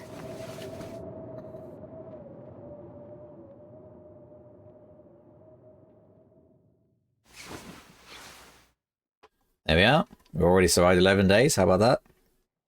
Let's eat some meat. Actually, no, we didn't do that. It's over there. We got the guts curing. Nice. And what we're going to do now, I think we will just take advantage here and cook this stuff. We might as well. Maybe we should take it back to camp office. It'd be easy to do it there. We don't have to, though. We could just do it here. I think we'll take it back to camp office, actually. We're marginally not heavy. Let's... Oh, I hate this door because of exactly this. You gotta go around. I think it's actually foggy, so we can't map it. In that case, might as well do it here instead, after all. Because that way we can map that later. And let's not use that super torch, let's use a small torch. It's a match just to get some flies here. I didn't actually pick up any sticks, come to think of it. So we don't have that much, but we got the coal we can use. If you need more coal, you can go to the mountain town cave by trappers. And you should find some coal there. Shouldn't be a problem. We don't really need coal that much in Mystery Lake, because you're not far from shelter. You get pretty far, pretty fast. Okay, let's cook some stuff. We're gonna put this here and cook these things. Let's also break down some stuff like this wood, and we can use that to make the fire burn a bit longer. 4 minutes. Anything to... No. We can cook some more. Now, while that is doing that, we can harvest the rest of this rabbit. We can grab the hide. Really need the... Why do I need... Oh, because it's frozen. You got frozen in here? Really? Well, it's almost thawed, so we might as well just wait a second. Let's break down this thing.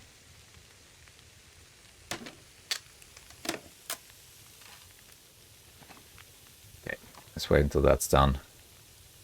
And I think that's it. Okay. That's time a bit. I need to find food. And I got one more of these. And I have a rabbit as well.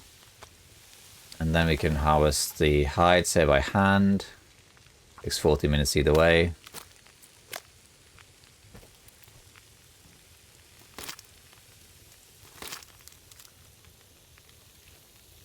Yeah. we got that one. And let's make half a liter of water here. Wood, and then let's harvest the rest of this rabbit. And we got some rabbit hides too. And we can use that to make the rabbit mittens, for example. I think we need some more rabbit hides for that though. I think you need 3. I think it's 3.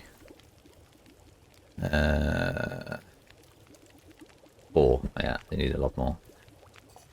Okay, I think now we cooked all the meat except for this one, yeah. And we can also make some birch tea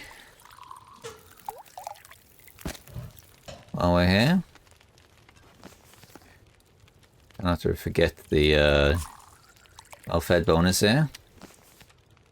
I do need more water. Let's eat, and we'll eat the rabbits first, because you see it always 1 kilo. 1 kilo rabbit. 1 kilo rabbit gives 495 calories. 1 kilo of venison is almost double that. The weight's the same, but they give less. So always eat the rabbits first. Go and let's eat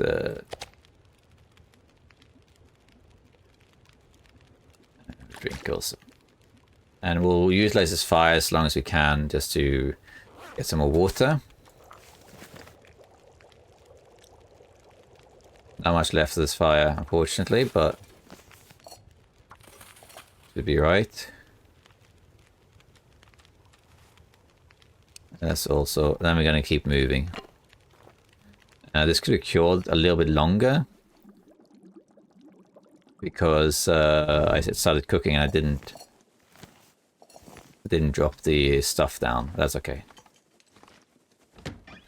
Basically, oh yeah, I forgot. Of course, we want to map this. That's okay. This won't burn out. There we go, and voila. There's the okay. Now we mapped all of this stuff because of the Polaroid, which even tells us all sorts of hidden gems. Let me just light another torch here. So if you look at mapped all of this stuff, it even showed me that here's the trailers and a corpse. Even all the way over here, it tells me there's a maple over there. So if I need maple, I can go there. There's a corpse there as well. This is Cougar territory if you have the DLC. All sorts of stuff. He even showed me limbs there for some reason. So yeah, cool to do that. Alright, let's go. We can also check out this plane crash. I'm not sure you can see it from here. It's really hidden.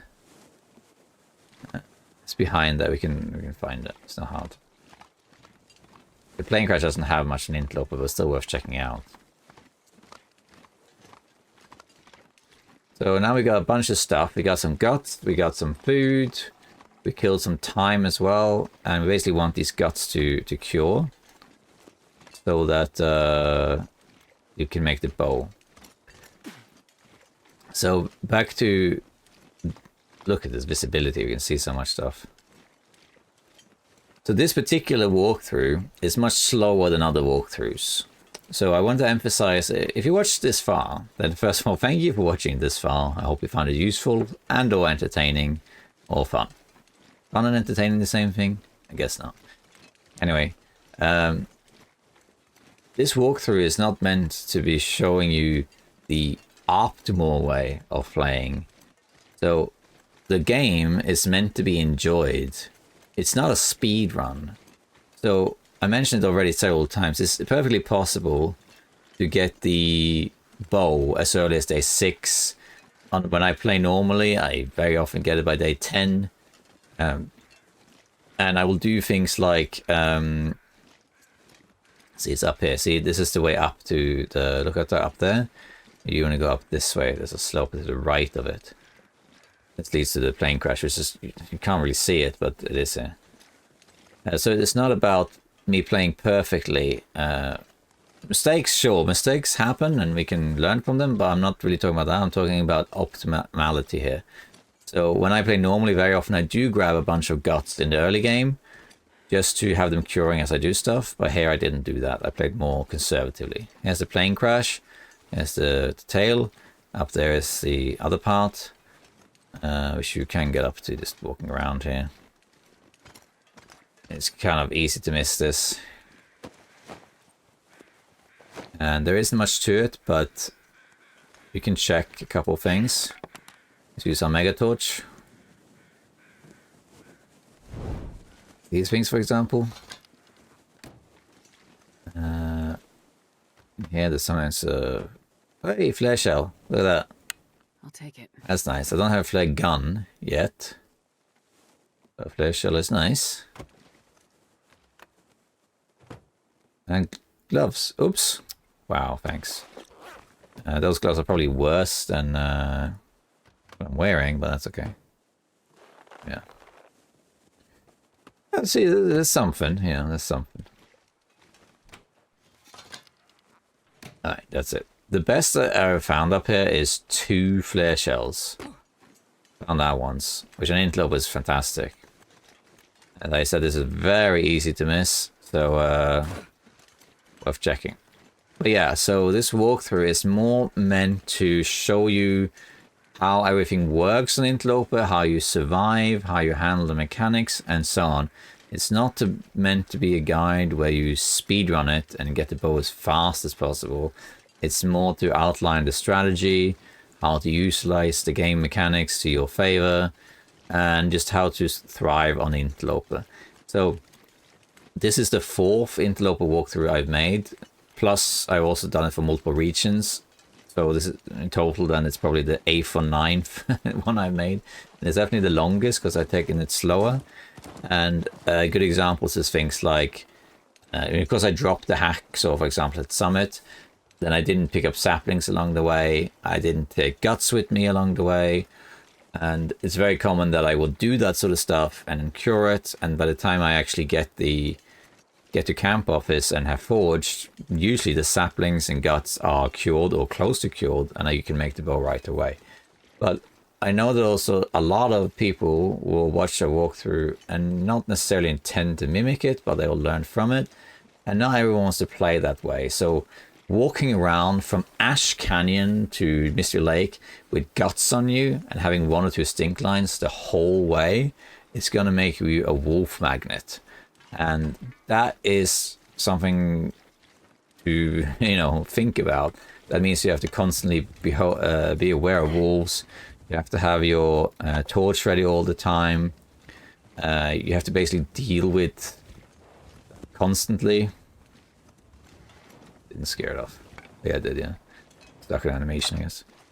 So when I then decided not to bring guts, what I'm, as the player here, thinking is, does the average Long Dog viewer want to travel from Ash Canyon to Mystery Lake with stink lines on them and attract wolves the whole time? And I'm going to assume the answer is no. So because of that, it's better to play it more conservatively. Let's say you get to Mystery Lake. Maybe even you got there from as close as Fallen Muskeg or something. What do you do next, right? Well, next is to get all the stuff you need for forging, and you need to get the guts and the whole shebang. So I think it's fine to do it like this. So yeah, it is possible to do the game a lot more efficient than I've done it in this walkthrough, to do things faster, more optimal, and that sort of thing. But like I said, the game isn't necessarily about that. It's about just mastering the mechanics and mastering the difficulty and all that stuff. Okay, we found some books we can also leave here. I'm gonna go back out because this is not gonna be cured yet. One is basically cured, but oh, not here, it's over here. A lot of books. If I need to kill more time, I can just read some books, especially now that I have more food. Need to make more water though, but that's okay. We're going to keep moving. We're going to go to Unnamed Pond. And I smell a little bit because I'm carrying meat, but I am still pretty light, so I'm going to keep the meat. just to maintain well fed. And I'm going to do for a little walk here where I go to unnamed pond for some extra saplings and probably trappers, and then that's it. After that, we're pretty much just killing time. Where did the moose go? We don't need more guts because we have 4 of them. And trust me, in the early game, you might need to find guts, like I did it, by getting some, you know, deer and rabbits and what have you. But in the late game, you will never be wanting for guts because you kill a lot of moose and bears, especially bears, and they give 10 guts each, and you're not gonna need all of them. So if you want to craft the bearskin coat, for example, you need 2 bear hides for that, and I think it's 4 guts, right? But that means you kill 2 bears, and they each give 10 guts, so that means you still have 16 left afterwards. That's a lot. Yeah. So they will cure, and you can just use them. So as you kill large animals, you don't really need to worry about it anymore. So I smell, but it's not really a big deal. I do need to make a fire soon though, just because I want more torches. I don't have any torches really. There comes the wolf. I can get rid of him by dropping all my stuff, which I can do like right here, for example. Bye, wolf. And I gave up. We can just make a fire here quickly. And I don't need to warm up because I'm warm enough already. But I will use this to get more torches. Come on, little fire. By the way, speaking of walkthroughs again, when you make something like this, which is basically how to... The whole point of this video is basically to show you how to master Interloper and become self-sustainable. And there's always a question of, well, where is the cutoff for that? When do I stop the video, right? And the thing is, we could keep going for a really long time here. And I show you how to hunt all the animals, and then where to go, and do this and that. And it just goes on for a long time, like a really long time. I think, generally speaking, the way I consider it is that the purpose of the video has been achieved once I have the bow and I killed one thing, because then you've seen how that's done. And you know how to hunt. You know what to do with what you hunted. Wow, terrible torches. And then you can just go from there, you know? I don't need to show you the rest of how to hunt every single animal, you know? That said, I mean, we're not at the end of the video yet, but if you want to, I do have another series of Interloper videos. Just get rid of this wolf. Like this. So, before the Tales and all that came out, I had a series, a 3-part series called, I think it was called Mastering Interloper. This was in the old game with different loot mechanics and all that stuff. And then that one had 3 long videos. I mean, they're all 7 hours each. The first one was kind of like this one, where I introduced everything to Interloper and how it worked and all that stuff. The second one was to secure your position, to get more, to do more hunting, get more pelts, get more guts, get more food, and just really set up a stronghold, really. And then the third one was setting in for the long haul, like what you do to, you know, get fully armed to the teeth. And I think the whole series is something like 35, 40 days, I can't remember exactly. And I basically do everything, hunt every animal, craft everything I can, and so on. And if you after this video would like to see, okay, now I know how to survive the early game, become self-sustainable, set up a base, and so on and so forth, what do I do next? You could check out my older videos, which has follow-ups on what to do next.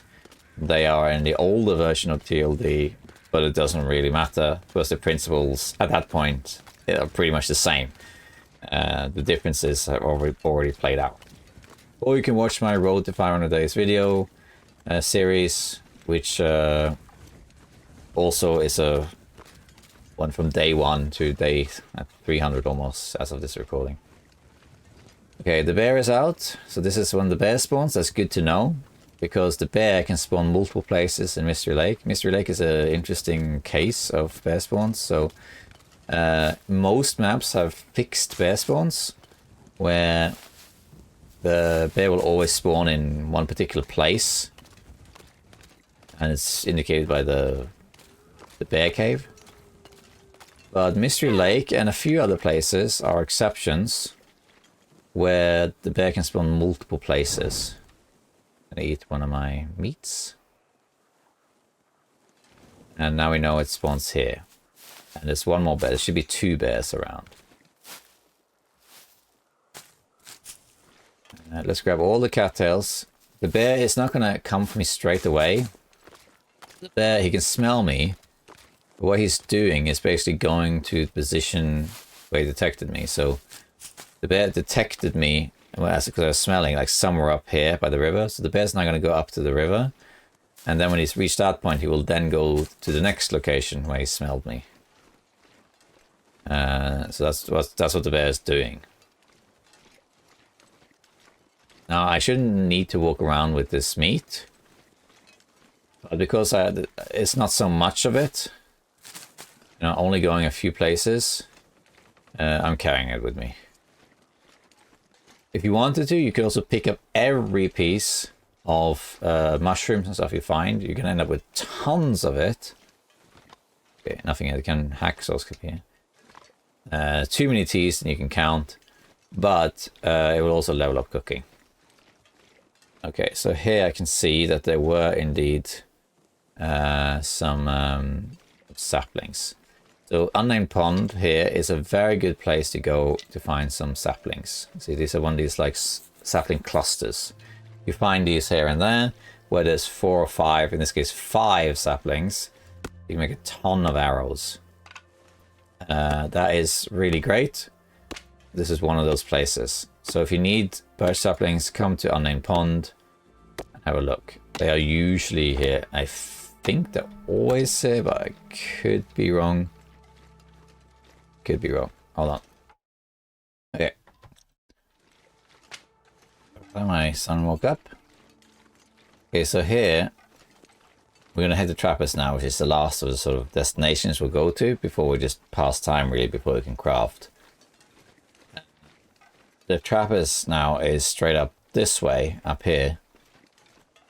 We're gonna go a little bit more this way to the right, just because there can be a sapling around here near the edge of the map. A lone birch sapling, but you can also find a maple sapling here. It's the thing that they are often on the edges of the map, especially maple. Let's see if it is here. I don't think it is. You can usually see it from quite far away. Doesn't seem like it. No, I don't think so.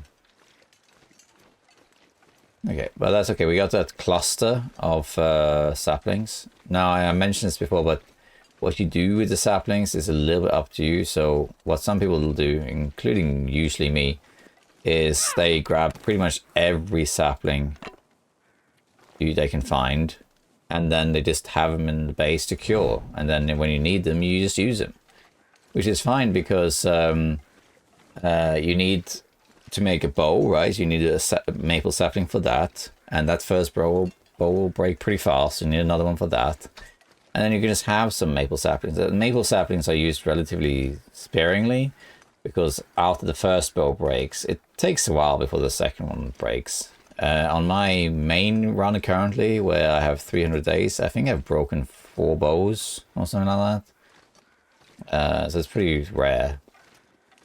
Of course, if you have the DLC installed, you also need 4 maple to make the sled, the trawa. So that's also an incentive, of course. But you can also save them for later. If you have the trader with DLC, you might want to do that just to have some saplings to trade with him. So here's another cluster of birch saplings. So now we have an absolute ton of them. Here's some birch as well.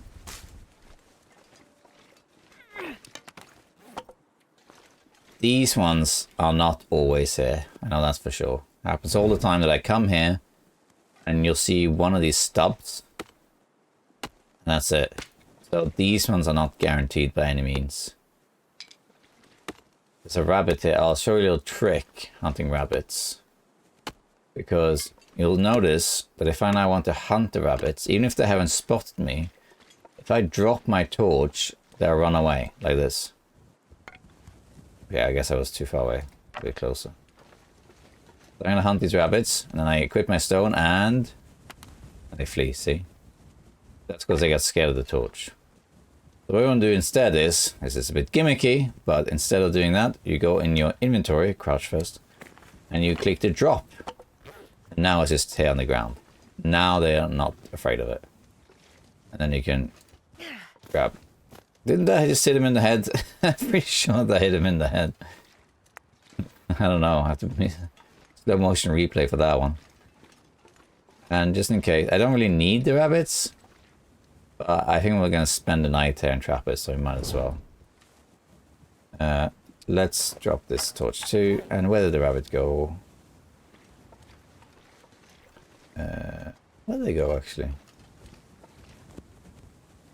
Up here? Here's one. If you want, you can try a Hail Mary, but they very rarely work. If you want a Stone Age sniper, you can try that, of course, but didn't that hit him too? I think it hit the ground first, and that doesn't count. When they're at an angle like that, it's quite hard. If you in all seriousness just want to grab the rabbit and you're getting bored of missing, the best way to do it is to crouch and get in front of the rabbit. Or behind it. Behind it, they're completely blind almost. And then it's straight towards you, and then you just do this. And you can't really miss. Because it's right in front of you. If you really do want to try the Stone Age Sniper, there is a trick where you can get the... That needs to stand right at the edge of the screen. It sometimes freezes, but it's a gimmick. Hitting it from a Stone Age Sniper is very hard because the stone will curve. So you're likely to miss, but it just takes practice. Like, I don't know. Something like there. Yeah, see, that was close. I don't think I'm going to spend much time doing that. I'll take the one rabbit. We'll do a Hail Mary for this one. There, probably. Worth spending time doing that. Okay, let's go. So here's Trappers. This is probably the most famous area in the Long Dark. It's been there since the earliest playtest. And it's the loading screen for the game itself. And in here, you can find some really good stuff. There's always something good in Trappers. It's not always amazing or anything. But there's always something in here. We might as well spend a night here as well. So here, let's see, is there a bedroll? No. So the bedroll must be... Where is the bedroll then? Because there is a guaranteed bedroll here. Let's start a fire before this burns out.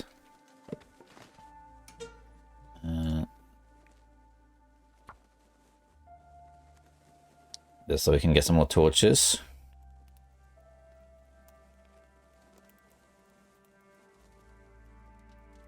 Come on, little fire. Come on, little fire. And there we are. And as we're here, we might as well, Snow if the hypothermia wouldn't kill me. Hey, fire starting level 2. Nice. Which I think is just that the fires last a bit longer.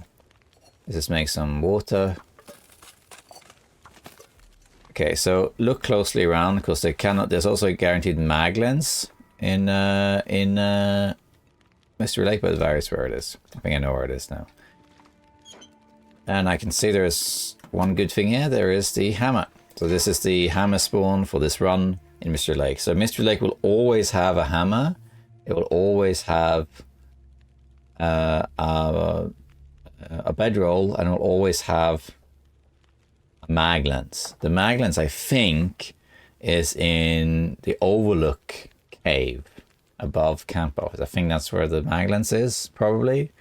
The bedroll, because they changed it, you see, and I haven't really learned the loot tables, but I think if it's not here, not Camp Office, not the blind, not in Lookout Tower, I think it probably, and it's not in the cave, yeah, not in Allen's.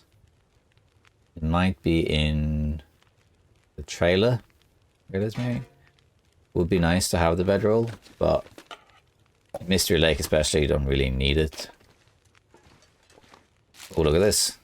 Lots of peaches. Anything else around here?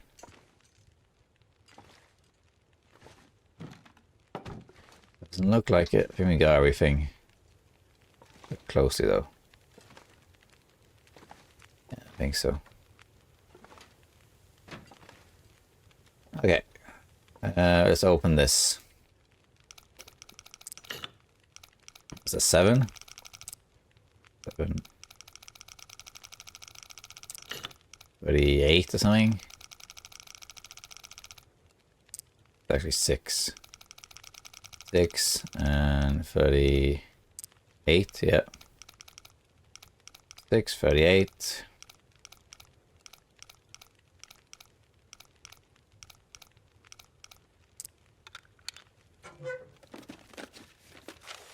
Count the money. Oh, jeans. Which we don't really need, I don't think, but it's slightly better. Okay. We're going to stay here for the night. And we might as well use this fire to make some more water. We can also break down this crate with our bare hands.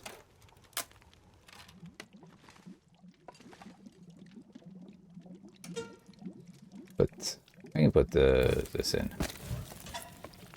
Break down this crate too. Now is a good opportunity for where you can read a book while doing something. So you can put 3 clean wood on, you can put 2 liters, which takes 2 hours effectively. And now we can read something. So we have a book with us, which is cooking, which is great. And it looks like we're going to level cooking doing it. And we can read for 2 hours, but I'm going to do 1 at a time. Just in case something happens.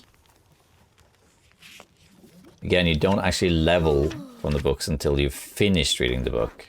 Not just that you've read it. Anything for me to cook here? Well, actually, this will probably level us up to level 3, because you have 3 things that can heat up next to it. How much is left of this fire? Not a lot. Let's see if we can do half a liter. Is that possible? I think maybe.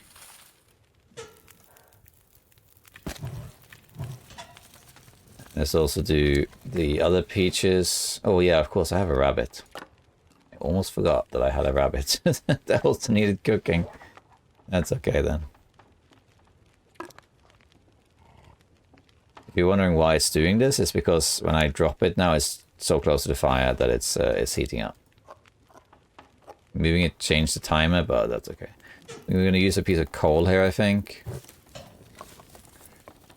Because then I can harvest this rabbit while we wait. We can use the knife. We get the incision and also guts.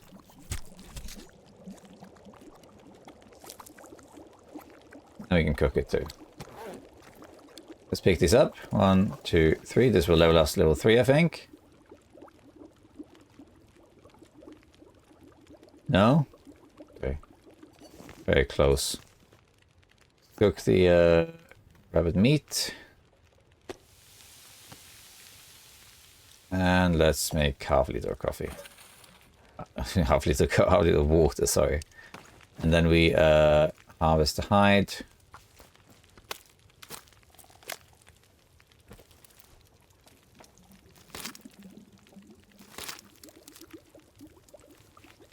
there we go. I'm not sure I can carry much more. Grab a torch, and actually let's drop our stuff and some saplings. I kind of lost a couple of hours. I could have dropped these before I started cooking and they would have been 2% cured. But again, the long dog is not about optimal playing. It's not what this is about. Yeah. Now we have another torch, and now it's too dark to read once this fire burns out. Now we could just stay here and sleep. Is there only birch bark to make? No. Burdock though we can make. This is more food.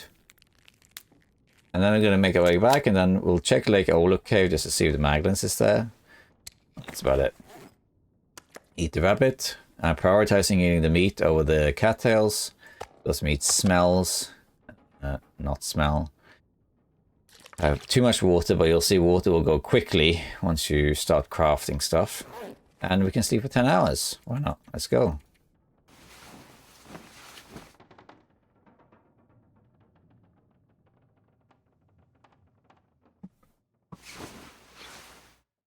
Well, days, so we're getting there now.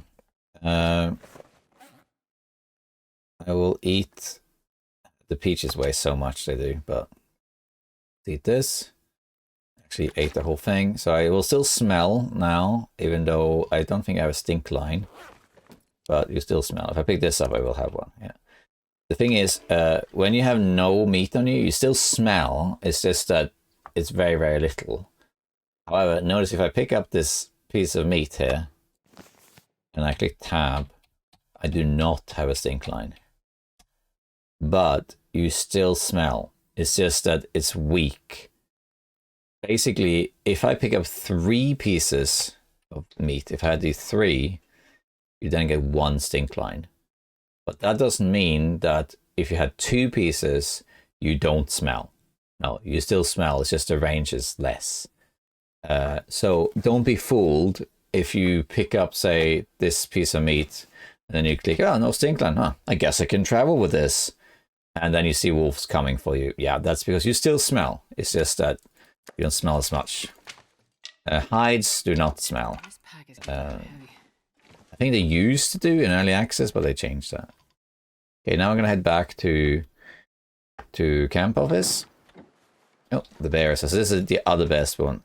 You can see the bear turn because he's detected me because I smell. If I drop what I'm carrying, but clicking 3 on the decoy button, the bear will lose interest like this.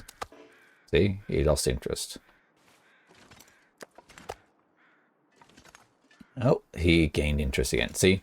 That's because he can smell me. I know it doesn't really make any practical sense, but basically, if I'm carrying the meat, then he can detect the meat on me. He's smelling the meat on me. But if it's on the ground, he can't detect it. Even though, in principle, it's the same thing, right? The meat is still here. But that's just how the game works. It has to actually be on you. You have to be carrying it. We can goat this down here. It's doing, doing, doing, doing, doing. There he comes. But bears are really not an issue in the long dark. We're going to kill one of these bears once we have the bow.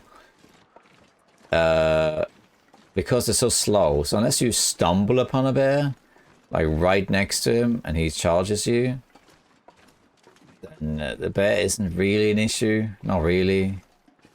Because they're so slow. Like, even if the bear detected me, yeah, he's going to follow me.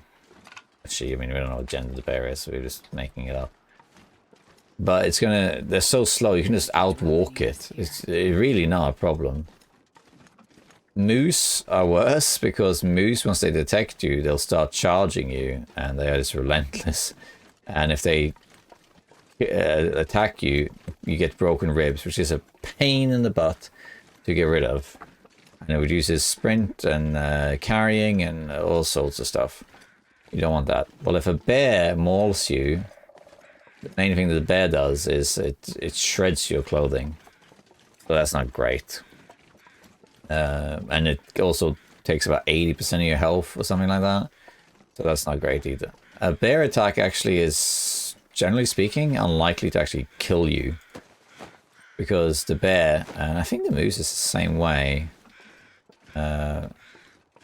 they actually deal a percentage damage to you. They don't have a fixed amount of damage. So if you are, say, 20% health, you will still survive if you get mauled by a bear. You'll have very little health after, but you'll survive. Because it takes a percentage of your health. The exception is if you are, I think it's 10% health. 10 or 15, I think it's 10%. Let's just say it is that. If you're 10% health, you get mauled by a bear or stomped by a moose, you just die. Your health was already too low to recover from such an attack, so the game just kills you if that happens. But if it's higher, if it's 20%, and you get stumped, you might survive with 5% health left. While if you get killed or mauled when you're 100% health, you survive with like 20%. But of course, a bear mauling also leaves you double bleeds, so you bleed out really fast. So that's an issue as well.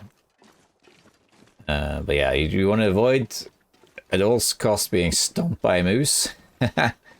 And you want to also avoid being mauled. But if I had to choose one, I'd prefer being mauled. And here's some more maple. So these are the ones we could see earlier from the road. We were up there. There's the railroad to Fallen Muskeg. And we could see these saplings from the road. I think I only saw one sapling. And this is maple. I have found birch here too. It varies. It's one of those things. Sometimes there's maple, sometimes there's birch. They don't spawn exactly the same places near each other. There are a lot of places in the game that have guaranteed saplings. Like there'll always be maple, there'll always be birch. Now I never really learned where they are because through experience, just like with loot, you learn where to look. But I do know, for example, the maple in Winding River that I showed you, in Winding River, the maple atop the plateau, that's always there. Like, there's no exceptions. It's always there. Oh, there goes the dog. Let's just walk the dog for a second.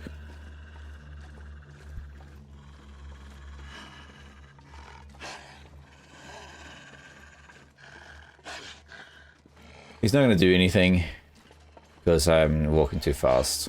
The only thing he'll do is he will, if he sprints to catch up, then he'll catch me. But yeah, so there's several places where you're guaranteed to get maple and birch. So the ones at Unnamed Pond, I'm pretty sure they're guaranteed. I don't think I've ever not found it. The maple in Winding River is guaranteed always there. And most of the other ones around the map, they are also always there. But there are some that shifts, or some that will have maple or birch. But generally speaking, if you find a sapling, then sapling will likely be the next time too, or nearby. There are, I think it's actually mostly static stuff, and some rotate. Now, clusters of maple, where you find like 4 or 5 maple together, that's really rare. Usually you only find 2 maple together like you saw now, at the most. But when they introduced the sled, the Trawa, they did add additional maple because it required so much to craft it. And I think they are all in the far territory, so I think you have to have the DLC for that. For example, in Zone of Contamination, I think there's 2 places you can go. And there will be 5 maple saplings stacked together on Interloper. But the rest of the, I don't think they spawn out the DLC. Is this wolf going to go for this deer? If so, then I could grab it. Why not? Let's see if it goes for it though. I think it will go for it. And it's got its back to the wolf as well. So I think we might get a National Geographic moment here. Here it comes. Or the deer saw it. Oh, it's going for it. Go, Wolfie, go, go, go, go. You can do it. Oh, you got it. But in a really awkward spot, though. I'm going to grab it, of course. Go away.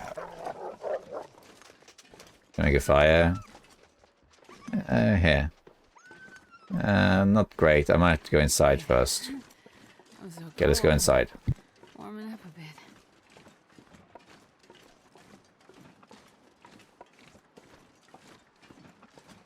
Okay, let's go in here. I'm not sure I can carry much more. Okay. Let's drop the... We had some rabbit stuff. I did bring it this time, right? And then the gut as well. These still need a few days. So I'm a bit behind there. And then we have a bunch of saplings. I'm going to drop them here rather than up there. I had some other ones. There we go. And I have some other stuff with me. Let's also harvest this torch.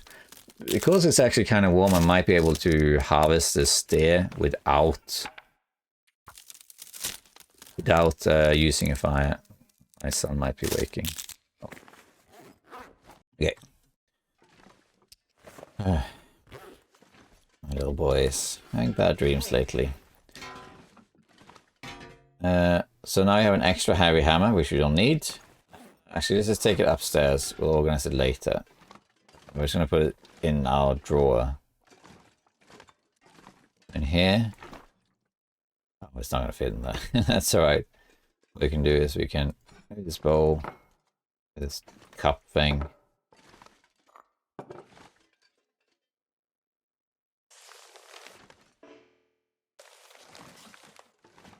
Drop it here. This can stay here. We found some extra stuff. We found some cash. I guess we can just carry that around.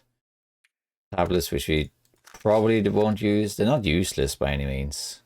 Just we rarely use them. We have a lot of water, but they'll come in handy. We have extra sewing kits we don't really need. I guess that's it. Yeah, I'll do this. Yeah. Right. We can now also, seeing as we're here, we might as well pick up our excess stuff that's in here. Take all this stuff back. Although I'm just going to go out there and grab the meat, so we also have some extra food we could just put here. Like, we don't need to carry this as we go out, just put it here. This should be stored outside, but I'm going to eat it soon. Storing food outside will make it deteriorate slower. Okay. How much wood do I have? Yeah, I'm alright. -4 degrees. So we need to harvest this, and it's actually pretty warm, so we don't really, we barely need a fire at all. In fact, it's so warm that you could probably harvest this without a fire, but if I go back inside and warm up and the weather changes, it's not great. Grab the feathers. Fell towards the temperature, -4 still. Okay, it's at an awkward angle, but I think... Yeah... Actually, no, it's not gonna work. The angle's too awkward. Okay, see, in that case, we're gonna do it without a fire. This is early game. There are ways to get around this, but don't worry about that now. Let's do your 30 minutes. Yeah, use the hacksaw. Oh, getting colder. Wind is picking up. That's what I was talking about. I could cancel it, but it's okay. Still clear skies. I'm freezing. Just windy is all. But still not even that cold. Okay, we're gonna go back inside. Drop the raw meat out here. Gonna read the book for a little bit to warm back up. This book, the cooking book. And go back out there. Also do another hour. Warm up completely. A drink. And let's go back out there and see what it's like.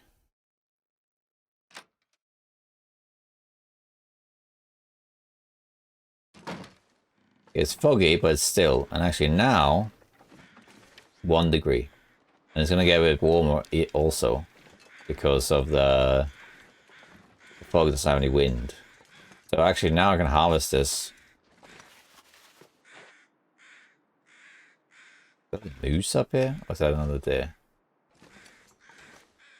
I think it's a deer. That was really close. That's a moose right there. Why are you coming over here for? Go that way. The moose will revert to its original path. So the moose has kind of like a designated sort of home range, you can call it, like over there. And if it flees, it will start moving back to it. If I crouch it, I'll be okay. It's not gonna make its way over here. Can't imagine that being the case. Now we're warm. So we're going to just grab this stuff. It's frozen, but I have tools to grab stuff, so let's grab all the meat first and the guts. Alright. Meat, I guess. The moose could be going on me while I'm doing this, but I don't think so. This pack is getting kind of Why would the moose come here? Why? Got all this stuff. 3 degrees now. Gut. It's easier with the knife. Cook this when we next make a fire.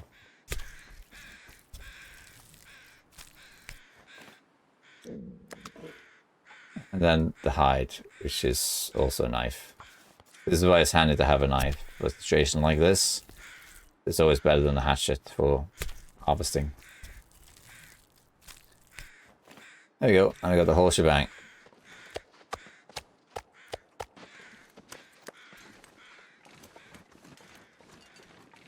That moose was really close. Comfortably close. Okay, let's just drop the meat out here.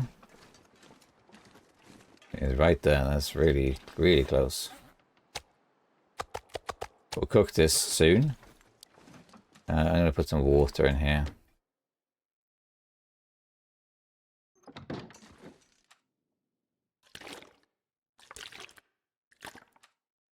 And seeing as the weather is pretty good, we're going to go up to the lookout, or like Lake Overlook, to see if the mag lens is there. Wait, sorry, I'm carrying guts. I just sort that out too. So if I had brought my deer hides that I forgot all about, then I would have quite a few deer hides here. And I could have been making boots and pants, maybe even. We could make the boots though. Probably. We'll see. Some more guts here. There we go. A brush bite, come on. Let's take advantage of this fine weather. In fact, there's probably a deer carcass at the top here, and we could grab that too. Moose. We want this moose to be there when we craft the bow. So now we are just sort of living off the land and going around, and I gotten 2 deers from wolves. And notice how both of them were kind of like planned accidents. The first one, they were all in this sort of bottleneck, and I knew they would flee as soon as I started hunting the rabbits or getting too close. And the likelihood that one ran towards the wolf that I was in the distance was pretty high. So basically what I did there was I wasn't planning on it, as in that, but I figured it could happen. If it does, I'll take advantage. Here, I didn't plan it either, but the wolf was following me, and then I saw the deer, and it was in a really good angle where I can get past the deer without spooking it. And I did that, and then I took advantage of the wolf killing the deer. So that's also called the thief tactic, and it's a perfectly valid way to play the game. If you can't hunt the deer yourself, get the wolf to do it for you. You can scare the deer towards the wolf by throwing stones, but it's really inconsistent. It's easier to lure a wolf to the deer than the other way around. Especially if you get the backs turned. So up here is Lake Overlook Cave.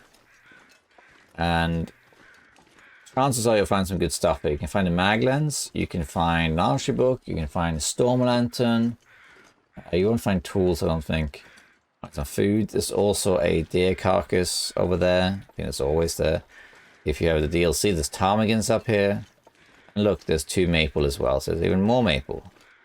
So, like I said, usually, or like most maple is at the edge of the map, but not all of them. You will find some in the middle of the map too. This is one of them. Let's have a look here. Here we go. I bet you the mag lens is here. No, it's not. It's a random book. Guess not. Anything in the back here? No.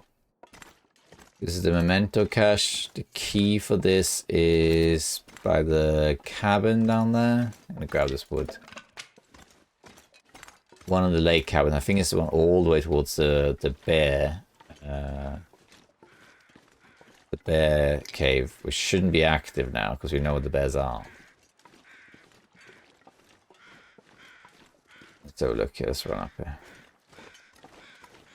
This is also a Vista location, but we don't have the Polaroid. But if you had it, you just go up here. This is Lake Overlook, and here you can see the whole of Mystery Lake. It has all the fishing huts and everything. There you can see in the distance there's that rope anchor. That's where we were earlier with the bunkers and everything. I believe this cabin right there, that cabin, has a note with a key in front of it. So if you go there, you get the key to open that cache. I can't remember what's in it. Memento cache in general on Interloper aren't really worth it. Like, you can open them and you get stuff, but they're not really essential. There's a couple of exceptions. In Hushru Valley, if you get the memento cache key for that, there is a cured bear hide in there, I believe, which is really good. And in Desolation Point, you have to do it, arguably. In Desolation Point, there are guaranteed matches, but those matches are in Hibernia, and you could spawn at night and not see them. It's really hard. So what you instead do is you get the memento cache. There's a key in the Riken, and the cache is outside Hibernia. And what you do is you then, inside that cache, there's 3 marine flares. So then you have your light and whatnot for the first fire. Okay, again, it's 0 degrees. I might as well take advantage and harvest the stuff. I'm just going to do it in one go. I think actually we're going to do it in segments. I'd last. Now it's getting cold, but unless the wind starts blowing really hard, it should be fine. You can just do this. I forgot to drop my gut, so now I'm a target for wolves. But that's right. Pretty far away for that. So now we have even more stuff. And carcass housing is level 2. Didn't find the maglans though. It is around here somewhere. It just, if you need it, just look. So as I said earlier, there are loot tables. In the past, an Interloper, there was always one of 4 places. So because of the four different loot tables, that meant there effectively there were 4 different places things could be. Or sometimes it was 1 in 3 places or something like that. But with the new loot tables, it's a bit different. You have multiple possible spawns within a certain area. And like I said, I never studied them. If you want to know what these things are, you want to know where Maglans is and the Haxo and this and that, you can look it up. It's not that hard. But I just learned from experience, and there's room for error, as you can see, because I don't always get it right. And I think that's actually kind of part of the fun. That means that I now have to look the rest of Mystery Lake to find it. Look at this thing here. Scenic Moose by Camp Office. I always say this in all my videos whenever I get a chance, but a big attraction to this game is how beautiful it is. The aesthetic of it is just phenomenal. With the winter landscape and the amazing weather effects. It's just, the art style of it is fantastic. So it's nice to sometimes take a moment and not worry about what you have to do and just take in the game for what it is, which is what we're doing right now. This is the same reason, like I explained earlier, that this isn't a walkthrough on how you are supposed to play the game optimally. If that was the case, this video will be done 3 or 4 hours ago, because you can just flawlessly go certain routes and this and that, and you can even restart your spawn until you get Hushru Valley just to do things really fast. But where's the fun in that? So where's the hurry, right? So sure, the faster you get the bow, the better, because you become self-sustainable faster. you have more time to hunt and get your resources. But at the end of the day, unless you have a soft goal for yourself to survive X amount of days, you are here for the long run to survive in the world as long as you can. What difference does it make if you make the bow on day 6 or on day 60? It doesn't matter. The only difference is that, of course, you have less options for hunting in the meantime. But as you can see, it's survive on cattails, on found food, on caught deer, rabbits. There's fishing, of course. So surviving without the bow is pretty easy. It's just that having the bow gives you a lot more options and available resources. But there isn't any sort of rush, which is why I'm taking this walkthrough very slow and explaining everything I'm doing and all the strategy behind it. And I'm getting all the guts and everything now as opposed to earlier and having it ready. And again, there's a way better ways to play this if you want to be more efficient. But efficiency is not the name of this game. The name of this game is the long, emphasis long, dark. It takes a long time to play. And you got to play it your way. Doesn't matter how you play it. You want to get the bow in 6 days or on day 100, whatever, doesn't matter. Do it your way. Don't let anyone ever tell you how to play the game. I will never tell you how to play the game. I mean, sometimes I say, don't do that, like don't hurt Larry, but that's just a direct suggestion.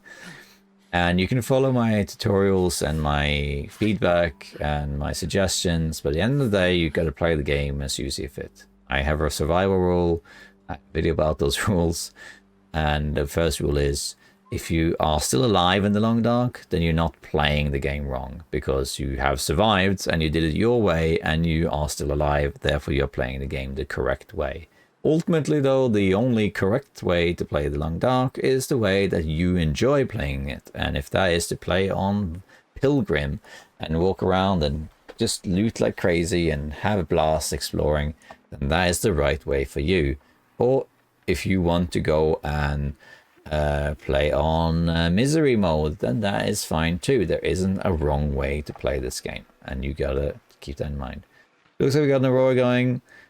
We could, if we had more time, witness the vanishing moose, but I think that's going to take too long. I could go in and warm up, and maybe we can be privy to this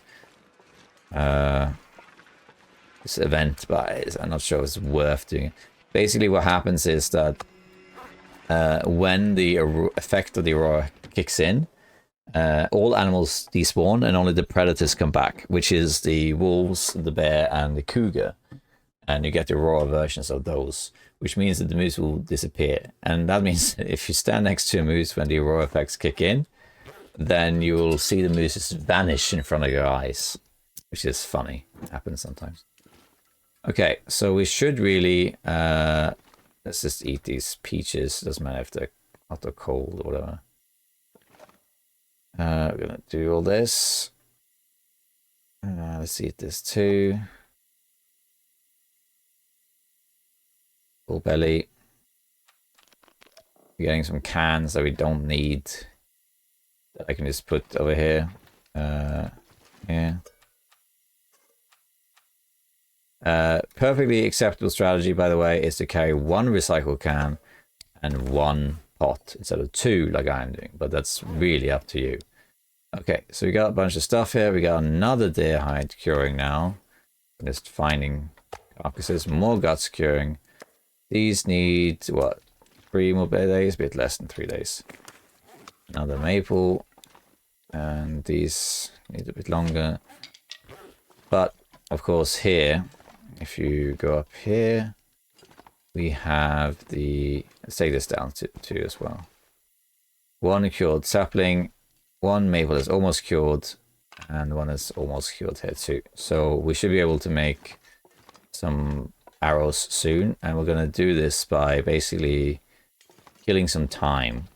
So let's drop these here actually. They'll be killed faster. And we actually have 4 of these deer hides. Nice. Okay, and it's nighttime, but we might be able to read this last page of this book, which will level up cooking. Especially now. Got Aurora. There. Vroom. There you go, cooking level 3. And now cooking will, you don't smash the cans anymore. No calorie loss in smashing open cans. You get more calories cooking stuff too. So that's great. Good stuff. Now the next thing to do is to... Let's just check if this is a buff menu we don't have. Yeah, it is, yeah. I won't read it though. I think we'll just... what we could do is, if you want to, because we can sleep longer. Later, let's take some books out. The most important ones is cooking. Do you have any more cooking ones? We do have more cooking ones. And after that is fire. We can just take all the books out for the moment. And then we can see from there. Ice fishing is the least important, so we'll leave that. And because it's light from the aurora, we could read the book right now. This one's completed. We have another one here. As you see, it doesn't level that much anymore because of that. So maybe we can read a fire book instead to get that to level 3. Let's read 1 hour. I would recommend reading 1 hour at a time just because it's easy to manage, but I think it does save it. So if I pick 2 hours here and the aurora stops after I read 1 hour, then yeah. One stupid mechanic in Long Dark that I really don't like is that if you interrupted reading, it won't remember where you were. So if I read this now, if this stops right at the end, I have to read the entire hour again, which is a bit annoying, as opposed to, you know, continuing where you left off. It's just how the books are programmed. Let's just eat some food. We have a load of food, and we have more to cook out there too, so we'll be fine. Let's just drink this stuff. And then what we're going to cook the food, and then do some crafting, and then we hunt the bear, and then we're done. There we go. Okay, let's just sleep 10 hours here.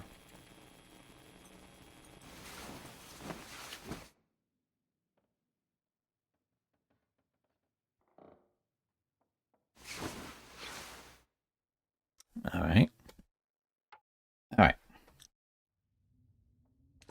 So now let's have a look at the status of the saplings and that. We might want to make some more water because we don't have that much of it. So now we got one that's the main one is over here. That's almost cured. That's cured. This is almost cured. So that's good. But the guts aren't cured. So the closest one I think is this, yeah. 47, 48. So that needs like 2.5 days. So what we could do some cooking, we can do some reading, and that will kill the time. We can pick up this also. Oh, you have more water. Okay, that's good. I didn't realize that. So what we could do now, we could continue looting, going around Mystery Lake and looting here and there, but we don't really need to. We could, if anything, we could do some fishing, get some more food. We could do that, I suppose, but the problem with that, we don't have a fishing tackle. We have a hook, but to make a fishing line, we need a killed gut, so that's the same thing.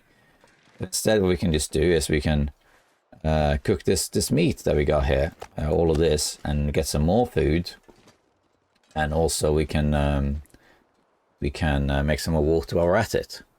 And if you look at the matches situation, we got quite a lot of matches, and I even put some matches around, and we had the fire striker. So matches are bountiful at this point. Really not an issue at all. So I think we're going to make a fire.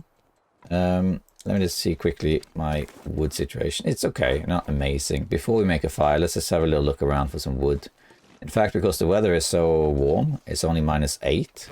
I can probably break down this limb over here and either not get cold or just barely get cold. So let's do that. And just make sure, yeah. There you go. Now we got some more wood. Of course, you could also use this wood to build something in safe house mode. I mean, why not? Like, you can go in here and here's safe house, and we can make, say, display shelf. We need more for that, of course. We need, first of all, we do need the where is it? The furniture thingy workbench. I can't seem to find for some reason. There we are, this one. So we need more cedar wood for that. And that can be used to create more inventory. So what we could alternatively spend some time just doing that. And that, in fact, this early in the game, you might want to do that. I'm carrying really heavy stuff at the moment. We can just drop all this stuff. We could do that. It gives us something to do. And also starts you preparing your base.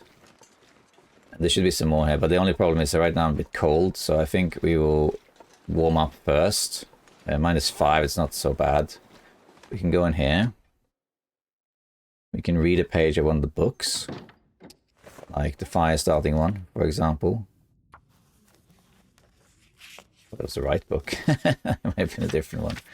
Yeah, let me have a quick look here. This one's red. Okay, yeah, fine. Now it should be quite warm out there unless the wind picked up. So, yeah, now, wow, now it's actually warm out there. 4 degrees because the wind stopped. So now, when you want the one thing that I was going to cook now, but just take advantage of this. The thing is that on Interloper, safe house customization is a little bit more awkward than on other difficulties because it's always cold outside. So grabbing limbs like this, usually temperature will be cold. So doing it would mean that you're going to freeze doing it, which means you usually have to put a fire down in order to harvest the limb. And of course that uses fire starting and wood. So that's a bit annoying. So if you do it in the early game, the weather is still warm and you're not going to get cold.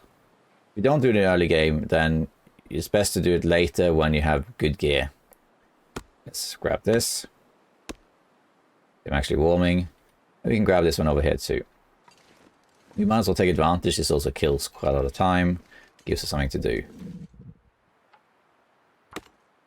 In the late game, the world is too cold to do this, except if you have really good gear, really good,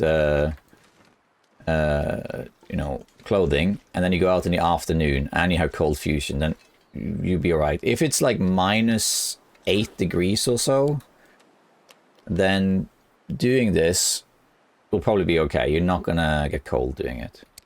Okay, I have the food back there, but let's just eat this thing. We've got a lot of food. Limb also is great.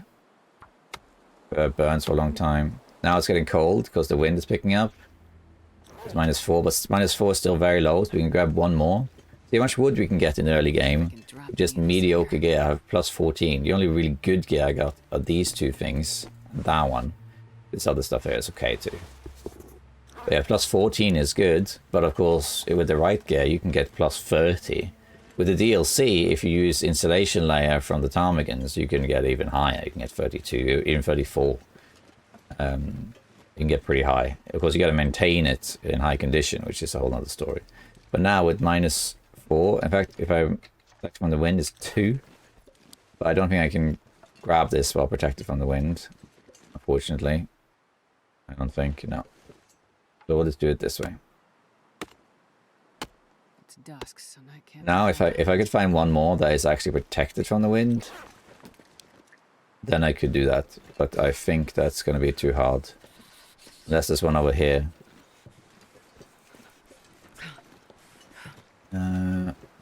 Maybe there's one over here that we could, yeah, this one we could maybe take.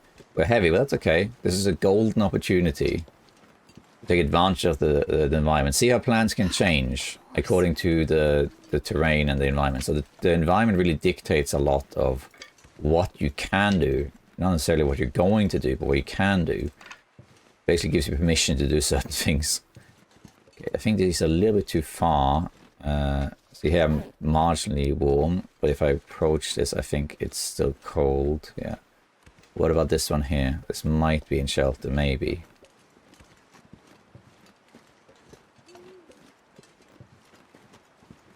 Because the wind's coming from that way. Sure getting cold. No, it's not going to work, unfortunately. But I might still do it. Because it's barely cold. Yeah, so I am going to get cold doing this, but not very. And also the oh wait, I'm actually barely in shelter. Do you see that? I think the wind changed or something.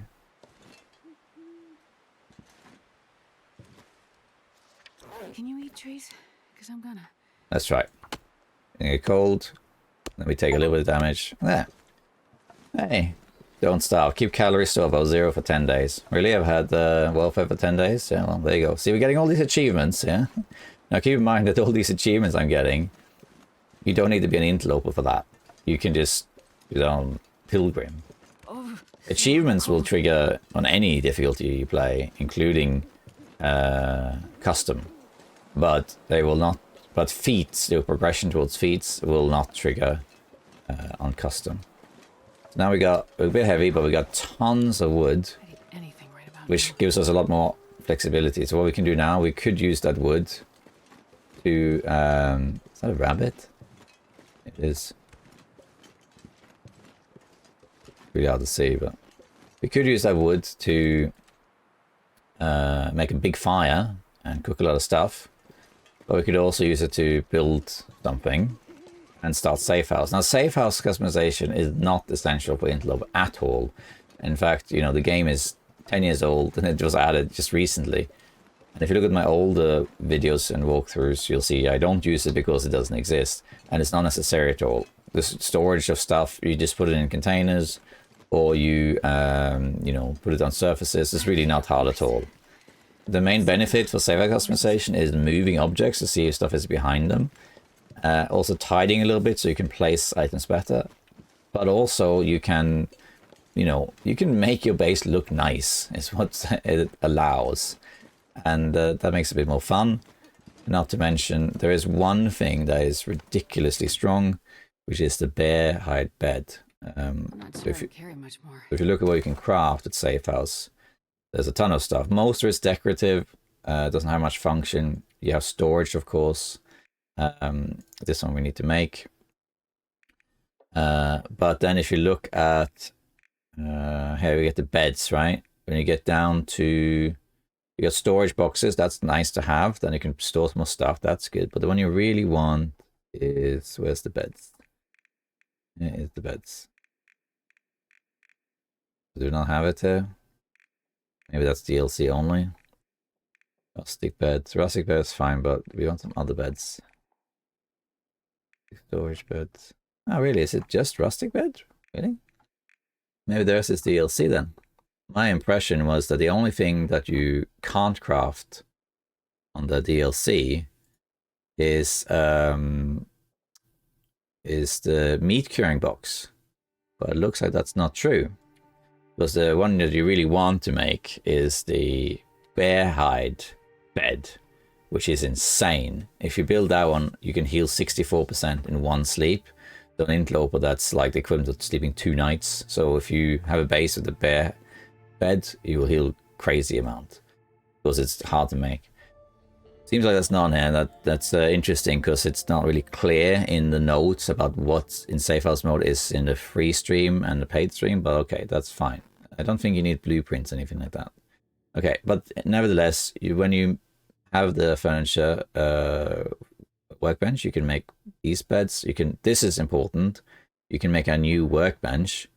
So let me just make sure I'm not starving here. Because some bases don't have a workbench, or they have 2 and you don't need 2, you could break down one of them to get the vice, and then you can build one where you want it. So for example, let's say you wanted to have your base in the lighthouse in Desolation Point, for example. That doesn't have a workbench, but Hibernian Processing does. So you could always go there, break it down, and then build a new one in the Riken. In the lighthouse, for example. Or in if you have the DLC, then you have the trader at Misanthrope's Island in Coastal Highway, and there's a cabin there, but that cabin does not have a workbench. But the garage, Quonset garage in Coastal Highway, has 2 workbenches for some reason. So you can break down one of them, get the vice, and then build a workbench in the cabin by the trader. And now you have a main base right by the trader, which makes things a lot easier. So this is a great function, the safe house customization, but you don't need it. It's not essential for survival, particularly on Interloper. It's more an aesthetic thing. Okay. I think I'm going to drop this wood for now, just in here. And what I might do is make a fire. I'm going to keep to this for now anyway. Let's see. Actually, the fur, I'm not going to build anything with fur, so we can use the fur. I want to, because I'm not that tired, I'm going to make a fire outdoors. This will combat cabin fever a little bit. And a good place to make a fire is back here. There's no flawless place really. This is actually where I prefer putting it. But if you put it back here, it's less likely to blow out from the wind if the wind starts coming at you. Yeah, we can cook some of the meat, we can make some water, and we can kill some time. Now you could make 2 fires, and then you get 4 cooking slots, and I can make 2 meats on one and 2 water on the other, for example. But if you do that, you're also burning twice the amount of wood. And also, one of the reasons I'm doing this is to kill time until things are cured. So why would I then make 2? That just means that things go faster. So let's go and pick up the meat. Can you eat trees? I dropped that out here anyway. Take all of this. And if you didn't know already, cooking things in the pot is faster. I'll illustrate it. So if I put one, if I put one meat here, it takes 51 minutes. Put one in here, it takes 41 minutes. So see, it's faster. So you want to use the pot if you are short on time. Now we're not really in a rush, but I only have so much wood. So now while this is cooking, this takes almost an hour. What you could do is you could read a book because there's not really much else going on. So you could just take one of your books and read 1 hour. It will take a little bit longer than necessary, but at least you're doing 2 things at once. The old cooking system, this wasn't possible. Let's just eat these. Have a full belly. And then drink. If you really want to, because you're reading, you could always not use the pots. But we're just going to do this. 41 minutes. And read another page. Now leveling while cooking. Multitasking. Cooked and cooked. Take another 2. And let's do it again. This is why it's handy to have the books with you. You don't need the books, but they give you something additional to do, and you level up skills faster as well. Okay. Got 2 more here. Wind's picking up, I think we'll be okay here. Put the other fur firewood on. Read 1 more page, and then this page is... this book is done.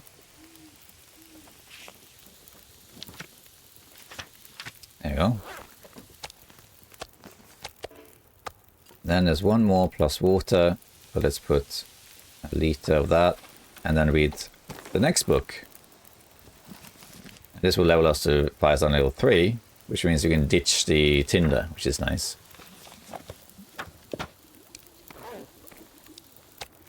Okay, boiled, and now we might as well make some more water. Read another page of this. It's almost morning, but that's okay. We're going to take advantage of this fire, do as much as we can with it. Getting lots of water from it, we're getting lots of food. And we're just going to use it until it dies. Getting all our supplies. You can never have too much water. You can never have too much water. Oh, it died. Blizzard hit and hit right there. Okay, well. We'll take the water.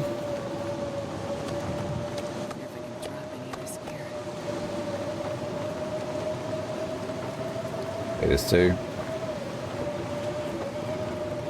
Let's put the water, sorry, the food out here, mostly. because it will last longer. We can eat this one.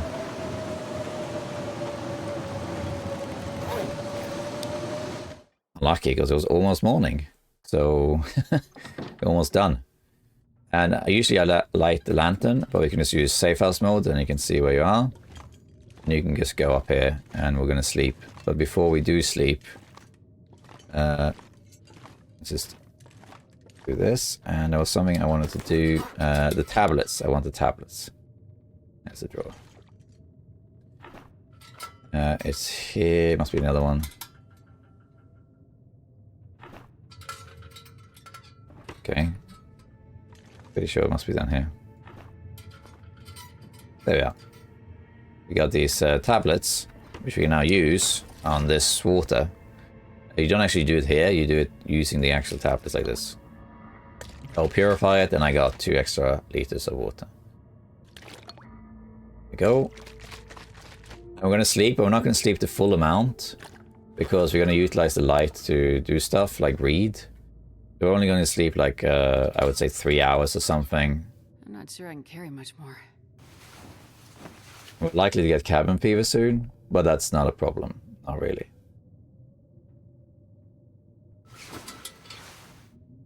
Okay, there we are. Now,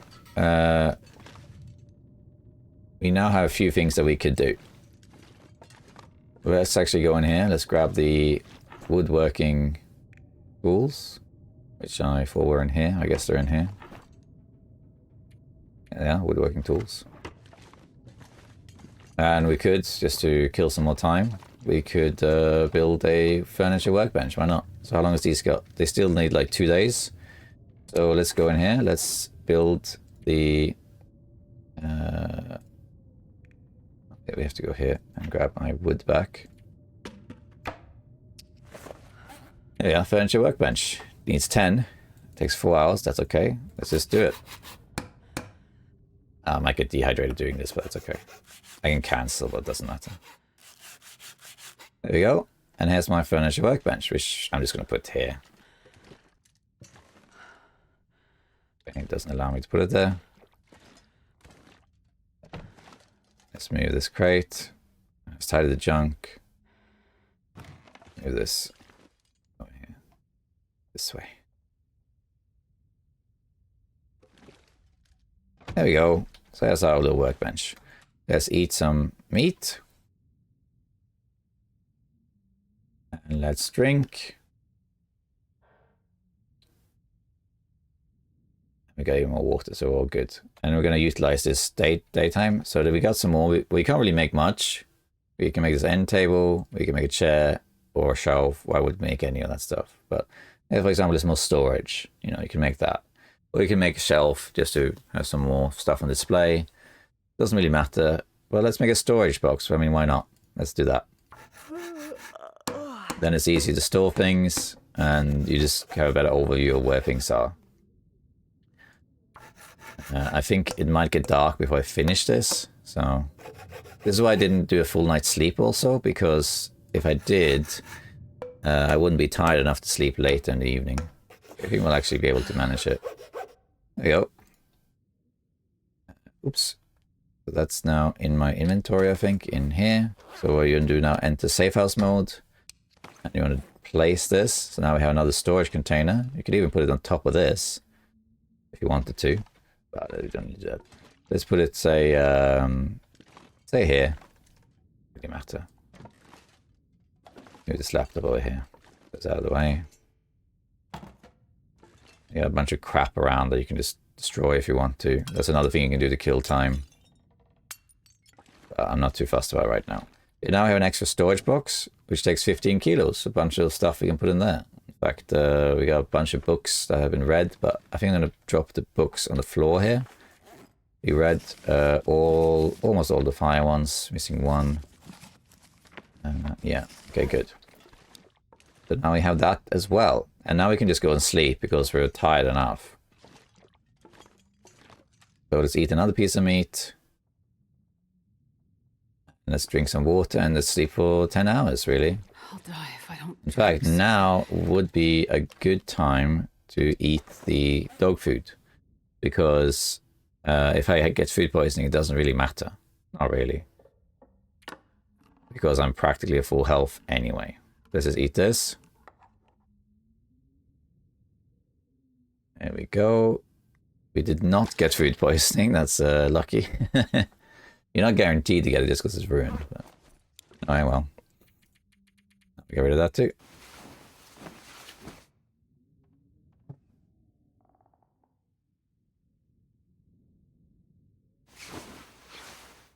And there we are. It's almost daytime. Let's see. Now, we have a few things we can do to kill that time. Create this birch bark, for example. That's good. Anything else to do? Not really, not yet anyway. Okay.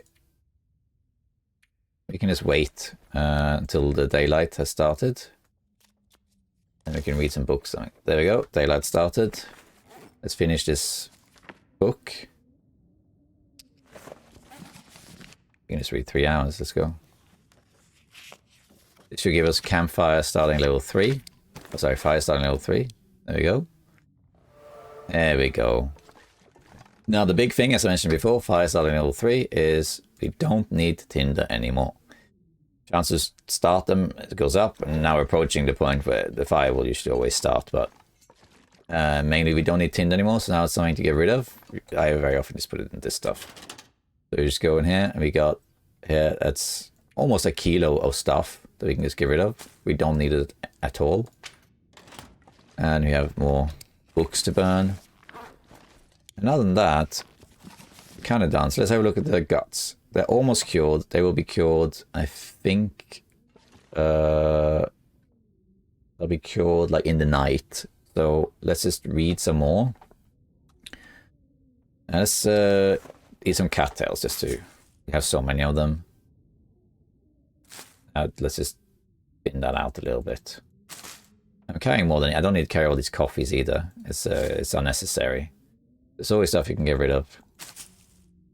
I might see what the temperature is like outside in case I want to grab some more wood, which can be used for safe house or it can be used for just fires. There we go.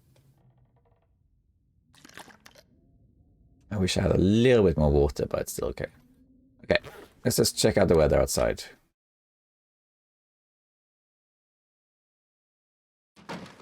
It's quite cold.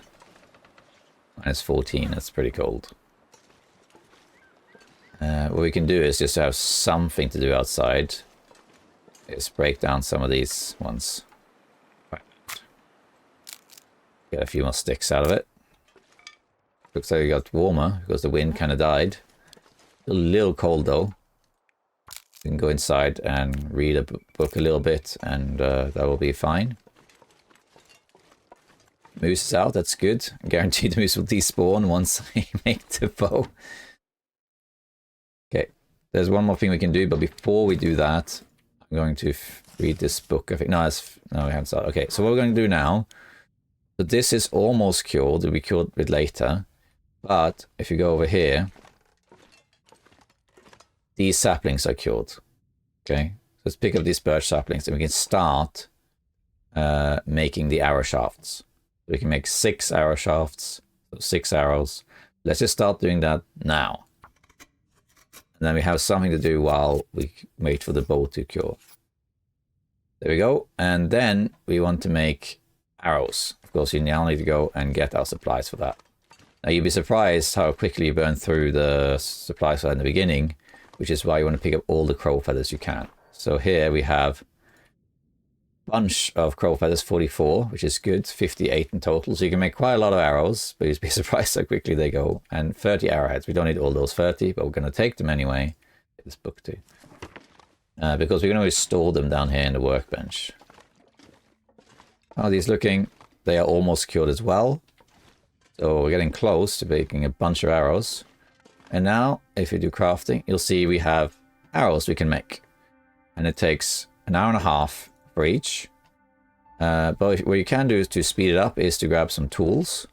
Actually, let me just... One thing. I'm carrying the woodworking tools around. I don't need to do. Put that over here. What you want to do is you want to grab your quality tools that you found earlier. This is why you brought them. Here you go.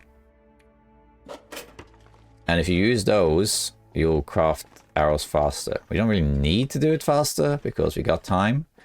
But we might as well, because if you look at crafting here, if you don't use any tools, it's bugged out. It takes 9 hours to make 6 of them. If you look at the time, we're not going to be able to make all 6 in that time. You can make some. Instead, use tools. And now it will take 4.5 hours and 18 feathers. So let's do that. You'll notice there'll be a symbol here on the right because we're leveling up archery doing this. For each arrow you make, you level up archery. This is why it's very easy to get archery level 2 and even 3. It happens very fast. Sounds like there's a blizzard out there. As you can see with archery, we're already almost, well, we're 1/3 towards level 2. Now we have 6 arrows. Very nice. We don't have any fire hardened arrows. I should have maybe made some of those, but that's okay. That can wait. Wood in here. We can put excess wood if you want. We can also put. We have too much stuff really on us. But let's sort it out later. Let's put in some for coffees. Put these. Yeah, the books. I'm not sure we need the books. We have too many torches to. And there's a blizzard out there, so there's not much we can really do. We just have to wait for these to cure. So I think that means let's read a book. Let's do cooking or archery. You can maybe do archery because it's a benefit towards the longevity of the bow. So let's just do 2 hours of archery.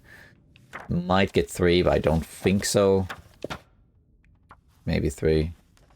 Unless we get an Aurora, then we're done doing this stuff for now. Oh, we could maybe do 1 more. I don't think so, though. I don't know. It's going to be too dark. No, we got it. Wow. Very, very close. Very cool. If you want to, what you could do is this burns for, I think it's 4 hours. You could do, since the book was so close, put this here. Finish reading the book. Then we get archery level 2. See?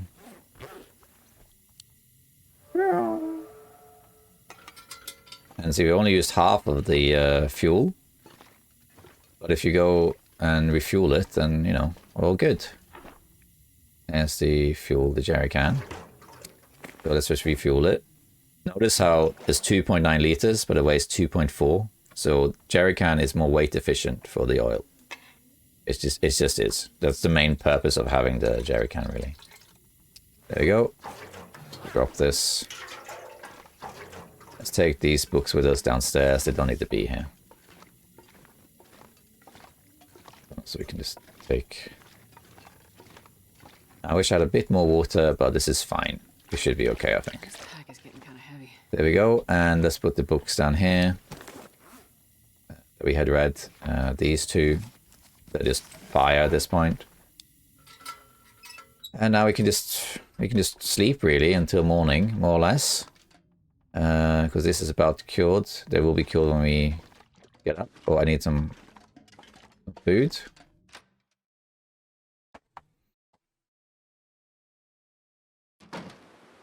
Weather is actually not that bad. 5 degrees. Moose is still out. And outside the shelter, it's not as warm. Eat some meat. Food is no problem. Water is a little bit more of an issue, but still good. We should be fine. We can... I think we just go and... Last time. We probably will get cabin fever. We spent a lot of time indoors until we finished forging. And then we spend indoors a lot. But if you get cabin fever, it's not a big deal. There's a lot of caves around here. Or there's all sorts of ways to get around that. Okay, so let's drink. And let's sleep. I'm going to put 10, but it's not going to be 10. It'll be probably 7 or 8.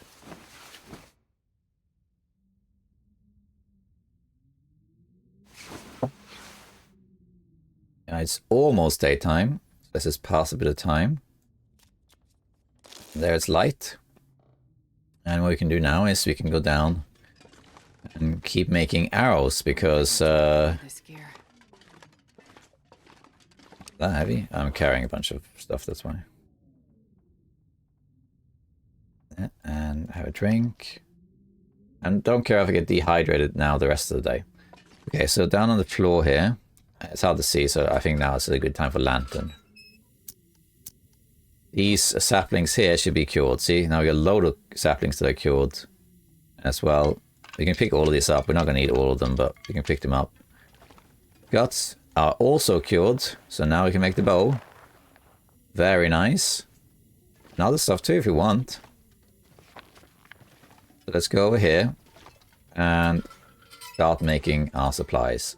Now, if we do here, we can make... sorry. Sapling is on the floor, isn't it?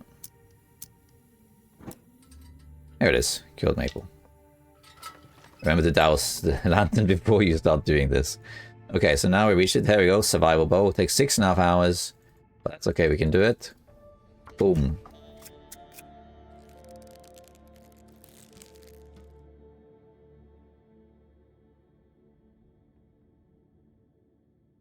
There we go. Now we have the bow. Huzzah.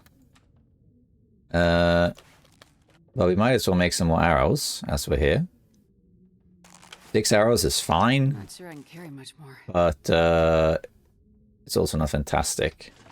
I would like to have some more. Let's make one more set and then see if the moose is outside. Okay, then we make some arrows with the tools. And this might even level us up to level 2 archery, maybe. Let's see. I don't think it did. Oh, it did. Oh no, the book did that. Yeah, anyway. So now level 2 archery. Bow sway is reduced. And damage is increased. But really, I think it's level 3 archery, then you take less addition loss. Okay, let's put some stuff in here in our trusted dumping ground. We don't need to have these books on us now.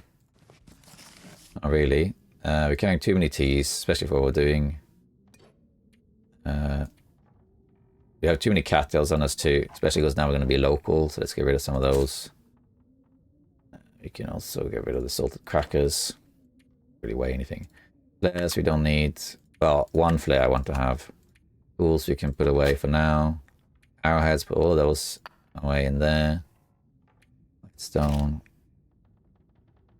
Can. Get this. Saplings. Okay. Let's see if the moose is out there.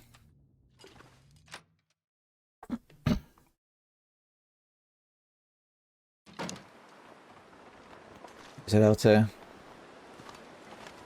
Let's eat a piece of meat.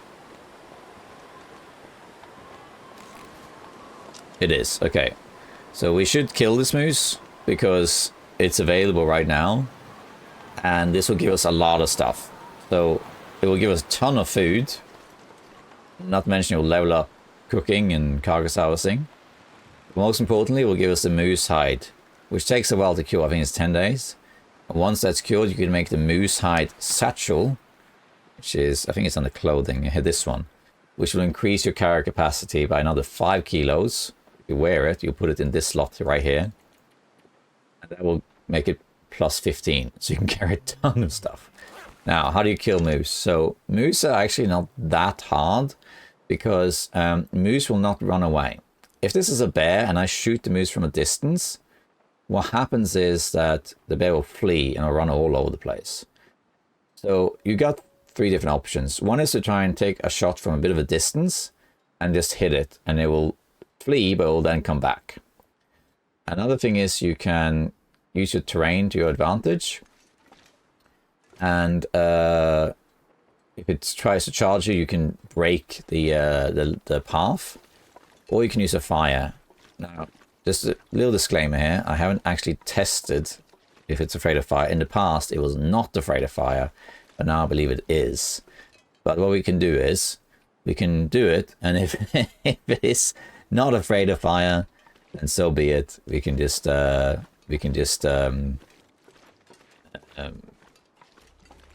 get ribs, and I can show you how to treat the ribs. Okay, but I'm gonna first try the other tactic, which is to get a vantage point. Now you could one-shot a moose, even as level 1 archery. But it's unlikely you may be able to do it, but probably you can. So if you can get up somewhere like here, this is very difficult for the moose to access. So you're a bit safer here. If you can get up all the way here, that's even better, but it's not really essential. Yeah. But here, if the moose now goes for me, it doesn't have anywhere to go. So I can do this. It has seen me. I can take a headshot like here maybe. And it died, yeah. It's dead. I'll tune in for a 10-hour video and it's over in 3 seconds. But that's how you can kill a moose. So, in a way, it's unfortunate that it died in 1 hit, because I couldn't see the consequence of what would happen if it didn't die. But I can just tell you, if it didn't die, it would run down here and it would run around and it would try to get up, but it wouldn't be able to, because the pathing doesn't allow it. So it would try, and while it's trying, you can shoot it some more. You can get 2 or 3 or even 4 hits in, and then eventually it will give up and run away. And because it's a moose, it doesn't flee very far. It will come and then go back. It doesn't bleed out. So then it will just start moving back here, and you can repeat and do the same thing again. If by some magic it would make its way up here, and you stand here on the edge, and it actually gets up, you know, uh-oh, what you then do is just jump down, boom. Pathing is broken. The moose is like, oh, what do I do now? And it gets scared and runs away. And notice that what I did there is I waited to shoot until the moose had seen me. The reason I did that is because that gives me a clean shot. See, it's moving around and stuff, but once it sees me, it stops. It stands there, and then you get it stands still for about 5 seconds and get a very clean headshot. Now, in terms of using the bow to do that sort of stuff, it takes a little bit of practice in terms of how to aim, but in this distance, because also you're above the target, you can't aim straight at this. This is the moose. Imagine the moose is still up and I did this. You can use this reticle to aim, or you can use the tip of the arrow, doesn't matter. But if I do this, this is the head, you'll see I'll miss, it'll hit the ground. See, it's too short. Because it's kind of like at the mid-range now, you got to aim a little bit higher, a little bit above it. You eventually get a feel for that. I do have a separate video on mastering the bow that you can check out, which will just this bad bit, which will tell you how to aim the bow from various distances. So if you want to get better at that, you can do that. This wolf, for example, I can do a shot just for the fun of it, but hitting it is almost impossible. It's very far away. You probably have to aim somewhere like up, I would say here maybe, and you can see where it lands. And that landed, I think, behind it. We can do one more, this sort of show it. No, it's not hitting. So I could keep doing this, but why bother, right? I don't need to do anything about it. I do, however, want my arrows back. So let's just go grab them. It's very easy to forget, and then suddenly you don't have enough arrows anymore. You also want to harvest this moose as fast as possible, because it can despawn if a blizzard hits. This looks like you hit it here, but of course that's not the case, because the moose was standing with its face to me. This was a headshot. Case in point there, you can kill a moose with one shot. It's just, he finished eating. I'm just going to grab my stuff. I can also, while we're at it, show you how to kill a wolf. It's very easy. It looks like it did go too far, yeah. Okay, here comes the wolf. Now this is quite easy to do. What you want is to be on flat ground like this.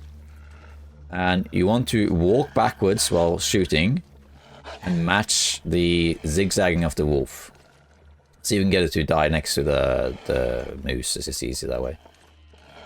What's going to happen is once I start aiming at the wolf, once I do this, the wolf, it will charge me. You want to match its momentum. So let's do it like this. It's coming. I'm going to aim and just watch what I do. And I go backwards. He goes left, I go left. He goes right, I go right. And I want him to walk into my arrow. There you go, see? He's right next to the moose. Very nice. So don't try and shoot at the wolf as he's running around. See how he's zigzagging? If you then panic shoot, sure, there is a world where you hit the wolf. Of course it happens. But you're also going to miss. and then it gets you. Do what I do, and what you're doing is you're leading the wolf into your shot, and then you will just die. Because occasionally you'll still miss. I guess the second one wasn't too far off. But yeah. Arrows don't take much damage hitting the snow, by the way, so don't worry too much about that. This is an eaten rabbit, it's already eaten it, so this is not really anything to harvest. I'll take it. Nothing to... Why did you pick it up? I couldn't even examine it. Okay, the wind is picking up, which is a bit annoying, but there's a way around that. So yeah, now to make it even safer, if you have a wolf, what you could do is have a torch ready, and then do what I just did. Because then the wolf will be afraid of the torch, so if you miss, it doesn't matter. Okay, so now we have our arrows back. It says I have 8, but that's because one is equipped, so if I holster this, then equip it says 9, see? Now, here, this is actually against the wind. If I try to make a fire here, it will likely say it's too windy, see? But the wind is coming from this way, and the moose is actually a barrier, so what I could do is I could put a fire right here, probably. Let's see. Might not work. Let's see, if I can be in shelter. It looks like it's a little bit too off at an angle, but you can actually do this, build a fire behind the moose or behind the bear. But it looks like the angle is a little bit off today. That's a shame. Okay, there's something we can do instead, especially because we're right next to the base. What we're going to do is, we're going to go inside. And we're going to quarter the moose and bring all the stuff inside. This will give us cabin fever for sure, but it also gives us a ton of food. Let's go in here. Let's just warm up. So let's have a drink. A little bit of a drink at least. And let's eat some cattails, I guess. We don't have to eat too much because we're going to warm up. Let's just read a page in a book that we had, like the archery book, for example. That's done, so that can be dropped here. We'll level up archery pretty fast. Let's just warm up. What we can do is we could quarter the bear in, sorry, the moose in increments. We got cabin fever risk. That's okay. That was not too unexpected. I don't have that much water, so I'm going to wait with drinking. Okay, so now the wind is still pretty strong. What we're going to do now is we're going to quarter this moose.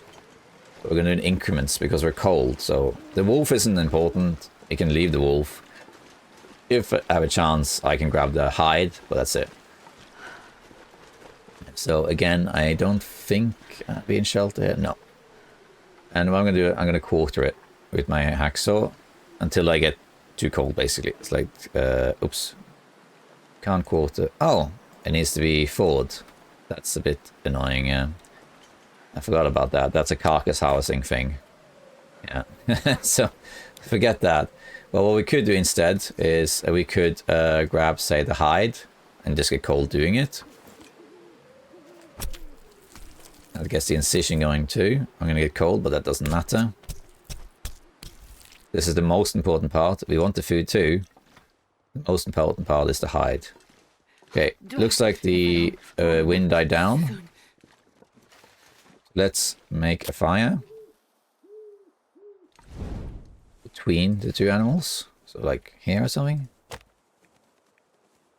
And then we can start cooking the moose.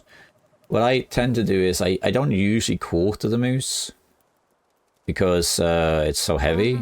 But if you're near a cave or house, you could do it. But the only issue is that I have cabin fever, so it might be better to just do it here.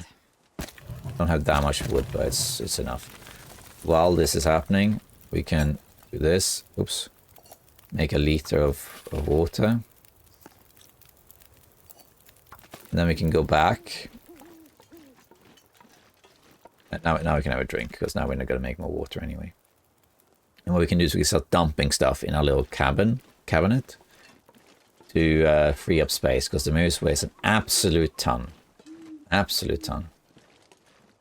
And then we want to cook as much of this as possible, and that, in between that and water, we now have tons of supplies for our base, and we're all set to go, pretty much. Let's put this secure. I think it's 10 days. We can put it over here.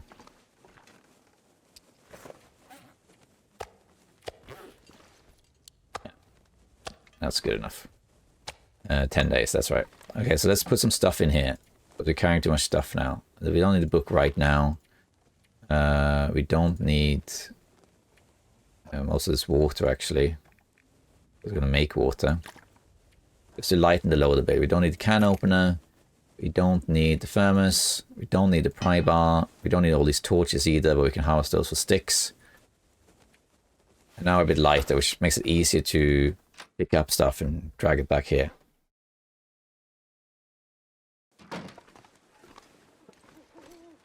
Got a nice glowing fire.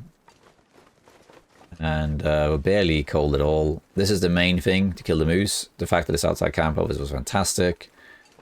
And now the next thing is to kill a bear. 2 bears, ideally. Bears are a little bit harder in the sense that they will flee if you don't kill them.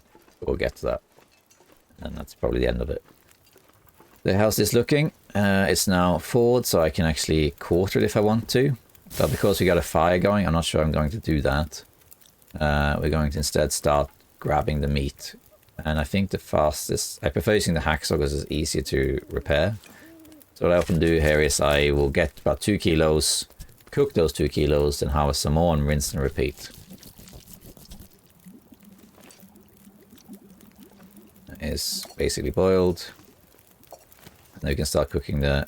If you don't see the meat here, instead of scrolling, you can click this button and just it will cycle the weight of it. Then you can cook this. Takes an hour. So it's yeah, it's gonna take a while. And then that takes an hour, so then I go back here. How much can I get in 1 hour? And it's about 4 kilos. And if the wind changes, I can quarter the rest.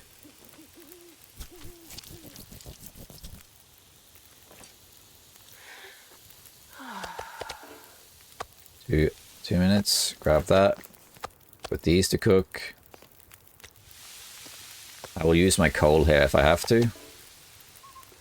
There's another hour, so another 4 kilos if I want. Just if I don't have that much wood, you can do 5 kilos with the knife instead.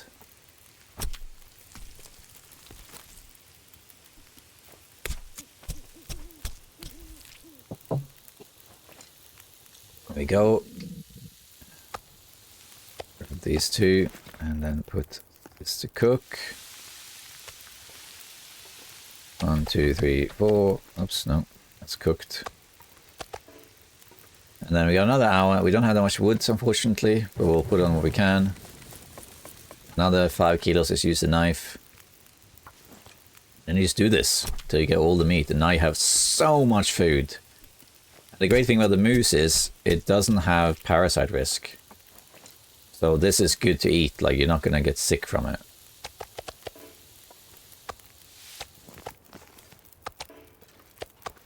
I was a bit quick on the trigger there. We should try and be careful with that because you could pick it up before it's ready. Let's do quite quickly harvest some of these torches that are really bad and give us a few more sticks.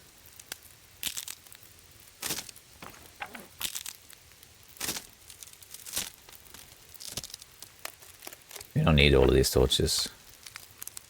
We're now reached a point in the game where you just need to have 1 to 3 torches. Okay, let's grab some more. We're going to keep using the knife. We also have whetstones, so we can repair the knife easily. If we really wanted to, we could just go and craft another one. And we're going to do this all the way into the night. God, I'd eat anything right about now. And it's important to get the meat harvested, because it doesn't matter if you don't get it all cooked. If you don't get it all cooked, that's okay. Because you can always cook it later. If you have, 30 kilos of uncooked meat in your base, it doesn't really matter. You can cook it later. even if it gets ruined, when you cook it, it goes up 5% in condition. So if it's 0%, it will go up to 50% or 51%. But if you don't harvest the moose, it will despawn. And moose take a long time to respawn, by the way, like 50 days or so. Okay, this is picking up, so we might have to call this. I'm going to use the coal just because I want to keep burning this stuff. Think about his food. Let's keep going. The meat's most important here. Oh wait, yeah, I think we'll be fine. I need to eat something. Should be okay. Yeah, it's fine. Eat this. And this. And then drink. And now I might want to make water instead. Let's make a liter of water. Oops, these two are cooked. And let's make... This fire might blow out, it might.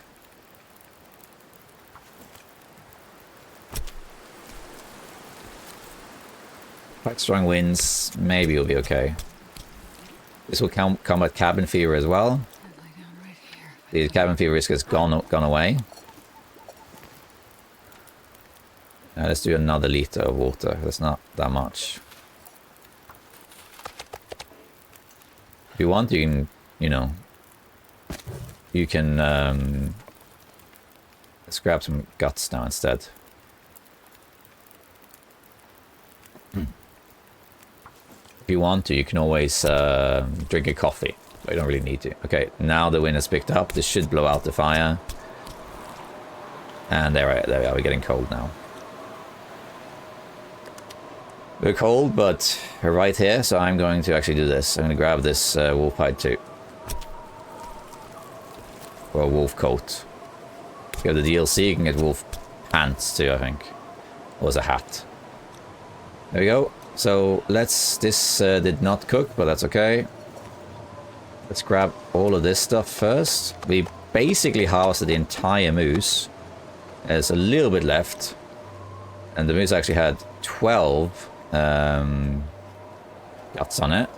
So as you see, you're never going to run out of guts once you start hunting the large animals, because I have so much on them. But now I have the resources to craft some more clothing. I can make fishing tackles. I can make another bow. See what I mean? You get so many resources from it. And now, even though I didn't cook everything, I have so much food now. It lasts me for days and days and days. I can now go around and explore and do whatever I want to do, you know. And if this was me without spawning in Ash Canyon, I probably now would go out, kill 2 bears, and then go to Ash Canyon, come back, craft the moose hide satchel and the bear coat.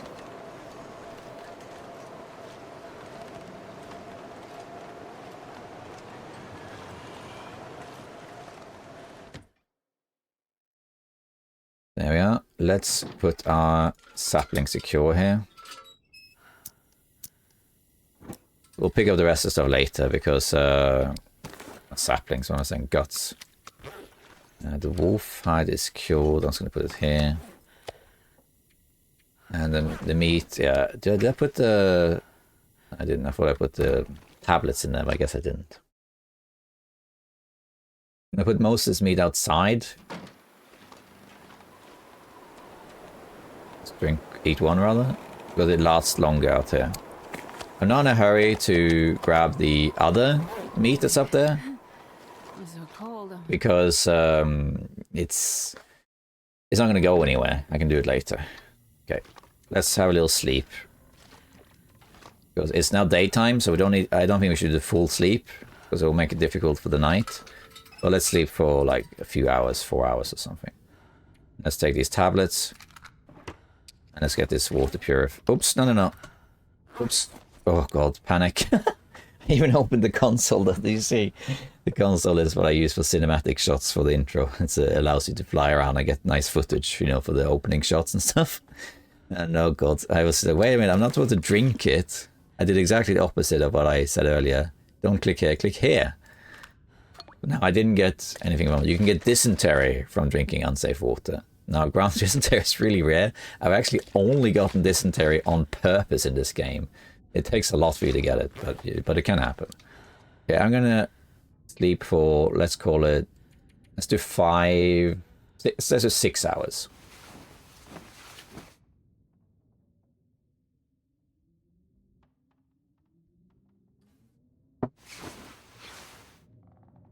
Sounds like there's a blizzard outside. That's not great.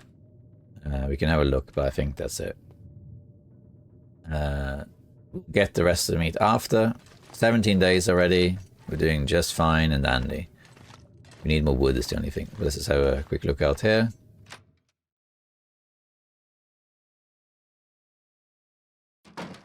Yeah, blizzard. But we got food, we got a bit of water, so we're fine. We don't have cabin fever risk because we spent the whole day yesterday outdoors.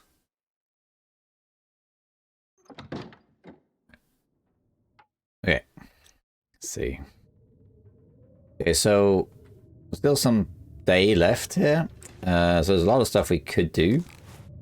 I would like to get the rest of the moose, but we have to see. It might despawn because there's hardly any meat left and a few guts.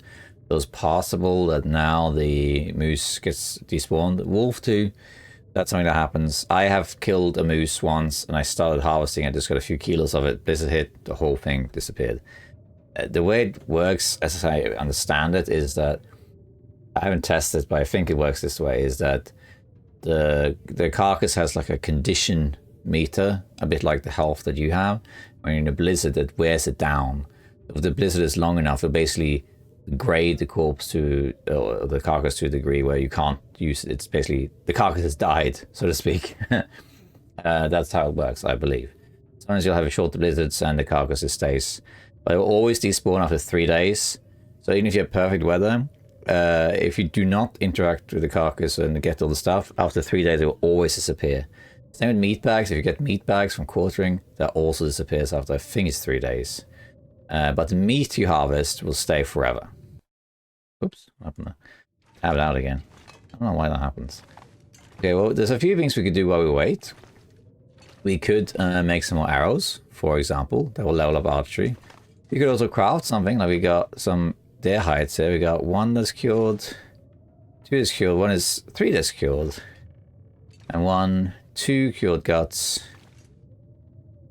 3, any more cured, 98%, you know, 98%.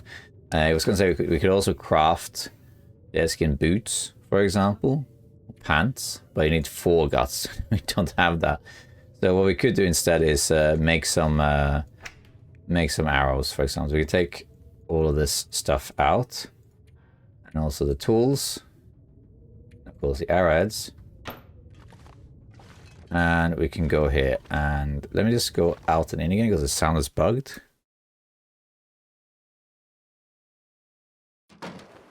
Oh, the blizzard has stopped. There's just heavy wind now. Then I should take advantage and go here. It's getting clear actually. Minus 8 degrees. Okay. I'm now carrying a bunch of stuff I didn't need to carry, but oh well. Let's just see if we can take advantage and grab the rest of this. Because the moose is so valuable. Moose is always better than bears because it doesn't give parasites. So if you're not aware of it already, I don't know if I mentioned it actually. But generally speaking, you can't really eat wolf and moose meat. I mean, you can.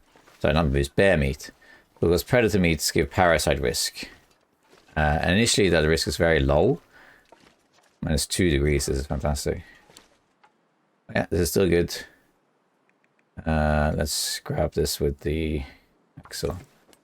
So, if I kill a bear, I'll get more or less the same amount of meat as a moose. But it has parasite risk. So eating it, you could get parasites. And parasites on Interloper especially is just, oh, it's a pain to deal with. So that's a bit of a shame. But moose, you don't have that. That said though, let's see. How long does it take to get these? I spent 2 hours doing this. So, oh, the weather picked up. The way I usually do it is if I do Let's just get inside before hypothermia gets too bad. Take as much of this as we can. Didn't get animal fat, I don't think. No. You also get animal fat now by harvesting animals. But that doesn't happen on the vanilla, it happens on the DLC. Because it's part of like the frontier cooking. But yeah, if you do get a bear, which we are going to do, we're going to kill one bear before we end this video. I on Interloper still eat the bear meat. But only if I have to, or very sparingly. So I will maybe eat 1 or maybe 2 pieces of bear meat per day. So what that will do is... it will give me, if you eat 1 piece, just 1 of, let's drop all this stuff. Just create an arrow shaft or something while we warm up. And also a bunch of guts so we can just drop down here. If you eat 1 piece of bear meat, just 1, then it gives you 1% chance of parasites. It's 1%. And that is irrespective of the size of the food. So if you eat like a tiny sliver of bear meat at 0.1 kilos, that has the same parasite risk as 1 kilo of bear meat. So, but if you eat 2 pieces, it goes up to 4%, so now it increased by 3. Then after that, it increases by 5. So if you eat 3 pieces, you get 9%, and then it's 14, and so on. So you don't really want that. Now, of course, it does happen that you have 1% chance of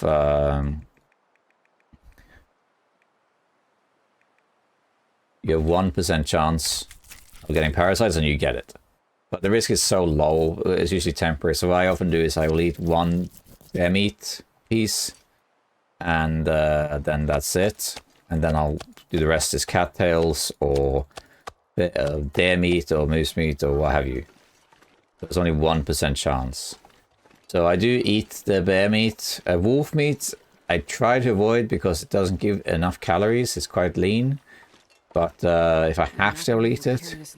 But in general, I try and eat bear and wolf meat as little as possible until you get cooking level 5, then you eat as much as you can. So in general, I just store the bear meat and think of it as a long-term resource that I can eat when I reach cooking level 5. But it's a alternative food resource in the meantime. If you're playing Voyager or Pilgrim, that doesn't matter. You can't get parasites. If you play on Stalker, it's annoying, but it's not the end of the world because on Stalker, it takes 10 days to kill parasites. But on Interloper, it takes 20 days, and it's a pain to kill. Okay, I haven't cooked as many as I would have liked, but that's okay. Alright. We're quite cold and tired, so we are going to just craft some more until it's too dark. Let's make some arrows. Maybe make 2 arrows, and it's going to be too dark, I think.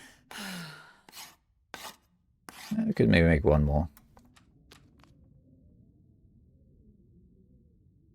Let's see. I think maybe we can make 1 more. I think so. Yeah, got it. Now we have a bit more arrows. This I don't think we have time for. So what we can do also, you just decide how you want to do it. But very often what I do is I leave the crafting stuff here. This cured. Close. I think it does actually cure inside containers. This container is pretty small, but in here I put the arrowheads as well as the feathers. I do want to carry a few feathers on me though, just for... Oh, that was the other way around. I was going to do that. For fire hardened arrows, and then I just drop the other things here, and I also drop the tools here, and then that's ready for crafting next time. See what I mean? That's good. And now we're going to sleep. And then what we're going to do, we're going to go hunt the bear. Make sure I'm not carrying anything else. No. So let's have a little sleep, recover a little bit, and go kill a bear. And then I think we've probably reached the end of this.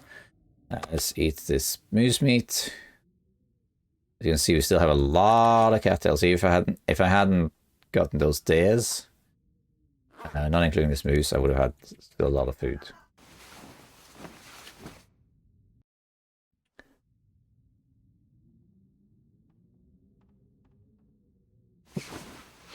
This moose, yeah. I want to make sure that the sound is working. Sometimes it doesn't. Okay, it's quite dark. Probably very cold out there too. I can go check. I could cook the rest of the stuff, but we don't really need to. Let me just see how cold it is out there.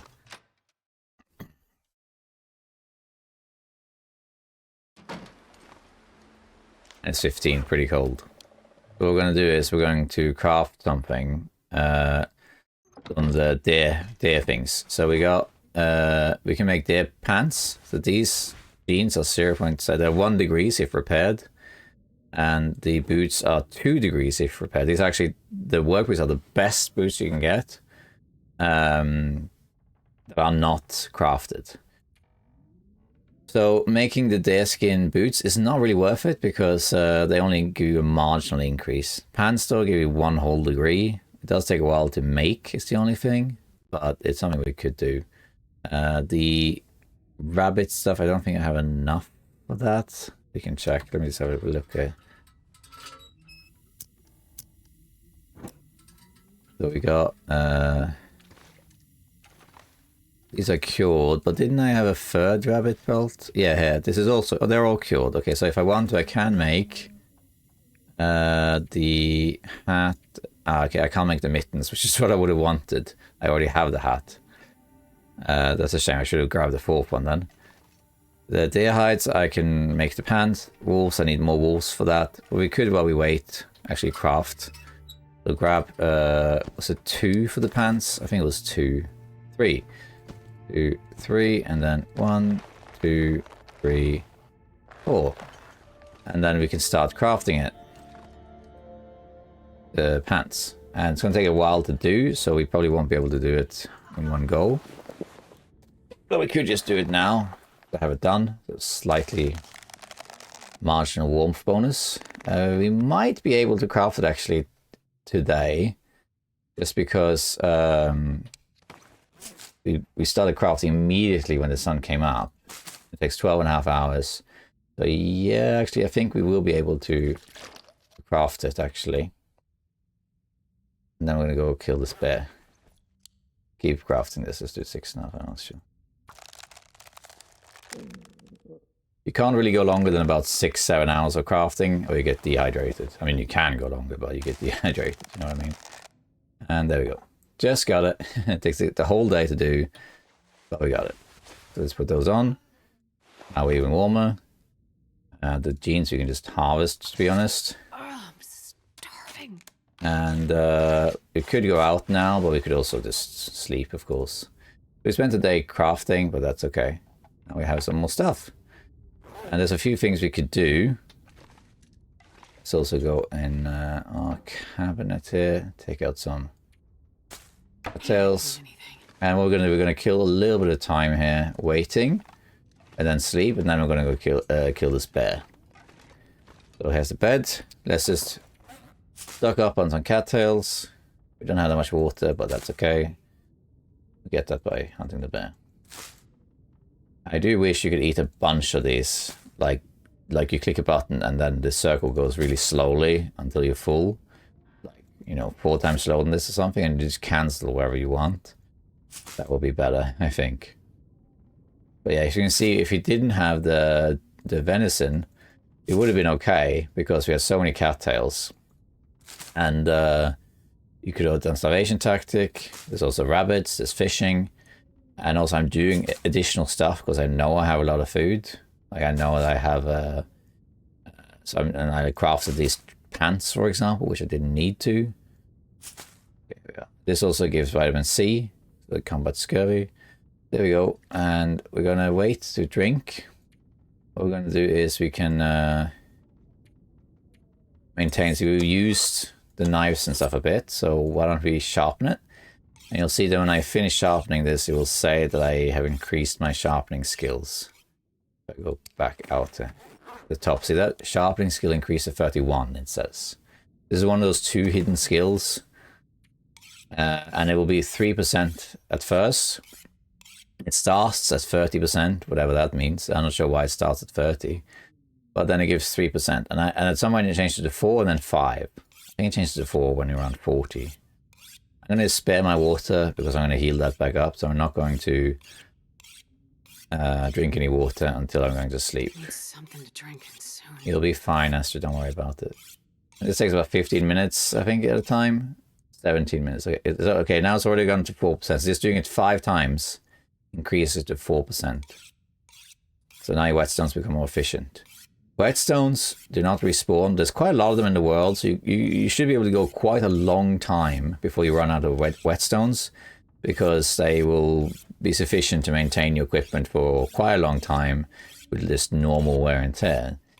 However, if you run out completely, which you will eventually, there are 2 ways around it. One is to just craft more tools. The other way is to go to a milling machine. That's 99, so let's do that. A milling machine exists in Bleak Inlet and in Blackrock. It's the same place as the ammo manufacture station. So you need the code to get in there. And if there's an Aurora, you can take a scrap metal and it can repair any tool you have. It goes up to 100%, just 1 scrap metal. So if you have like a bunch of really bad tools, you can go to Bleak Inlet and you can repair it. And that's how that's done. So that's pretty good, you know. Okay, so now we repaired them pretty much as far as we needed. I don't know if there's anything else to sort of do. We can break down the torch because at the moment, if I need... Now I'm not traveling anymore, at the moment anyway. We don't really need a bunch of torches. 2 is more than enough. Flare shell I don't need to carry around. Oops. Because I'm not going to use it. I don't have a flare gun yet. Arrow shafts, we don't have that at the moment. That's fine. Let's just put anything else really. I don't know if there is anything else. We're trying very, very light right now. I guess that's it. Okay, now we can sleep. And this will heal us all the way up. And then we're going to go get the bear, unless it's blizzard or something.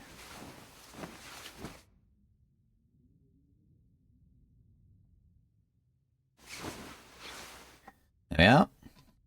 And it's early morning, but that's okay. I'm going to drink a little bit. And we're going to go and get the bear. And quite light also. We don't have cabin fever risk because we've been outside a lot. You know, cooking and harvesting and hunting. Okay, so before we finish this video, I've shown you now how to hunt rabbits and moose and wolves. And I could show you more. There's a lot of nuance to all of it. I haven't shown you how to use fire hardened arrows against rabbits, for example. I haven't shown you how to hunt a deer, which I could do now just for the fun of it, I guess. But this is not a video for tutorial on how to hunt different things. But I just want to show the essentials that I would do if this was a regular run. Wolves are more of a nuisance. They just kill. But if you need the food, you take the food. And the wolf pelts will give you wolfskin jackets, which is not nearly as strong as a bearskin jacket. But they are lighter. So there's that. Deer are a bit harder to hunt, but you can do it by, you know, standing and crouching. If you do want to know more about using the bow, I do have a separate video called Mastering the Bow, where I show everything to do with range and how far you need to aim to hit something in the distance and so on and so forth. And in that video, I also show how you can efficiently kill wolves. So there's more examples. I show you how to kill a deer as well, and all that sort of things. And for the deer, there's different tactics, mainly with deer because they spook so easily. You have to either shoot them from a distance, or what you do is you crouch.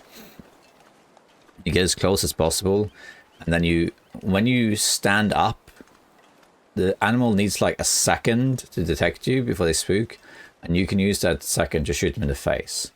You may have noticed a few times when I've been at wolves and stuff that I've done like things like this. Like I crouch when I stand up. It's called crouch spamming. And if I do this, I move faster than if I just crouch. And the animal does not detect you. And that's because there's some sort of buffer where if you crouch, your detection range is severely reduced. So animals are less likely to detect you if you crouch. And if you exit crouching, the game needs like a second or second and a half or something to catch up that's what you're doing. So there's a small window where the animal still doesn't see you while you stand. And that allows you to crouch spam to move faster while crouching. But it also means that if you hunt the deer, you can sneak up on it by crouching. And then when it's time to shoot it, you stand up and immediately fire. I need to find some place And this will allow you to kill the deer before it can react to your presence. And again, the bow video I have will show multiple examples of that.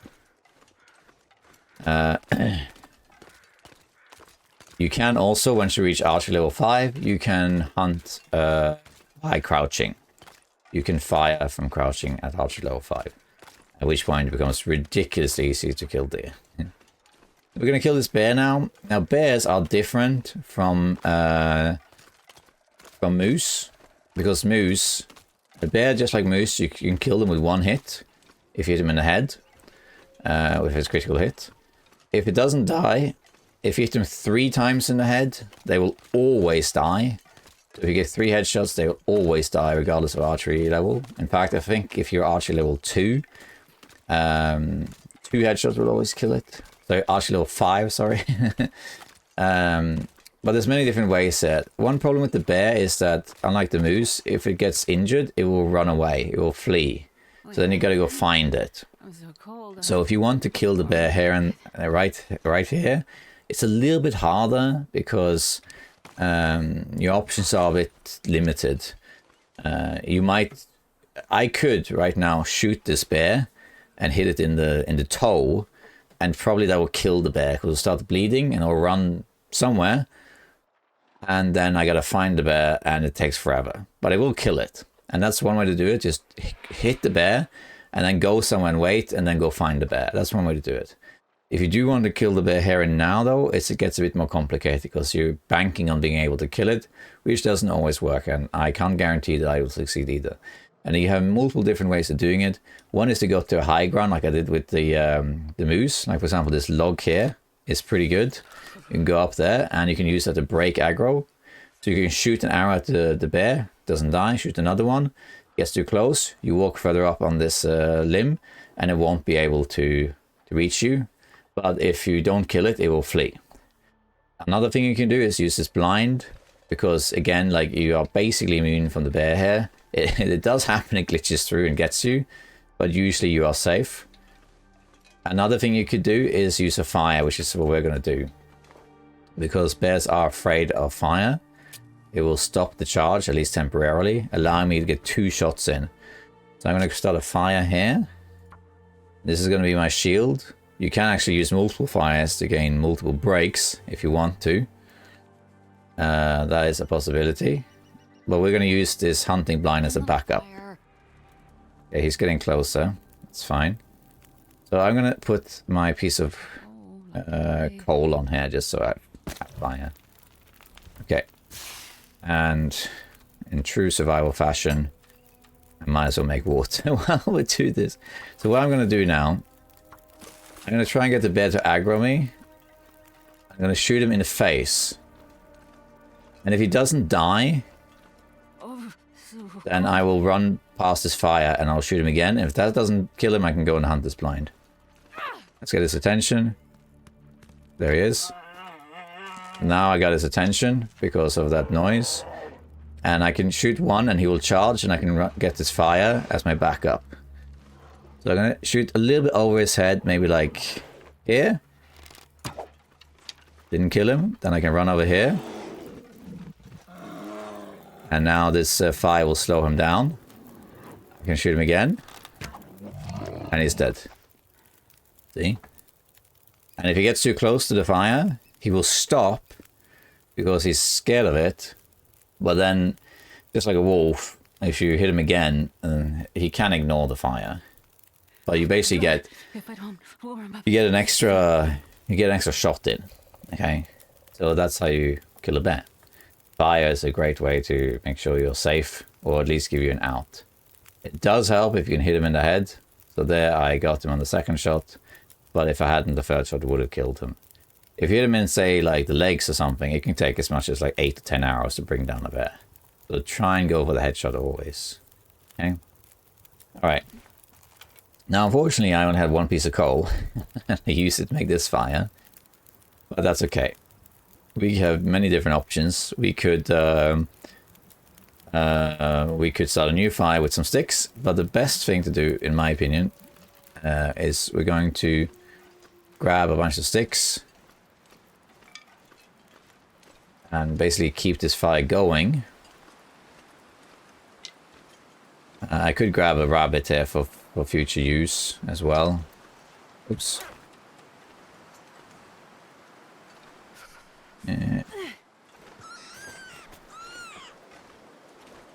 Just to have 4 pelts rather than 3, so I can make the gloves. I do need to pick up my stone though, because I ran out of stones. I do smell now, so wolves will come for me, but that's really not a problem. Okay, there's not a lot of sticks. I always want 2 stones on me.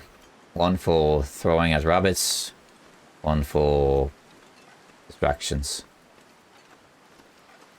Okay. There's a wind also, so that's a bit annoying. But we can wait it out too. This is boiled dry. What we can do is we can warm up a little bit by harvesting this rabbit, for example. We could always cook it, warm up a bit, and then hope the wind doesn't blow out this fire. And then we can go and we can quarter the bear. And that's one way to do it.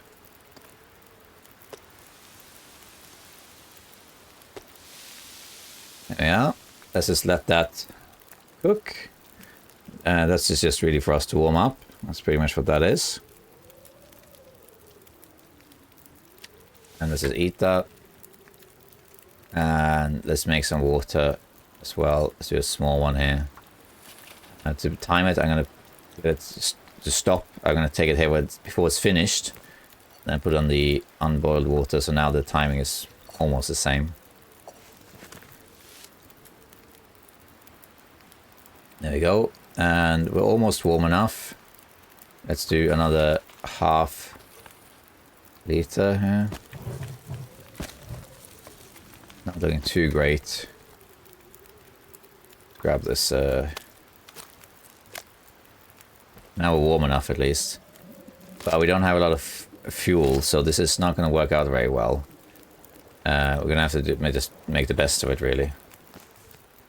Yeah. So what we're going to do, we're going to forgo this fire because I just don't have enough wood. We can make a very small one here. Put one more stick. Now what we're going to do is we're going to quarter this guy. And drag it to a cabin that's right up there. Because I don't have the resources to do anything. There's my arrow. If I click the body, it should give me the other arrow. Which it didn't. So, did one arrow break? I'm missing an arrow here. Where did the other arrow go then? It might be under the bear. Okay, so we're cold. Let's see. Where's the wind coming from? Here. If I go here, maybe. Am I protected? Where's the wind? It's here. It's died on... there we are. There's a sweet spot. See right there? Now I'm actually protected. I got that symbol that I'm protected. It's only -3. So here I can probably quarter this bear and I'll be fine. Not as much meat, 26 kilos. Not as much as the moose. Let's see if I can do this before it freezes. And we got it. There we go. We got the bear. We got level 3 carcass harvesting too. Which I think mostly, yeah, just you do things faster. and that sort of thing. Pretty much what it does. I think also the whole small animal thing also matters. Okay, so now what we're going to do is I have about 13 kilos I can carry. I'm going to take the bear hide and one of these bags and then another bag. And you can see now I'm heavy, but only 5 kilos. It's not the worst. This pack is getting kind of heavy. And the guts. I'm going to take this to a cabin that's up here. The wolves will come for me now because I stink to high heaven. Here he comes, see? But I'm just going to kill him if he gets too close.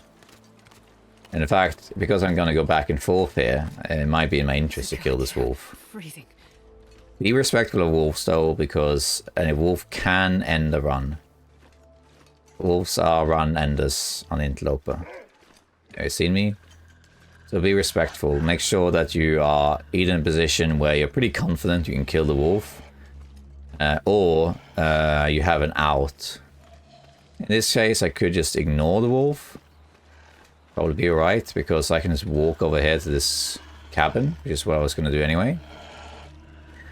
But I might kill the wolf, because he's kind of in the way. Like he's right where the bear is, and I need to go back for the bear.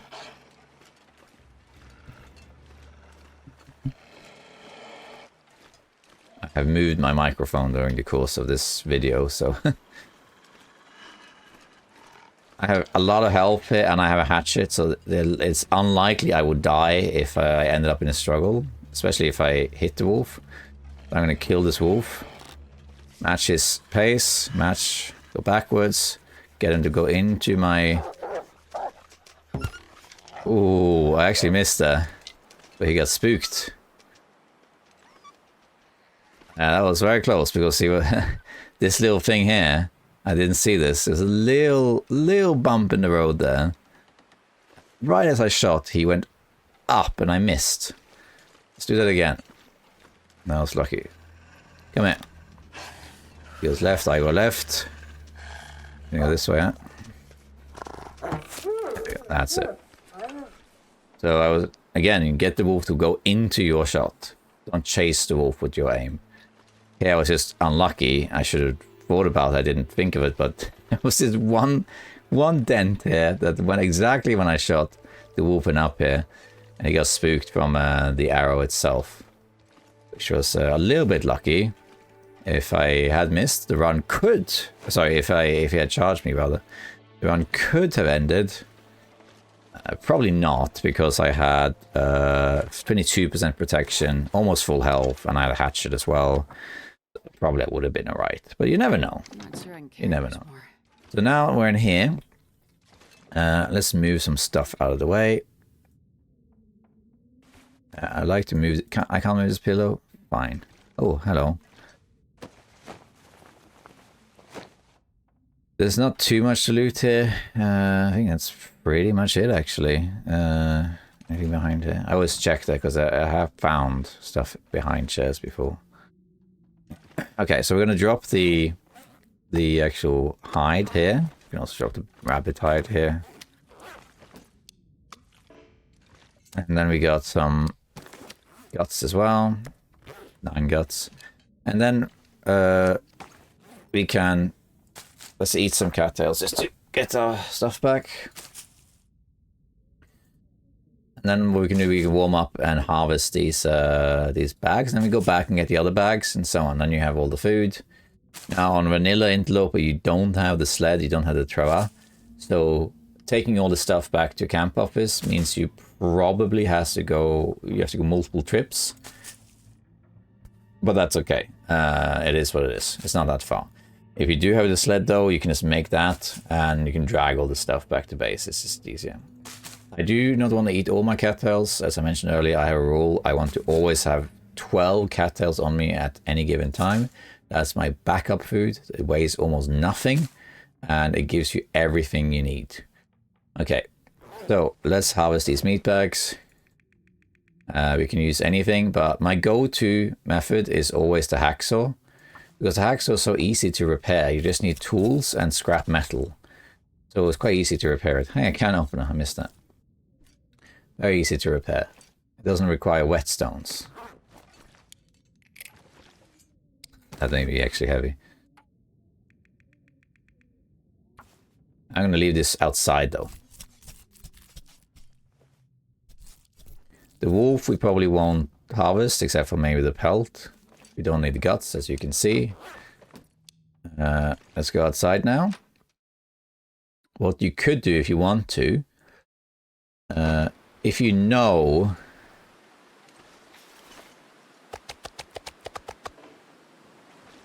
that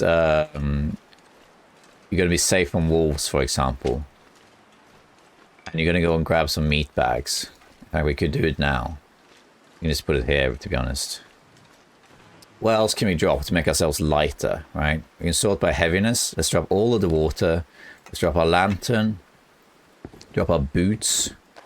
We can drop our clothing, because we already killed the wolves. Drop the hacksaw, both pots. The knife. One of the torches. And sure, this as well. And now you can see I am really light, 12 kilos. I do have frostbite risk on my feet. That's okay. But now I'm carrying very, very little, which allows me to grab more of these meat sacks. If there was a wolf around, I don't think this is worth it. Because if the wolf does attack you, like right now my protection is 12% rather than 22%, the risk of dying is just higher. But doing this might allow me to grab all of the meat bags now and take them back, saving me an additional trip. So if you know that you're going to be carrying quite a lot of stuff, and you know that the stuff on you don't actually need, and you feel safe doing it because maybe the wolves are already dead and that sort of thing, then it's okay to leave some stuff behind. Okay. These things weigh almost 10 kilos each. As you can see, I can carry all four. Now I'm heavy, but actually I can still run because I dropped so much stuff. I smell, but it's really not that far. If I run into a wolf now, I could always just ignore it, you know. So we're going to take this back, and then we can harvest this, and then we can spend the night here, and then you can take it back to camp office. And that's pretty much it. And then now you're set. And now you're sustainable now. You have most of the stuff that you need, really. And again, this could have been done even more efficiently. We could have done it earlier, but why? Just do it in your own time. Utilize the resources at hand. I got 2 deer killed by wolves. Neither were planned, but both were opportunities that I took. But if I didn't have that, it wouldn't have changed that much. I would have maybe gone fishing instead. I would have gone to get more cattails along the river. I would have got more rabbits, or whatever. There's all sorts of things you could do. So there's also activities I may have not done. I may have made a few arrows. You know, you make some sort of compromise. Okay, let's start harvesting this. I'm gonna go back out. It looks like I have to use the hatchet for this one. Oh no, I don't. Forget it. It's because I don't have the hacksaw in my inventory. That's why. So let's just go here and grab all the stuff. I might not be able to walk after I picked all this stuff up. I can walk, okay. I can barely walk with this much gear. Yeah. Clothing weigh a little bit. Oh, Polaroid. Forgot about that. The other Polaroid. Nice. I forgot to mention it, but clothing weigh less if you're wearing it compared to if you have it on you. Okay, so let's have a little drink. And let's harvest the rest. And that's pretty much it, really. You can do that in the dark, so let's get the hacksaw. As you can see, the condition also hardly goes down. Like, on 1% since I started doing this. The hacksaw takes a while to break. Once it gets low condition, like sort of 25% or so, I usually try and repair it. So the hacksaw can break at any point, I think, once it reaches like, I think it's 30%. Then there's a chance that it breaks at any given point when you use it, I think. But in principle, it doesn't happen. I think I've had it happen once. Usually what happens is once it reaches red numbers, so like 10% or less, now there's a pretty high chance of using it breaks. So I usually repair it before it gets that far. I repair it somewhere like the 20% area. Get a scrap metal and some tools, and then you repair it. Yeah, so that's all the meat. At level of carcass harvesting as well. We can go out. You can drop all the meat. Oh, there's a gut there, sorry. Let's just drop the gut. It's easier to. Yes, all our bear meat. Let's grab, though, the hide from this guy. Because I have a wolf pelt. I don't really need the meat.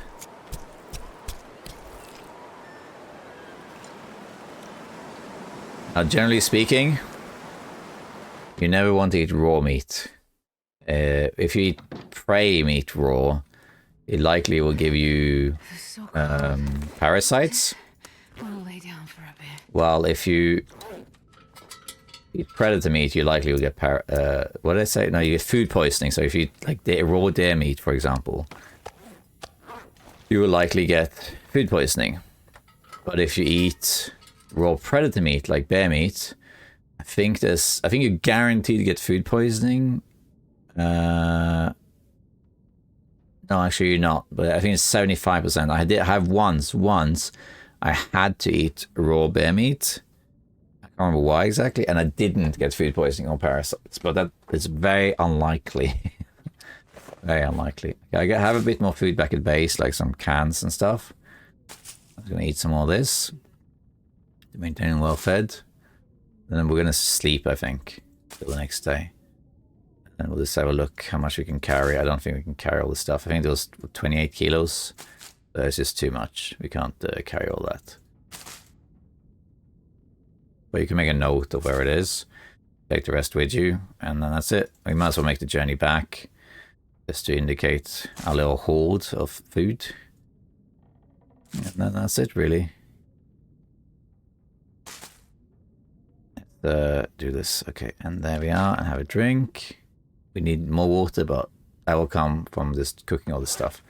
Let's sleep 10 hours, which will actually be like 8 or 9.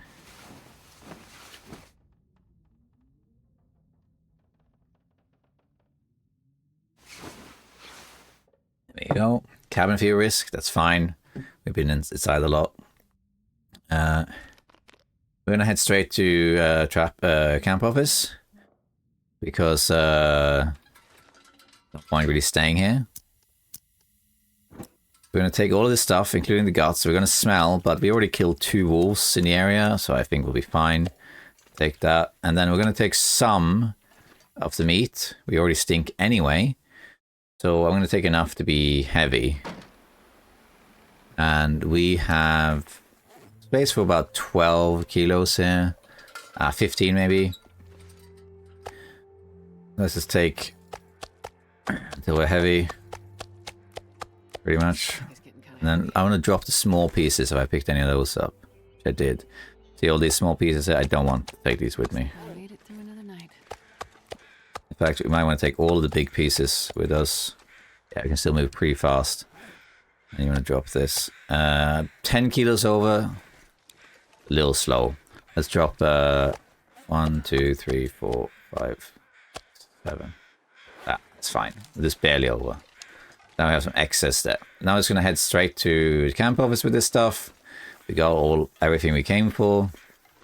There's some more food back there. We also might want to pick up some sticks along the way. That's another reason I left some food behind. So we can make a fire and start cooking some more moose meat. And depending on what is happening now, one way forward to utilize all the food you got is you eat 1 bear steak a day. I sometimes do that. You have to evaluate whether that's necessary or not, but might eat one bear steak, which will give me, you know, about 1,000 calories. And that will give me 1% risk of parasites. And that's very unlikely you'll get it. You could get it. You could. It's unlikely, but you could. And then the rest is moose meat or cattails or whatever. So that's one way that will make your safe food stretch a little bit longer. But every day you have a 1% chance of I'm not sure I can carry much more. Of getting parasites.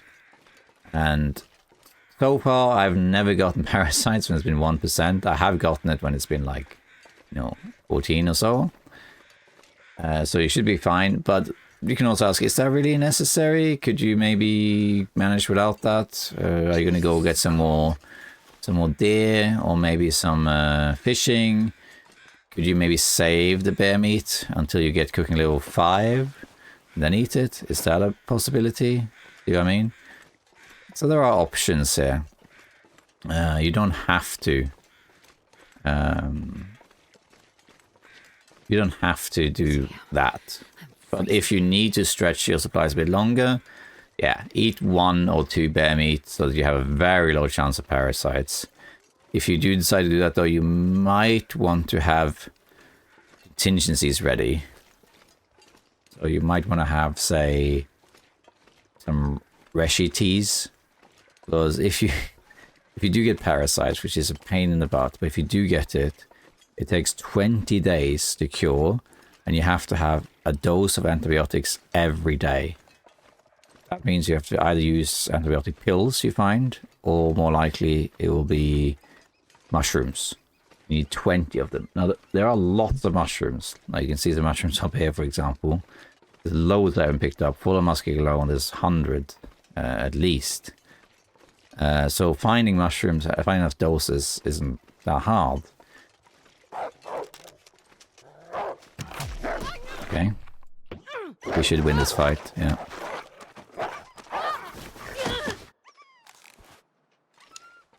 That wolf will die. See, that's the risk of traveling while you smell. That there is the worst possible scenario that can happen. No damage, really. Yeah. The wolf will run off with my arrow now, so unless I go find this wolf later, that arrow is lost. I might find it randomly in some random location later. But that there was a perfect example of the worst case scenario, because what happened there is, see, I stink, the wolves are coming from me. But usually you can tell when they're coming, but in this case the wolf happened to come over the hill exactly at the moment when I was coming from the other side. So your margin of reaction time is quite low. There are ways to go around that, but only to a certain degree. Like, for example, here, in case a wolf comes there, I can kind of go on the side here. So if a wolf does show up, I can see it from above. Like there, you see that? See that? There it is. Gives me more space. Here comes the wolf nest, huh? This is derailment.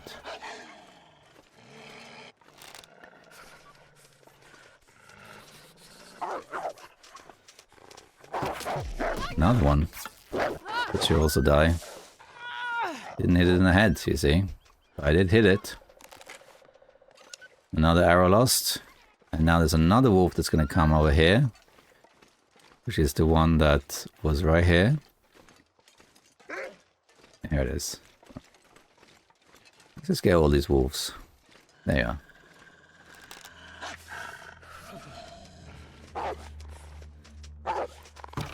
Yeah.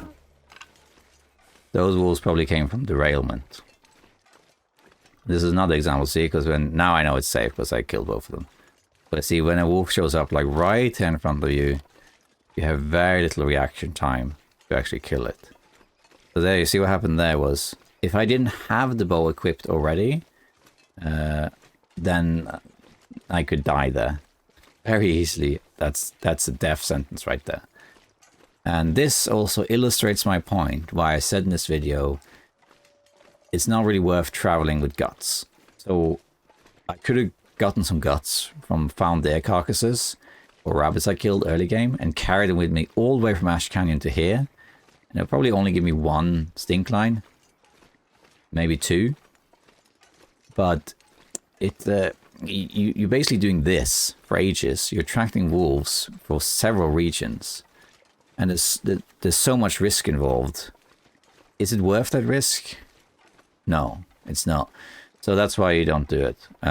If you feel you can handle that, if you are prepared, you have fire, you have maybe a flare gun you found as well, then yeah, you do it. But it's safer to do it after. There's another. This wolf is injured, I believe. Yeah, you can. Yeah, he died. Yeah, you can see it limping. Yeah, you might even want to go and grab the arrow, just because you might forget it later. So yeah. That was a good example of being very careful, because when you stink like this, you will attract the whole wolf population. All the wolves in the village will come for you.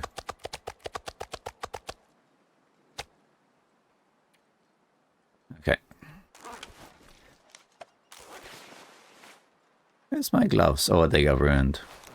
You ruined my gloves. Let's make new ones then. Let's grab this arrow. But yeah, so what I said before about mushrooms, you know, curing parasites isn't hard. It's easy enough to find the doses to do it. But the problem is that you have to spend 20 days doing it, and you have to live with parasites then for 20 days. There is one upside though. If you do get parasites, oh, another one. Come on. Fine, let's do this. What, did you go for rabbit, or what happened there? There's another wolf. See that? Another one is coming. This one, it went for my food. It stole my food. There's another one up there. And that was one that I shot. Okay, that died. This one ate one of my pieces of food. Thanks, Wolfie. It's funny. You see how much of an attraction you are? How many wolves you attract? It's crazy.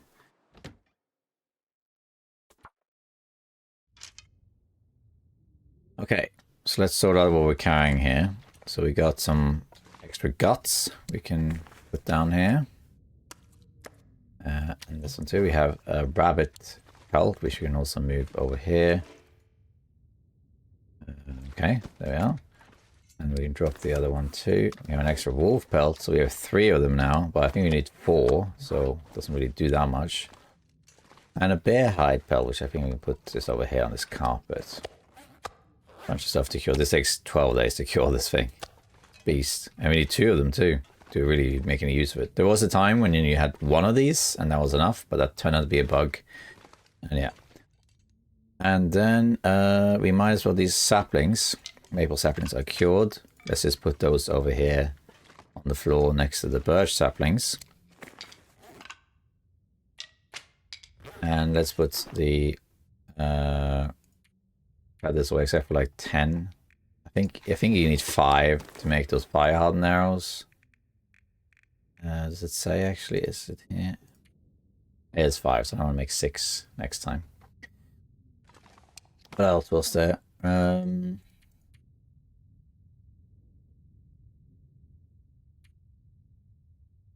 Guess that's it actually. Yeah, this was ruined. The gloves, let's harvest those. We should make some new ones to not get frostbite. Guess that's it. Let's have a look at what I left in here. I think now let's just take all this out. Go from there. And let's grab some cloth. Let's grab this cloth. And also these curtains.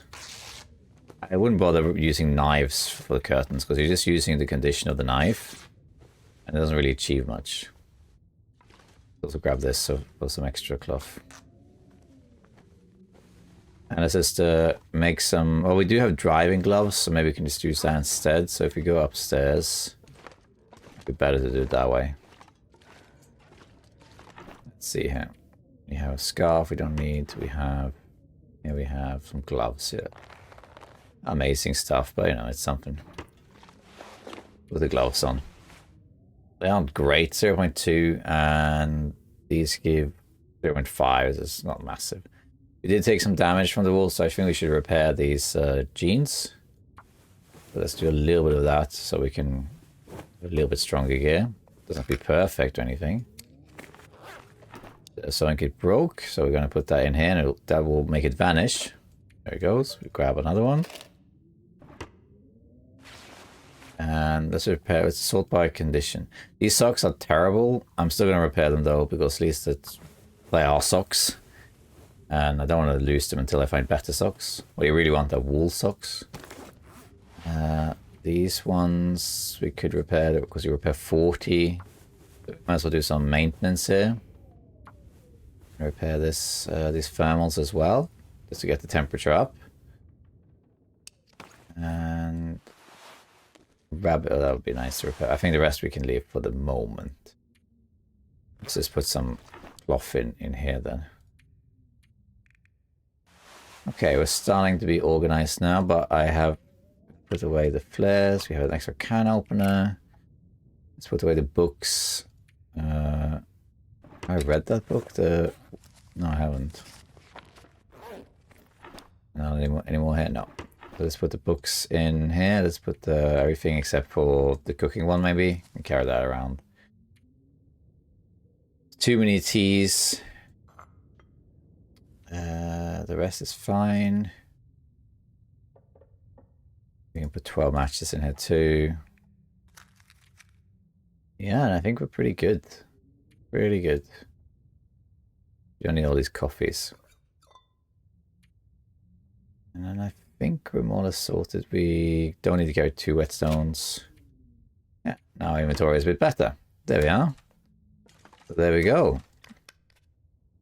Now now that we're a bit organized, let's talk a little bit about what happened there. And while we do that, let's just go outside. So one of the wolves died. So you see I'm missing 2 arrows because I had 12. One was for the bear. I'm not sure what happened to it. It seemed to have vanished. Not sure what that was about. And the other one is a wolf, the one that was running around. At the moment it's heavy snow, so I can't use crows, but it did run up here, so it probably died somewhere here. Now before we end this, let's just talk a little bit about there. This is the other wolf. This is the other one that took my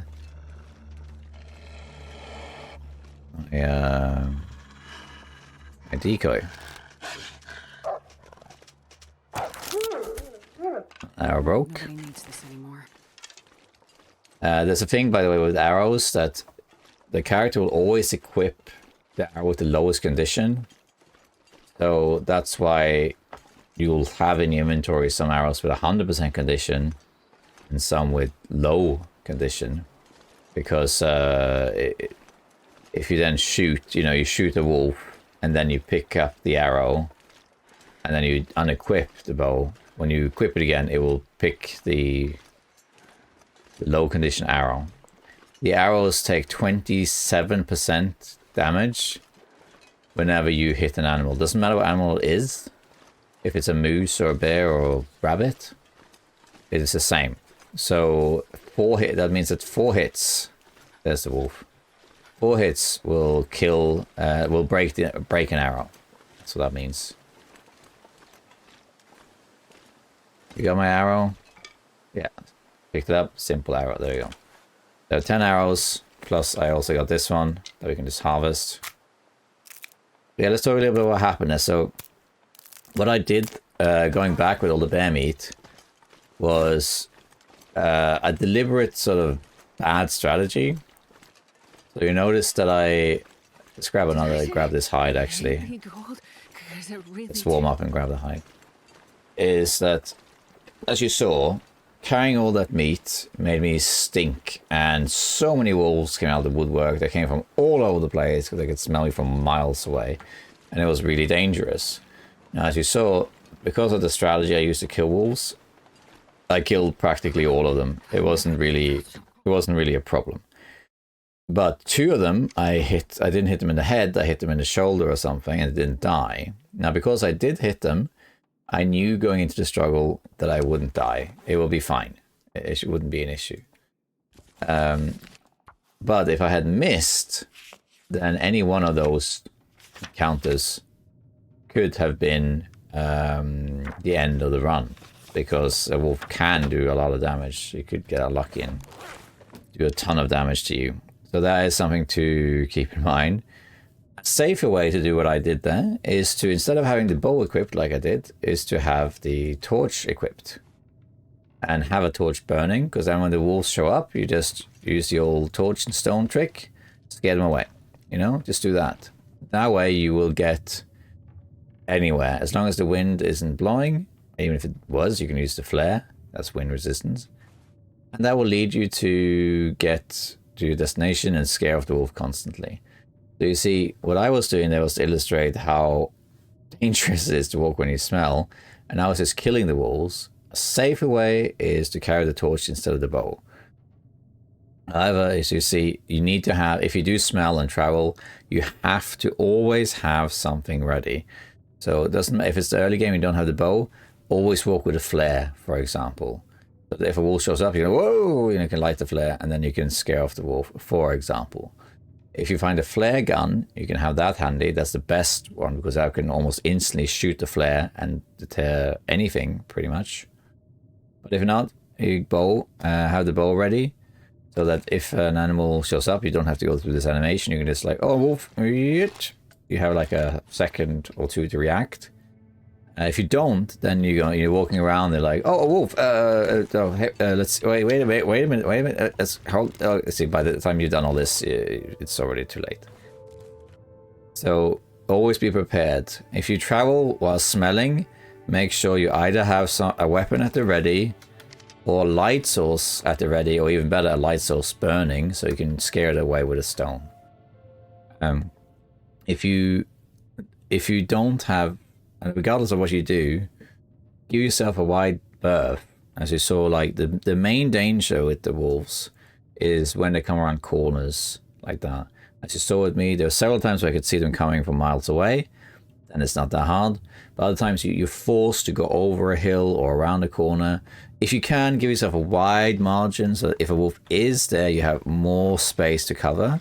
But if that's not possible, then listen very closely so you can hear the wolf, and just have something ready to be prepared. You know, I also have a stim, but that won't help me if I'm dead. That would help me just get back if I was low health. So yeah, just be careful if you ever do that. If you have the DLC and use a sled, then you don't smell as much, so it's a bit safer.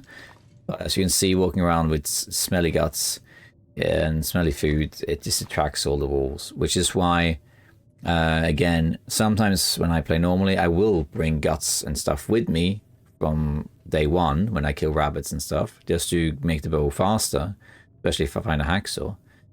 But you have to constantly fight off wolves when you do that, even with one smell level.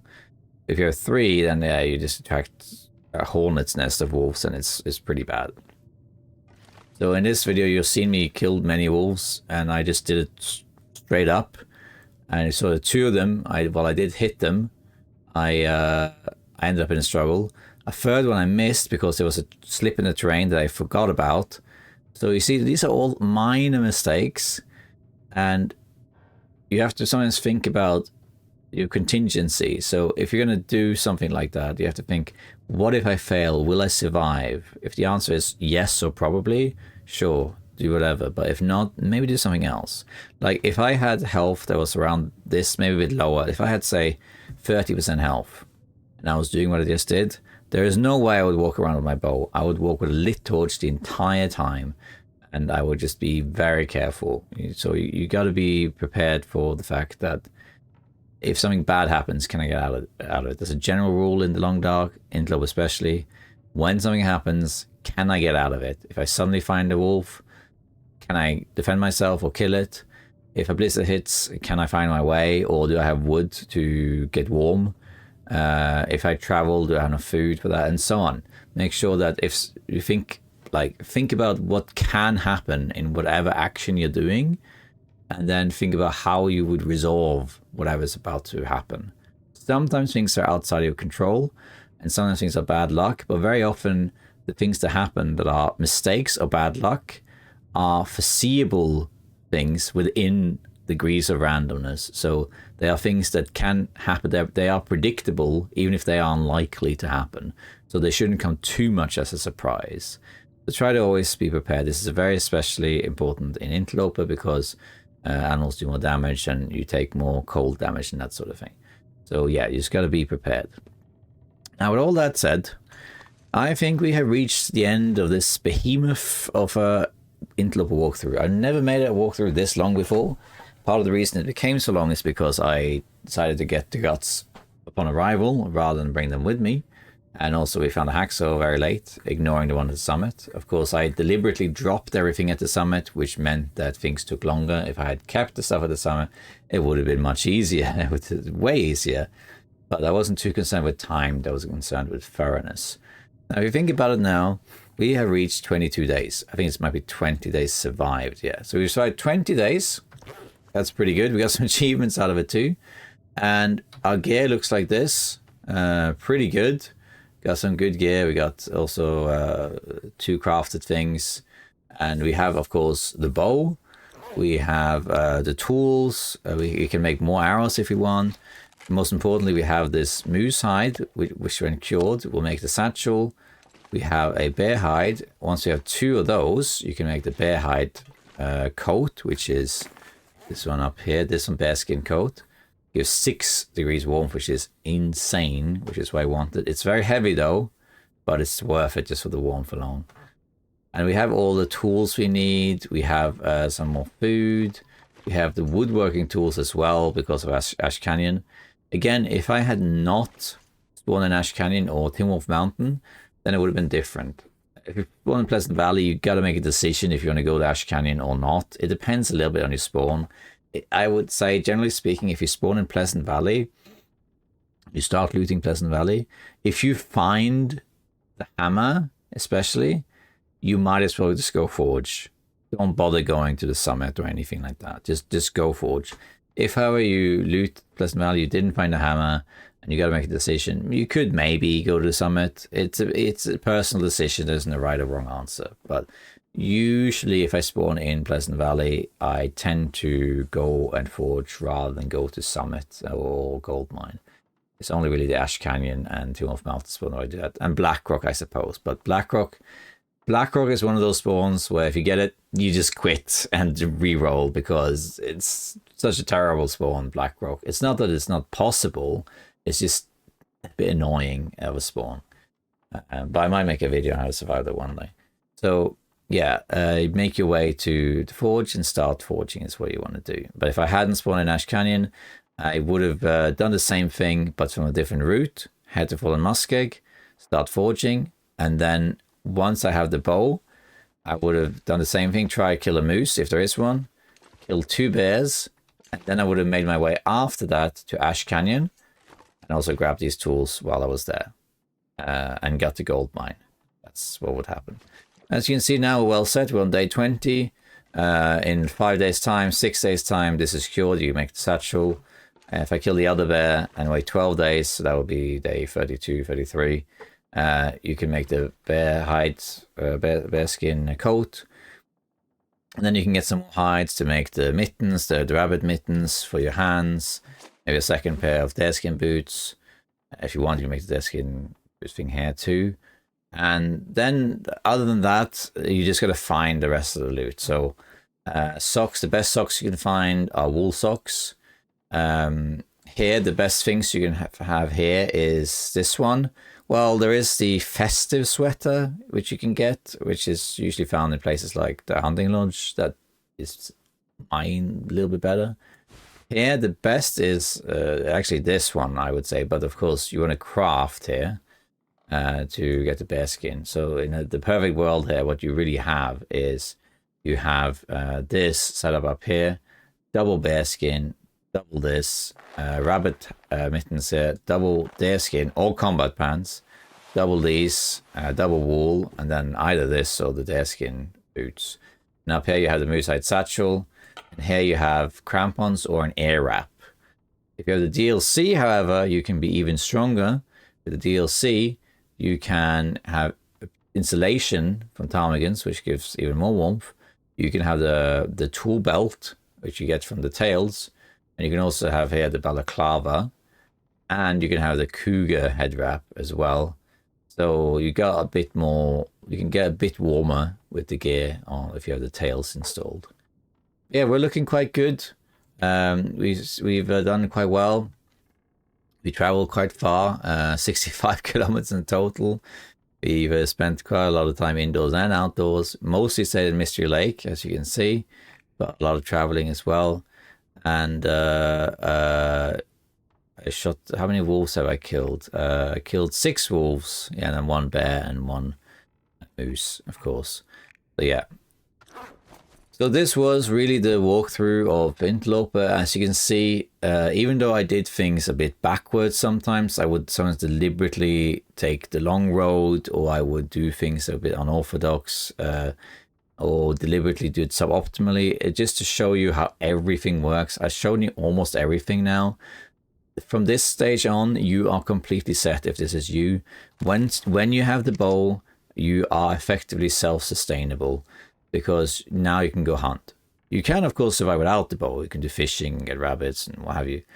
But you are basically set with the bow, because now you can hunt everything. And in the beginning, I hunt bears and moose because you want the hides. And they give so much food. But of course, bear meat will give you parasite risks, so you got to be careful with that. But the moose will not. But you can also hunt some deer, because deer is handy for all sorts of crafting. And that will also give you venison. And then you just got to get cooking to level 5, and then you can eat as much bear and wolf meat as you want. And yeah, you just have access to so much food. And when you cook it, you also make water. So you become self-sustainable. I would try and get as much food as you can for the base. As you see outside, I have a ton of food here that is not cooked. But I'll just, go and get some wood, and then I'll have a cooking session where I cook all this stuff. And it's really no problem at all. You're all set, basically. And now that you have the bow, you have a lot of options. You can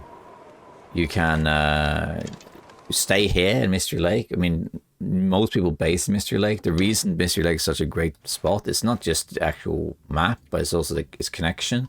It connects to almost everywhere in the world, but there's 2 steps. So, for example, Hushtra Valley is 2 regions away. Coastal Highway is 1 region away. Desolation's 2, ignoring the connector regions. The only exception really is Ash Canyon, really, and Black Rock. No, not even Black Rock, just Ash Canyon. That's like 1, 2, 3 steps away. Everything else is 2 regions or less. So Mystery Lake connects everywhere really well, which is why it's such a great base location. Very many people, if they don't base here, they base in Cromlin Highway instead, especially if you have the DLC installed. But in the end, you choose what you want to do. But yeah, once you have a base decided, where you can start storing stuff and having the pelts, and you have the bow, then you're basically set. You have everything you need to be self-sustainable. Now it's just about securing food, and cooking that food, and making water, and all the while collecting more pelts and stuff for crafting. And beyond that, you do whatever you want. You can build a safe house that you like, that you enjoy, or you can go exploring, going to regions you haven't been to before. 2 things. All right. Yeah, so you just do whatever you want at this point. I do recommend if you get to this stage, you keep making yourself sustainable, but making sure you have everything you need in your base. Go out there, get some more kills, get meat, deer and moose if you can. Because moose is only really going to be 1, but you can always go to Fallen Musk and get another one. Hunt some deer if you can, just to have some, non-parasitic meat. You can also go fishing, of course. They'll also combat scurvy if you have scurvy on.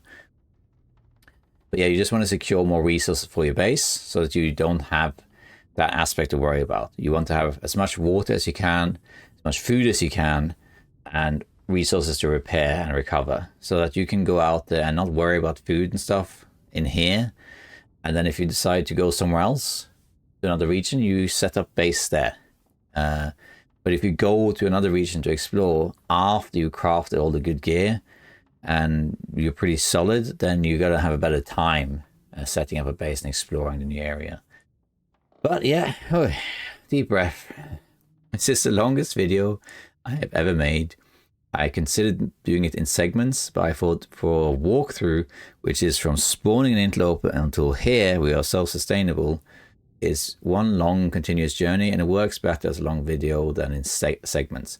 That said, if you want to see what would happen next, I could make a sequel to this, but it's not really necessary in my opinion, because there are lots of other resources to it. Again, on my channel, I have a 3-part series, which is basically a shorter version of this video, and then what happens next and how is the late game as well. But this was done before the Tales was added. However, without the DLC installed and after the early game, it doesn't matter that much. There's minor changes here and there, but you can watch those videos. They're 3 years old, but they still apply. So that's one option. You can also watch my Road to 500 Days video series, where I have getting close to 100 episodes now, and you can see everything progressing there as well.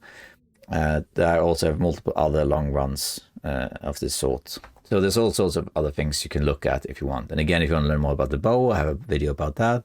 There's all sorts of resources on my channel, and other YouTubers as well have other resources too. In the end though, I hope if you watched all this way, then first of all, thank you so much. But also, I hope you learned something. And if you already knew everything, I hope you had fun going along for the ride. If you're one of those people who use my videos to sleep to, which is quite a lot of you, then I hope you had a good night's sleep. There was a lot of narration in this one, that's for sure. And I hope you learned from both what I told you, from what I showed you, and from the mistakes I made. Nobody's perfect, and I made quite a few honest mistakes here and there. Some were silly things, like forgot some pelts. The classic mistake, put it to cure, sleep, wake up, leave. Happens all the time, forgetting your pelts or your cooking pot.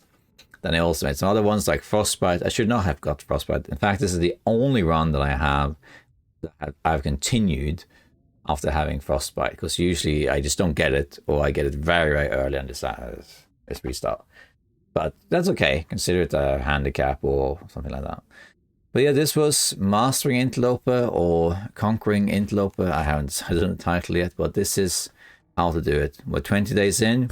Again, this could go faster if you want. You can easily have the bow before day 10, but you can also have it later. It doesn't really matter as long as you are sustainable in the moment and have resources to survive for the next few days, and you have a plan on what to do. Then once you get the bow, it's all coming up Millhouse, and you're going to do just fine. Start hunting.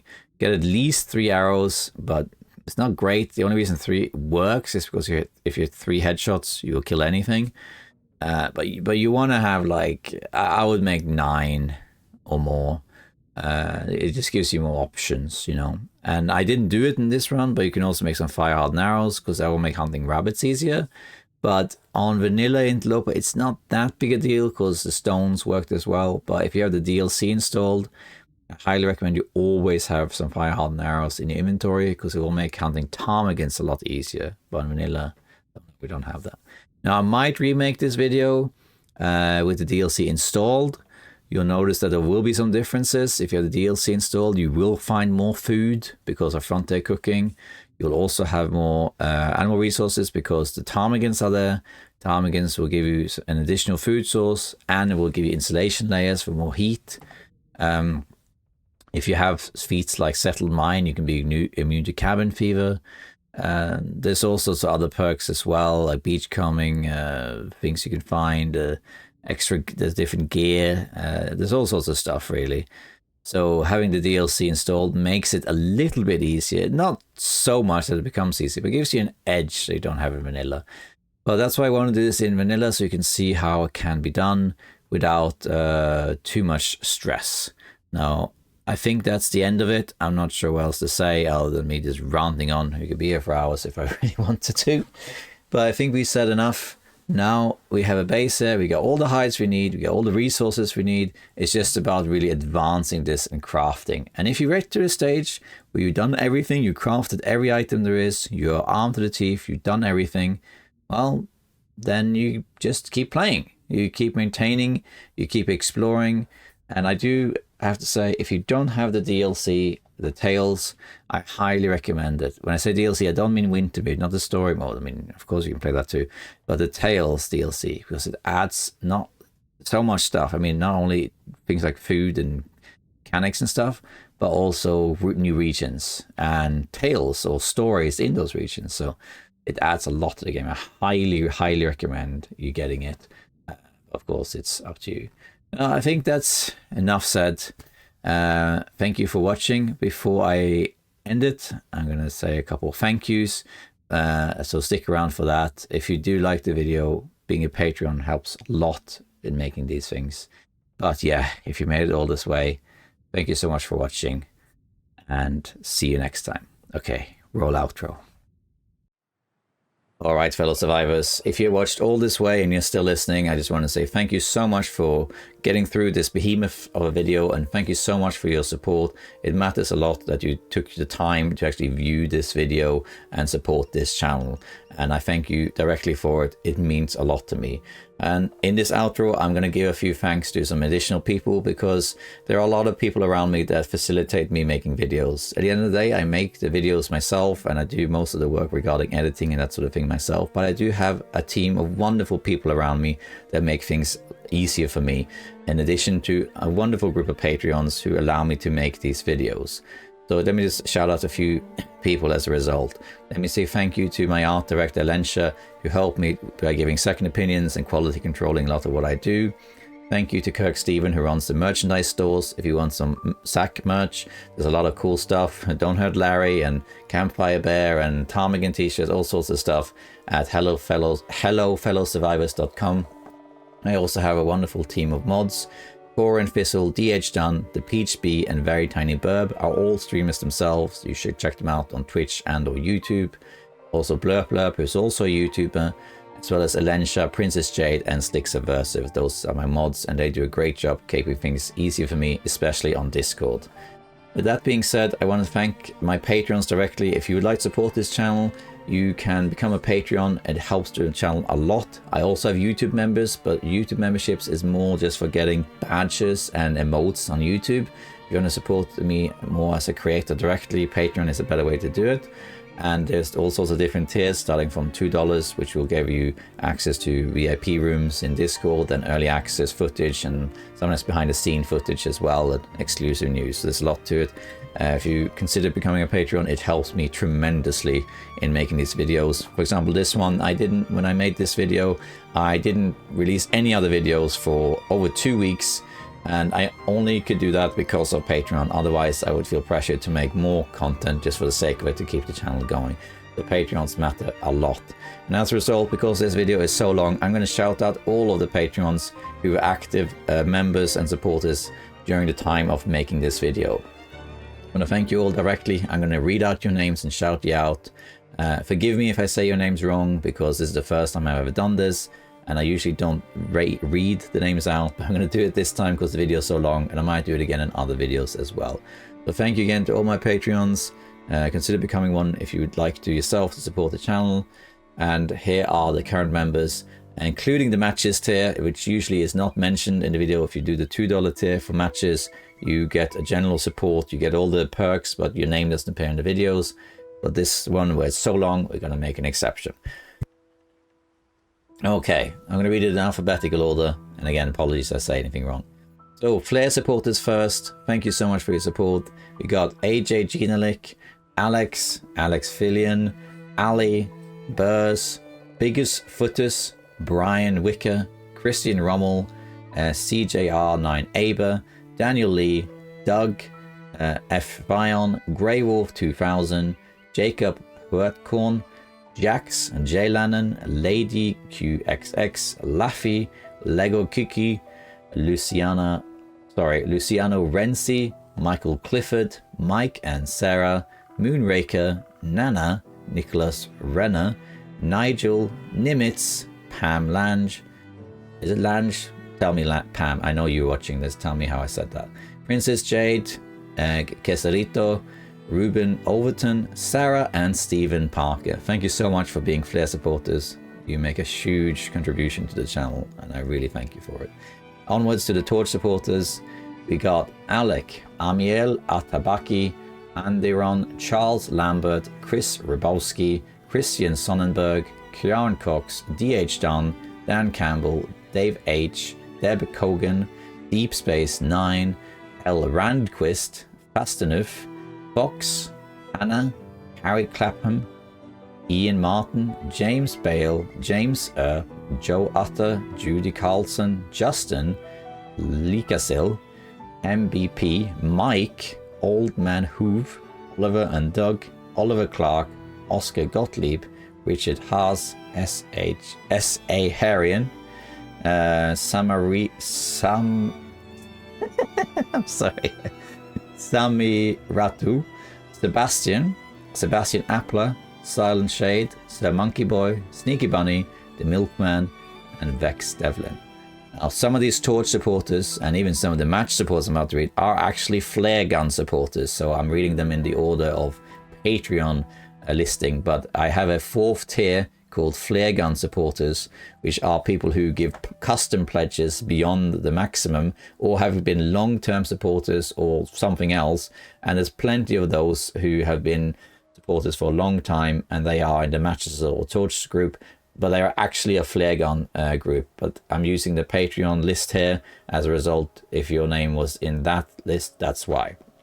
Moving on to the matches, we got Andrea, Ari Bavel, Bethany Weber, Brandon Fagan, Chancel, no, actually it's not, it's Chance Inc. 9312, Christopher Frederick, Ember Shriver, Emily Hollyoak, Evan S, Grandmother G, Heinz Izzy, James Earp, Jen Pixelscapes Gagny, Jessica, Jim 42, Joanne Cheeseman or Chessman, you tell me, Jonas Hachmeister, I assume that's how I say that, JS, Cass Fireborn, Kat McKenzie, Kirk Stephen, Iowan Mensch, or is it Lowen Mensch?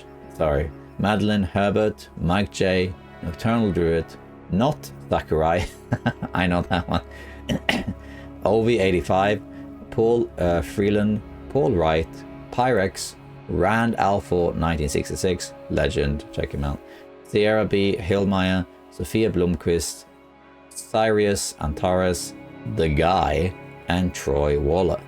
Thank you all of you for supporting the channel. It makes a huge difference in how I make these videos. I can't thank you enough. If you are a Patreon and for some reason you didn't hear your name there, I did use the lists that come with Patreon. Some of you are credited under different names, but this is just an easy way to do it. And if it's still your name wasn't there, let me know. It should be correct because I'm using the official list, but nevertheless, let me know. And if I said your name wrong too, let me know that, because I might do this again on very long videos. Thank you so much for supporting me, and thank you so much for watching. Okay, all that being said, I think we reached the end of this video, and let's take a deep breath, because this was a long one. Thank you so much, and I'll see you next time. Bye bye.